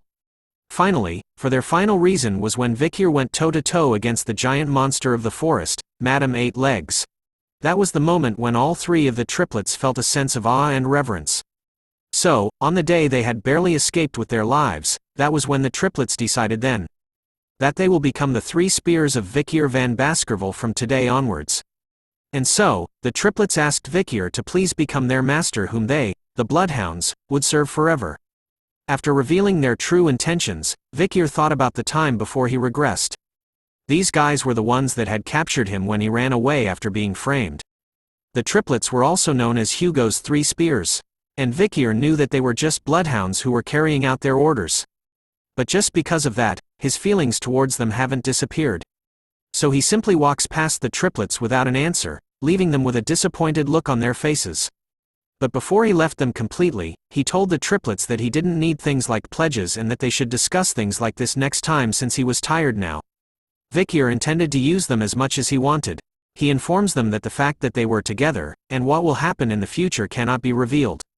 His words brought a smile to their faces as they shouted out understood. In unison together, after hearing their response, Vikir thought about how Set's body being taken over by the demons wasn't a variable he was expecting. So he needed to ask Cindy to investigate this thing quickly, because no matter what happens, he needed to kill the demon. But before that, he needed to do something else. The scene changes to show Barrymore's face filled with fear as Hugo's loud voice echoes throughout the room, asking Vikir about what he was doing right now. With a darkened expression on his face, Hugo tells Vikir to repeat himself. And so Vikir did, by asking about Miss Roxana, the first wife of Hugo who had passed. And the daughter that was born from him and Miss Roxana. Vikir wanted to know about Miss Penelope, the daughter that was taken away from Hugo and who died in the forest. Veins, hatred and bloodlust started to pour out from every inch of Hugo's face as he questioned Vikir about how he knew about his daughter's name. But our boy's face remains unfazed even after facing such a horrifying aura. Because this is the opening act to which his revenge will begin. Begin this part with the view of the main building of the Baskerville clan where the patriarch and main family stay. Hugo passes on an envelope across the table, telling Vikir about how they have received a notice from the academy. He reminds Vikir about their past promise from before, that he would enter the academy when the time comes. Reading the letter inside the envelope, Vikir could see that it was a notice from Colossio, a notice for the students of Class 20. Looking at it, he was right in his thought, that this was the reason why Hugo had summoned him here. The largest educational institution that the Grand Empire Rock is facilitating, the academy called Colossio. If you manage to graduate from the academy, you would be able to start the elite course at the Imperial Palace or even a higher floor. Back in his past life, before the regression, Vikir had attended the academy as the triplets' server and was in charge of handling all of their tedious tasks for them. Since he entered the academy with numerous scars on his face and had a limp, Vikir was scorned by the nobles from the academy. But in his current life, those bad memories of the academy didn't bother him now. Hugo wanted to know if the triplets, whom Vikir had asked to go with, would be alright. He was also curious on whether there was anyone else beside them that he would like to take with him. Before answering Hugo's question, Vikir wanted to ask about something else. He recalled that 2 years ago, due to him going missing, Hugo had received a letter stating that he will obtain a huge benefit from the Morgue family, and that Vikir would be given a reward. So he asked Hugo if he was right. Hugo replies that he has and wanted to know what that something was that Vikir wanted. Vikir tells him that he wanted Hugo to share a story as the reward, which got Hugo's attention. Seeing his reaction, Vikir takes it that he had permitted him to ask. So our boy, at point blank, asks Hugo about his dead wife and daughter, straight to his face. Vikir's question was horrifying enough to make Barrymore panic and tremble with fear as he heard what Vikir had requested from Hugo. Hugo, on the other hand, had taken a moment before asking Vikir about what he had just said to him. So our boy replies back, with no fear in his eyes. He asks Hugo about Ms. Roxana, the first wife who has passed, and the daughter that was born from Hugo and Ms. Roxana. Vikir wanted him to tell him about Miss Penelope as well. A whole mixture of emotions started to stir within the all-powerful Hugo, as his face was darkened, wondering how Vikir knew those names. He unleashed the bloodhound red fury eyes, scolding Vikir and wondering the reason behind his question. Hugo was going to be extremely furious if he found out that Vikir was asking out of petty curiosity. In a calm manner and with his hand across his heart, Vikir calmly tells Hugo that he needed to first hear his answer in order for him to reveal the reason behind the sudden questions. He assures Hugo, who was in an explosive angry state, that the questions were not due to mere curiosity. Hugo's thoughts about his first wife whom he met through an arranged marriage, and his eldest daughter who was kidnapped by the barbarians.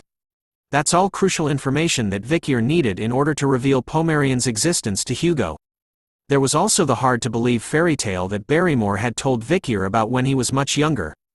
The story about how Hugo was an affectionate family man who loved his first wife, Ms. Roxana, very much. But Vikir was sure that he couldn't let Hugo meet Pomerian based on that. This was something that he needed to check for himself. After hearing Vikir's reply to his question, Hugo continued to remain silent for some time. After some time had passed, he finally opened his mouth, gripping his chest tightly, and his face darkened to the point where you couldn't see his facial expression.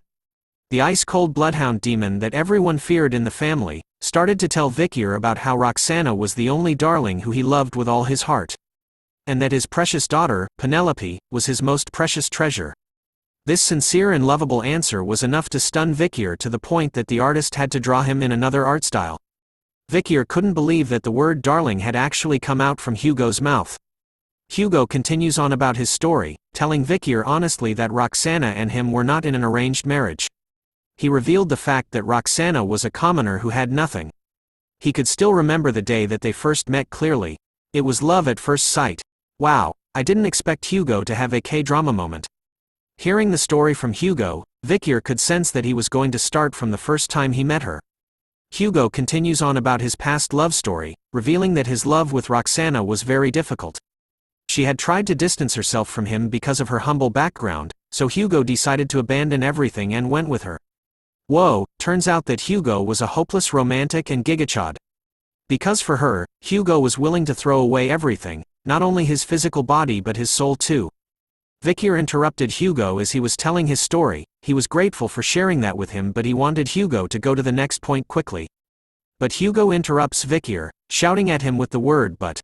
And continuing on with his love story, he tells Vikir that his love with Roxana was put to the test once again. In order to capture them, who were on the run, the Baskerville family had sent pursuers. For the sake of protecting Roxana, Hugo fought with his life on the line and with everything he had.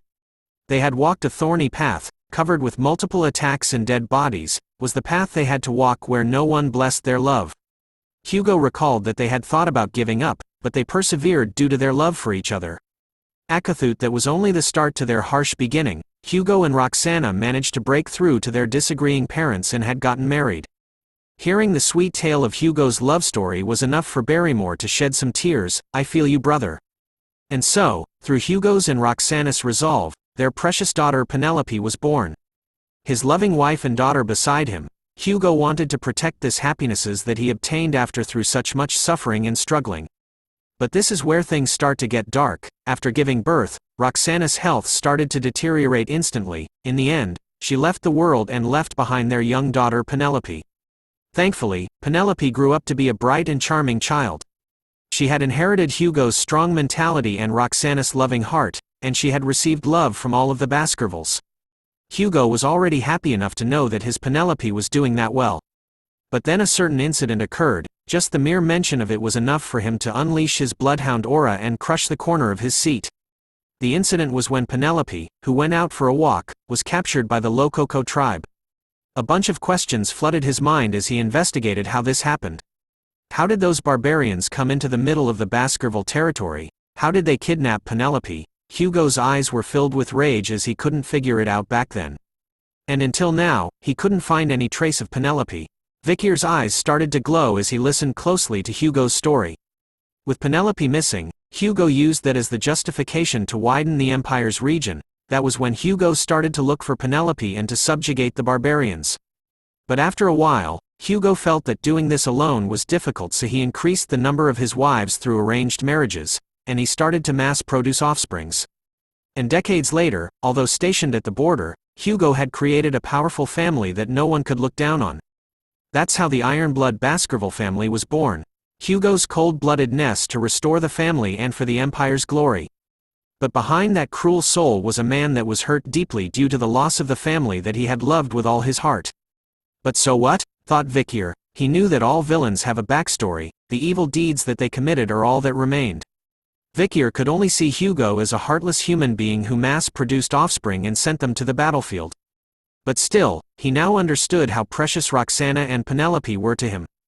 And so, Hugo was done with his story, with a mad expression on his face after recalling his painful past. He now wanted to know Vikir's reason behind why he had asked about his wife and daughter. Before telling him the reason, Vikir took something out of his pocket and presented it onto the table before Hugo, telling him to take a look at it first. The moment he gazed at it, Hugo shouted out loud, recognizing what it was. He recognized the pendant as the one that he had made for Roxana, which was last seen on Penelope before her disappearance. Opening the pendant, he could see a tiny picture of his family portrait within it.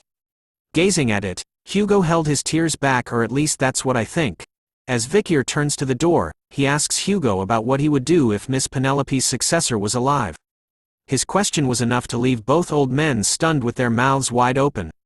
As he walks closer to the doors, Vikir tells Hugo about Miss Penelope's daughter, revealing to Hugo that he has a granddaughter. As the doors to the room opened, a familiar sweet angel voice called out to her uncle. The moment she entered the room, Hugo's entire world was flipped upside down, and had turned from color to X-ray colors. Looking at Pomerian causally pulling onto Vikir's shirt, he recalls that she was the child from their previous meeting. This was when Vikir reveals to Hugo that he had lied to him, that while at the forest, there was a child that he met in the Lococo tribe's region. And that she called the person who gave her the pendant as mommy. Hugo couldn't believe it, that this little girl had called his sweet precious daughter Penelope as mommy. His hands started to tremble as he held onto the pendant, while Pomerian still looked at him all scared. Vikir, on the other hand, was excited as his eyes glowed bright red. He wanted Hugo to be confused. He knew that Pomerian was a child whose blood is mixed with someone Hugo loves, and with something he despised. As Hugo stood in front of Pomerian, Vikir started to wonder if he could keep his composure in front of her. Looking closely at Pomerian this time, Hugo towers over her enough to cast a shadow onto the sweet little angel. He recalled that Vikir had found her in Lococo. His eyes and demoners started to unleash the fearsome bloody bloodhound aura, questioning whether Pomerian was someone that was born from his daughter and a barbarian. Vikir tells him that it was true. His eyes were focused on Hugo completely, as he watches his shake with rage and despair. Hugo started to stretch his hand towards Pomerian, who could only stare at it as it came closer to her. Vikir was counting on this to lead to Hugo's ruin, because once he is, that is when his revenge will begin. We now turn to a sunny day in a beautiful park where the bright voice of laughter could be heard loudly in the area. Osiris, Vikir and Barrymore were standing side by side with one another as Hugo asks a question, "Is my beard that interesting? Is it fun pulling it?" He was asking these questions to Pomerian, who was playing with his beard. She even told him that Grandpapa's beard was dirty. The moment the word grandpa left her mouth, Hugo started to ask Pomerian if she had really called him grandpa. Osiris was the first to comment out loud that even though he hadn't lived for a long time, he had never been so surprised in his life. Barrymore, on the other hand, had lived for a long time, but still he agrees with what Osiris had said. Meanwhile, Vikir was silent. He continued to look at Hugo and Pomerian, wondering what was going on. The Hugo that he knew of right now, the image he had of him in his mind, had just been brutally shattered into a million pieces. As Hugo covered his face after being called a grandpa, tears started to flow out endlessly from his eyes, as he couldn't believe that the day he would be called a grandpa would come. Seeing Hugo's sudden reaction and crying face made Vikir stunned as he looked down. His world had started to flip as well, and he wonders why the cold-hearted bloodhound known as Hugo le Baskerville would have that kind of expression on his face. We now turn to when Vikir van Baskerville was 15 years old after regressing. As he stood in front of the all-powerful Hugo le Baskerville, Vikir suddenly wondered about a certain question. Can he assassinate Hugo? The first answer to that question was impossible. When one reaches the level of swordmaster, they obtain an unwavering mind. Because of that, Vikir couldn't even find an opening during Hugo's daily life. So he gave up on the thought of assassinating Hugo, and after many years, he found Pomerian, the daughter of Penelope, whom Hugo truly loved. The wave of emotions that would be felt when meeting Pomerian could possibly affect the swordmaster. With refined swordsmanship, Beelzebub and the madam's poison, the possibility of assassinating Hugo increased as time passed. And today was supposed to be the cornerstone for Hugo's assassination. But as Vikir looks towards his target that he was planning to kill, he wonders why Hugo was laughing right now, as though he was happy. Seeing this side of Hugo, Vikir started to waver in his conviction to kill the man in front of him, while thinking why Hugo isn't confused. We return to the moment where Vikir introduced Pomerian as Penelope's daughter and Hugo's granddaughter. As the big man walked over to Pomerian, he wondered if she was truly his precious Penelope's daughter. As he stretched his hand towards Pomerian, his shadow could be seen within her eyes. Looking right at Hugo, she tells him that Penelope was her mommy's name, which causes Hugo to shudder for a moment as sweat drops appear on his face. Holding his rough hand with her tiny hands, Pomerian tells Hugo about how her mommy always said that she missed her daddy, and that she always kept looking at the necklace. All of these were things that she had remembered. Looking at Hugo with her innocent eyes, Pomerian asks him if he was her grandpa. Looking at her and hearing her question, Hugo's mind immediately turns to a past memory of when Penelope was alive and cheerful. He could hear her clear and joyful voice calling him father. The man known as the cold-hearted bloodhound of the Baskerville family had to grit his teeth in order to hide what he was feeling. But it didn't work as he muttered out Penelope's name as he bends forward while trembling, catching Vikir's attention. The all-powerful man had finally broken down as tears started to flow endlessly from his eyes. He could only kneel in front of Pomerian, with his head down. He continued to cry out loud in front of everyone. The flashback ends as Barrymore tells Vikir thank you. He couldn't believe that he would get to see the patriarch smiling like that right now, as it always seemed like a far-fetched dream of his.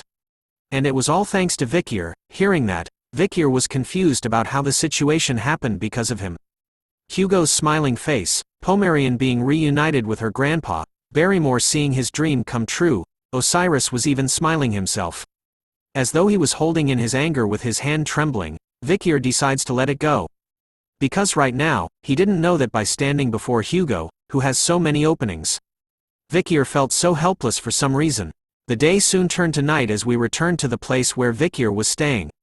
He laid out flat on his bed, staring endlessly at the ceiling, pondering his thoughts about the events that had happened so far. Looking back, he started to think about the Hugo that he had remembered. In his past life where he was captured and faced Hugo, he shouted at him that he was innocent and wondered why he wasn't listening to him. Vikir wanted to know if Hugo was really going to blame him for all of the Baskerville's sins. But Hugo simply replied that he didn't want to listen to a sinner.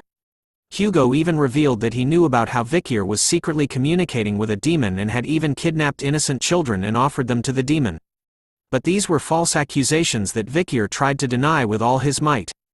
But before he could speak of his innocence, Hugo swung his sword in a single swing, cutting off Vikir's tongue as he didn't want to be called by such a filthy thing like Vikir.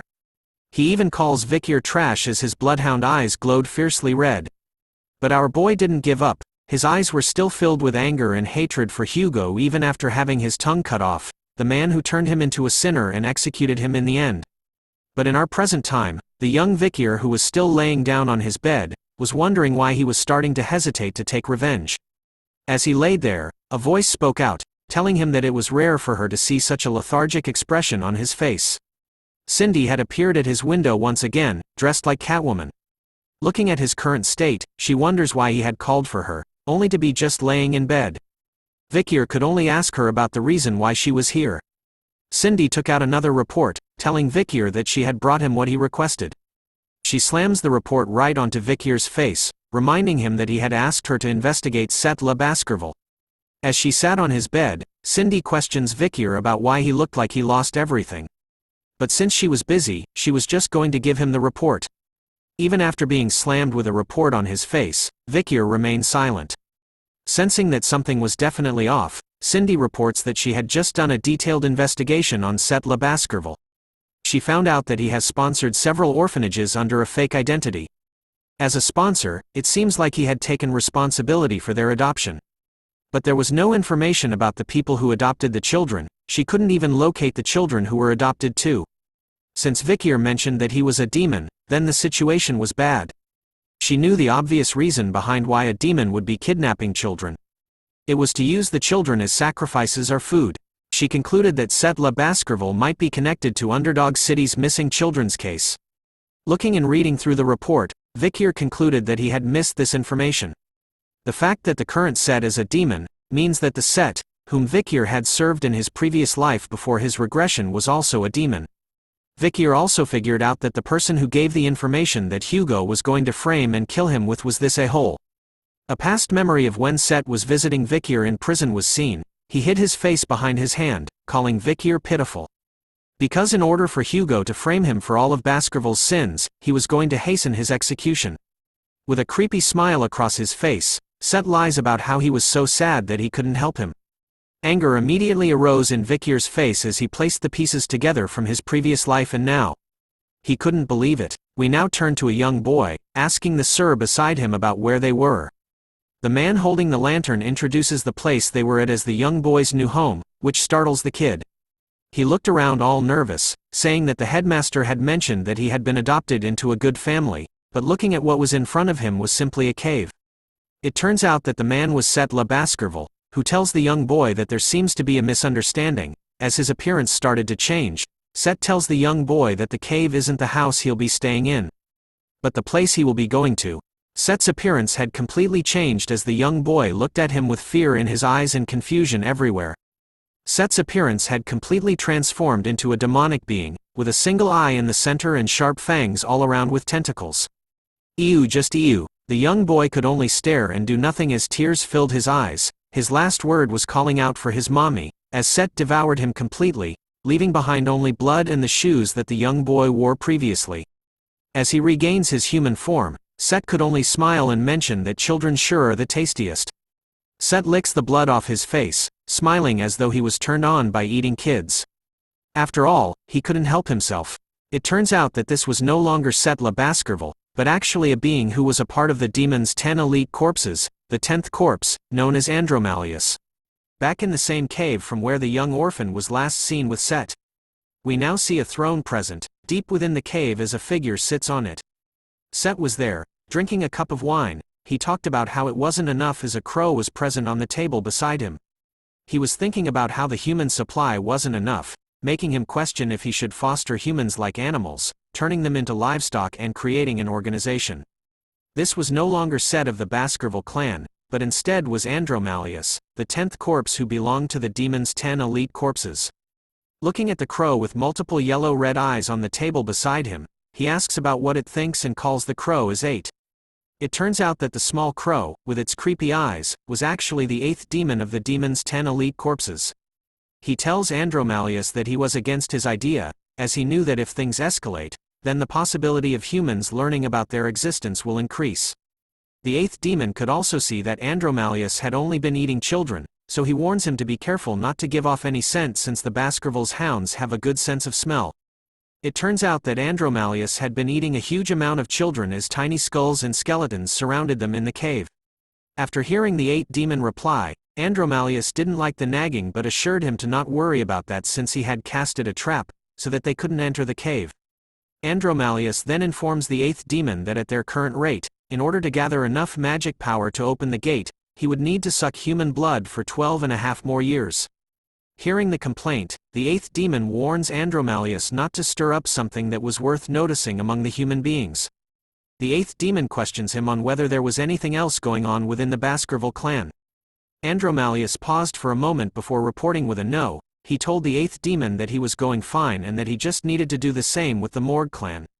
Hearing that there was nothing new, the 8th demon reminded Andromalius that as the 10 elite corpses, they just needed to focus on opening the gates that would lead to downfall. Since they were the links between the human and demonic realms after all. Before dissolving into a black liquid, the 8th demon left Andromalius with these last words. All of this is for the downfall of humans and the 10 elite corpses. Looking at the black liquid left behind, Andromalius took another sip of his drink made from human blood, revealing the fact that he couldn't report that Hugo had become an idiot for his granddaughter. And that in order for the demons to weaken the Baskervilles, who will pose a threat to their plans, they needed Hugo to maintain his coldness, ice in his veins style. Andromalius needed Hugo to keep treating the young Baskervilles as perishables, so it won't cause a fuss when he takes them. As he got up from his throne, he thought about how it wouldn't mess with the plan, but he wasn't sure if things will turn out well now. Andromalius knew that all the blame lay with a certain bastard, Vikir van Baskerville. The man, the myth, the legend. Andromalius recalled how that annoying guy survived when the venomous snake was released when he was younger. He even thought about how great it was when he died in the forest, but instead, Vikir had returned with Hugo's granddaughter. Biting his thumb, Andromalius became annoyed over how much work he did before in order to destroy Hugo. Letting his emotions run wild, Andromalius decided from this moment on, that it was going to be good for him to get rid of the problem. We now change scenes to see that Hugo and Vikir were walking together side by side through a hallway. As they continued to walk together, Vikir started to think silently to himself. Taking a peek at Hugo, he recalled that he had summoned Vikir and that they've been walking in silence for the past 5 minutes, which prompts the questions: why did Hugo suddenly summon him? Looking at Hugo's current state, Vikir could spot that he was full of openings and that this was a chance that won't happen again. Now was the perfect chance to kill Hugo. But Vikir closes his eyes instead, because if it was the past him, then those would have been his thoughts, but the him right now is different. Hugo then spoke out loud, telling Vikir that honestly, he knew that he hated him, which surprised our boy. Vikir immediately thought that Hugo had sensed his murderous intent. But then, Hugo explained that he was a father that referred to his sons as bloodhounds and had placed them all into dangerous situations, which made him think that his sons had always despised him. He also mentions the fact that he had been cruel to Vikir since he was young, even though he did everything well, so he started to think that his hatred towards him was something he needed to bear as a father. Hugo continues to explain that all of this was due to his vengeance towards the barbarians. It was his carelessness to only know how to live by displaying hatred and anger all the time. Vikir continues to be shocked by what was going on. He knew that there was no way Hugo would talk badly about himself, and yet, here he was, confessing everything he felt, as though he was testing Vikir. "I'm sorry," said Hugo, to Vikir, whose eyes immediately lit up upon hearing those words from this man. With his head lowered and facing Vikir, Hugo tells him thank you so much. Hugo reveals that he had heard from Pomerian that his precious Penelope was happy till the end. Knowing that his precious daughter was happy during her final moments, Hugo's heavy heart was lifted a little. He felt like he had been saved as an image of his happy family crossed his mind. So Hugo bows to Vikir. For the first time in history, he thanks the boy for bringing Pomerian to him and wanted to give him anything he wanted in exchange. He wanted the reward not to be a bloodhound's reward but a gift of thanks. But as he mentions those words, Vikir's expression was dark. He started to think about how he had a vague suspicion ever since he regressed. He recalls the past memory from when he was younger and when Hugo encouraged him to do well in the interim evaluation, and how during the exam he had ordered for a stop just in case it was dangerous for Vikir. Even after receiving a wound, Hugo showed concern by telling Vikir to treat the injury as a lesson. Even now, he would call Vikir son, and believed in him. So the question, is the Hugo in front of me different from the Hugo I know? Popped into Vikir's mind as he figures out that the cold Hugo may not even exist anymore. Which was a strange thing that happened after he had regressed. But because of that, our boy was confused about his life. For the past 17 years, he had only thought about revenge, but now, he was able to forgive Hugo. The person who framed him might not have been Hugo, but the person who ordered his execution and didn't trust in him was definitely Hugo. Revenge and forgiveness, between these two choices, which one does Vikir choose, as he stares at the current Hugo? Before deciding on that, Vikir needed to do something else first, so he told the patriarch to lift his head. So he asks about what Hugo said about his reward being anything he wanted. Hugo looks up, and confirms it to be true. And so, Vikir decides on his reward, believing that after that, he would decide on what to do with Hugo. We now turn to the demon, tying Pomerian's hair in the courtyard. Andromalius asks her if it was great to be in the Baskerville clan. Pomeranian happily tells him that since Uncle Vikir was here along with Grandpapa Hugo and Uncle Osiris, But then Andromalius asks her why she didn't mention his name and wanted to know if she knew his name, which made her think for a while. After a brief moment, Pomerian calls him Uncle Set. A servant appears behind them, reminding Set that he hasn't started his isolated training. He turns to the servant, explaining that he wanted to see his niece before he started. But the servant reminded him that the patriarch had ordered for no one to approach Pomerian. But Set ignored those orders, saying that he knew about it but wanted it to be a secret between him and Pomerian, who happily agreed to keep it as a secret between them. As he continued to touch Pomerian's hair, Set couldn't help but comment about how nice it was. He recalls how it reminds him of Sister Penelope, but this comment catches the attention of the servant. As she questions Set on how it was possible for him to meet Miss Penelope before, as she was sure that he wasn't even born back then. Her questions cause Set to stir for a moment. Realizing that he had made a mistake, Set reveals his true form as Andromalius, causing the back of his head to reveal the demonic side of him while he tells the nanny that his father was looking for her. The nanny could only stand in fear as her eyes began to tear up from facing the powerful demon. As she let out a shriek, Pomerian started to turn around as she heard it. But then she notices that the granny is gone. Andromalius was busy eating the nanny as Set explains to Pomerian that she had something urgent to do. He then asks Pomerian about whether she likes Grandpapa Hugo, to which she happily says yes. Set also knew that Hugo likes Pomerian very much, as he recalls with a sinister look on his face about how Pomerian truly looks like Hugo's dead wife and daughter. With his hands stretched out this time, forming a mouth with multiple sharp teeth in between, he reaches out to our sweet little angel. Wondering how much it would destroy Hugo if he was to kill Pomerian right here and now. But before he could take a bite out of Pomerian, a voice calls out to Set. It was Osiris. Appearing at the right time, he questions Set about the whereabouts of the nanny and why he was here. Set was annoyed and quickly hid his demonic form. As Pomerian excitedly greets Osiris, Set explains that the nanny wasn't here when he came, so he decided to look after Pomerian, who was alone. Accepting his explanation, Osiris warns Set that Hugo will be enraged if he knew about this and that it would be best for them to keep this as a secret from him. He continues to tell him that he should head back to isolation training now. Set replies back with a smile on his face that he would start it again next week, but in his thoughts, he swears that one day, he was going to kill Osiris. Osiris stares at him for a while before placing his hand onto Set's arm, revealing that he was worried about the fact that he was pushing himself too much. And informs Set that if he needed help, he could come and find him anytime. But Set's attention was drawn towards Osiris's hand, which was on his arm. His face was instantly filled with annoyance about how Osiris mentioned that he was worried about him. He recalled that it was because of him, that he was being pressured by their father, Hugo, and that it was because he was being compared to Osiris, who was a genius. Set knew that if he didn't exist, then life would have been much kinder to him. Being immersed in his sadness, Osiris calls out to Set, which brings him back to reality. Andromalius started to panic as he hid his face with his hand. He immediately turned around to leave, stating that since Osiris was here now, he should go. But the truth was that he had mixed up his own memories with Set's remaining ones. Osiris could only stare at his younger brother as he left, before letting out a deep breath which caught Pomerian's attention. He reveals to her that this was the first time that he had told Set about how worried he was about him. As the vice patriarch, it was a given that Osiris had to be like Hugo. A cold-blooded man. That was how he was taught, so he grew up staring at his cold-hearted father's back. But then something happened. For the first time in his life, he saw that his father was able to express his emotions. Which begs the question in Osiris's mind, will he be able to live expressing these same awkward emotions that exist within himself? As he touches Pomerian's head, he thanks her. Because all these changes happened because she came back to the Baskerville clan. Back at the cave hideout, Set was stomping his foot on the ground rapidly. He bites his thumb once again, commenting out loud about how something was so annoying.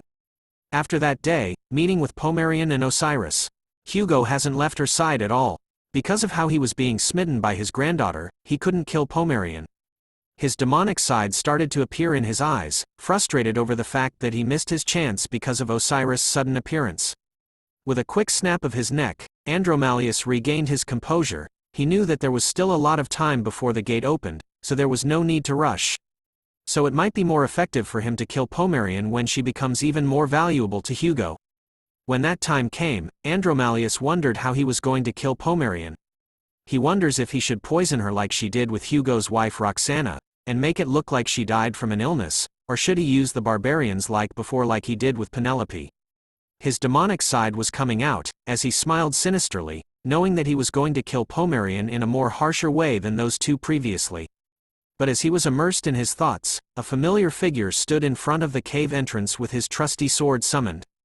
Vikir has arrived, and with his bloodhound eyes filled with bloodlust, he takes a massive swing with Beelzebub, destroying the barrier that was protecting the cave's entrance and catching Set's attention as he felt it shatter. Set immediately stood up from his throne. Grabbing his sword, he looked at the direction of the cave entrance, realizing that there was a crack in the trap. He couldn't believe that someone had actually come inside through the crack, making him wonder who it was exactly. And so, from out of the darkness of the night, Vikir makes his appearance. He shows up, reminding Set that as promised, he was here to visit him. Set was stunned to see Vikir being here, wondering how it was possible. Vikir reveals to him that he had followed him all the way here, but he didn't notice him at all because he was lost in thought. He said this while using his second slot skill, called Silent Heal, given by the ugly fish monster. Set was taken aback. He couldn't believe that a mere mid-grade graduator made a crack in his trap.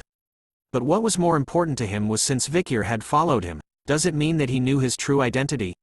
As he scans the cave and spots the numerous skeletons scattered around, Vikir figures that his sudden visit must have caused Set many troubles, which made him question what he was doing in such a chaotic place like this. Vikir even tells Set that it looks like he was the demon behind the missing children's case in Underdog City. This statement made Set go from a dark expression to a creepy smile on his face. He reveals his demonic aura to Vikir, figuring out that he already knew everything, but he was curious about how Vikir figured it out. Matching the demonic aura with his own bloodhound aura, Vikir tells the demon, with his own version of a sinister smile, that it didn't seem like he plans to hide himself anymore. Set begins to walk up to Vikir, holding on his sword. He tells Vikir that there was no need to hide since there wasn't anyone else here either. Set wasn't sure where Vikir had gotten his confidence from to come here alone and empty-handed, but Set figured out that everything would be fine if he just killed Vikir. And so, the mad demon takes a swing at our boy with his demonic aura and sword.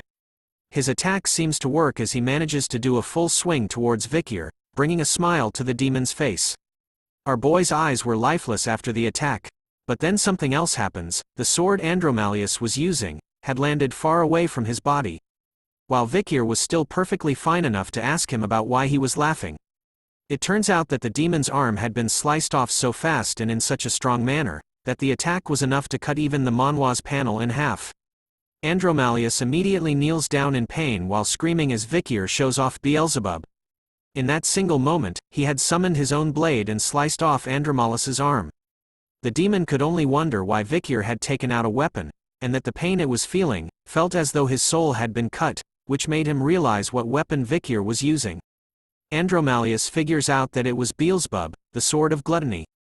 He shouts at Vikir, asking him about how he could have obtained the relic of the Grand King of Flies, the holy constellation of the ancient devil.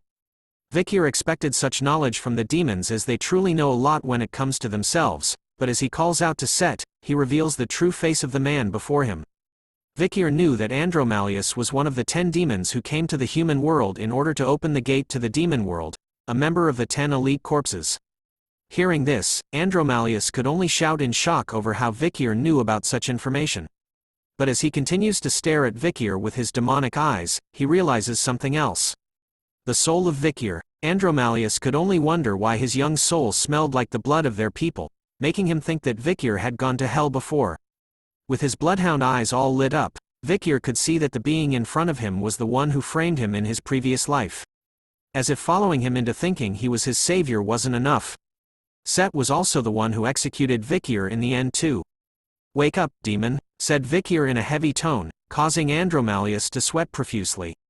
As if Vikir had become a demon as well, our boy tells the demon with a big smile on his face, to never think that he was going to die comfortably. Before Vikir regressed, destruction fell upon the world. The citizens of a town were its first victims as they looked at the skies one peaceful day, unaware that death was here. The gate that connected the demon realm and human realm appeared in the skies above the innocent people. When the demons began to invade, humanity called it the fall.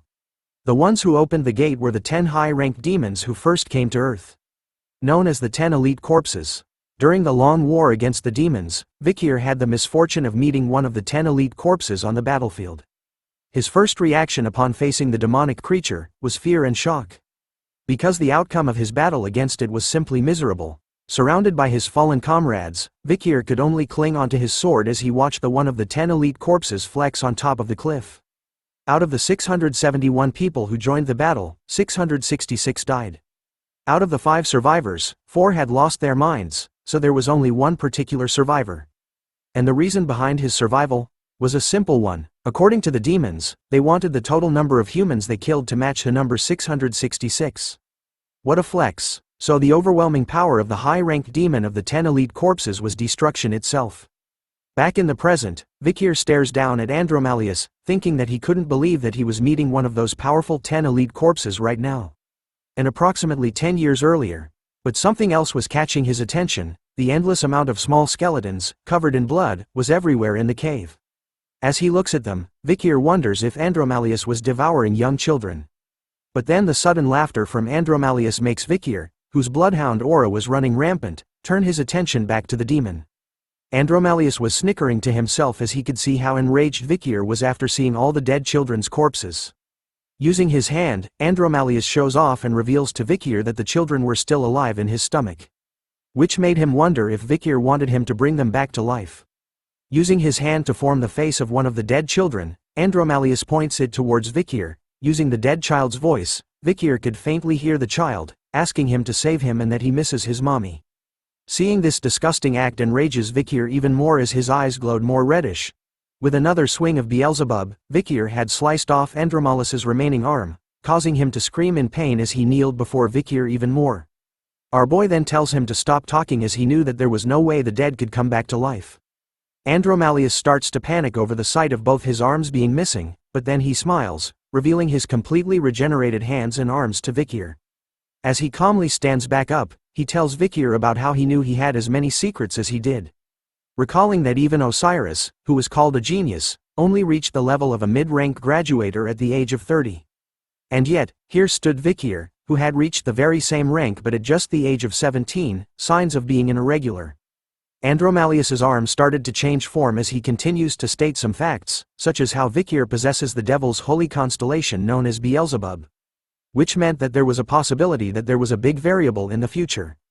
Revealing a demonic blade made from his own arm, Andromalius decides and reveals to Vikir that he needed to kill him right here and now. But our boy ain't no pushover. He stares at the demon head-on, flexing Beelzebub on his arm. Vikir tells Andromalius that the only one dying tonight was him. And so, the 2 sons of the Baskerville family, one from the La side, while the other came from the Van side, stood against each other in silence, in the center of the cave, surrounded by the skeletons of multiple children as the moonlight lighted their battlefield. Within a second, the sons began their fight, cutting and slashing one another endlessly, unleashing waves of the bloodhound aura everywhere. The 2 of them seemed to be on equal footing as either one was able to repel and attract one another's sword attacks. After exchanging multiple blows with one another in a mere few seconds, not a single blow has landed on either son. Andromalius started to smirk in the middle of their battle, thinking to himself that since Vikir's middle name was Van, it meant that there was a significant difference between them as he was named La. There was a rule in the family where the collateral line and illegitimate children, meant to be thrown away and used as shields, could only learn up to the 4th technique. Andromalius felt confident knowing this fact, as he believes that it means that Vikir couldn't defeat him as he knew up to the 6th technique, and so, in the midst of their blows, Andromalius manages to knock Vikir's arm away, much to our boy's shock. In that split second, he wasted no time at all and unleashed Baskerville's 6th technique towards Vikir. But Vikir was still calm. Facing the incoming 6th technique, he unleashes his own version of it to counter Andromalius. Leaving the demon with a stunned expression on his face, as he couldn't believe that Vikir knew about the 6th technique. But a smile still creeps on his face, as a sharp tentacle comes out of the side of his face. This was a surprise that he had prepared in advance as Andromalius had already predicted that Vikir would be hiding more things about himself. Instead of being surprised by the sudden new attack, Vikir's eyes were already locked onto it as the sharp tentacle reached inches away from his eyes. Using Beelzebub on his arm, Vikir unleashes even more of his bloodhound aura, covering the sword completing in it. Our boy unleashes his own surprise, catching Andromalius off guard as he fails to block Vikir's new and sudden attack. The Baskerville 7th technique sends the demon flying backwards after being cut. With strikes appearing on his body as he coughs blood, Andromalius recognizes the technique Vikir used against him as the 7th Fang.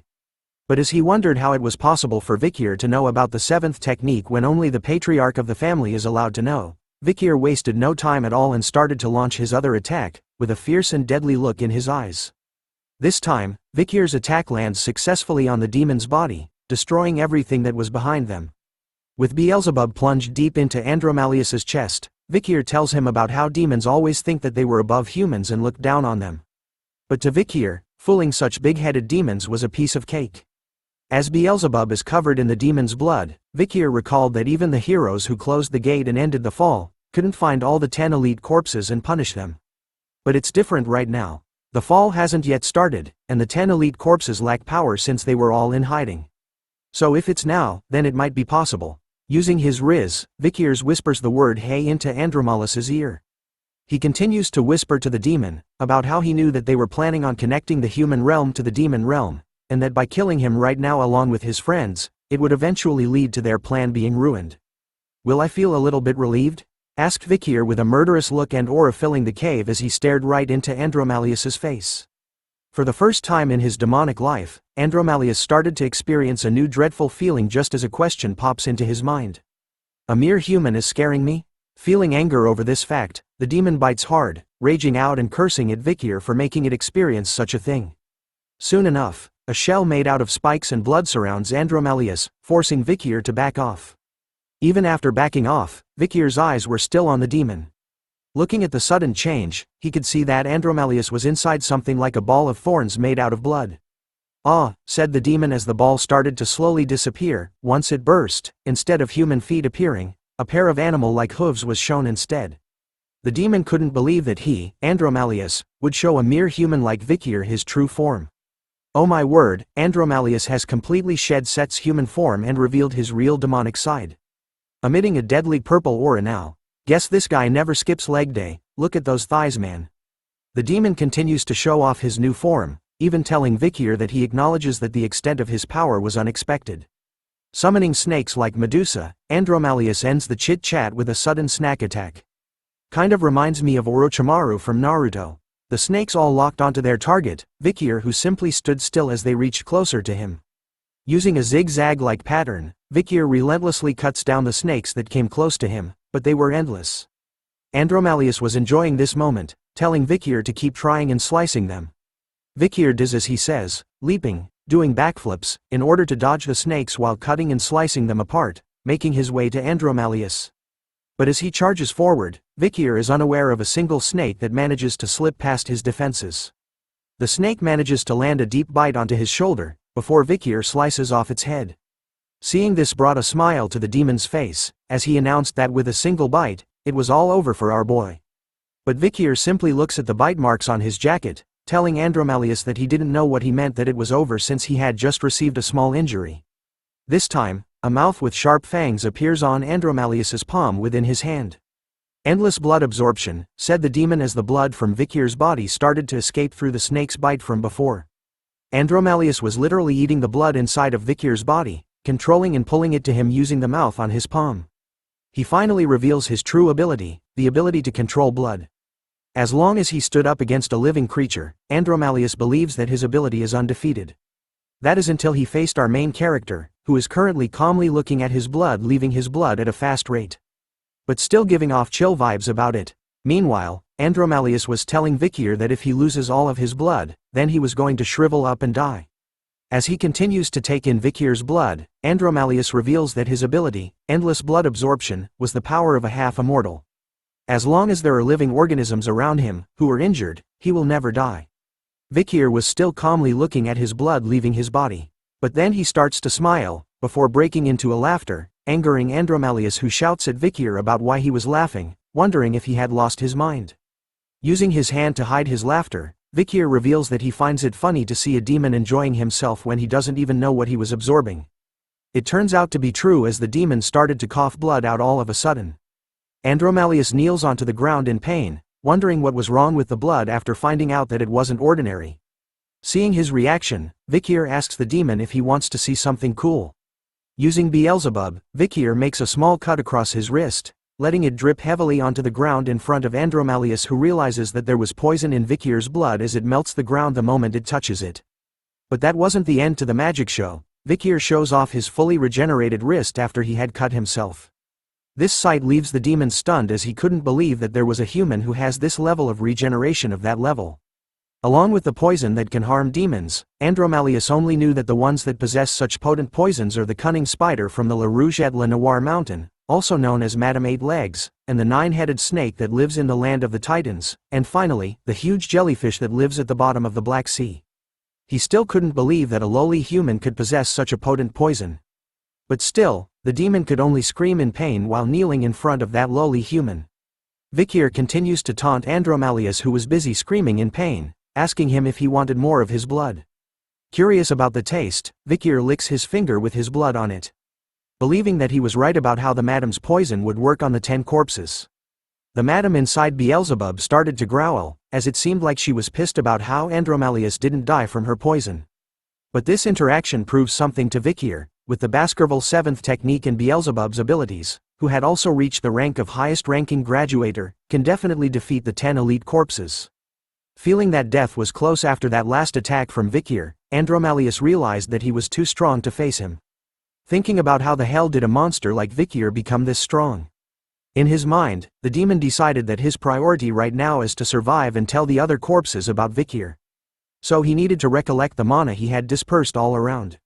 And so, the barrier that was preventing people from entering the cave disappeared. Vikir could sense the change as he turned back to look at the entrance, believing that Andromalius had released the barrier.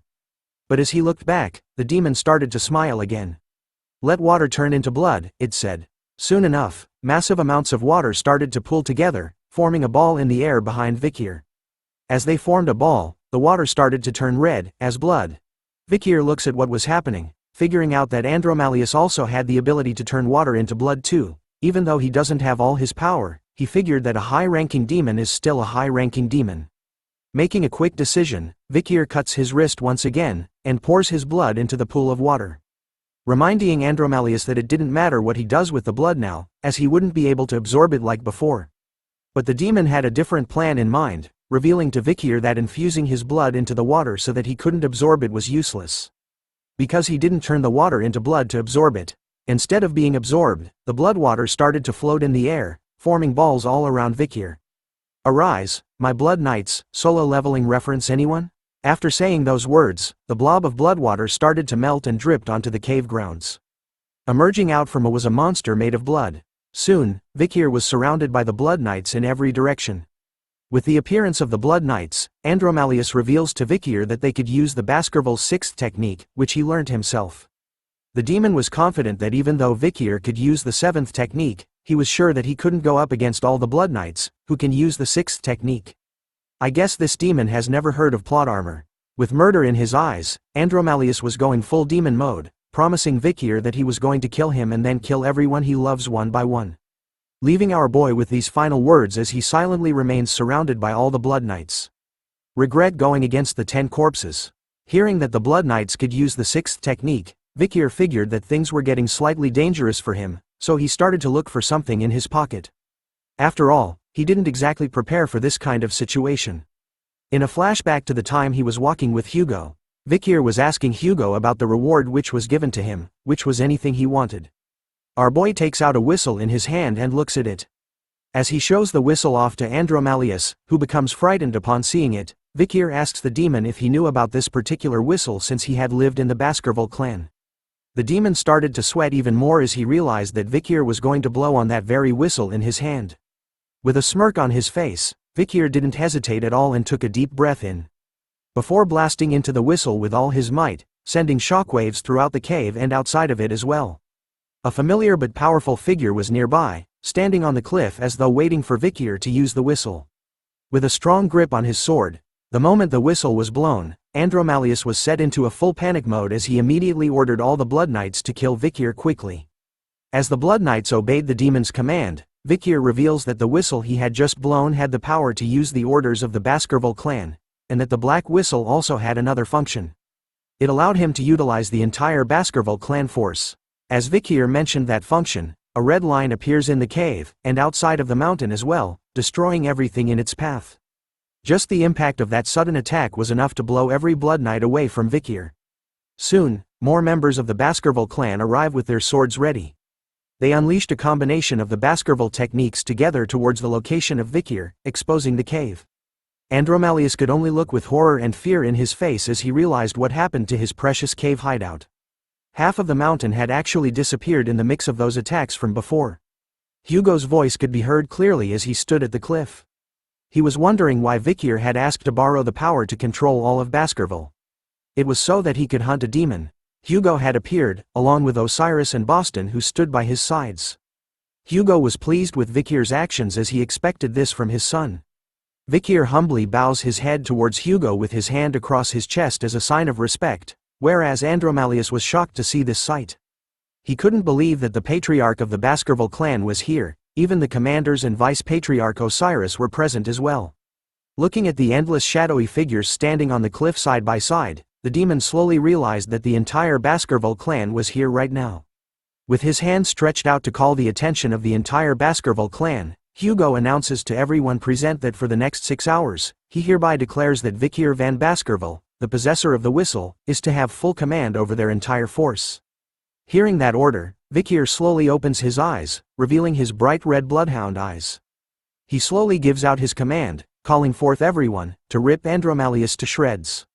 The moment the command left his lips, a bloodhound had already appeared and stabbed Andromalius right in his chest, without even giving him a chance to react to the sudden attack. Soon enough, like a pack of dogs, the entire bloodhound forces rushed towards Andromalius like an endless bloody wave, cutting, stabbing and slicing the demon into pieces as per the orders of Vikir van Baskerville. With a beautiful sight, the pictures of various swords being drawn and aimed at our pitiful demon. Andromalius, who is now suffering the most wonderful pain as numerous bloodhound knights continue to stab him in an endless wave, bringing hell to the so-called Elite 10 corpse demons, who could only scream in pain and watch as its blood spills everywhere. Vikir along with all the high-ranking members of the Baskerville clan were watching on the sidelines as the demon is continually stabbed by the bloodhound knights. Vikir tells them that Andromalius has the power to suck blood and recover with magic power. So he advises the knights that if they were injured, they needed to jump into the poisonous river. Since they couldn't help the demon, Vikir orders for all the bloodhounds present to never get a single scratch on their bodies. The bloodhound knights were filled with vigor as they responded to Vikir's commands over them. "As you command," shouted the knights as they carried out Vikir's orders without hesitation. Boston was proudly laughing over what Vikir had done, seeing how his nephew was able to raise the bloodhound knights' killing intent with a mere few words. Dane on other hand was impressed by how well Vikir was leading the bloodhound knights for the first time. However, for Hugo, he felt something different. He couldn't believe that he didn't notice that one of his sons had actually turned into a demon.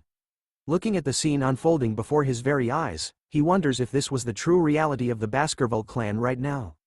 Andromalius was able to escape from the bloodhound knights' endless waves of attacks by summoning snakes to counterattack the Mutt's attack. But it was pointless, as all it did was give him a moment of freedom. Facing against the snakes, the bloodhound knights were able to easily slice and dice them into pieces. Once again, their blades entered Andromalius, who could do nothing but be a punching bag for the bloodhound knights. As their blades entered every spot across his body, Andromalius started to panic. Despite knowing about his abilities, the knights were fearlessly and constantly attacking him. He couldn't imagine that the bloodhounds of the Baskerville were this powerful. Scanning the area, Andromalius knew that even if he regenerates, at the current rate he was going, it would only be wasting his magic power. He needed to find another way out of this situation. That's when he notices that Osiris was standing on the cliff alongside the others, watching everything from the start. Thinking that he could use his older brother as a way out, Andromalius shouts to the commanders and Vikir, "Let's negotiate," begged the mighty demon. On his knees with blades across his neck, Andromalius tells the Baskerville leaders and Vikir to let him live. In exchange he would leave Set's body right now, as he was sure that the Baskerville clan wouldn't abandon the second son that easily. Vikir was the first to respond to the demon's demands. With his bloodhound aura raging, and with murder in his eyes, Vikir asks Andromalius if he really thought that the Baskerville clan would agree to what he says that easily. But the demon expected such a reaction from Vikir, as he knew that such a deal wouldn't work on them. But all he needed was support from a single member, which was why the demon shouted out for Osiris. Andromalius started to bargain with the oldest son of the Baskerville clan, asking him if he was planning on letting the bloodhounds kill his younger brother who had followed him since young. Using past memories of Osiris's interaction with Set, Andromalius believed that he was the kindest person in the Baskerville clan. So he just needed to convince him in order to have a chance at leaving this place alive. Andromalius warns Osiris with a smile on his face that this was his last chance to save his dear younger brother, Set. But the elder brother didn't respond right away, instead he kept silent upon hearing the demon's words. Osiris decided to meet the demon face on and jumped down. As he walked past Vikir, our boy warned him to not fall for the demon's words as it was lying. But Osiris simply walks past everyone, without muttering a single word. His steps soon come to a stop. He was now in front of his so-called younger brother who had been possessed by the demon Andromalius. The bloodhounds beside the demon held onto its arms as Osiris stared at it. He then asked the demon a question, wondering if his younger brother's soul was truly still present, and if there was a way for it to save him. Hearing this brought a smile to Andromalius's face as he realizes that Osiris had fallen to its trap. Using its shape-shifting abilities, Andromalius changes his true form back to Set's face. Using his voice as well, he tells Osiris, "Dear brother, I'm still alive." He even apologizes to Osiris for selling his soul to the demon. Explaining to everyone present that he only did it because of the times when they were compared together and judged by their father, Hugo. Those times were hard for Set who was weak at the time. Using Set's voice, Andromalius continues to beg to Osiris, telling him that he truly regretted selling his soul to the demon, and that despite all of that, the chaos that occurred up to now was something that he was willing to take the blame for. With a painful expression on his face as tears run down his eyes, Set begs his older brother for a chance to atone for his sins. Despite hearing his younger brother's voice and painful expression on his face as he begs for forgiveness, Osiris simply answers back with a swing of his sword. The eldest child of the Baskerville clan had personally beheaded his own younger brother's head, the second son of the family, with his own hands. Osiris had done it out of kindness, telling his younger brother that this was the only thing that he could do for him, even though it would leave him with bitter feelings. But as Set's head rolled onto the ground, it started to move on its own as Osiris made his way back to the leaders of the Baskerville clan. As Osiris sheathed his sword, Vikir tells him to not blame himself, as Set's soul had already passed on and that all of this was just the acting of Andromalius. But Osiris still felt guilty, blaming himself for allowing the demon to approach Set with such intentions. He only regretted the fact that as the eldest son of the family, he should have looked after Set properly when they were younger. But looking at the endless amount of children's skeletons scattered on the ground, Osiris felt that it was too early for him to feel sorry about the corruption and death of their bloodline. Right now, he was saddened over the children who were to become the future of the Baskerville clan, were instead sacrificed to a demon as meals. As the vice-patriarch, Osiris could only feel embarrassed by not knowing about all of this, and that he had been dancing in the palm of the demons for so long. But as they were talking, one of the bloodhound knights spotted something happening with Set's head. It was flying in the air above them, trying to escape. Andromalius was happily laughing to himself, after transforming Set's head back into its true form along with wings and a tail this time. He continues to look down at the Baskerville clan, calling them idiots. He reveals to them that the opening of the gate had only been delayed, which couldn't be helped, but he was sure that his older brothers will do better. The demon couldn't help himself, and told the Baskerville clan that he was going to come back and kill them once his body recovers. Vikir and Osiris could do nothing but watch as Andromalius was too far up in the sky for any of their attacks to reach him. Too bad that the demon forgot about a really powerful somebody. Hugo takes over, reminding his two sons, Vikir and Osiris, about the lesson of how a swordsman should never show their back. Talking about shitting his pants, Andromalius started to experience a whole new level of fear as he looked at Hugo. The demon was confused about what he was feeling right now, as it was certain that Set had completely died, and yet, for some reason, he could still feel the same fear that Set felt towards Hugo, who right now is charging up his bloodhound powers. As Hugo lets out a deep breath with his eye glowing bright red, Andromalius realizes that what he was feeling was just genuine fear felt towards a powerful being. Unleashing his own sword for the first time in this manhwa, every single member of the Baskerville clan had their eyes on Hugo, who finally takes a single swing towards the demon flying high in the sky. But as he lets out that single swing, for a moment nothing happened. Only silence could be heard. Andromalius started to regain his confidence, after seeing that nothing happened after Hugo took a swing at him. He started to taunt Hugo, telling him that even if he was a swordmaster, there was no way he could reach him this high up. But too bad, the demon was unaware of what was happening to the skies behind him. Because that single swing from Hugo was enough to smash everything to pieces in front of him. Cutting and slicing everything, from the ground to the skies and finally the manhwa panel that it was drawn in. Cut marks appeared all over Andromelus's face as he slowly bled, unaware that he was already dead. As he fades into nothingness, the demon was left speechless, as he never thought that he would die to a mere human being.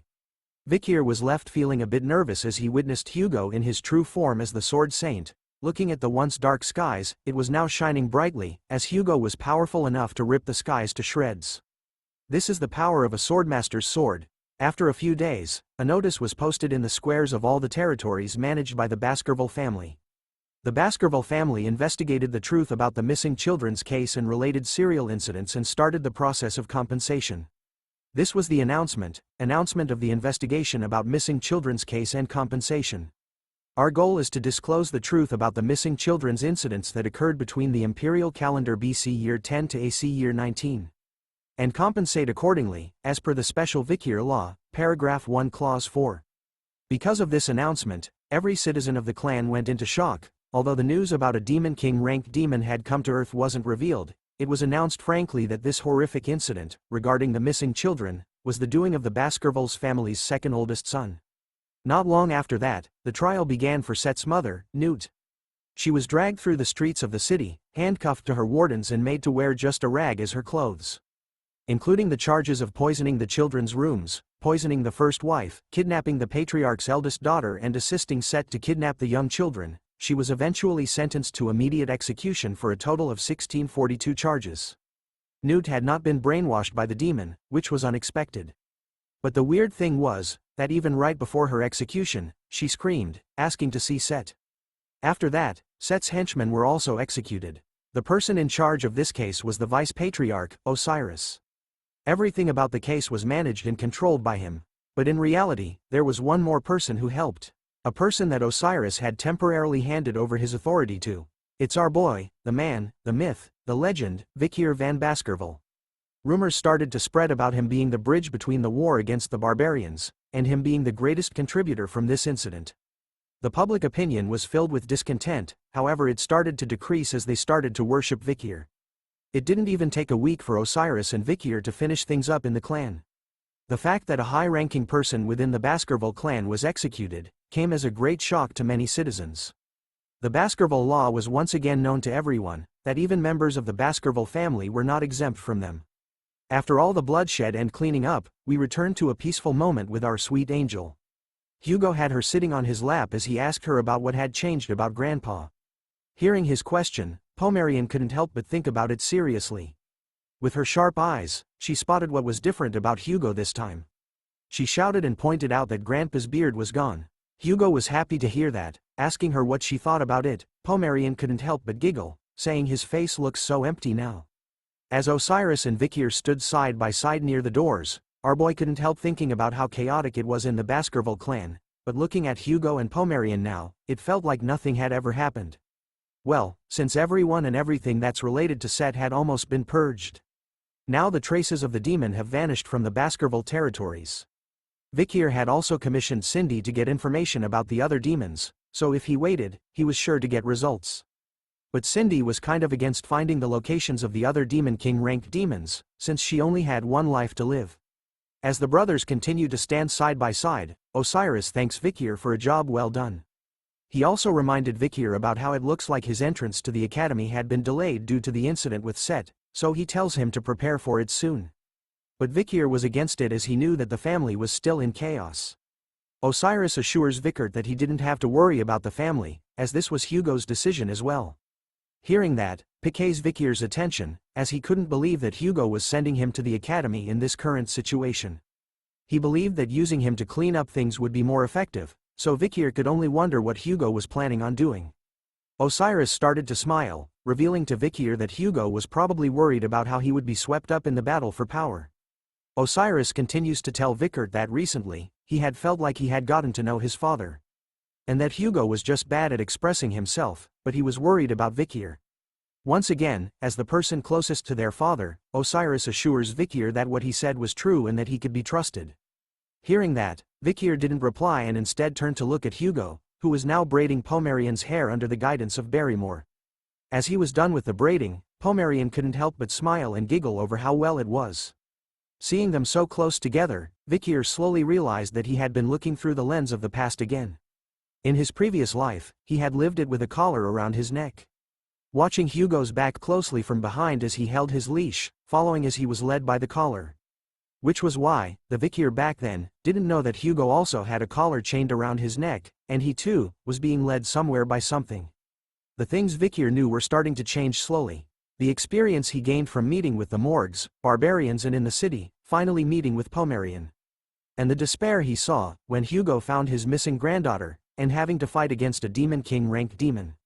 And finally, the present scene that was happening right now in front of him, where Pomerian was reunited with her grandfather that she adored so much. But the biggest change so far was from Hugo, who now smiles without holding back. This was the expression he had when he didn't have a chain around his neck. And so, Vikir knew now that the Hugo that he wanted to get revenge on, no longer existed in this life. Meaning it so, that the past him, is finally free and no longer restrained by the chain of hatred and revenge. With the peaceful and sweet scene of today, Vikir couldn't help but smile, knowing that his past revenge was no longer needed in this life.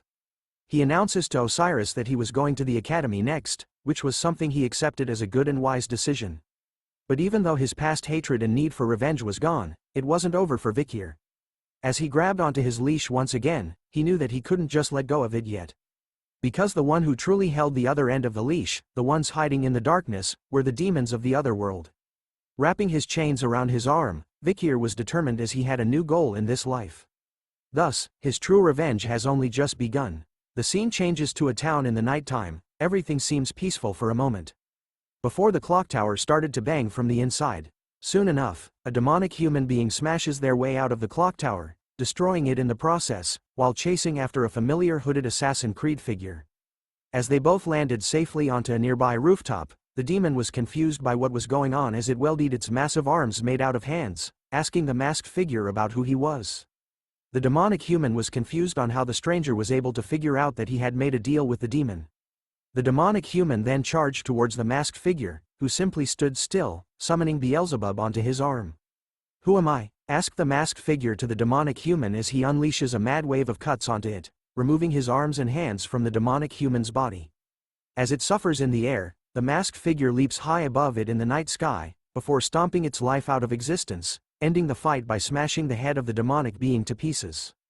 It works as its hand trembles for the last time before giving out. Walking away from the dead demonic human, the masked figure introduces himself as the Night Hound. Removing his mask slowly, we can see that it's our boy Vikir van Baskerville, the Avenger of the Demons. We have now come to the end of chapter 74, which means the end of season 1. Thank you all for keeping up with this series. The author will be back with a new season in 3 months. To support the channel, watch the other series. We are back, boys. We are back with season 2 of Revenge of the Iron-Blooded Swordhound. We begin this season on the day when people flock to the city of water, Venesior. It is the capital city of the great empire, Rock. The day of Colossio Academy's entrance ceremony, the world's most prestigious university where our boy, Vikir, will be attending.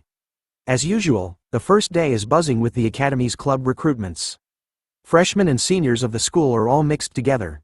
The seniors are seen talking to every freshman that walked by their club stall, trying their best to recruit them.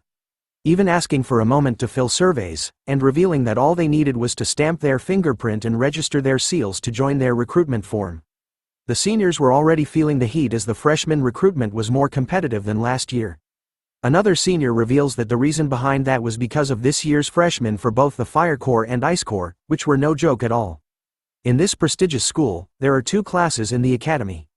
The first one being the Ice Corps, who are the members that specialize in swords, bows, spears and more.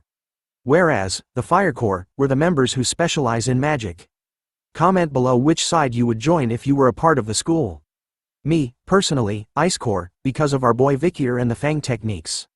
Moving on, in their 4 years, besides specializing in those fields, the students also learn all sorts of general knowledge. The seniors had a list filled with the freshmen who were all gaining everyone's attention right now. The first target of the seniors was a blonde kid called Tudor, who comes from the Don Quixote family, who are famous for their spearmanship.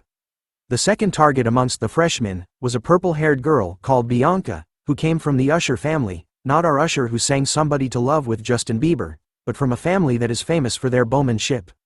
Tudor and Bianca were the freshmen who were tied in first place during the Ice Corps practical exam, and are the first on the most desired people list. After them, are our favorite triplets, taking third, fourth and fifth place, or the Baskerville triplets from the Ironblood swordsman family. Since they were a part of the Baskerville family, the seniors knew that no further explanation was needed in introducing them. And finally, introducing another new character to the series, we have one person who has been gaining all the attention in the Fire Corps. An extremely talented freshman, by the name of Sinclair, who has ash-gray hair. She was ranked first in the practical test and second in the theory test. Her outstanding grades were recorded. And lastly, the man we have been waiting for months, the person, whose name turns out to be the #1 student who came first in the theory exam. Vikir, who kind of looks like a nerd right now. We are now faced with a new look, Vikir with glasses. Comment below what you would rate his current look out of 10 right now. As our boy walked through the stalls of the school, he overhears the seniors talking about how there was no need to recruit the nerd that came in first during the theory exam, since they were confident that he would be the type of newbie that will ruin the club's atmosphere. Plus, there were also more than 10 other freshmen who had the same name as Vikir, which would make it troublesome for them to find him. After hearing the seniors speaking about him, Vikir had a nervous sweat drop dripping down the side of his face. In order not to draw attention in the academy, he had ditched the Baskerville surname and entered as a commoner, but he still didn't think it was possible that he would still draw so much attention. Vikir had heard that it's more difficult to enter the academy as a commoner, so it seems like doing well in the theory exam instead of the practical backfired on him. So now, he needed to do his best to avoid attention, in order to move around comfortably and to do the things he needed. But as he walked through the clubs, our boy was being closely followed by the triplet hounds, who were determined to protect their master. After walking for some time around the clubs, a loud commotion of students shouting for a senior to look at them catches his attention. A familiar blonde-hair student was being swarmed by everyone, shouting at her that they were huge fans, and some even claimed to have entered the school just to meet her. They couldn't believe the holiness that was coming out of her and that her beauty was something out of this world. It turns out to be Dolores Lune Quo Vadis, the priestess that Vikir had met during his Assassin's Creed days.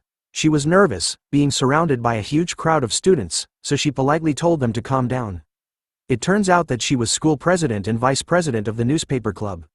As she questions the crowd of students about whether they were interested in joining her newspaper club, one of them shouts with a reply that they were only interested in her. Vikir silently watches her from the back, slowly remembering that Dolores was the school president, and someone that he needed to avoid as much as possible. Even though he was hiding his presence, Dolores still somehow manages to sense our boy's aura, turning in the right direction, just in time to see him leaving the area silently. We now turn to see the academy's dorm rooms, where Vikir would be staying. He stands in front of a room's door, wondering if this was it. But as he thinks about it, another person approaches him, asking Vikir if the room he was standing outside of was his. The person was excited to finally meet his roommate, catching Vikir's attention. Vikir's roommate turns out to be a young-looking boy, with a bowl haircut, who introduces himself as PG. Vikir was stunned by the excitement coming out from PG, as our boy actually remembers him from his previous life. Before Vikir had regressed, PG was always a kind guy who helped him and gave him things, while he was here to support the triplets. But Vikir also remembered that PG was being bullied by his wicked roommate back then, which was the start of the numerous misfortunes that would eventually lead to his end. As they entered the room together, Vikir hoped silently, in his heart, that whatever happened back then, wouldn't come back to this lifetime. PG was excited, informing Vikir that he could choose any bunk bed that he wanted in the room. He even asks our boy if he was going to the freshman welcome party after dinner. Sensing that it was a stupid question, PG reveals that the party wasn't compulsory but all the freshmen would be going there, since if he couldn't get close with his peers or seniors, he expected that their 4 years in school would be difficult. But Vikir replies with a simple nope, I'm not going, which leaves PG in a completely shocked state. He tries his best to change Vikir's mind about not going, warning him that if he doesn't, the seniors will single him out, and that will eventually lead him to become a loner amongst his peers. He doesn't stop there, he even tells Vikir that a lot of their distinguished seniors were going to come to this orientation. Even the Saintess Dolores was coming too. He also mentions their peers, Tudor, the eldest son of Don Quixote, and Bianca, the eldest daughter of the Usher family, which Vikir should have heard about. But that's not all, he even mentions that the Baskerville's triplets were coming, who were all talented. Along with, somebody called Sancho from the North Mercenary Guild, who rejected the top spot at Varangian to come to their school instead. He finally mentions Sinclair, the student who passed the exam with the highest score at the Magic Tower, and who also came in first for the Fire Corps. Vikir couldn't help but be overwhelmed by the sudden information bomb that came from PG. In his mind, he recalls that PG was also great at collecting and analyzing information in his previous life too. After bombarding Vikir with all the knowledge in his tiny head, PG hopes that it changes his decision about not going. But our boy was cold as ice, replying back with the same old answer, a simple nope. Bringing horror and shock to PG's face as he wonders why Vikir still wouldn't go, even after knowing about what would happen to him. But our boy doesn't care, turning around to leave and explaining that he just didn't want to go. He waves PG goodbye and tells him to have fun, leaving him stunned but impressed, as PG vowed to be as cool as Vikir one day. Deep within the night as the moon shines brightly, a familiar figure stood high above on the roof of a building, basking in the moonlight. Down below where he stood, a small hint of light could be seen in the alleyways between the buildings. A group of thugs were gathered around a barrel used for fire. The one sitting on the bench was arguing to his two companions, saying that he was relieved that he didn't have to hear those children whining anymore. He continues to complain to them, revealing that all their storerooms had been filled with children recently, making the other two wonder why all the children were coming to them and that a carriage had arrived at dawn and taken all of them. One of them heard that the children they had taken were all headed to an orphanage in Quo Vadis, but the thug sitting on the bench warns him to not say anything more, since curiosity kills the cat. As they were talking, another person approached them, with blades on his back. He orders them to stop chit-chatting amongst themselves and to stand guard properly, if they want to get properly paid for their useless existence. Ouch, talk about a mean boss. This man with slashes down his eyes and his tongue sticking out is called Ron Batison, nicknamed the Flesh Grinder. The thugs were obviously afraid of him as he walked past them. He continued to trash talk them, literally calling them pieces of trash and telling them that they don't possess any fighting spirit. He knew that as a graduator, these pieces of trash, who were low-rank mercenaries, without an ounce of mana in their bodies, could never do anything against him. Ron continues to wonder to himself if there was anyone strong that he could slice up, but as he was talking to himself, a familiar voice asks him if his name was Ron Batison. Thinking that it was one of the low-rank mercenaries who dares to speak his name with their weak lips, he immediately grabs onto his sword to give him a spanking. But upon turning around, he finds all three of them completely knocked out around the barrel of fire. The man started to feel afraid, as he didn't even hear a single sound from when they were knocked out.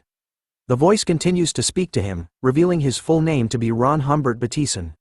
Recounting that 4 years ago, he had killed his neighboring family and used them as sacrifices, while contracting with a known demon.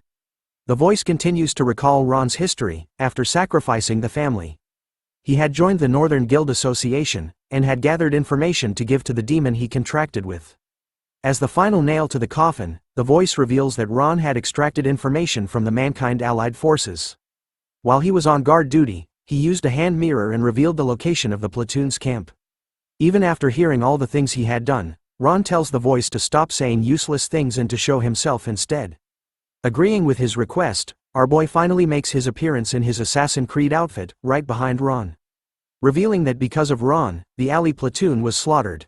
Finally sensing that someone was behind him, Ron didn't reply back, but simply swung his twin swords as hard as he could at where Vikir was standing. He thought he had felt the sensation of cutting something, which made him confused as it was too easy. It turns out to be true, because in the next moment, both of Ron's arms were sliced away from his shoulder in a second, before he could even respond to the attack. Vikir is already done with him as he returns Beelzebub back into his hand, after appearing behind Ron once again and slicing both of his arms instantly. Leaving Ron on the ground, crying and screaming in pain over the loss of his arms. He starts to beg for mercy, telling Vikir that he didn't know about the Mankind Allied Forces, which made him wonder why he was doing this to him. Our boy simply replies that Ron didn't know about it, because it hadn't happened yet. He holds Ron by his hair, and stares right into his soul, revealing that he knows that he had contracted with a demon, and wants the information on the contracted demon. But as soon as Ron starts to speak, telling Vikir about how he didn't know, the shape of his face starts to twist and bend, in an ugly way. The next thing Vikir knew, Ron's face had become all swollen and exploded into a bloody mess. Looking at the current state of Ron, Vikir noted that another one had died with their head exploding. He then takes out a notebook, with words written on the pages, some were covered in a black stroke line. With a bloody finger, Vikir crosses out another name with the blood, noting that Ron makes the third in the row. It turns out that the book our boy is holding is called The Blacklist, This was something that was created with the memories of his past life and with the help of Cindy's investigation. The blacklist contains information about the demon worshippers who sided with the demons and betrayed mankind. Before the time of the fall, Vikir needed to kill them all. He recalled that the 3 demon worshippers he encountered so far had all died with their heads exploding before he could kill them. Thinking about it deeply, Vikir concluded that this was the demon's skill. Which means that the demon they contracted with was hiding within the capital. And that it was one of the 10 elite corpses who had done the contracting with the humans. As we continued into the night, the bell of a church started to ring. With each chime, the sounds of slashing were hidden. We turned to a random building in the town, where Vikir stood near the balcony. Behind him were endless amounts of bodies, each having a part of their body sliced off, their blood splattered everywhere, from the floors to the walls and to the ceilings. Absorbing Beelzebub back into his hand, Vikir wonders if the amount of demon worshippers he had slain so far had reached number 29. Based on everything so far, he concluded that they were either dead, or if they mentioned the demon they had a contract with, their heads would explode. Which makes it look like a condition of the demon contract. Crossing out the names in his blacklist with a pen this time, Vikir noted that he wasn't able to get any information about the elite corpse's location, which means that this was going to be a long and excruciating fight for him. In the end, he didn't expect to get anything on his first day. As the night continues, Vikir wonders if he should return to the academy right now. And so our boy leaps across the roofs of the town's buildings, eventually crossing over the walls of the academy. As he lands on the branch of a tree, he gazes into a well-lit room. Staring deep within, Vikir could see that the freshman welcome party was still ongoing. As he leaps down from the tree, and dusts the dirt off his pants, our boy wears his nerd disguise once again. Thinking that he should stop by at the party just in case. Inside the freshman welcome party, the students were happily talking to one another and eating the food from the buffet table. Even the triplets were enjoying themselves, chugging down huge cups of beer all at once, leaving everyone around them impressed. Dolores was once again surrounded by her fans, who screamed at her, proclaiming their love for her. Tudor was surrounded by the ladies while Bianca was pouring glasses of wine for her seniors as a sign of respect. Vikir stood alone in the back, analyzing the situation. He notices Tudor and Bianca in the party. He didn't know that they were in the same year as him. In his previous life, the great heroes who led mankind to victory with Karmas morgue during the time of the fall. One of them was the person who stood at the front line of the battlefield and took charge, from one of the 7 greatest families, the Azure Spearman family, Don Quixote's genius. Tudor La Mancha Don Quixote, the blonde playboy right now. And the archer who defeated countless demons, from one of the 7 greatest families, the mystical Archer family, Usher's genius, not Justin Bieber, but Bianca Faux Usher. Besides those 2, Vikir was able to recognize a lot of faces he saw on the battlefield. He smiles to himself over this sight, as he didn't expect that he would see them like this. But as he looks around the party again, he wonders if Karmas morgue had entered the academy too. But as he did, PG was shaking as someone asked if they should get some music going. It turns out that PG was being bullied by a senior who was forcing him to sing right now. Vikir could spot our little boy surrounded by a whole group of seniors that were bigger than him. As he refused to sing, a female senior approaches him this time, bringing along a massive jug of alcohol and telling PG that if he doesn't want to sing, then he has to drink this entire cup in one go. Tears started to form around his eyes as PG questioned the senior about how he was going to drink all of it. But the seniors didn't care about what he was feeling, repeating to PG that he should just drink. Sensing that he couldn't back away from their request, after all, they were his seniors, our little man decided to do as they wanted. And begins to chug down the massive jug of alcohol they had brought for him in one go. As he continued to try his best to drink most of it, the seniors were laughing at him, and mocking PG by telling him that he was doing a good job. But before he could finish all of it, he threw up on the floor. Instead of helping him, the seniors continued to make fun of PG, calling him a crazy bastard for vomiting, which they found disgusting. As he tries his best to catch his breath, PG could hear the seniors making up a new nickname for him. They decided to call him the Vomit Pig. In his time of need, a hero appears. Our boy, Vikir, uses his own cape to cover the vomit that was on the floor, surprising the seniors. As they wondered who this nerdy boy was in front of them, Vikir looks over to PG, deep in thought. Thinking about him in his previous life, Vikir knew that PG had dropped out of school because he couldn't endure the bullying. Instead of graduating, he had become a low-ranked government official and lived a tough life while looking after his parents. The next time Vikir had met PG was when they were at the front line of the war, after the time of the fall had started. PG was one of the few people who had the balls to volunteer to go to the front lines. With his amazing strategy and information analysis, he had saved multiple lives. One of those lives was our boy, Vikir. It turns out that this little man was one of the few people that Vikir had respected as a friend. Still stunned upon seeing Vikir, our boy tells him to return to the dorm room first, as he was going to take care of things here. Vikir couldn't just stand idly by while his friend gets humiliated. A senior places his hand onto Vikir's shoulder, asking him about what he was doing and if he was crazy for interrupting a senior when they were talking. The senior takes it a step further, slapping Vikir's face repeatedly till it turns red, asking our boy if he was PG's classmate from Ice Corps Class B, after seeing our boy arrogantly step in like he was confident. But this senior made a huge mistake, as the triplets of the Baskerville clan finally made their appearance once again. All three of them had their eyes lit up with bloodhound aura, fueled by anger, as they witnessed the senior slapping their master. Vikir was still calm and collected. As he pushed his glasses up, his own pair of bloodhound eyes started to light up as he stared at them. The triplets immediately calmed down after recalling the warning they had received from Vikir. He told them before that he was going as a commoner at the academy, and that he would kill them the moment they reveal his identity.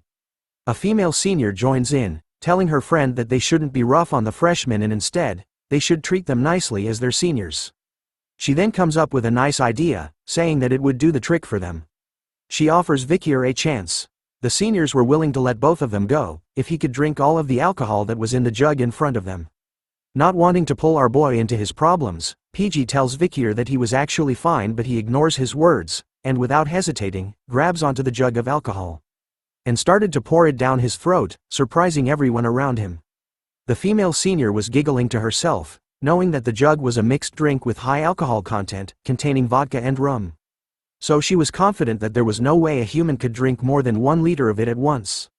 But she underestimates our boy, as he continues to chug down the drink without stopping, leaving the seniors all stunned and shocked.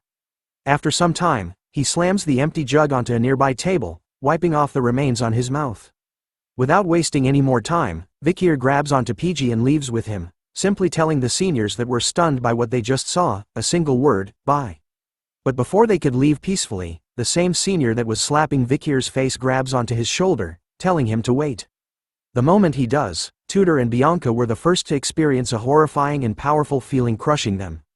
The aura that our boy had been hiding up to now. With an ice-cold stare, and his eyes lit up, Vikir looks at the senior, asking him if he wanted anything else. But the senior was too stunned to speak, shaking from head to toe as his mouth was left wide open. That's when Dolores makes her appearance, asking everyone present about why it was so chaotic over here. The seniors were quick to cover their tracks, telling her that a freshman had vomited and that they were going to take care of it. Dolores senses something was wrong, and warns them that they couldn't treat the freshmen cruelly as they needed to uphold the image of the academy. Seeing that she was taking care of things from here on, Vikir hurries away with PG in his arms. The triplets on the other hand were impressed by their master, after witnessing the things he had done, giving him 3 thumbs up and calling him cool. Tudor and Bianca were both staring in the same direction, and thinking that they were mistaken about what they felt earlier on. But another student with white hair stood between them, smiling to herself over and was impressed by something. Her eyes were sparkling as her face was filled with blush. It turns out to be Sinclair, the freshman who ranked first in the Ice Corps practical exam and ranked second in the theory exam. She watches closely as Vikir leaves the party with PG, thinking to herself that she had found someone nice.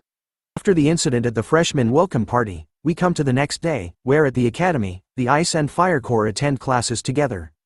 Through this method, a competitive structure is created for the confident elites. This increases focus among students and it is the academy's policy. The man who looks like Professor Snape from Harry Potter, closes the book in his hand. Which marks the end of his lecture on the culture of the barbarian tribe. This Snape wannabe is the combat theory professor known as Vinci Morgue, from the Morgue family. As he continues to talk to the students, he asks them a question, which causes most of them to avoid eye contact with him in order not to catch his attention. The professor states that with the basis of the discovered locations of the barbarian tribe, he wanted to ask if there was anyone in the classroom who would like to tell him about the barbarians' hypothesized location of their stronghold. Even Tudor, who belonged to the Ice Corps and was ranked first in the practical exam, had some trouble with the professor's question. He looks through his notes, thinking about the location of the clash between the barbarians and the Empire, which was at the South Region's front in Highland, 1, 8 and 75. But there were more places that he struggles to remember. Bianca, who is also a part of the Ice Corps and tied with Tutor in placing first in the practical exam, struggles with the question. Thinking about it deeply, she knew that the areas where the Empire and the Baloch tribe clashed were all in low-altitude locations, and considering that it was a trough, she concluded that the Barbarians' tribe's stronghold would be in a region with low altitude as well. But as the two people who ranked first in the practical exam struggle to come up with an answer, Sinclair bursts in. Raising her hand high in the air while radiating a bright aura all around her, catching everyone's attention as she screams at the top of her lungs that she was going to answer. Sinclair belongs to the Fire Corps, is currently ranked first in their practical exam, and ranked second in the theory exam. Looking at the student who happily raised her hand to answer, Professor Vinci concluded that she was Sinclair, ranked first of the Fire Corps, and told her to go ahead and reveal her answer to everyone in class. Sinclair spoke about how in the military, according to the published academia, the location of the close fight between the Barbarian tribe and the Empire were in Highlands 1, 4, 5, 7, 8, 30, 75, and 207. She also spoke about how excluding the 8th Highland, which is on a high mountain peak, all of the areas were in troughs. With all that information, as she continued on with her answer, Vikir was spotted, sitting one row behind her. But his eyes were closed as PG stared at him. Instead of sleeping, Vikir was deep in thought. Going through his mind were the events of last night. Yesterday marked the 29 times he had slain demon worshippers in the city. Something they had in common was that they all possessed a severe stench of demons, and before they died, their so-called faces exploded into a bloody mess each time. Face and explode. With these two facts, Vikir thought that if that was the skill of the elite corpse that was hiding in this capital city, then there was only place he could think of that it would be hiding itself in. He concluded that he needed to ask Cindy for her help in investigating the area around the place he had in mind, but as he was thinking, PG immediately calls out to Vikir, tapping onto his shoulder in order to grab his attention. Upon opening his eyes, our boy could see that everyone in the class had their eyes focused on him. Professor Snape was furious, stating that the Ice Corps weren't as good as the Fire Corps, as he couldn't believe that there was a student who would dare sleep in the first class of the semester. Flexing his glasses, Vikir responds back to the professor, telling him that he wasn't sleeping. His reply shocked PG. Upset over our boy's arrogant reply, the professor grew even more furious, asking Vikir to reveal his name to him. After knowing his name, the professor stated that everyone in the class saw that his eyes were closed. But our boy was quick with his reply, telling the professor that his eyes were closed, but it didn't mean that he was sleeping. Hearing that kind of reply, the professor eats a humble pie and tells Vikir that he was mistaken. Our boy said it was understandable, making the professor even more furious as he wondered what kind of psycho had entered the academy this time. Failing to break Vikir over his responses, the professor decides to move on. He tells the class that because of the answer that Fire Corps rank 1, Sinclair gave, the Fire Corps have gained 1 point out of 10 for behavior points. The professor then suggested something to Vikir, telling him that if he could answer his question, he was going to give him and the Ice Corps the points. However, the professor warns Vikir that if he answers the question wrongly, he was going to give the entire Ice Corps students negative points instead. Our boy simply shouted back that his suggestion was unfair, but the professor didn't care anymore and presented the question. He wanted to know the location of the Empire's military and where the Baloch fought. With that location, he wanted Vikir to tell him where the Baloch tribe's stronghold is. Sinclair was stunned by the professor's sudden question. She knew that compared to other tribes, information on the Balochs was hard to come by, making the question extremely difficult. Bianca, on the other hand, was pissed off at Vikir's arrogant attitude towards the professor, calling him an idiot in his mind, as she believes that everyone in the Ice Corps was going to be at a loss because he couldn't answer the question. Taking the question in mind, Vikir thought about for a while. A memory of the Baloch tribe, dancing around a campfire while smiling and having meat in their hands came into his mind. He remembers his barbarian family along with the precious memories he had made with them. Just the thought of them makes our boy smile. And so, he calmly answers back to the professor, revealing the location of the fight between the Balochs and the Empire. He spams everyone with accurate information and a strong possible location of the Balochs' stronghold. His answer was enough to stun everyone who heard it in the classroom. After ending his answer, Vikir knew that after the Alman incident, the Balochs had actually shifted their stronghold, so telling the class about their old place was no big deal. But his answer was still considered incredible, as PG was left stunned with his mouth wide open upon hearing it. Even Professor Snape was impressed by Vikir's answer as it was exactly spot on. He wonders how it was possible for our boy to know about the thesis that hasn't been verified by the academic world. But as he continues to think about Vikir's answer, the professor soon recalls that a student with the same name had recently placed first in the theory exam. And so, the professor decides to give Vikir 10 points for his answer, while giving the rest of the ice corps 1 point each. But after finding out that Vikir had placed first in the theory exam, he decides to humble him by not overlooking the fact that he had closed his eyes during his lesson. So the professor decides to minus 10 points from Vikir. Sinclair was looking at our boy. In her mind, she didn't even notice him because of how common the name Vikir was. Even in his nerd disguise, our boy couldn't hide his aura as she continued to gaze at him, while he stood tall, basking in the rays of the sun. Even Tudor was drawn to Vikir as he continues to stare at him from across the classroom. The other students were talking amongst themselves, realizing that Vikir was the one who placed first in the theory exam, but some didn't care, as all of them almost had a negative score in points. They seemed to believe that Vikir was only a nerd, which makes them want to go and punch him in the face. Looking at our boy, Tudor couldn't help but smirk, after finding the smartest person when it comes to theory. But he wonders how useful that would be during the practical lessons.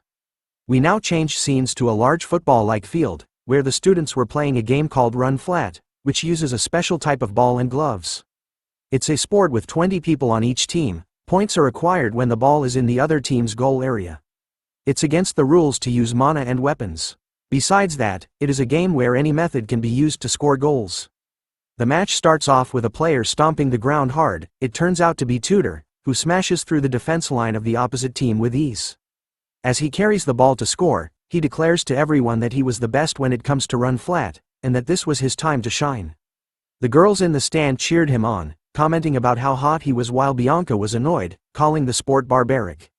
As Tudor reaches closer to the goal of the enemy team, a familiar three-headed group appears to block his way. It turns out to be the triplets from the Baskerville family. They stand against Tudor together, calling him an arrogant bastard and daring him to try and break through them. Instead of being afraid of the rumored Ironblood swordsman family's troublemaker triplets, Tudor was excited. Much to the triplets' surprise, he didn't face them head-on. Instead, he weaved past two of them easily, leaving them shocked. But before reaching the end, the last triplet makes his appearance, telling Tudor to hand over the ball. Instead of answering back, Tudor simply prepares his left hand, and within a second, a bright blue light appears from it. Wasting no time at all, he slams his fist into the triplet's body, causing what looks like a Rasengan attack to appear on his stomach, knocking him out of his way completely.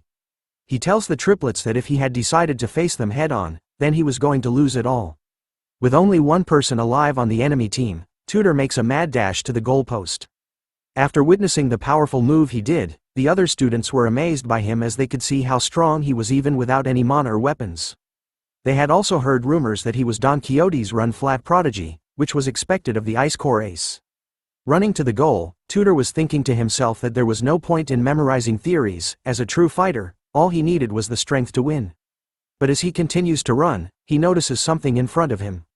It turns out to be our boy Vikir, who was the only member on his team left standing in the way of Tudor. Tudor recognizes Vikir as the student who responded back to Professor Snape in this morning's lecture.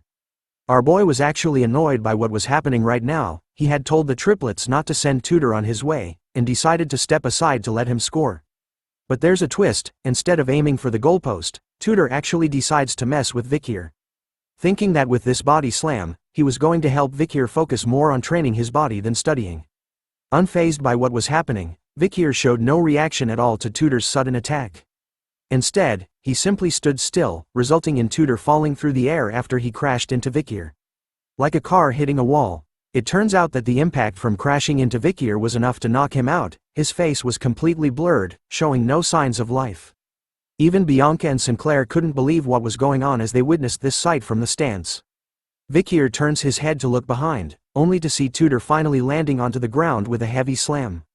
Thinking about what had just happened, Vikir initially planned on dodging Tudor, but instead, he questions why this blonde kid would just run into him first. Before he could make sense of things, our boy simply fell to the ground as well, moaning loudly in pain because in his mind, he was going to pretend to be injured.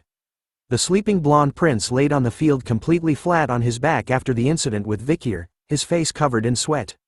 Moments later, his eyes suddenly opened wide. Tudor was surrounded by his fellow students, as he continued to lay on the ground, confused by what had happened to him. The voices of his classmates asking him if he was okay didn't even register with him, as he wondered what he was doing right now, whether he had fainted or actually fallen asleep during the match. He started to remember what he was doing before seeing the scene in front of him. Tudor had decided during the match to mess with Vikir, who ranked first in theory, for a bit. He was going to tease him by barging into his shoulder a little, but the moment they made contact, everything went black for him, so he couldn't remember exactly what happened. As he sat up, Tudor looked at Vikir, who was dusting off his body. He couldn't believe that a nerd like him could actually knock out the great Tudor Don Quixote.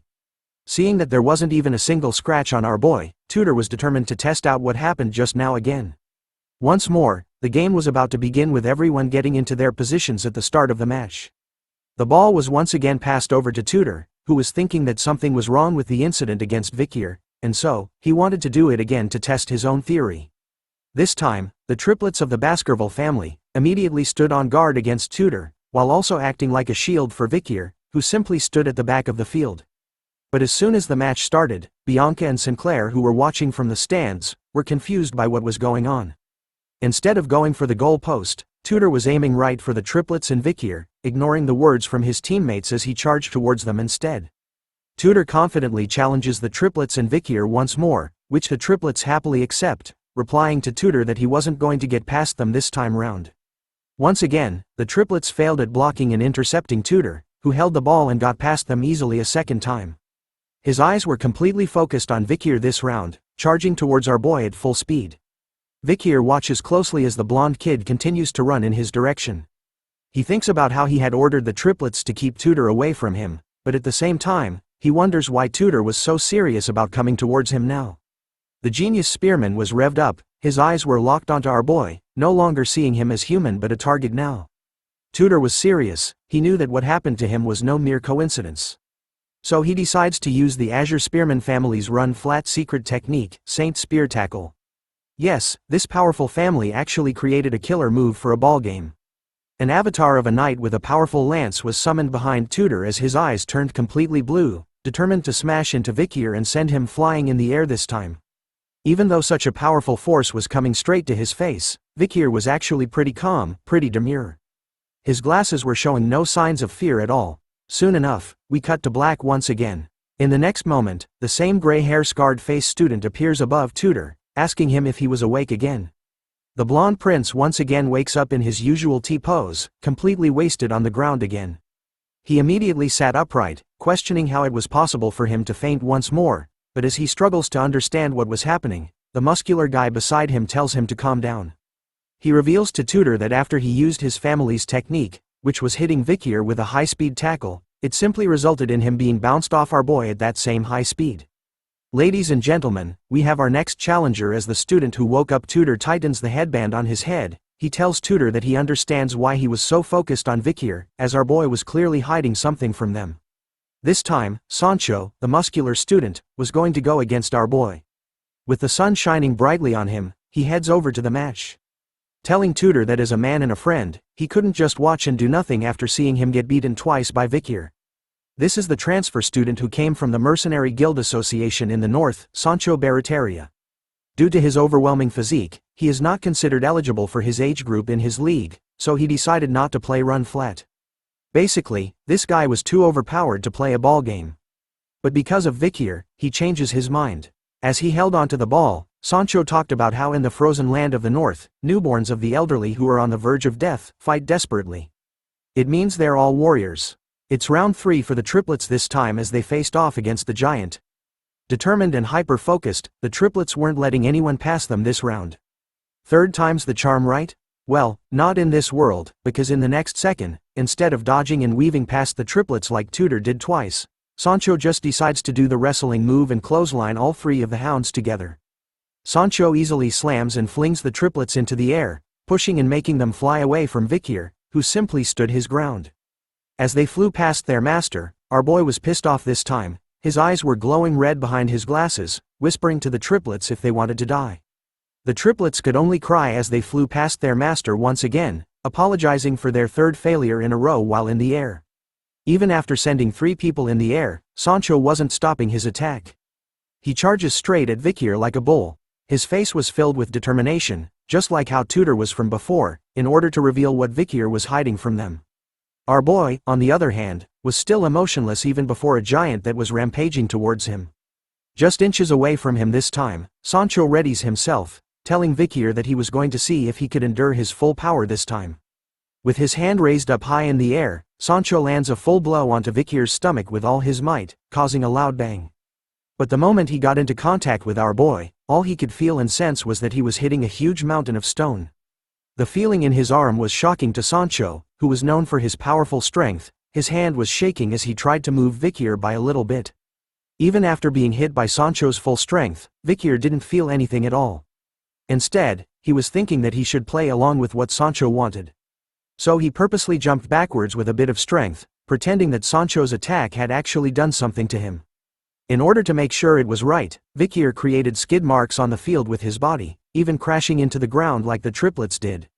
The other students who were watching were amazed by what they witnessed. They couldn't believe that Sancho had broken through the enemy team's defense. But some of them wondered if the guy he pushed was still alive. Unknown to the other students, Sancho, completely aware of what was really going on, couldn't help but stare at his shaking hand, wondering what that feeling was he just experienced and if Vikir was actually human. Distracted by the weird sensation that Vikir gave off, Sancho was unaware that one of the triplets had recovered from his attack and sneaked up to him. Within seconds, the triplet had stolen the ball from him and made a mad dash towards the goal. Before long, the referee blows the whistle, announcing the end of the game. It turns out that thanks to the triplets, Vikir's team had won the match. As the team continued to congratulate the triplets on their sneaky win tactic, Vikir finally got off the ground and started to dust himself off. But then someone pours a bottle of water onto his head. It turns out to be Sancho, who praises Vikir as he knew that he was the secret contributor to Class B's victory. Even Tutor was impressed by our boy, who retired because of their win. He reveals that he had initially planned on teaching Vikir a lesson during the practical lessons because he was jealous, but then came to a realization of how shameful that was, and apologies to our boy for his rude actions from before. Sancho was even more interested in Vikir, asking him about what exercises he did in order to have such a solid build. He even thought that Vikir had used mana during the match. Taking off his headgear, Vikir reveals that he was just a commoner, and didn't have an ounce of mana to use. Tutor was sad to hear that, calling it a shame. If he had received proper training, combined with his current blessed body, then he was sure that Vikir would have been an expert like him.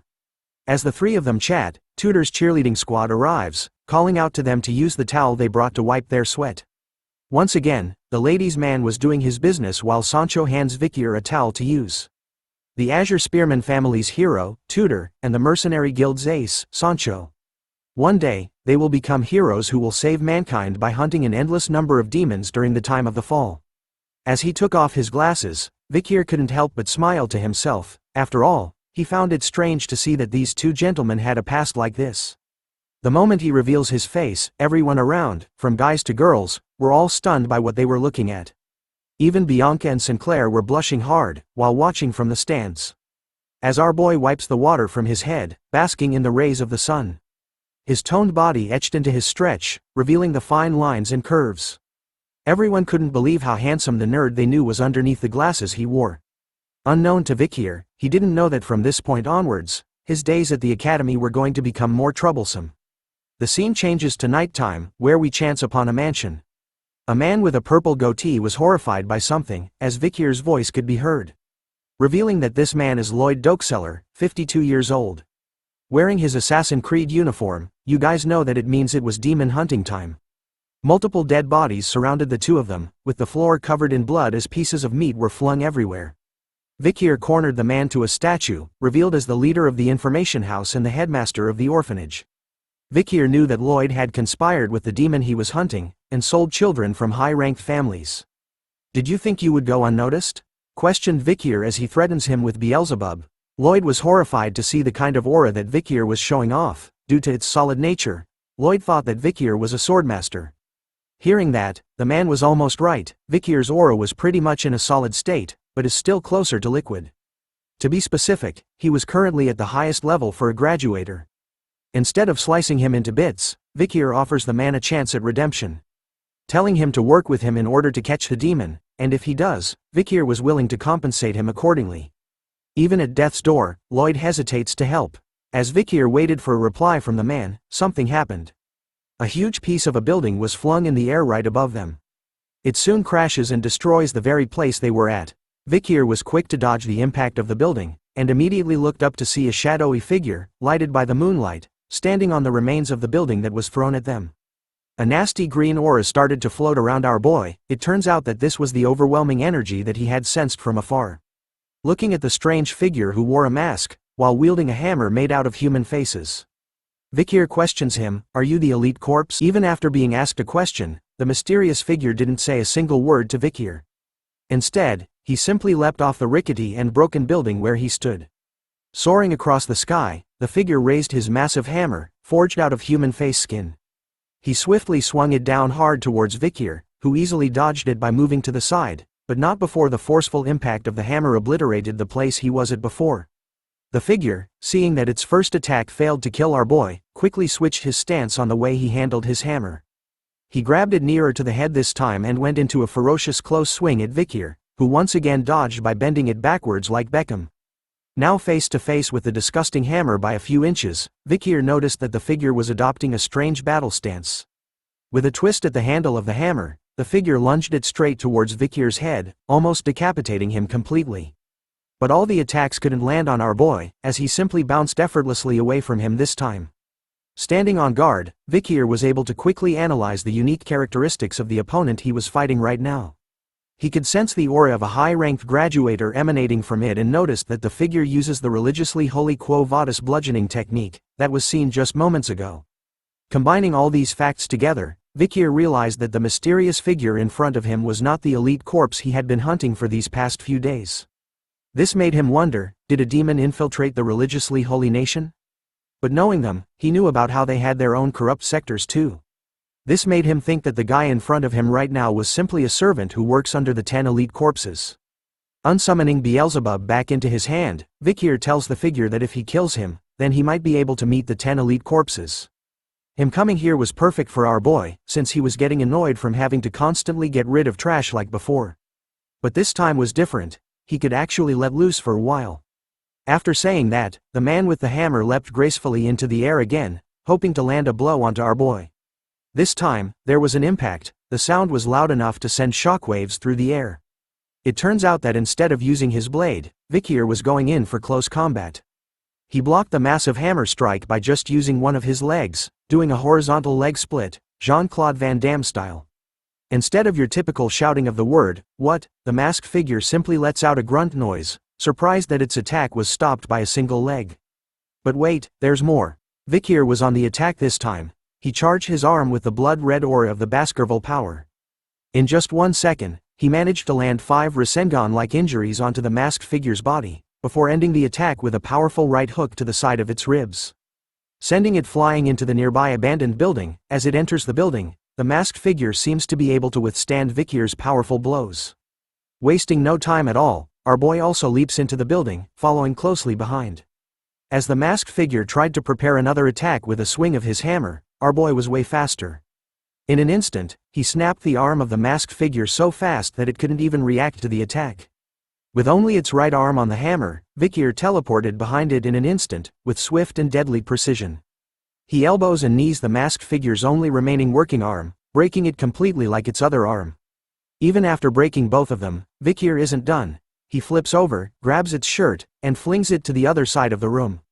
It turns out that his final throw had meaning behind it, as the masked figure was impaled by a sharp iron pipe that was hidden in the building's walls. The only sound it could make was some grunting noises as Vikir slowly walked over to its side. Looking closer at its exposed chest, he could see huge scar marks all over and the word, Afibo, imprinted on its skin, which makes him think that that was its name. Seeing that Afibo could no longer escape, Vikir starts to question him, asking him about his master and the person responsible for making him this way. But no human words came out from his mouth, only the sounds of groaning. Hearing him struggle to answer, Vikir could sense that the person who made him this way might have been controlling what he could say. Reaching out to the steel rod that impaled Afibo, Vikir lets him know that interrogation can also come in other forms, besides words. Twisting the steel rod, Vikir tells Afibo while causing him even more pain that he was going to slice his body into smaller pieces, along with his intestines, bone structures, and injuries.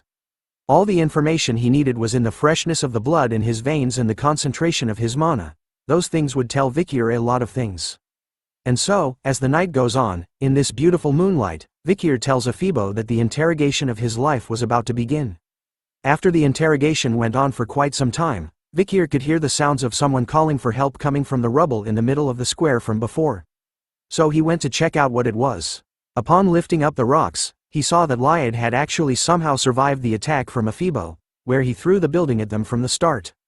Knowing that he was actually a poison seller, Vikir reminds the frightened man that if he wanted to live, then he should know what he has to do, which was to tell our boy everything he needed to know. Unlike before, Lloyd was actually considering helping Vikir, asking him if in exchange he would spare his life, but Vikir warns him that it would depend on the type of information he provides. As the two of them were busy negotiating, another mysterious figure appeared, standing high above on a building nearby and watching the two of them closely. It turns out to be a human wearing a familiar uniform. Lyad finally breaks and shouts to Vikir that he was going to tell him everything, revealing that in the headmaster's room, there was his safe. But the moment he does, the Sharingan appears. Just kidding. This ain't Naruto, or is it? An eye appears with a unique green symbol on it, causing blood stains to appear around the eye as well. The moment the eye appeared, Vikir could sense which direction it came from and turned to see what it was, but it was too late. The mysterious third party had already disappeared from the building's rooftop. After sensing that strange feeling, it somehow feels familiar to our boy. But because his attention was drawn somewhere else, he doesn't notice the fact that Lloyd was busy puking out 3 other heads from his mouth. Ew, ew, ew. As soon as he turns to see Lloyd, a bright green light appears. Soon enough, a huge green explosion occurs, destroying everything in its path. The bells of a nearby church began to ring as the explosion was heard by everyone in the city. The people were coming out of their homes, shouting that there had been an explosion as a battalion of soldiers made their appearance. They headed towards the scene of the explosion and could see a huge smoke cloud in the distance. As the soldiers were watching the smoke, Dolores made her appearance, questioning them on what was going on and whether there were any casualties. One of the soldiers reports to her that they were still investigating the remnants of the explosion, but the issue is that there was almost no evidence due to the explosion from earlier on. In the aftermath of the explosion, the place where Vikir was is now covered by multiple people along with a huge crater in the middle of it. Dolores was meticulously exploring the area as well, seeing the explosion which can be seen as normal, the traces of the fight which were imparted on the orphanage building. As she looked around, she could only wonder what kind of evil was fought in this very place. As she continues to look around for clues, she notices something on the floor. It was a piece of our boy's mask. Part of it had been broken off. Upon seeing it, Dolores quickly kneels down to cover it with her skirt, hiding it from the nearby soldiers. One of them notices her strange actions and asks if she was feeling all right. Dolores, in her kneeling position, simply replies that she was feeling a bit sick. Continuing to cover Vikir's mask as the soldier reveals that there were no casualties and that she shouldn't push herself, Dolores was in a panic mode. After all, she was flustered and hid part of the mask because she knew that it belonged to the Night Bloodhound. We start off this part back with Professor Snape, who appears with an annoyed look on his face as usual. It turns out that we're back in the classroom, where a giant scorpion-like creature, the size of your mama, oh snap, lies on the table beside him. It turns out that the professor was finding out which student was responsible for writing a specific report that he was sent, and discovers it to be his least favorite student, our boy, Vikir. The report was apparently about the scorpion-like creature that lay dead on the table in the classroom. In the report, it was written that Vikir had written about how Venepians, the name of the creature, has an undiscovered second venomous fangs. This kind of information seemed like a false report to the professor, who regarded it as a joke with fake information, so he was going to deduct 10 points from everyone in the Ice Corps. As part of a punishment to the one who held the theory rank 1, Vikir. Hearing about this, our boy couldn't help but panicked a bit as he realized that he actually made a mistake. It turns out that the information he had written in the report hasn't been discovered in the period he was in right now. Anyways, the professor was quick. He grabs onto a scalpel and proceeds over to the Venopion, eager to cut it open to confirm if there really was a second venomous fang hidden in its abdominal exoskeleton, as written by Vikir in his report. If nothing came out of it, the entire Ice Corps was going to have their points deducted and Vikir would end up humiliated. Taking the sharp scalpel that glimmers in the light, the professor points it exactly in the center of the Venopion body. With just the tip, he makes a small incision, causing blood to flow out of it. The moment the scalpel made the cut, something quick and sharp shot out of the Venopion's body, right towards the professor's head, giving him a headshot. All the students in the classroom were shocked by what happened in that brief moment. None of them could have predicted this happening. For some reason, the sharp needle, covered in a purple-like poison liquid, stopped just barely inches away from the professor's face, who was feeling terrified. He loses his dignity as he falls to the ground, screaming like a little girl over the fact that he almost died.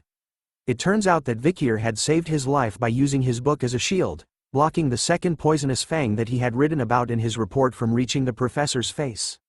With a calm look on his face, Vikir questions the professor if he had enough proof right now to validate his report.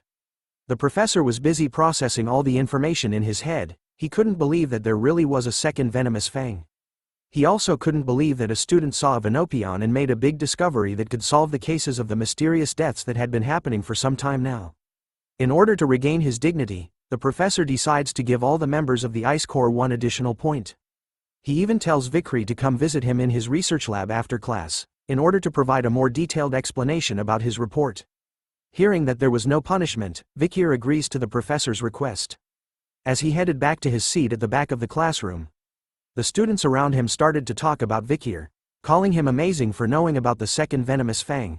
His actions today started to change their minds about how they used to think that sports was the only cool thing in school, but now, thanks to Vikir, being smart was slowly becoming cool. But other students chime in during the discussion, recalling that Vikir was also good at sports. After all, he went against Tudor and Sancho during the match from the other time. Finally reaching his seat, PG tells him that he had done a good job, while the students realized the most important thing about our boy. Which is the fact that behind the nerdy glasses, he was actually hiding his amazing-looking face and glowing hair.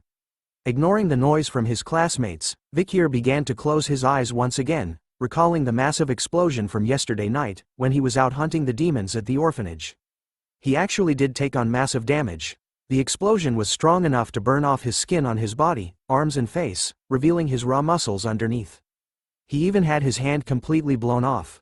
But luckily, thanks to his skills, he was able to recover from the damages almost instantly. But it still hurts like a ton. Right after the explosion, Afibo had hidden his tracks. The only thing Vikir had gotten out of that interaction was the ledger in the headmaster's safe. The ledge had the location of the children who were used as food for the demons. Vikir could see that as the locations had no connections, he can't completely negate the possibility of more than one elite corpse in the capital. But more importantly was the mysterious shadowy figure he saw in passing yesterday, the one acting cool by standing alone on top of a nearby building from where he was. Vikir had seen him smiling from ear to ear, even wearing the same school uniform as he did. Which made our boy realize a very crucial clue, that amongst his fellow classmates in this room, there might be one of the 10 elites in the academy. Comment below if you think that one of the 10 elites is one of the new characters that have been introduced to us in this new season. Moving on from the demons, in the academy, there is a famous newspaper that exists within the capital. This newspaper's influence is immense, and every day the newspaper is released, it sells out rapidly. This is all thanks to the academy's newspaper club called Lucian, and the glorious president in charge of this excellent club is someone we are all familiar with. Hint: she has blonde hair and a wing-like head accessory. Yes, it turns out to be third-year Academy student president of Lucian, Dolores Lune Quo Vadis, who is excitedly welcoming the new members of her club. She knew that if they applied to Lucian, which is rumored to be difficult to enter, means that they were persistent to a certain level. So she excitedly orders for their introductions to begin. The first new member turns out to be first-year Academy student, Tutor La Mancha Don Quixote, who tells everyone that he wishes to become an elite in both his class and in the club. The second new member turns out to be first-year Academy student, Sancho Barataria, who tells everyone that he hates how people think he was just a big dumb brute, so he entered the club to become an intellectual. The third new member is first-year Academy student, Sinclair, who tells everyone that money and information usually come hand in hand when it comes to power, but she ensures them that she entered the club because she thinks that information is more important. The fourth new member is first-year Academy student, Bianca Faux Usher. Her introduction was simple, telling everyone that she simply chose the club with the clearest vision, and that she was going to do her best. The fifth member is our boy's boy, first-year Academy student, PG, who stutters in his introduction, but nonetheless, he shouts out loud that he enjoys gathering and analyzing information, which made him think that the newspaper club was the best fit for him. The last member to join is our boy, first-year Academy student, Vikir, who lacks excitement in his introduction, simply tells everyone that it was a school rule that everyone must join a club, so he simply followed PG. But in truth, he had a secret agenda. Lucian, the famous newspaper club of the academy, was a place where he could easily obtain information. But that there was a catch: the Saintess is here with him, making things slightly uncomfortable. After his introduction, Dolores singles him out of everyone, telling Vikir that he couldn't be a Lucian report with that half-assed attitude he showed. But as she scolds him, the member behind her notices something. She quickly brings out a newspaper article and shoves Dolores out of the way. In an excited tone, she questions Vikir if he was the one in the newspaper, as she actually found him familiar, and couldn't believe that such a famous student would join their club. It turns out that the club had written an article about our boy during the match. The title is Exclusive. Who is the Ice Corps freshman who appeared in the run-flat match? An unknown freshman who attended yesterday evening's physical education class. Looking at the article, Vikir remained silent while Tudor laughed out loud, pointing out that person captured in the photo was our boy. Even Dolores was clueless about when this report had been released. It turns out that the girl beside her was called Anna, a third-year academy student, and also the vice president of Lucian. She proudly tells Dolores that she had gotten information about a handsome freshman, so she finds that if she didn't release such information, then she couldn't call herself a reporter. After hearing that kind of answer, Dolores was defeated and took a step back. Anna took over the introduction, revealing to the first years that the second-year students had already gone out to collect news, so she decided to start their activity with everyone that was present here now. 2 articles were presented, with the day, month cancelled out. It was actually something that happened at the dawn of last night. A suspicious unidentified assailant appeared and burned down a certain orphanage in town, down to the ground. Everyone in the club was now sitting around a table, reading articles presented to them. PG was the first to know what it was, and questions if the article given to them was about yesterday's explosion in the capital. Anna reveals that it was true and that on the day of the incident, she had obtained news when he went outside the academy. She further tells PG that the club had hypothesized that the person behind this incident and that the one behind the recent murder in the capital were the same person. What's shocking about the incident at the orphanage was that the majority of the children's bodies at this organ gauge had been identified. After hearing about it from Anna, PG quickly whispers into Vikir's ear, asking him if he thinks that the mysterious person they were looking for was the one responsible. Our boy didn't reply back, but simply thought that the dead children's bodies were the doing of the demon that he was hunting. After revealing all the information about the incident, Anna decides that it was time for them to determine the headline of the article they'll be sending out. Everyone started to write down their ideas about what would be the best headlines, from the birth of a terrible villain greater than the appearance of a monster causing chaos outside the academy, what are the Imperial Guards doing, an unparalleled villain and a challenge to the Quo Vadis family, the children who died suspiciously. Who is the one behind this? After some time, Bianca was reading through what everyone wrote, and said that none of them were impactful enough. Tudor agrees with her words, wondering if it was because the villain's name was still unknown. Giving examples for cruel criminals who have nicknames like Jack the Ripper and Bluebeard were given to them. Anna calls out Tudor's idea for giving the villain a nickname good, which immediately made him give out his idea of a nickname, which was the Death Scythe Shadow Master. Which Anna immediately rejects, calling it a shit nickname and sending Tudor down into a sadness spiral. And so, the group started to come out with various nicknames, ranging from the explosion demon that brings misfortune, which was too long, so another suggestion was the orphanage killer, which sounded impactful, while another suggestion was Mr. Terrorist. As the group started to debate against one another over which nickname was best suited for the villain, Dolores was eerily silent, not speaking a single word during the entire discussion. The first words she spoke during this session were the words, "The Night Bloodhound." It turns out that after reading about the incident in the article, she recalled the mask that she had picked up at the scene, which definitely belongs to the Night Bloodhound, making her wonder why he was there at that time. After seeing him in person, she found him as a type of person that didn't want any type of rank or wealth. He even diligently treated the people of the slums who had the Red Death. She could see that his devotion and love towards the poor people were real. Because of those actions, Dolores had thought that Vikir had stolen the Saintess tear for a great cause, but his appearance at the scene of the incident made her question his true nature, making her believe that he might have really killed the headmaster and the children at the orphanage. But she believes that what she saw at the slums was accurate and that he wasn't evil. If the Night Bloodhound is a criminal, then she was sure that he would have his reasons. Distracted by her thoughts, Anna actually hears the name Dolores had spoken out by mistake, which catches her attention. Looking up to the table, she saw that everyone was staring at her. They all liked the nickname of the Night Bloodhound as it was a barbarian tribe's naming style, which sounded really violent. The rest of the group agrees with the nickname, finding it gloomy and negative, perfect for a criminal. Dolores immediately covers her mouth, embarrassed that she had mistakenly mumbled the Night Bloodhound's name out loud to everyone. Seeing that the nickname was settled, Anna suggested the title of the article to be "Who is the Night Bloodhound?" That's filling the capital with fear. But Dolores was quick to defend the Night Bloodhound, reminding Anna that the Lucian articles must only contain the truth, and that it hasn't been confirmed yet if that person is the criminal. As the president and vice president battled it out, Tudor turns to Vikir, asking about his opinion on something. Tudor wanted to know about Vikir's thoughts on whether the Night Bloodhound was evil or not.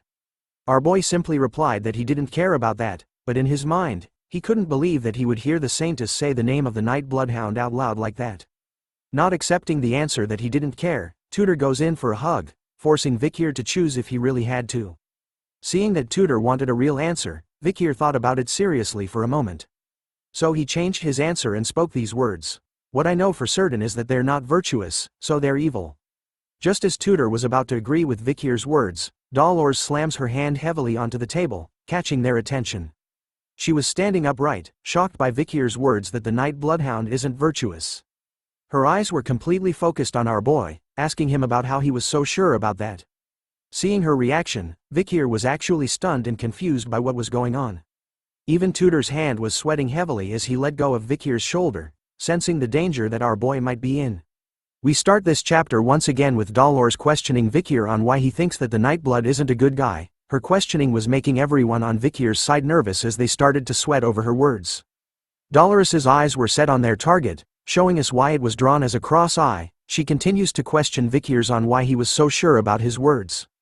Knowing who he was, she continues to ask Vikir to answer her questions, but he remains silent, while Tudor starts to think that he had done something wrong.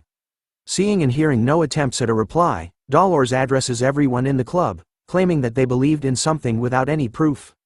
She reminds them that as reporters, if they say things that aren't proven by facts, then they can destroy an innocent person's life. Tudor cuts in, informing her that the guards of the city had testified that the Night Hound had destroyed the buildings and killed the headmaster of the orphanage. But Dolores refutes their claim, telling Tudor that the Imperial Guard's interview responses are just testimony consisting of deductions and no solid evidence. She even reminds him that the question regarding the children's corpses that were found in the orphanage's basement has yet to be resolved, and that there were too many questionable variables to determine that the Night Hound killed those children. The girls on the other hand were stunned by how determined Dolores was in proving them wrong about the Night Hound, even worried about it. Seeing her so determined to prove the right facts, they couldn't believe that she was staying neutral even though this happened in an orphanage that's managed by her own family. Seeing that no one else was complaining, Dolores turns to Anna, reminding her to edit the article to ensure that it's objective and unbiased. Hearing that order, Anna complains that if they do that, they wouldn't be able to write anything.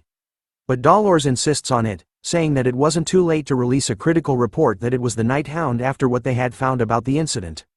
Her eyes started to look sad as she thought about what if the Night Hound really was evil, and reminded the club that if that was true, then they can criticize him harshly. Hearing those words, Vikir couldn't help but take a peek at her through his thick nerd glasses.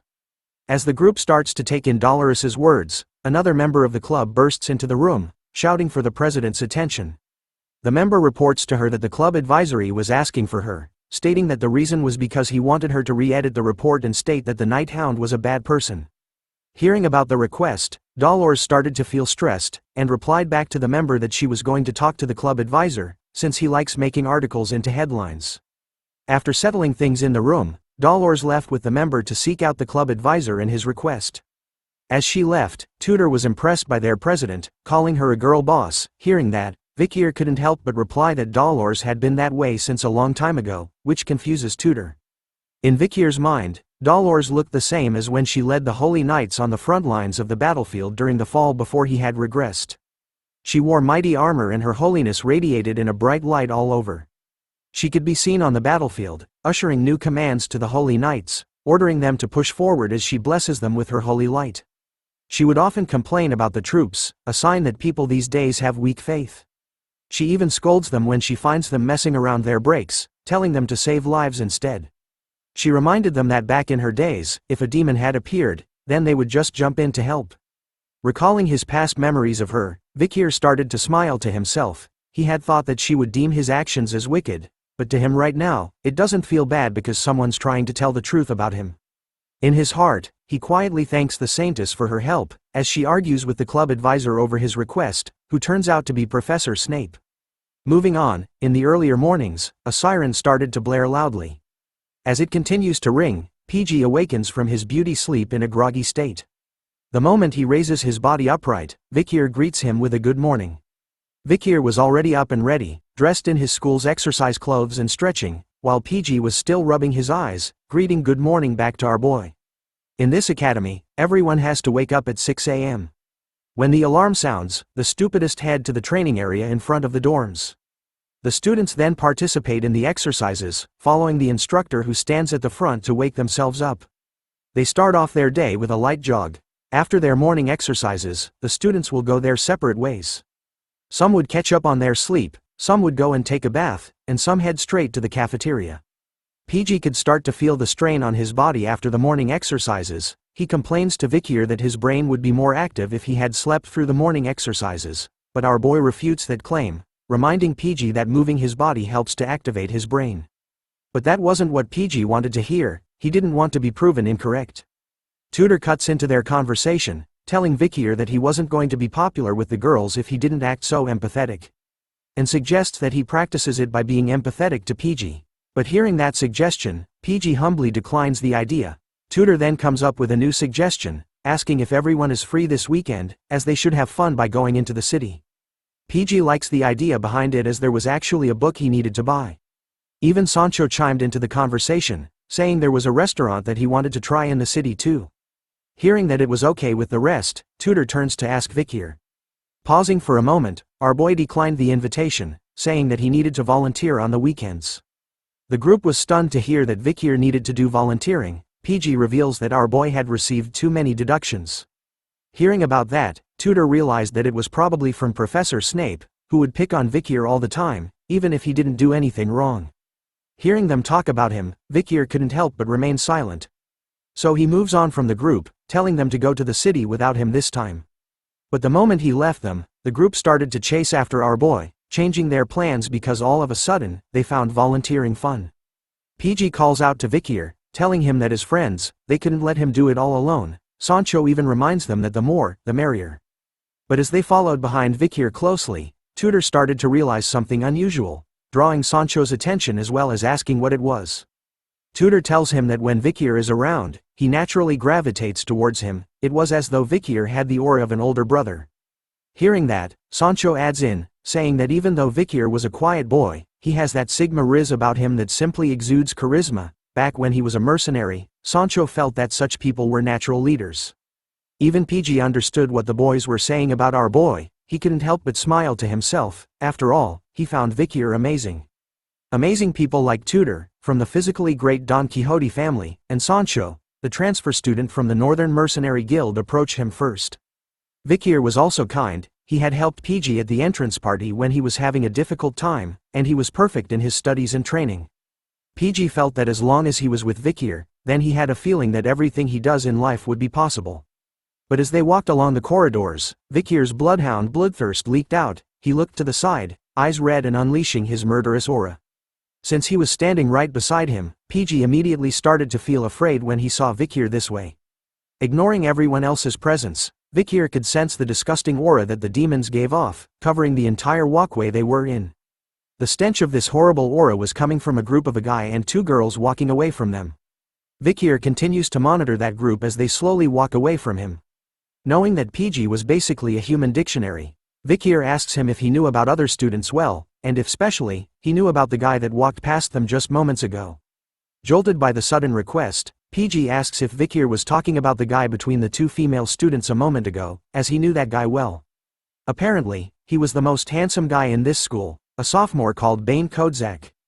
Vikir started to grit his teeth hard. After all, he didn't think that they would be this active within society. A member of the 10 elite corpses was right in front of him. As the suspect started to move further away, Vikir started to think about his choices right now, whether he should start the fight, but thinking about it, he decided not to as there would be a lot of casualties. Especially his group, where he couldn't allow the future heroes to get hurt. Sensing that something was off about our boy, the three guys were worried about him, asking Vikir about what was wrong. Our boy simply tells them that he wasn't feeling well, and that he was going to rest. Before engaging in a fight against one of the 10 elite corpses, Vikir decides to gather information first. He moves away from the group, using the skill in his second slot called Silent Heel Mushusu.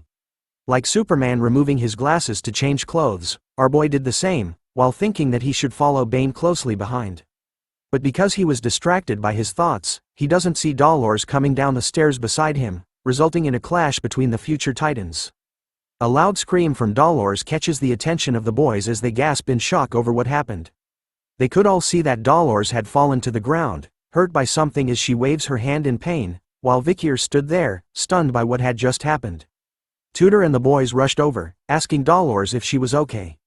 Tudor immediately tells Vikir to apologize to the president, which he did immediately while bowing his head down to her. But Dolores was completely fine with it and didn't need an apology, as she also found herself being careless. As she was being helped by Sancho, she couldn't believe how muscular Vikir was. After bumping into him, it felt like she had hit a wall. Looking at our boy as he wears back his glasses, she notices that she couldn't sense his presence at all either, making her wonder who Vikir truly is. Seeing that there were too many people gathered here today, Vikir decides to postpone his plans of following and tailing Bane. Knowing that he was probably the one of the 10 elite corpses. Deep down the academy staircases, Bane could be seen leading the two girls into the darkness. Even the girls started to feel that something was off about this place, so they questioned him on why he had brought them to such a dark place. Instead of answering their worries, Bane simply tells them that he had some sad news which captures their attention completely as they were worried about him.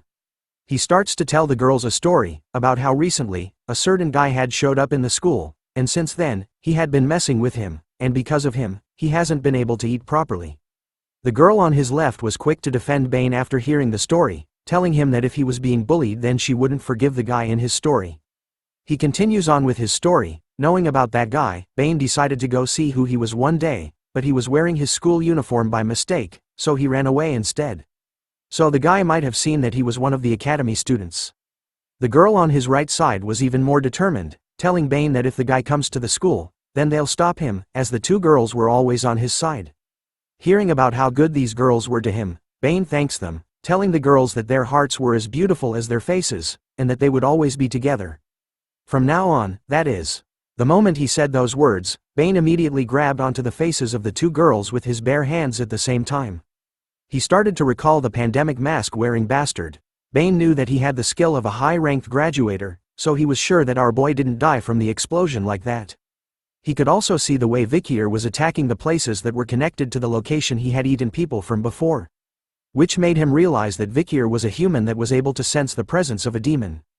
As he said this, the two girls' faces started to morph and change all over. They started to beg Bane, but he ignored them completely. It turns out that Bane is really the demon that Vikir had been hunting for. His demonic side started to appear as he absorbed the girls' faces into his hands. Taking in all the facts, Bane realized that Vikir might be the one who has something to do with Andromalius's death. As he said this, the girl's eye and mouth appeared on the side of his face, begging for someone to save her. It is revealed that Bane's true name is Dantalion, the 9th corpse of the demon's 10 elite corpses. Thanks for watching the latest part from the voice of Manhwa. Subscribe for more content and don't forget to comment below what you want to see in the future.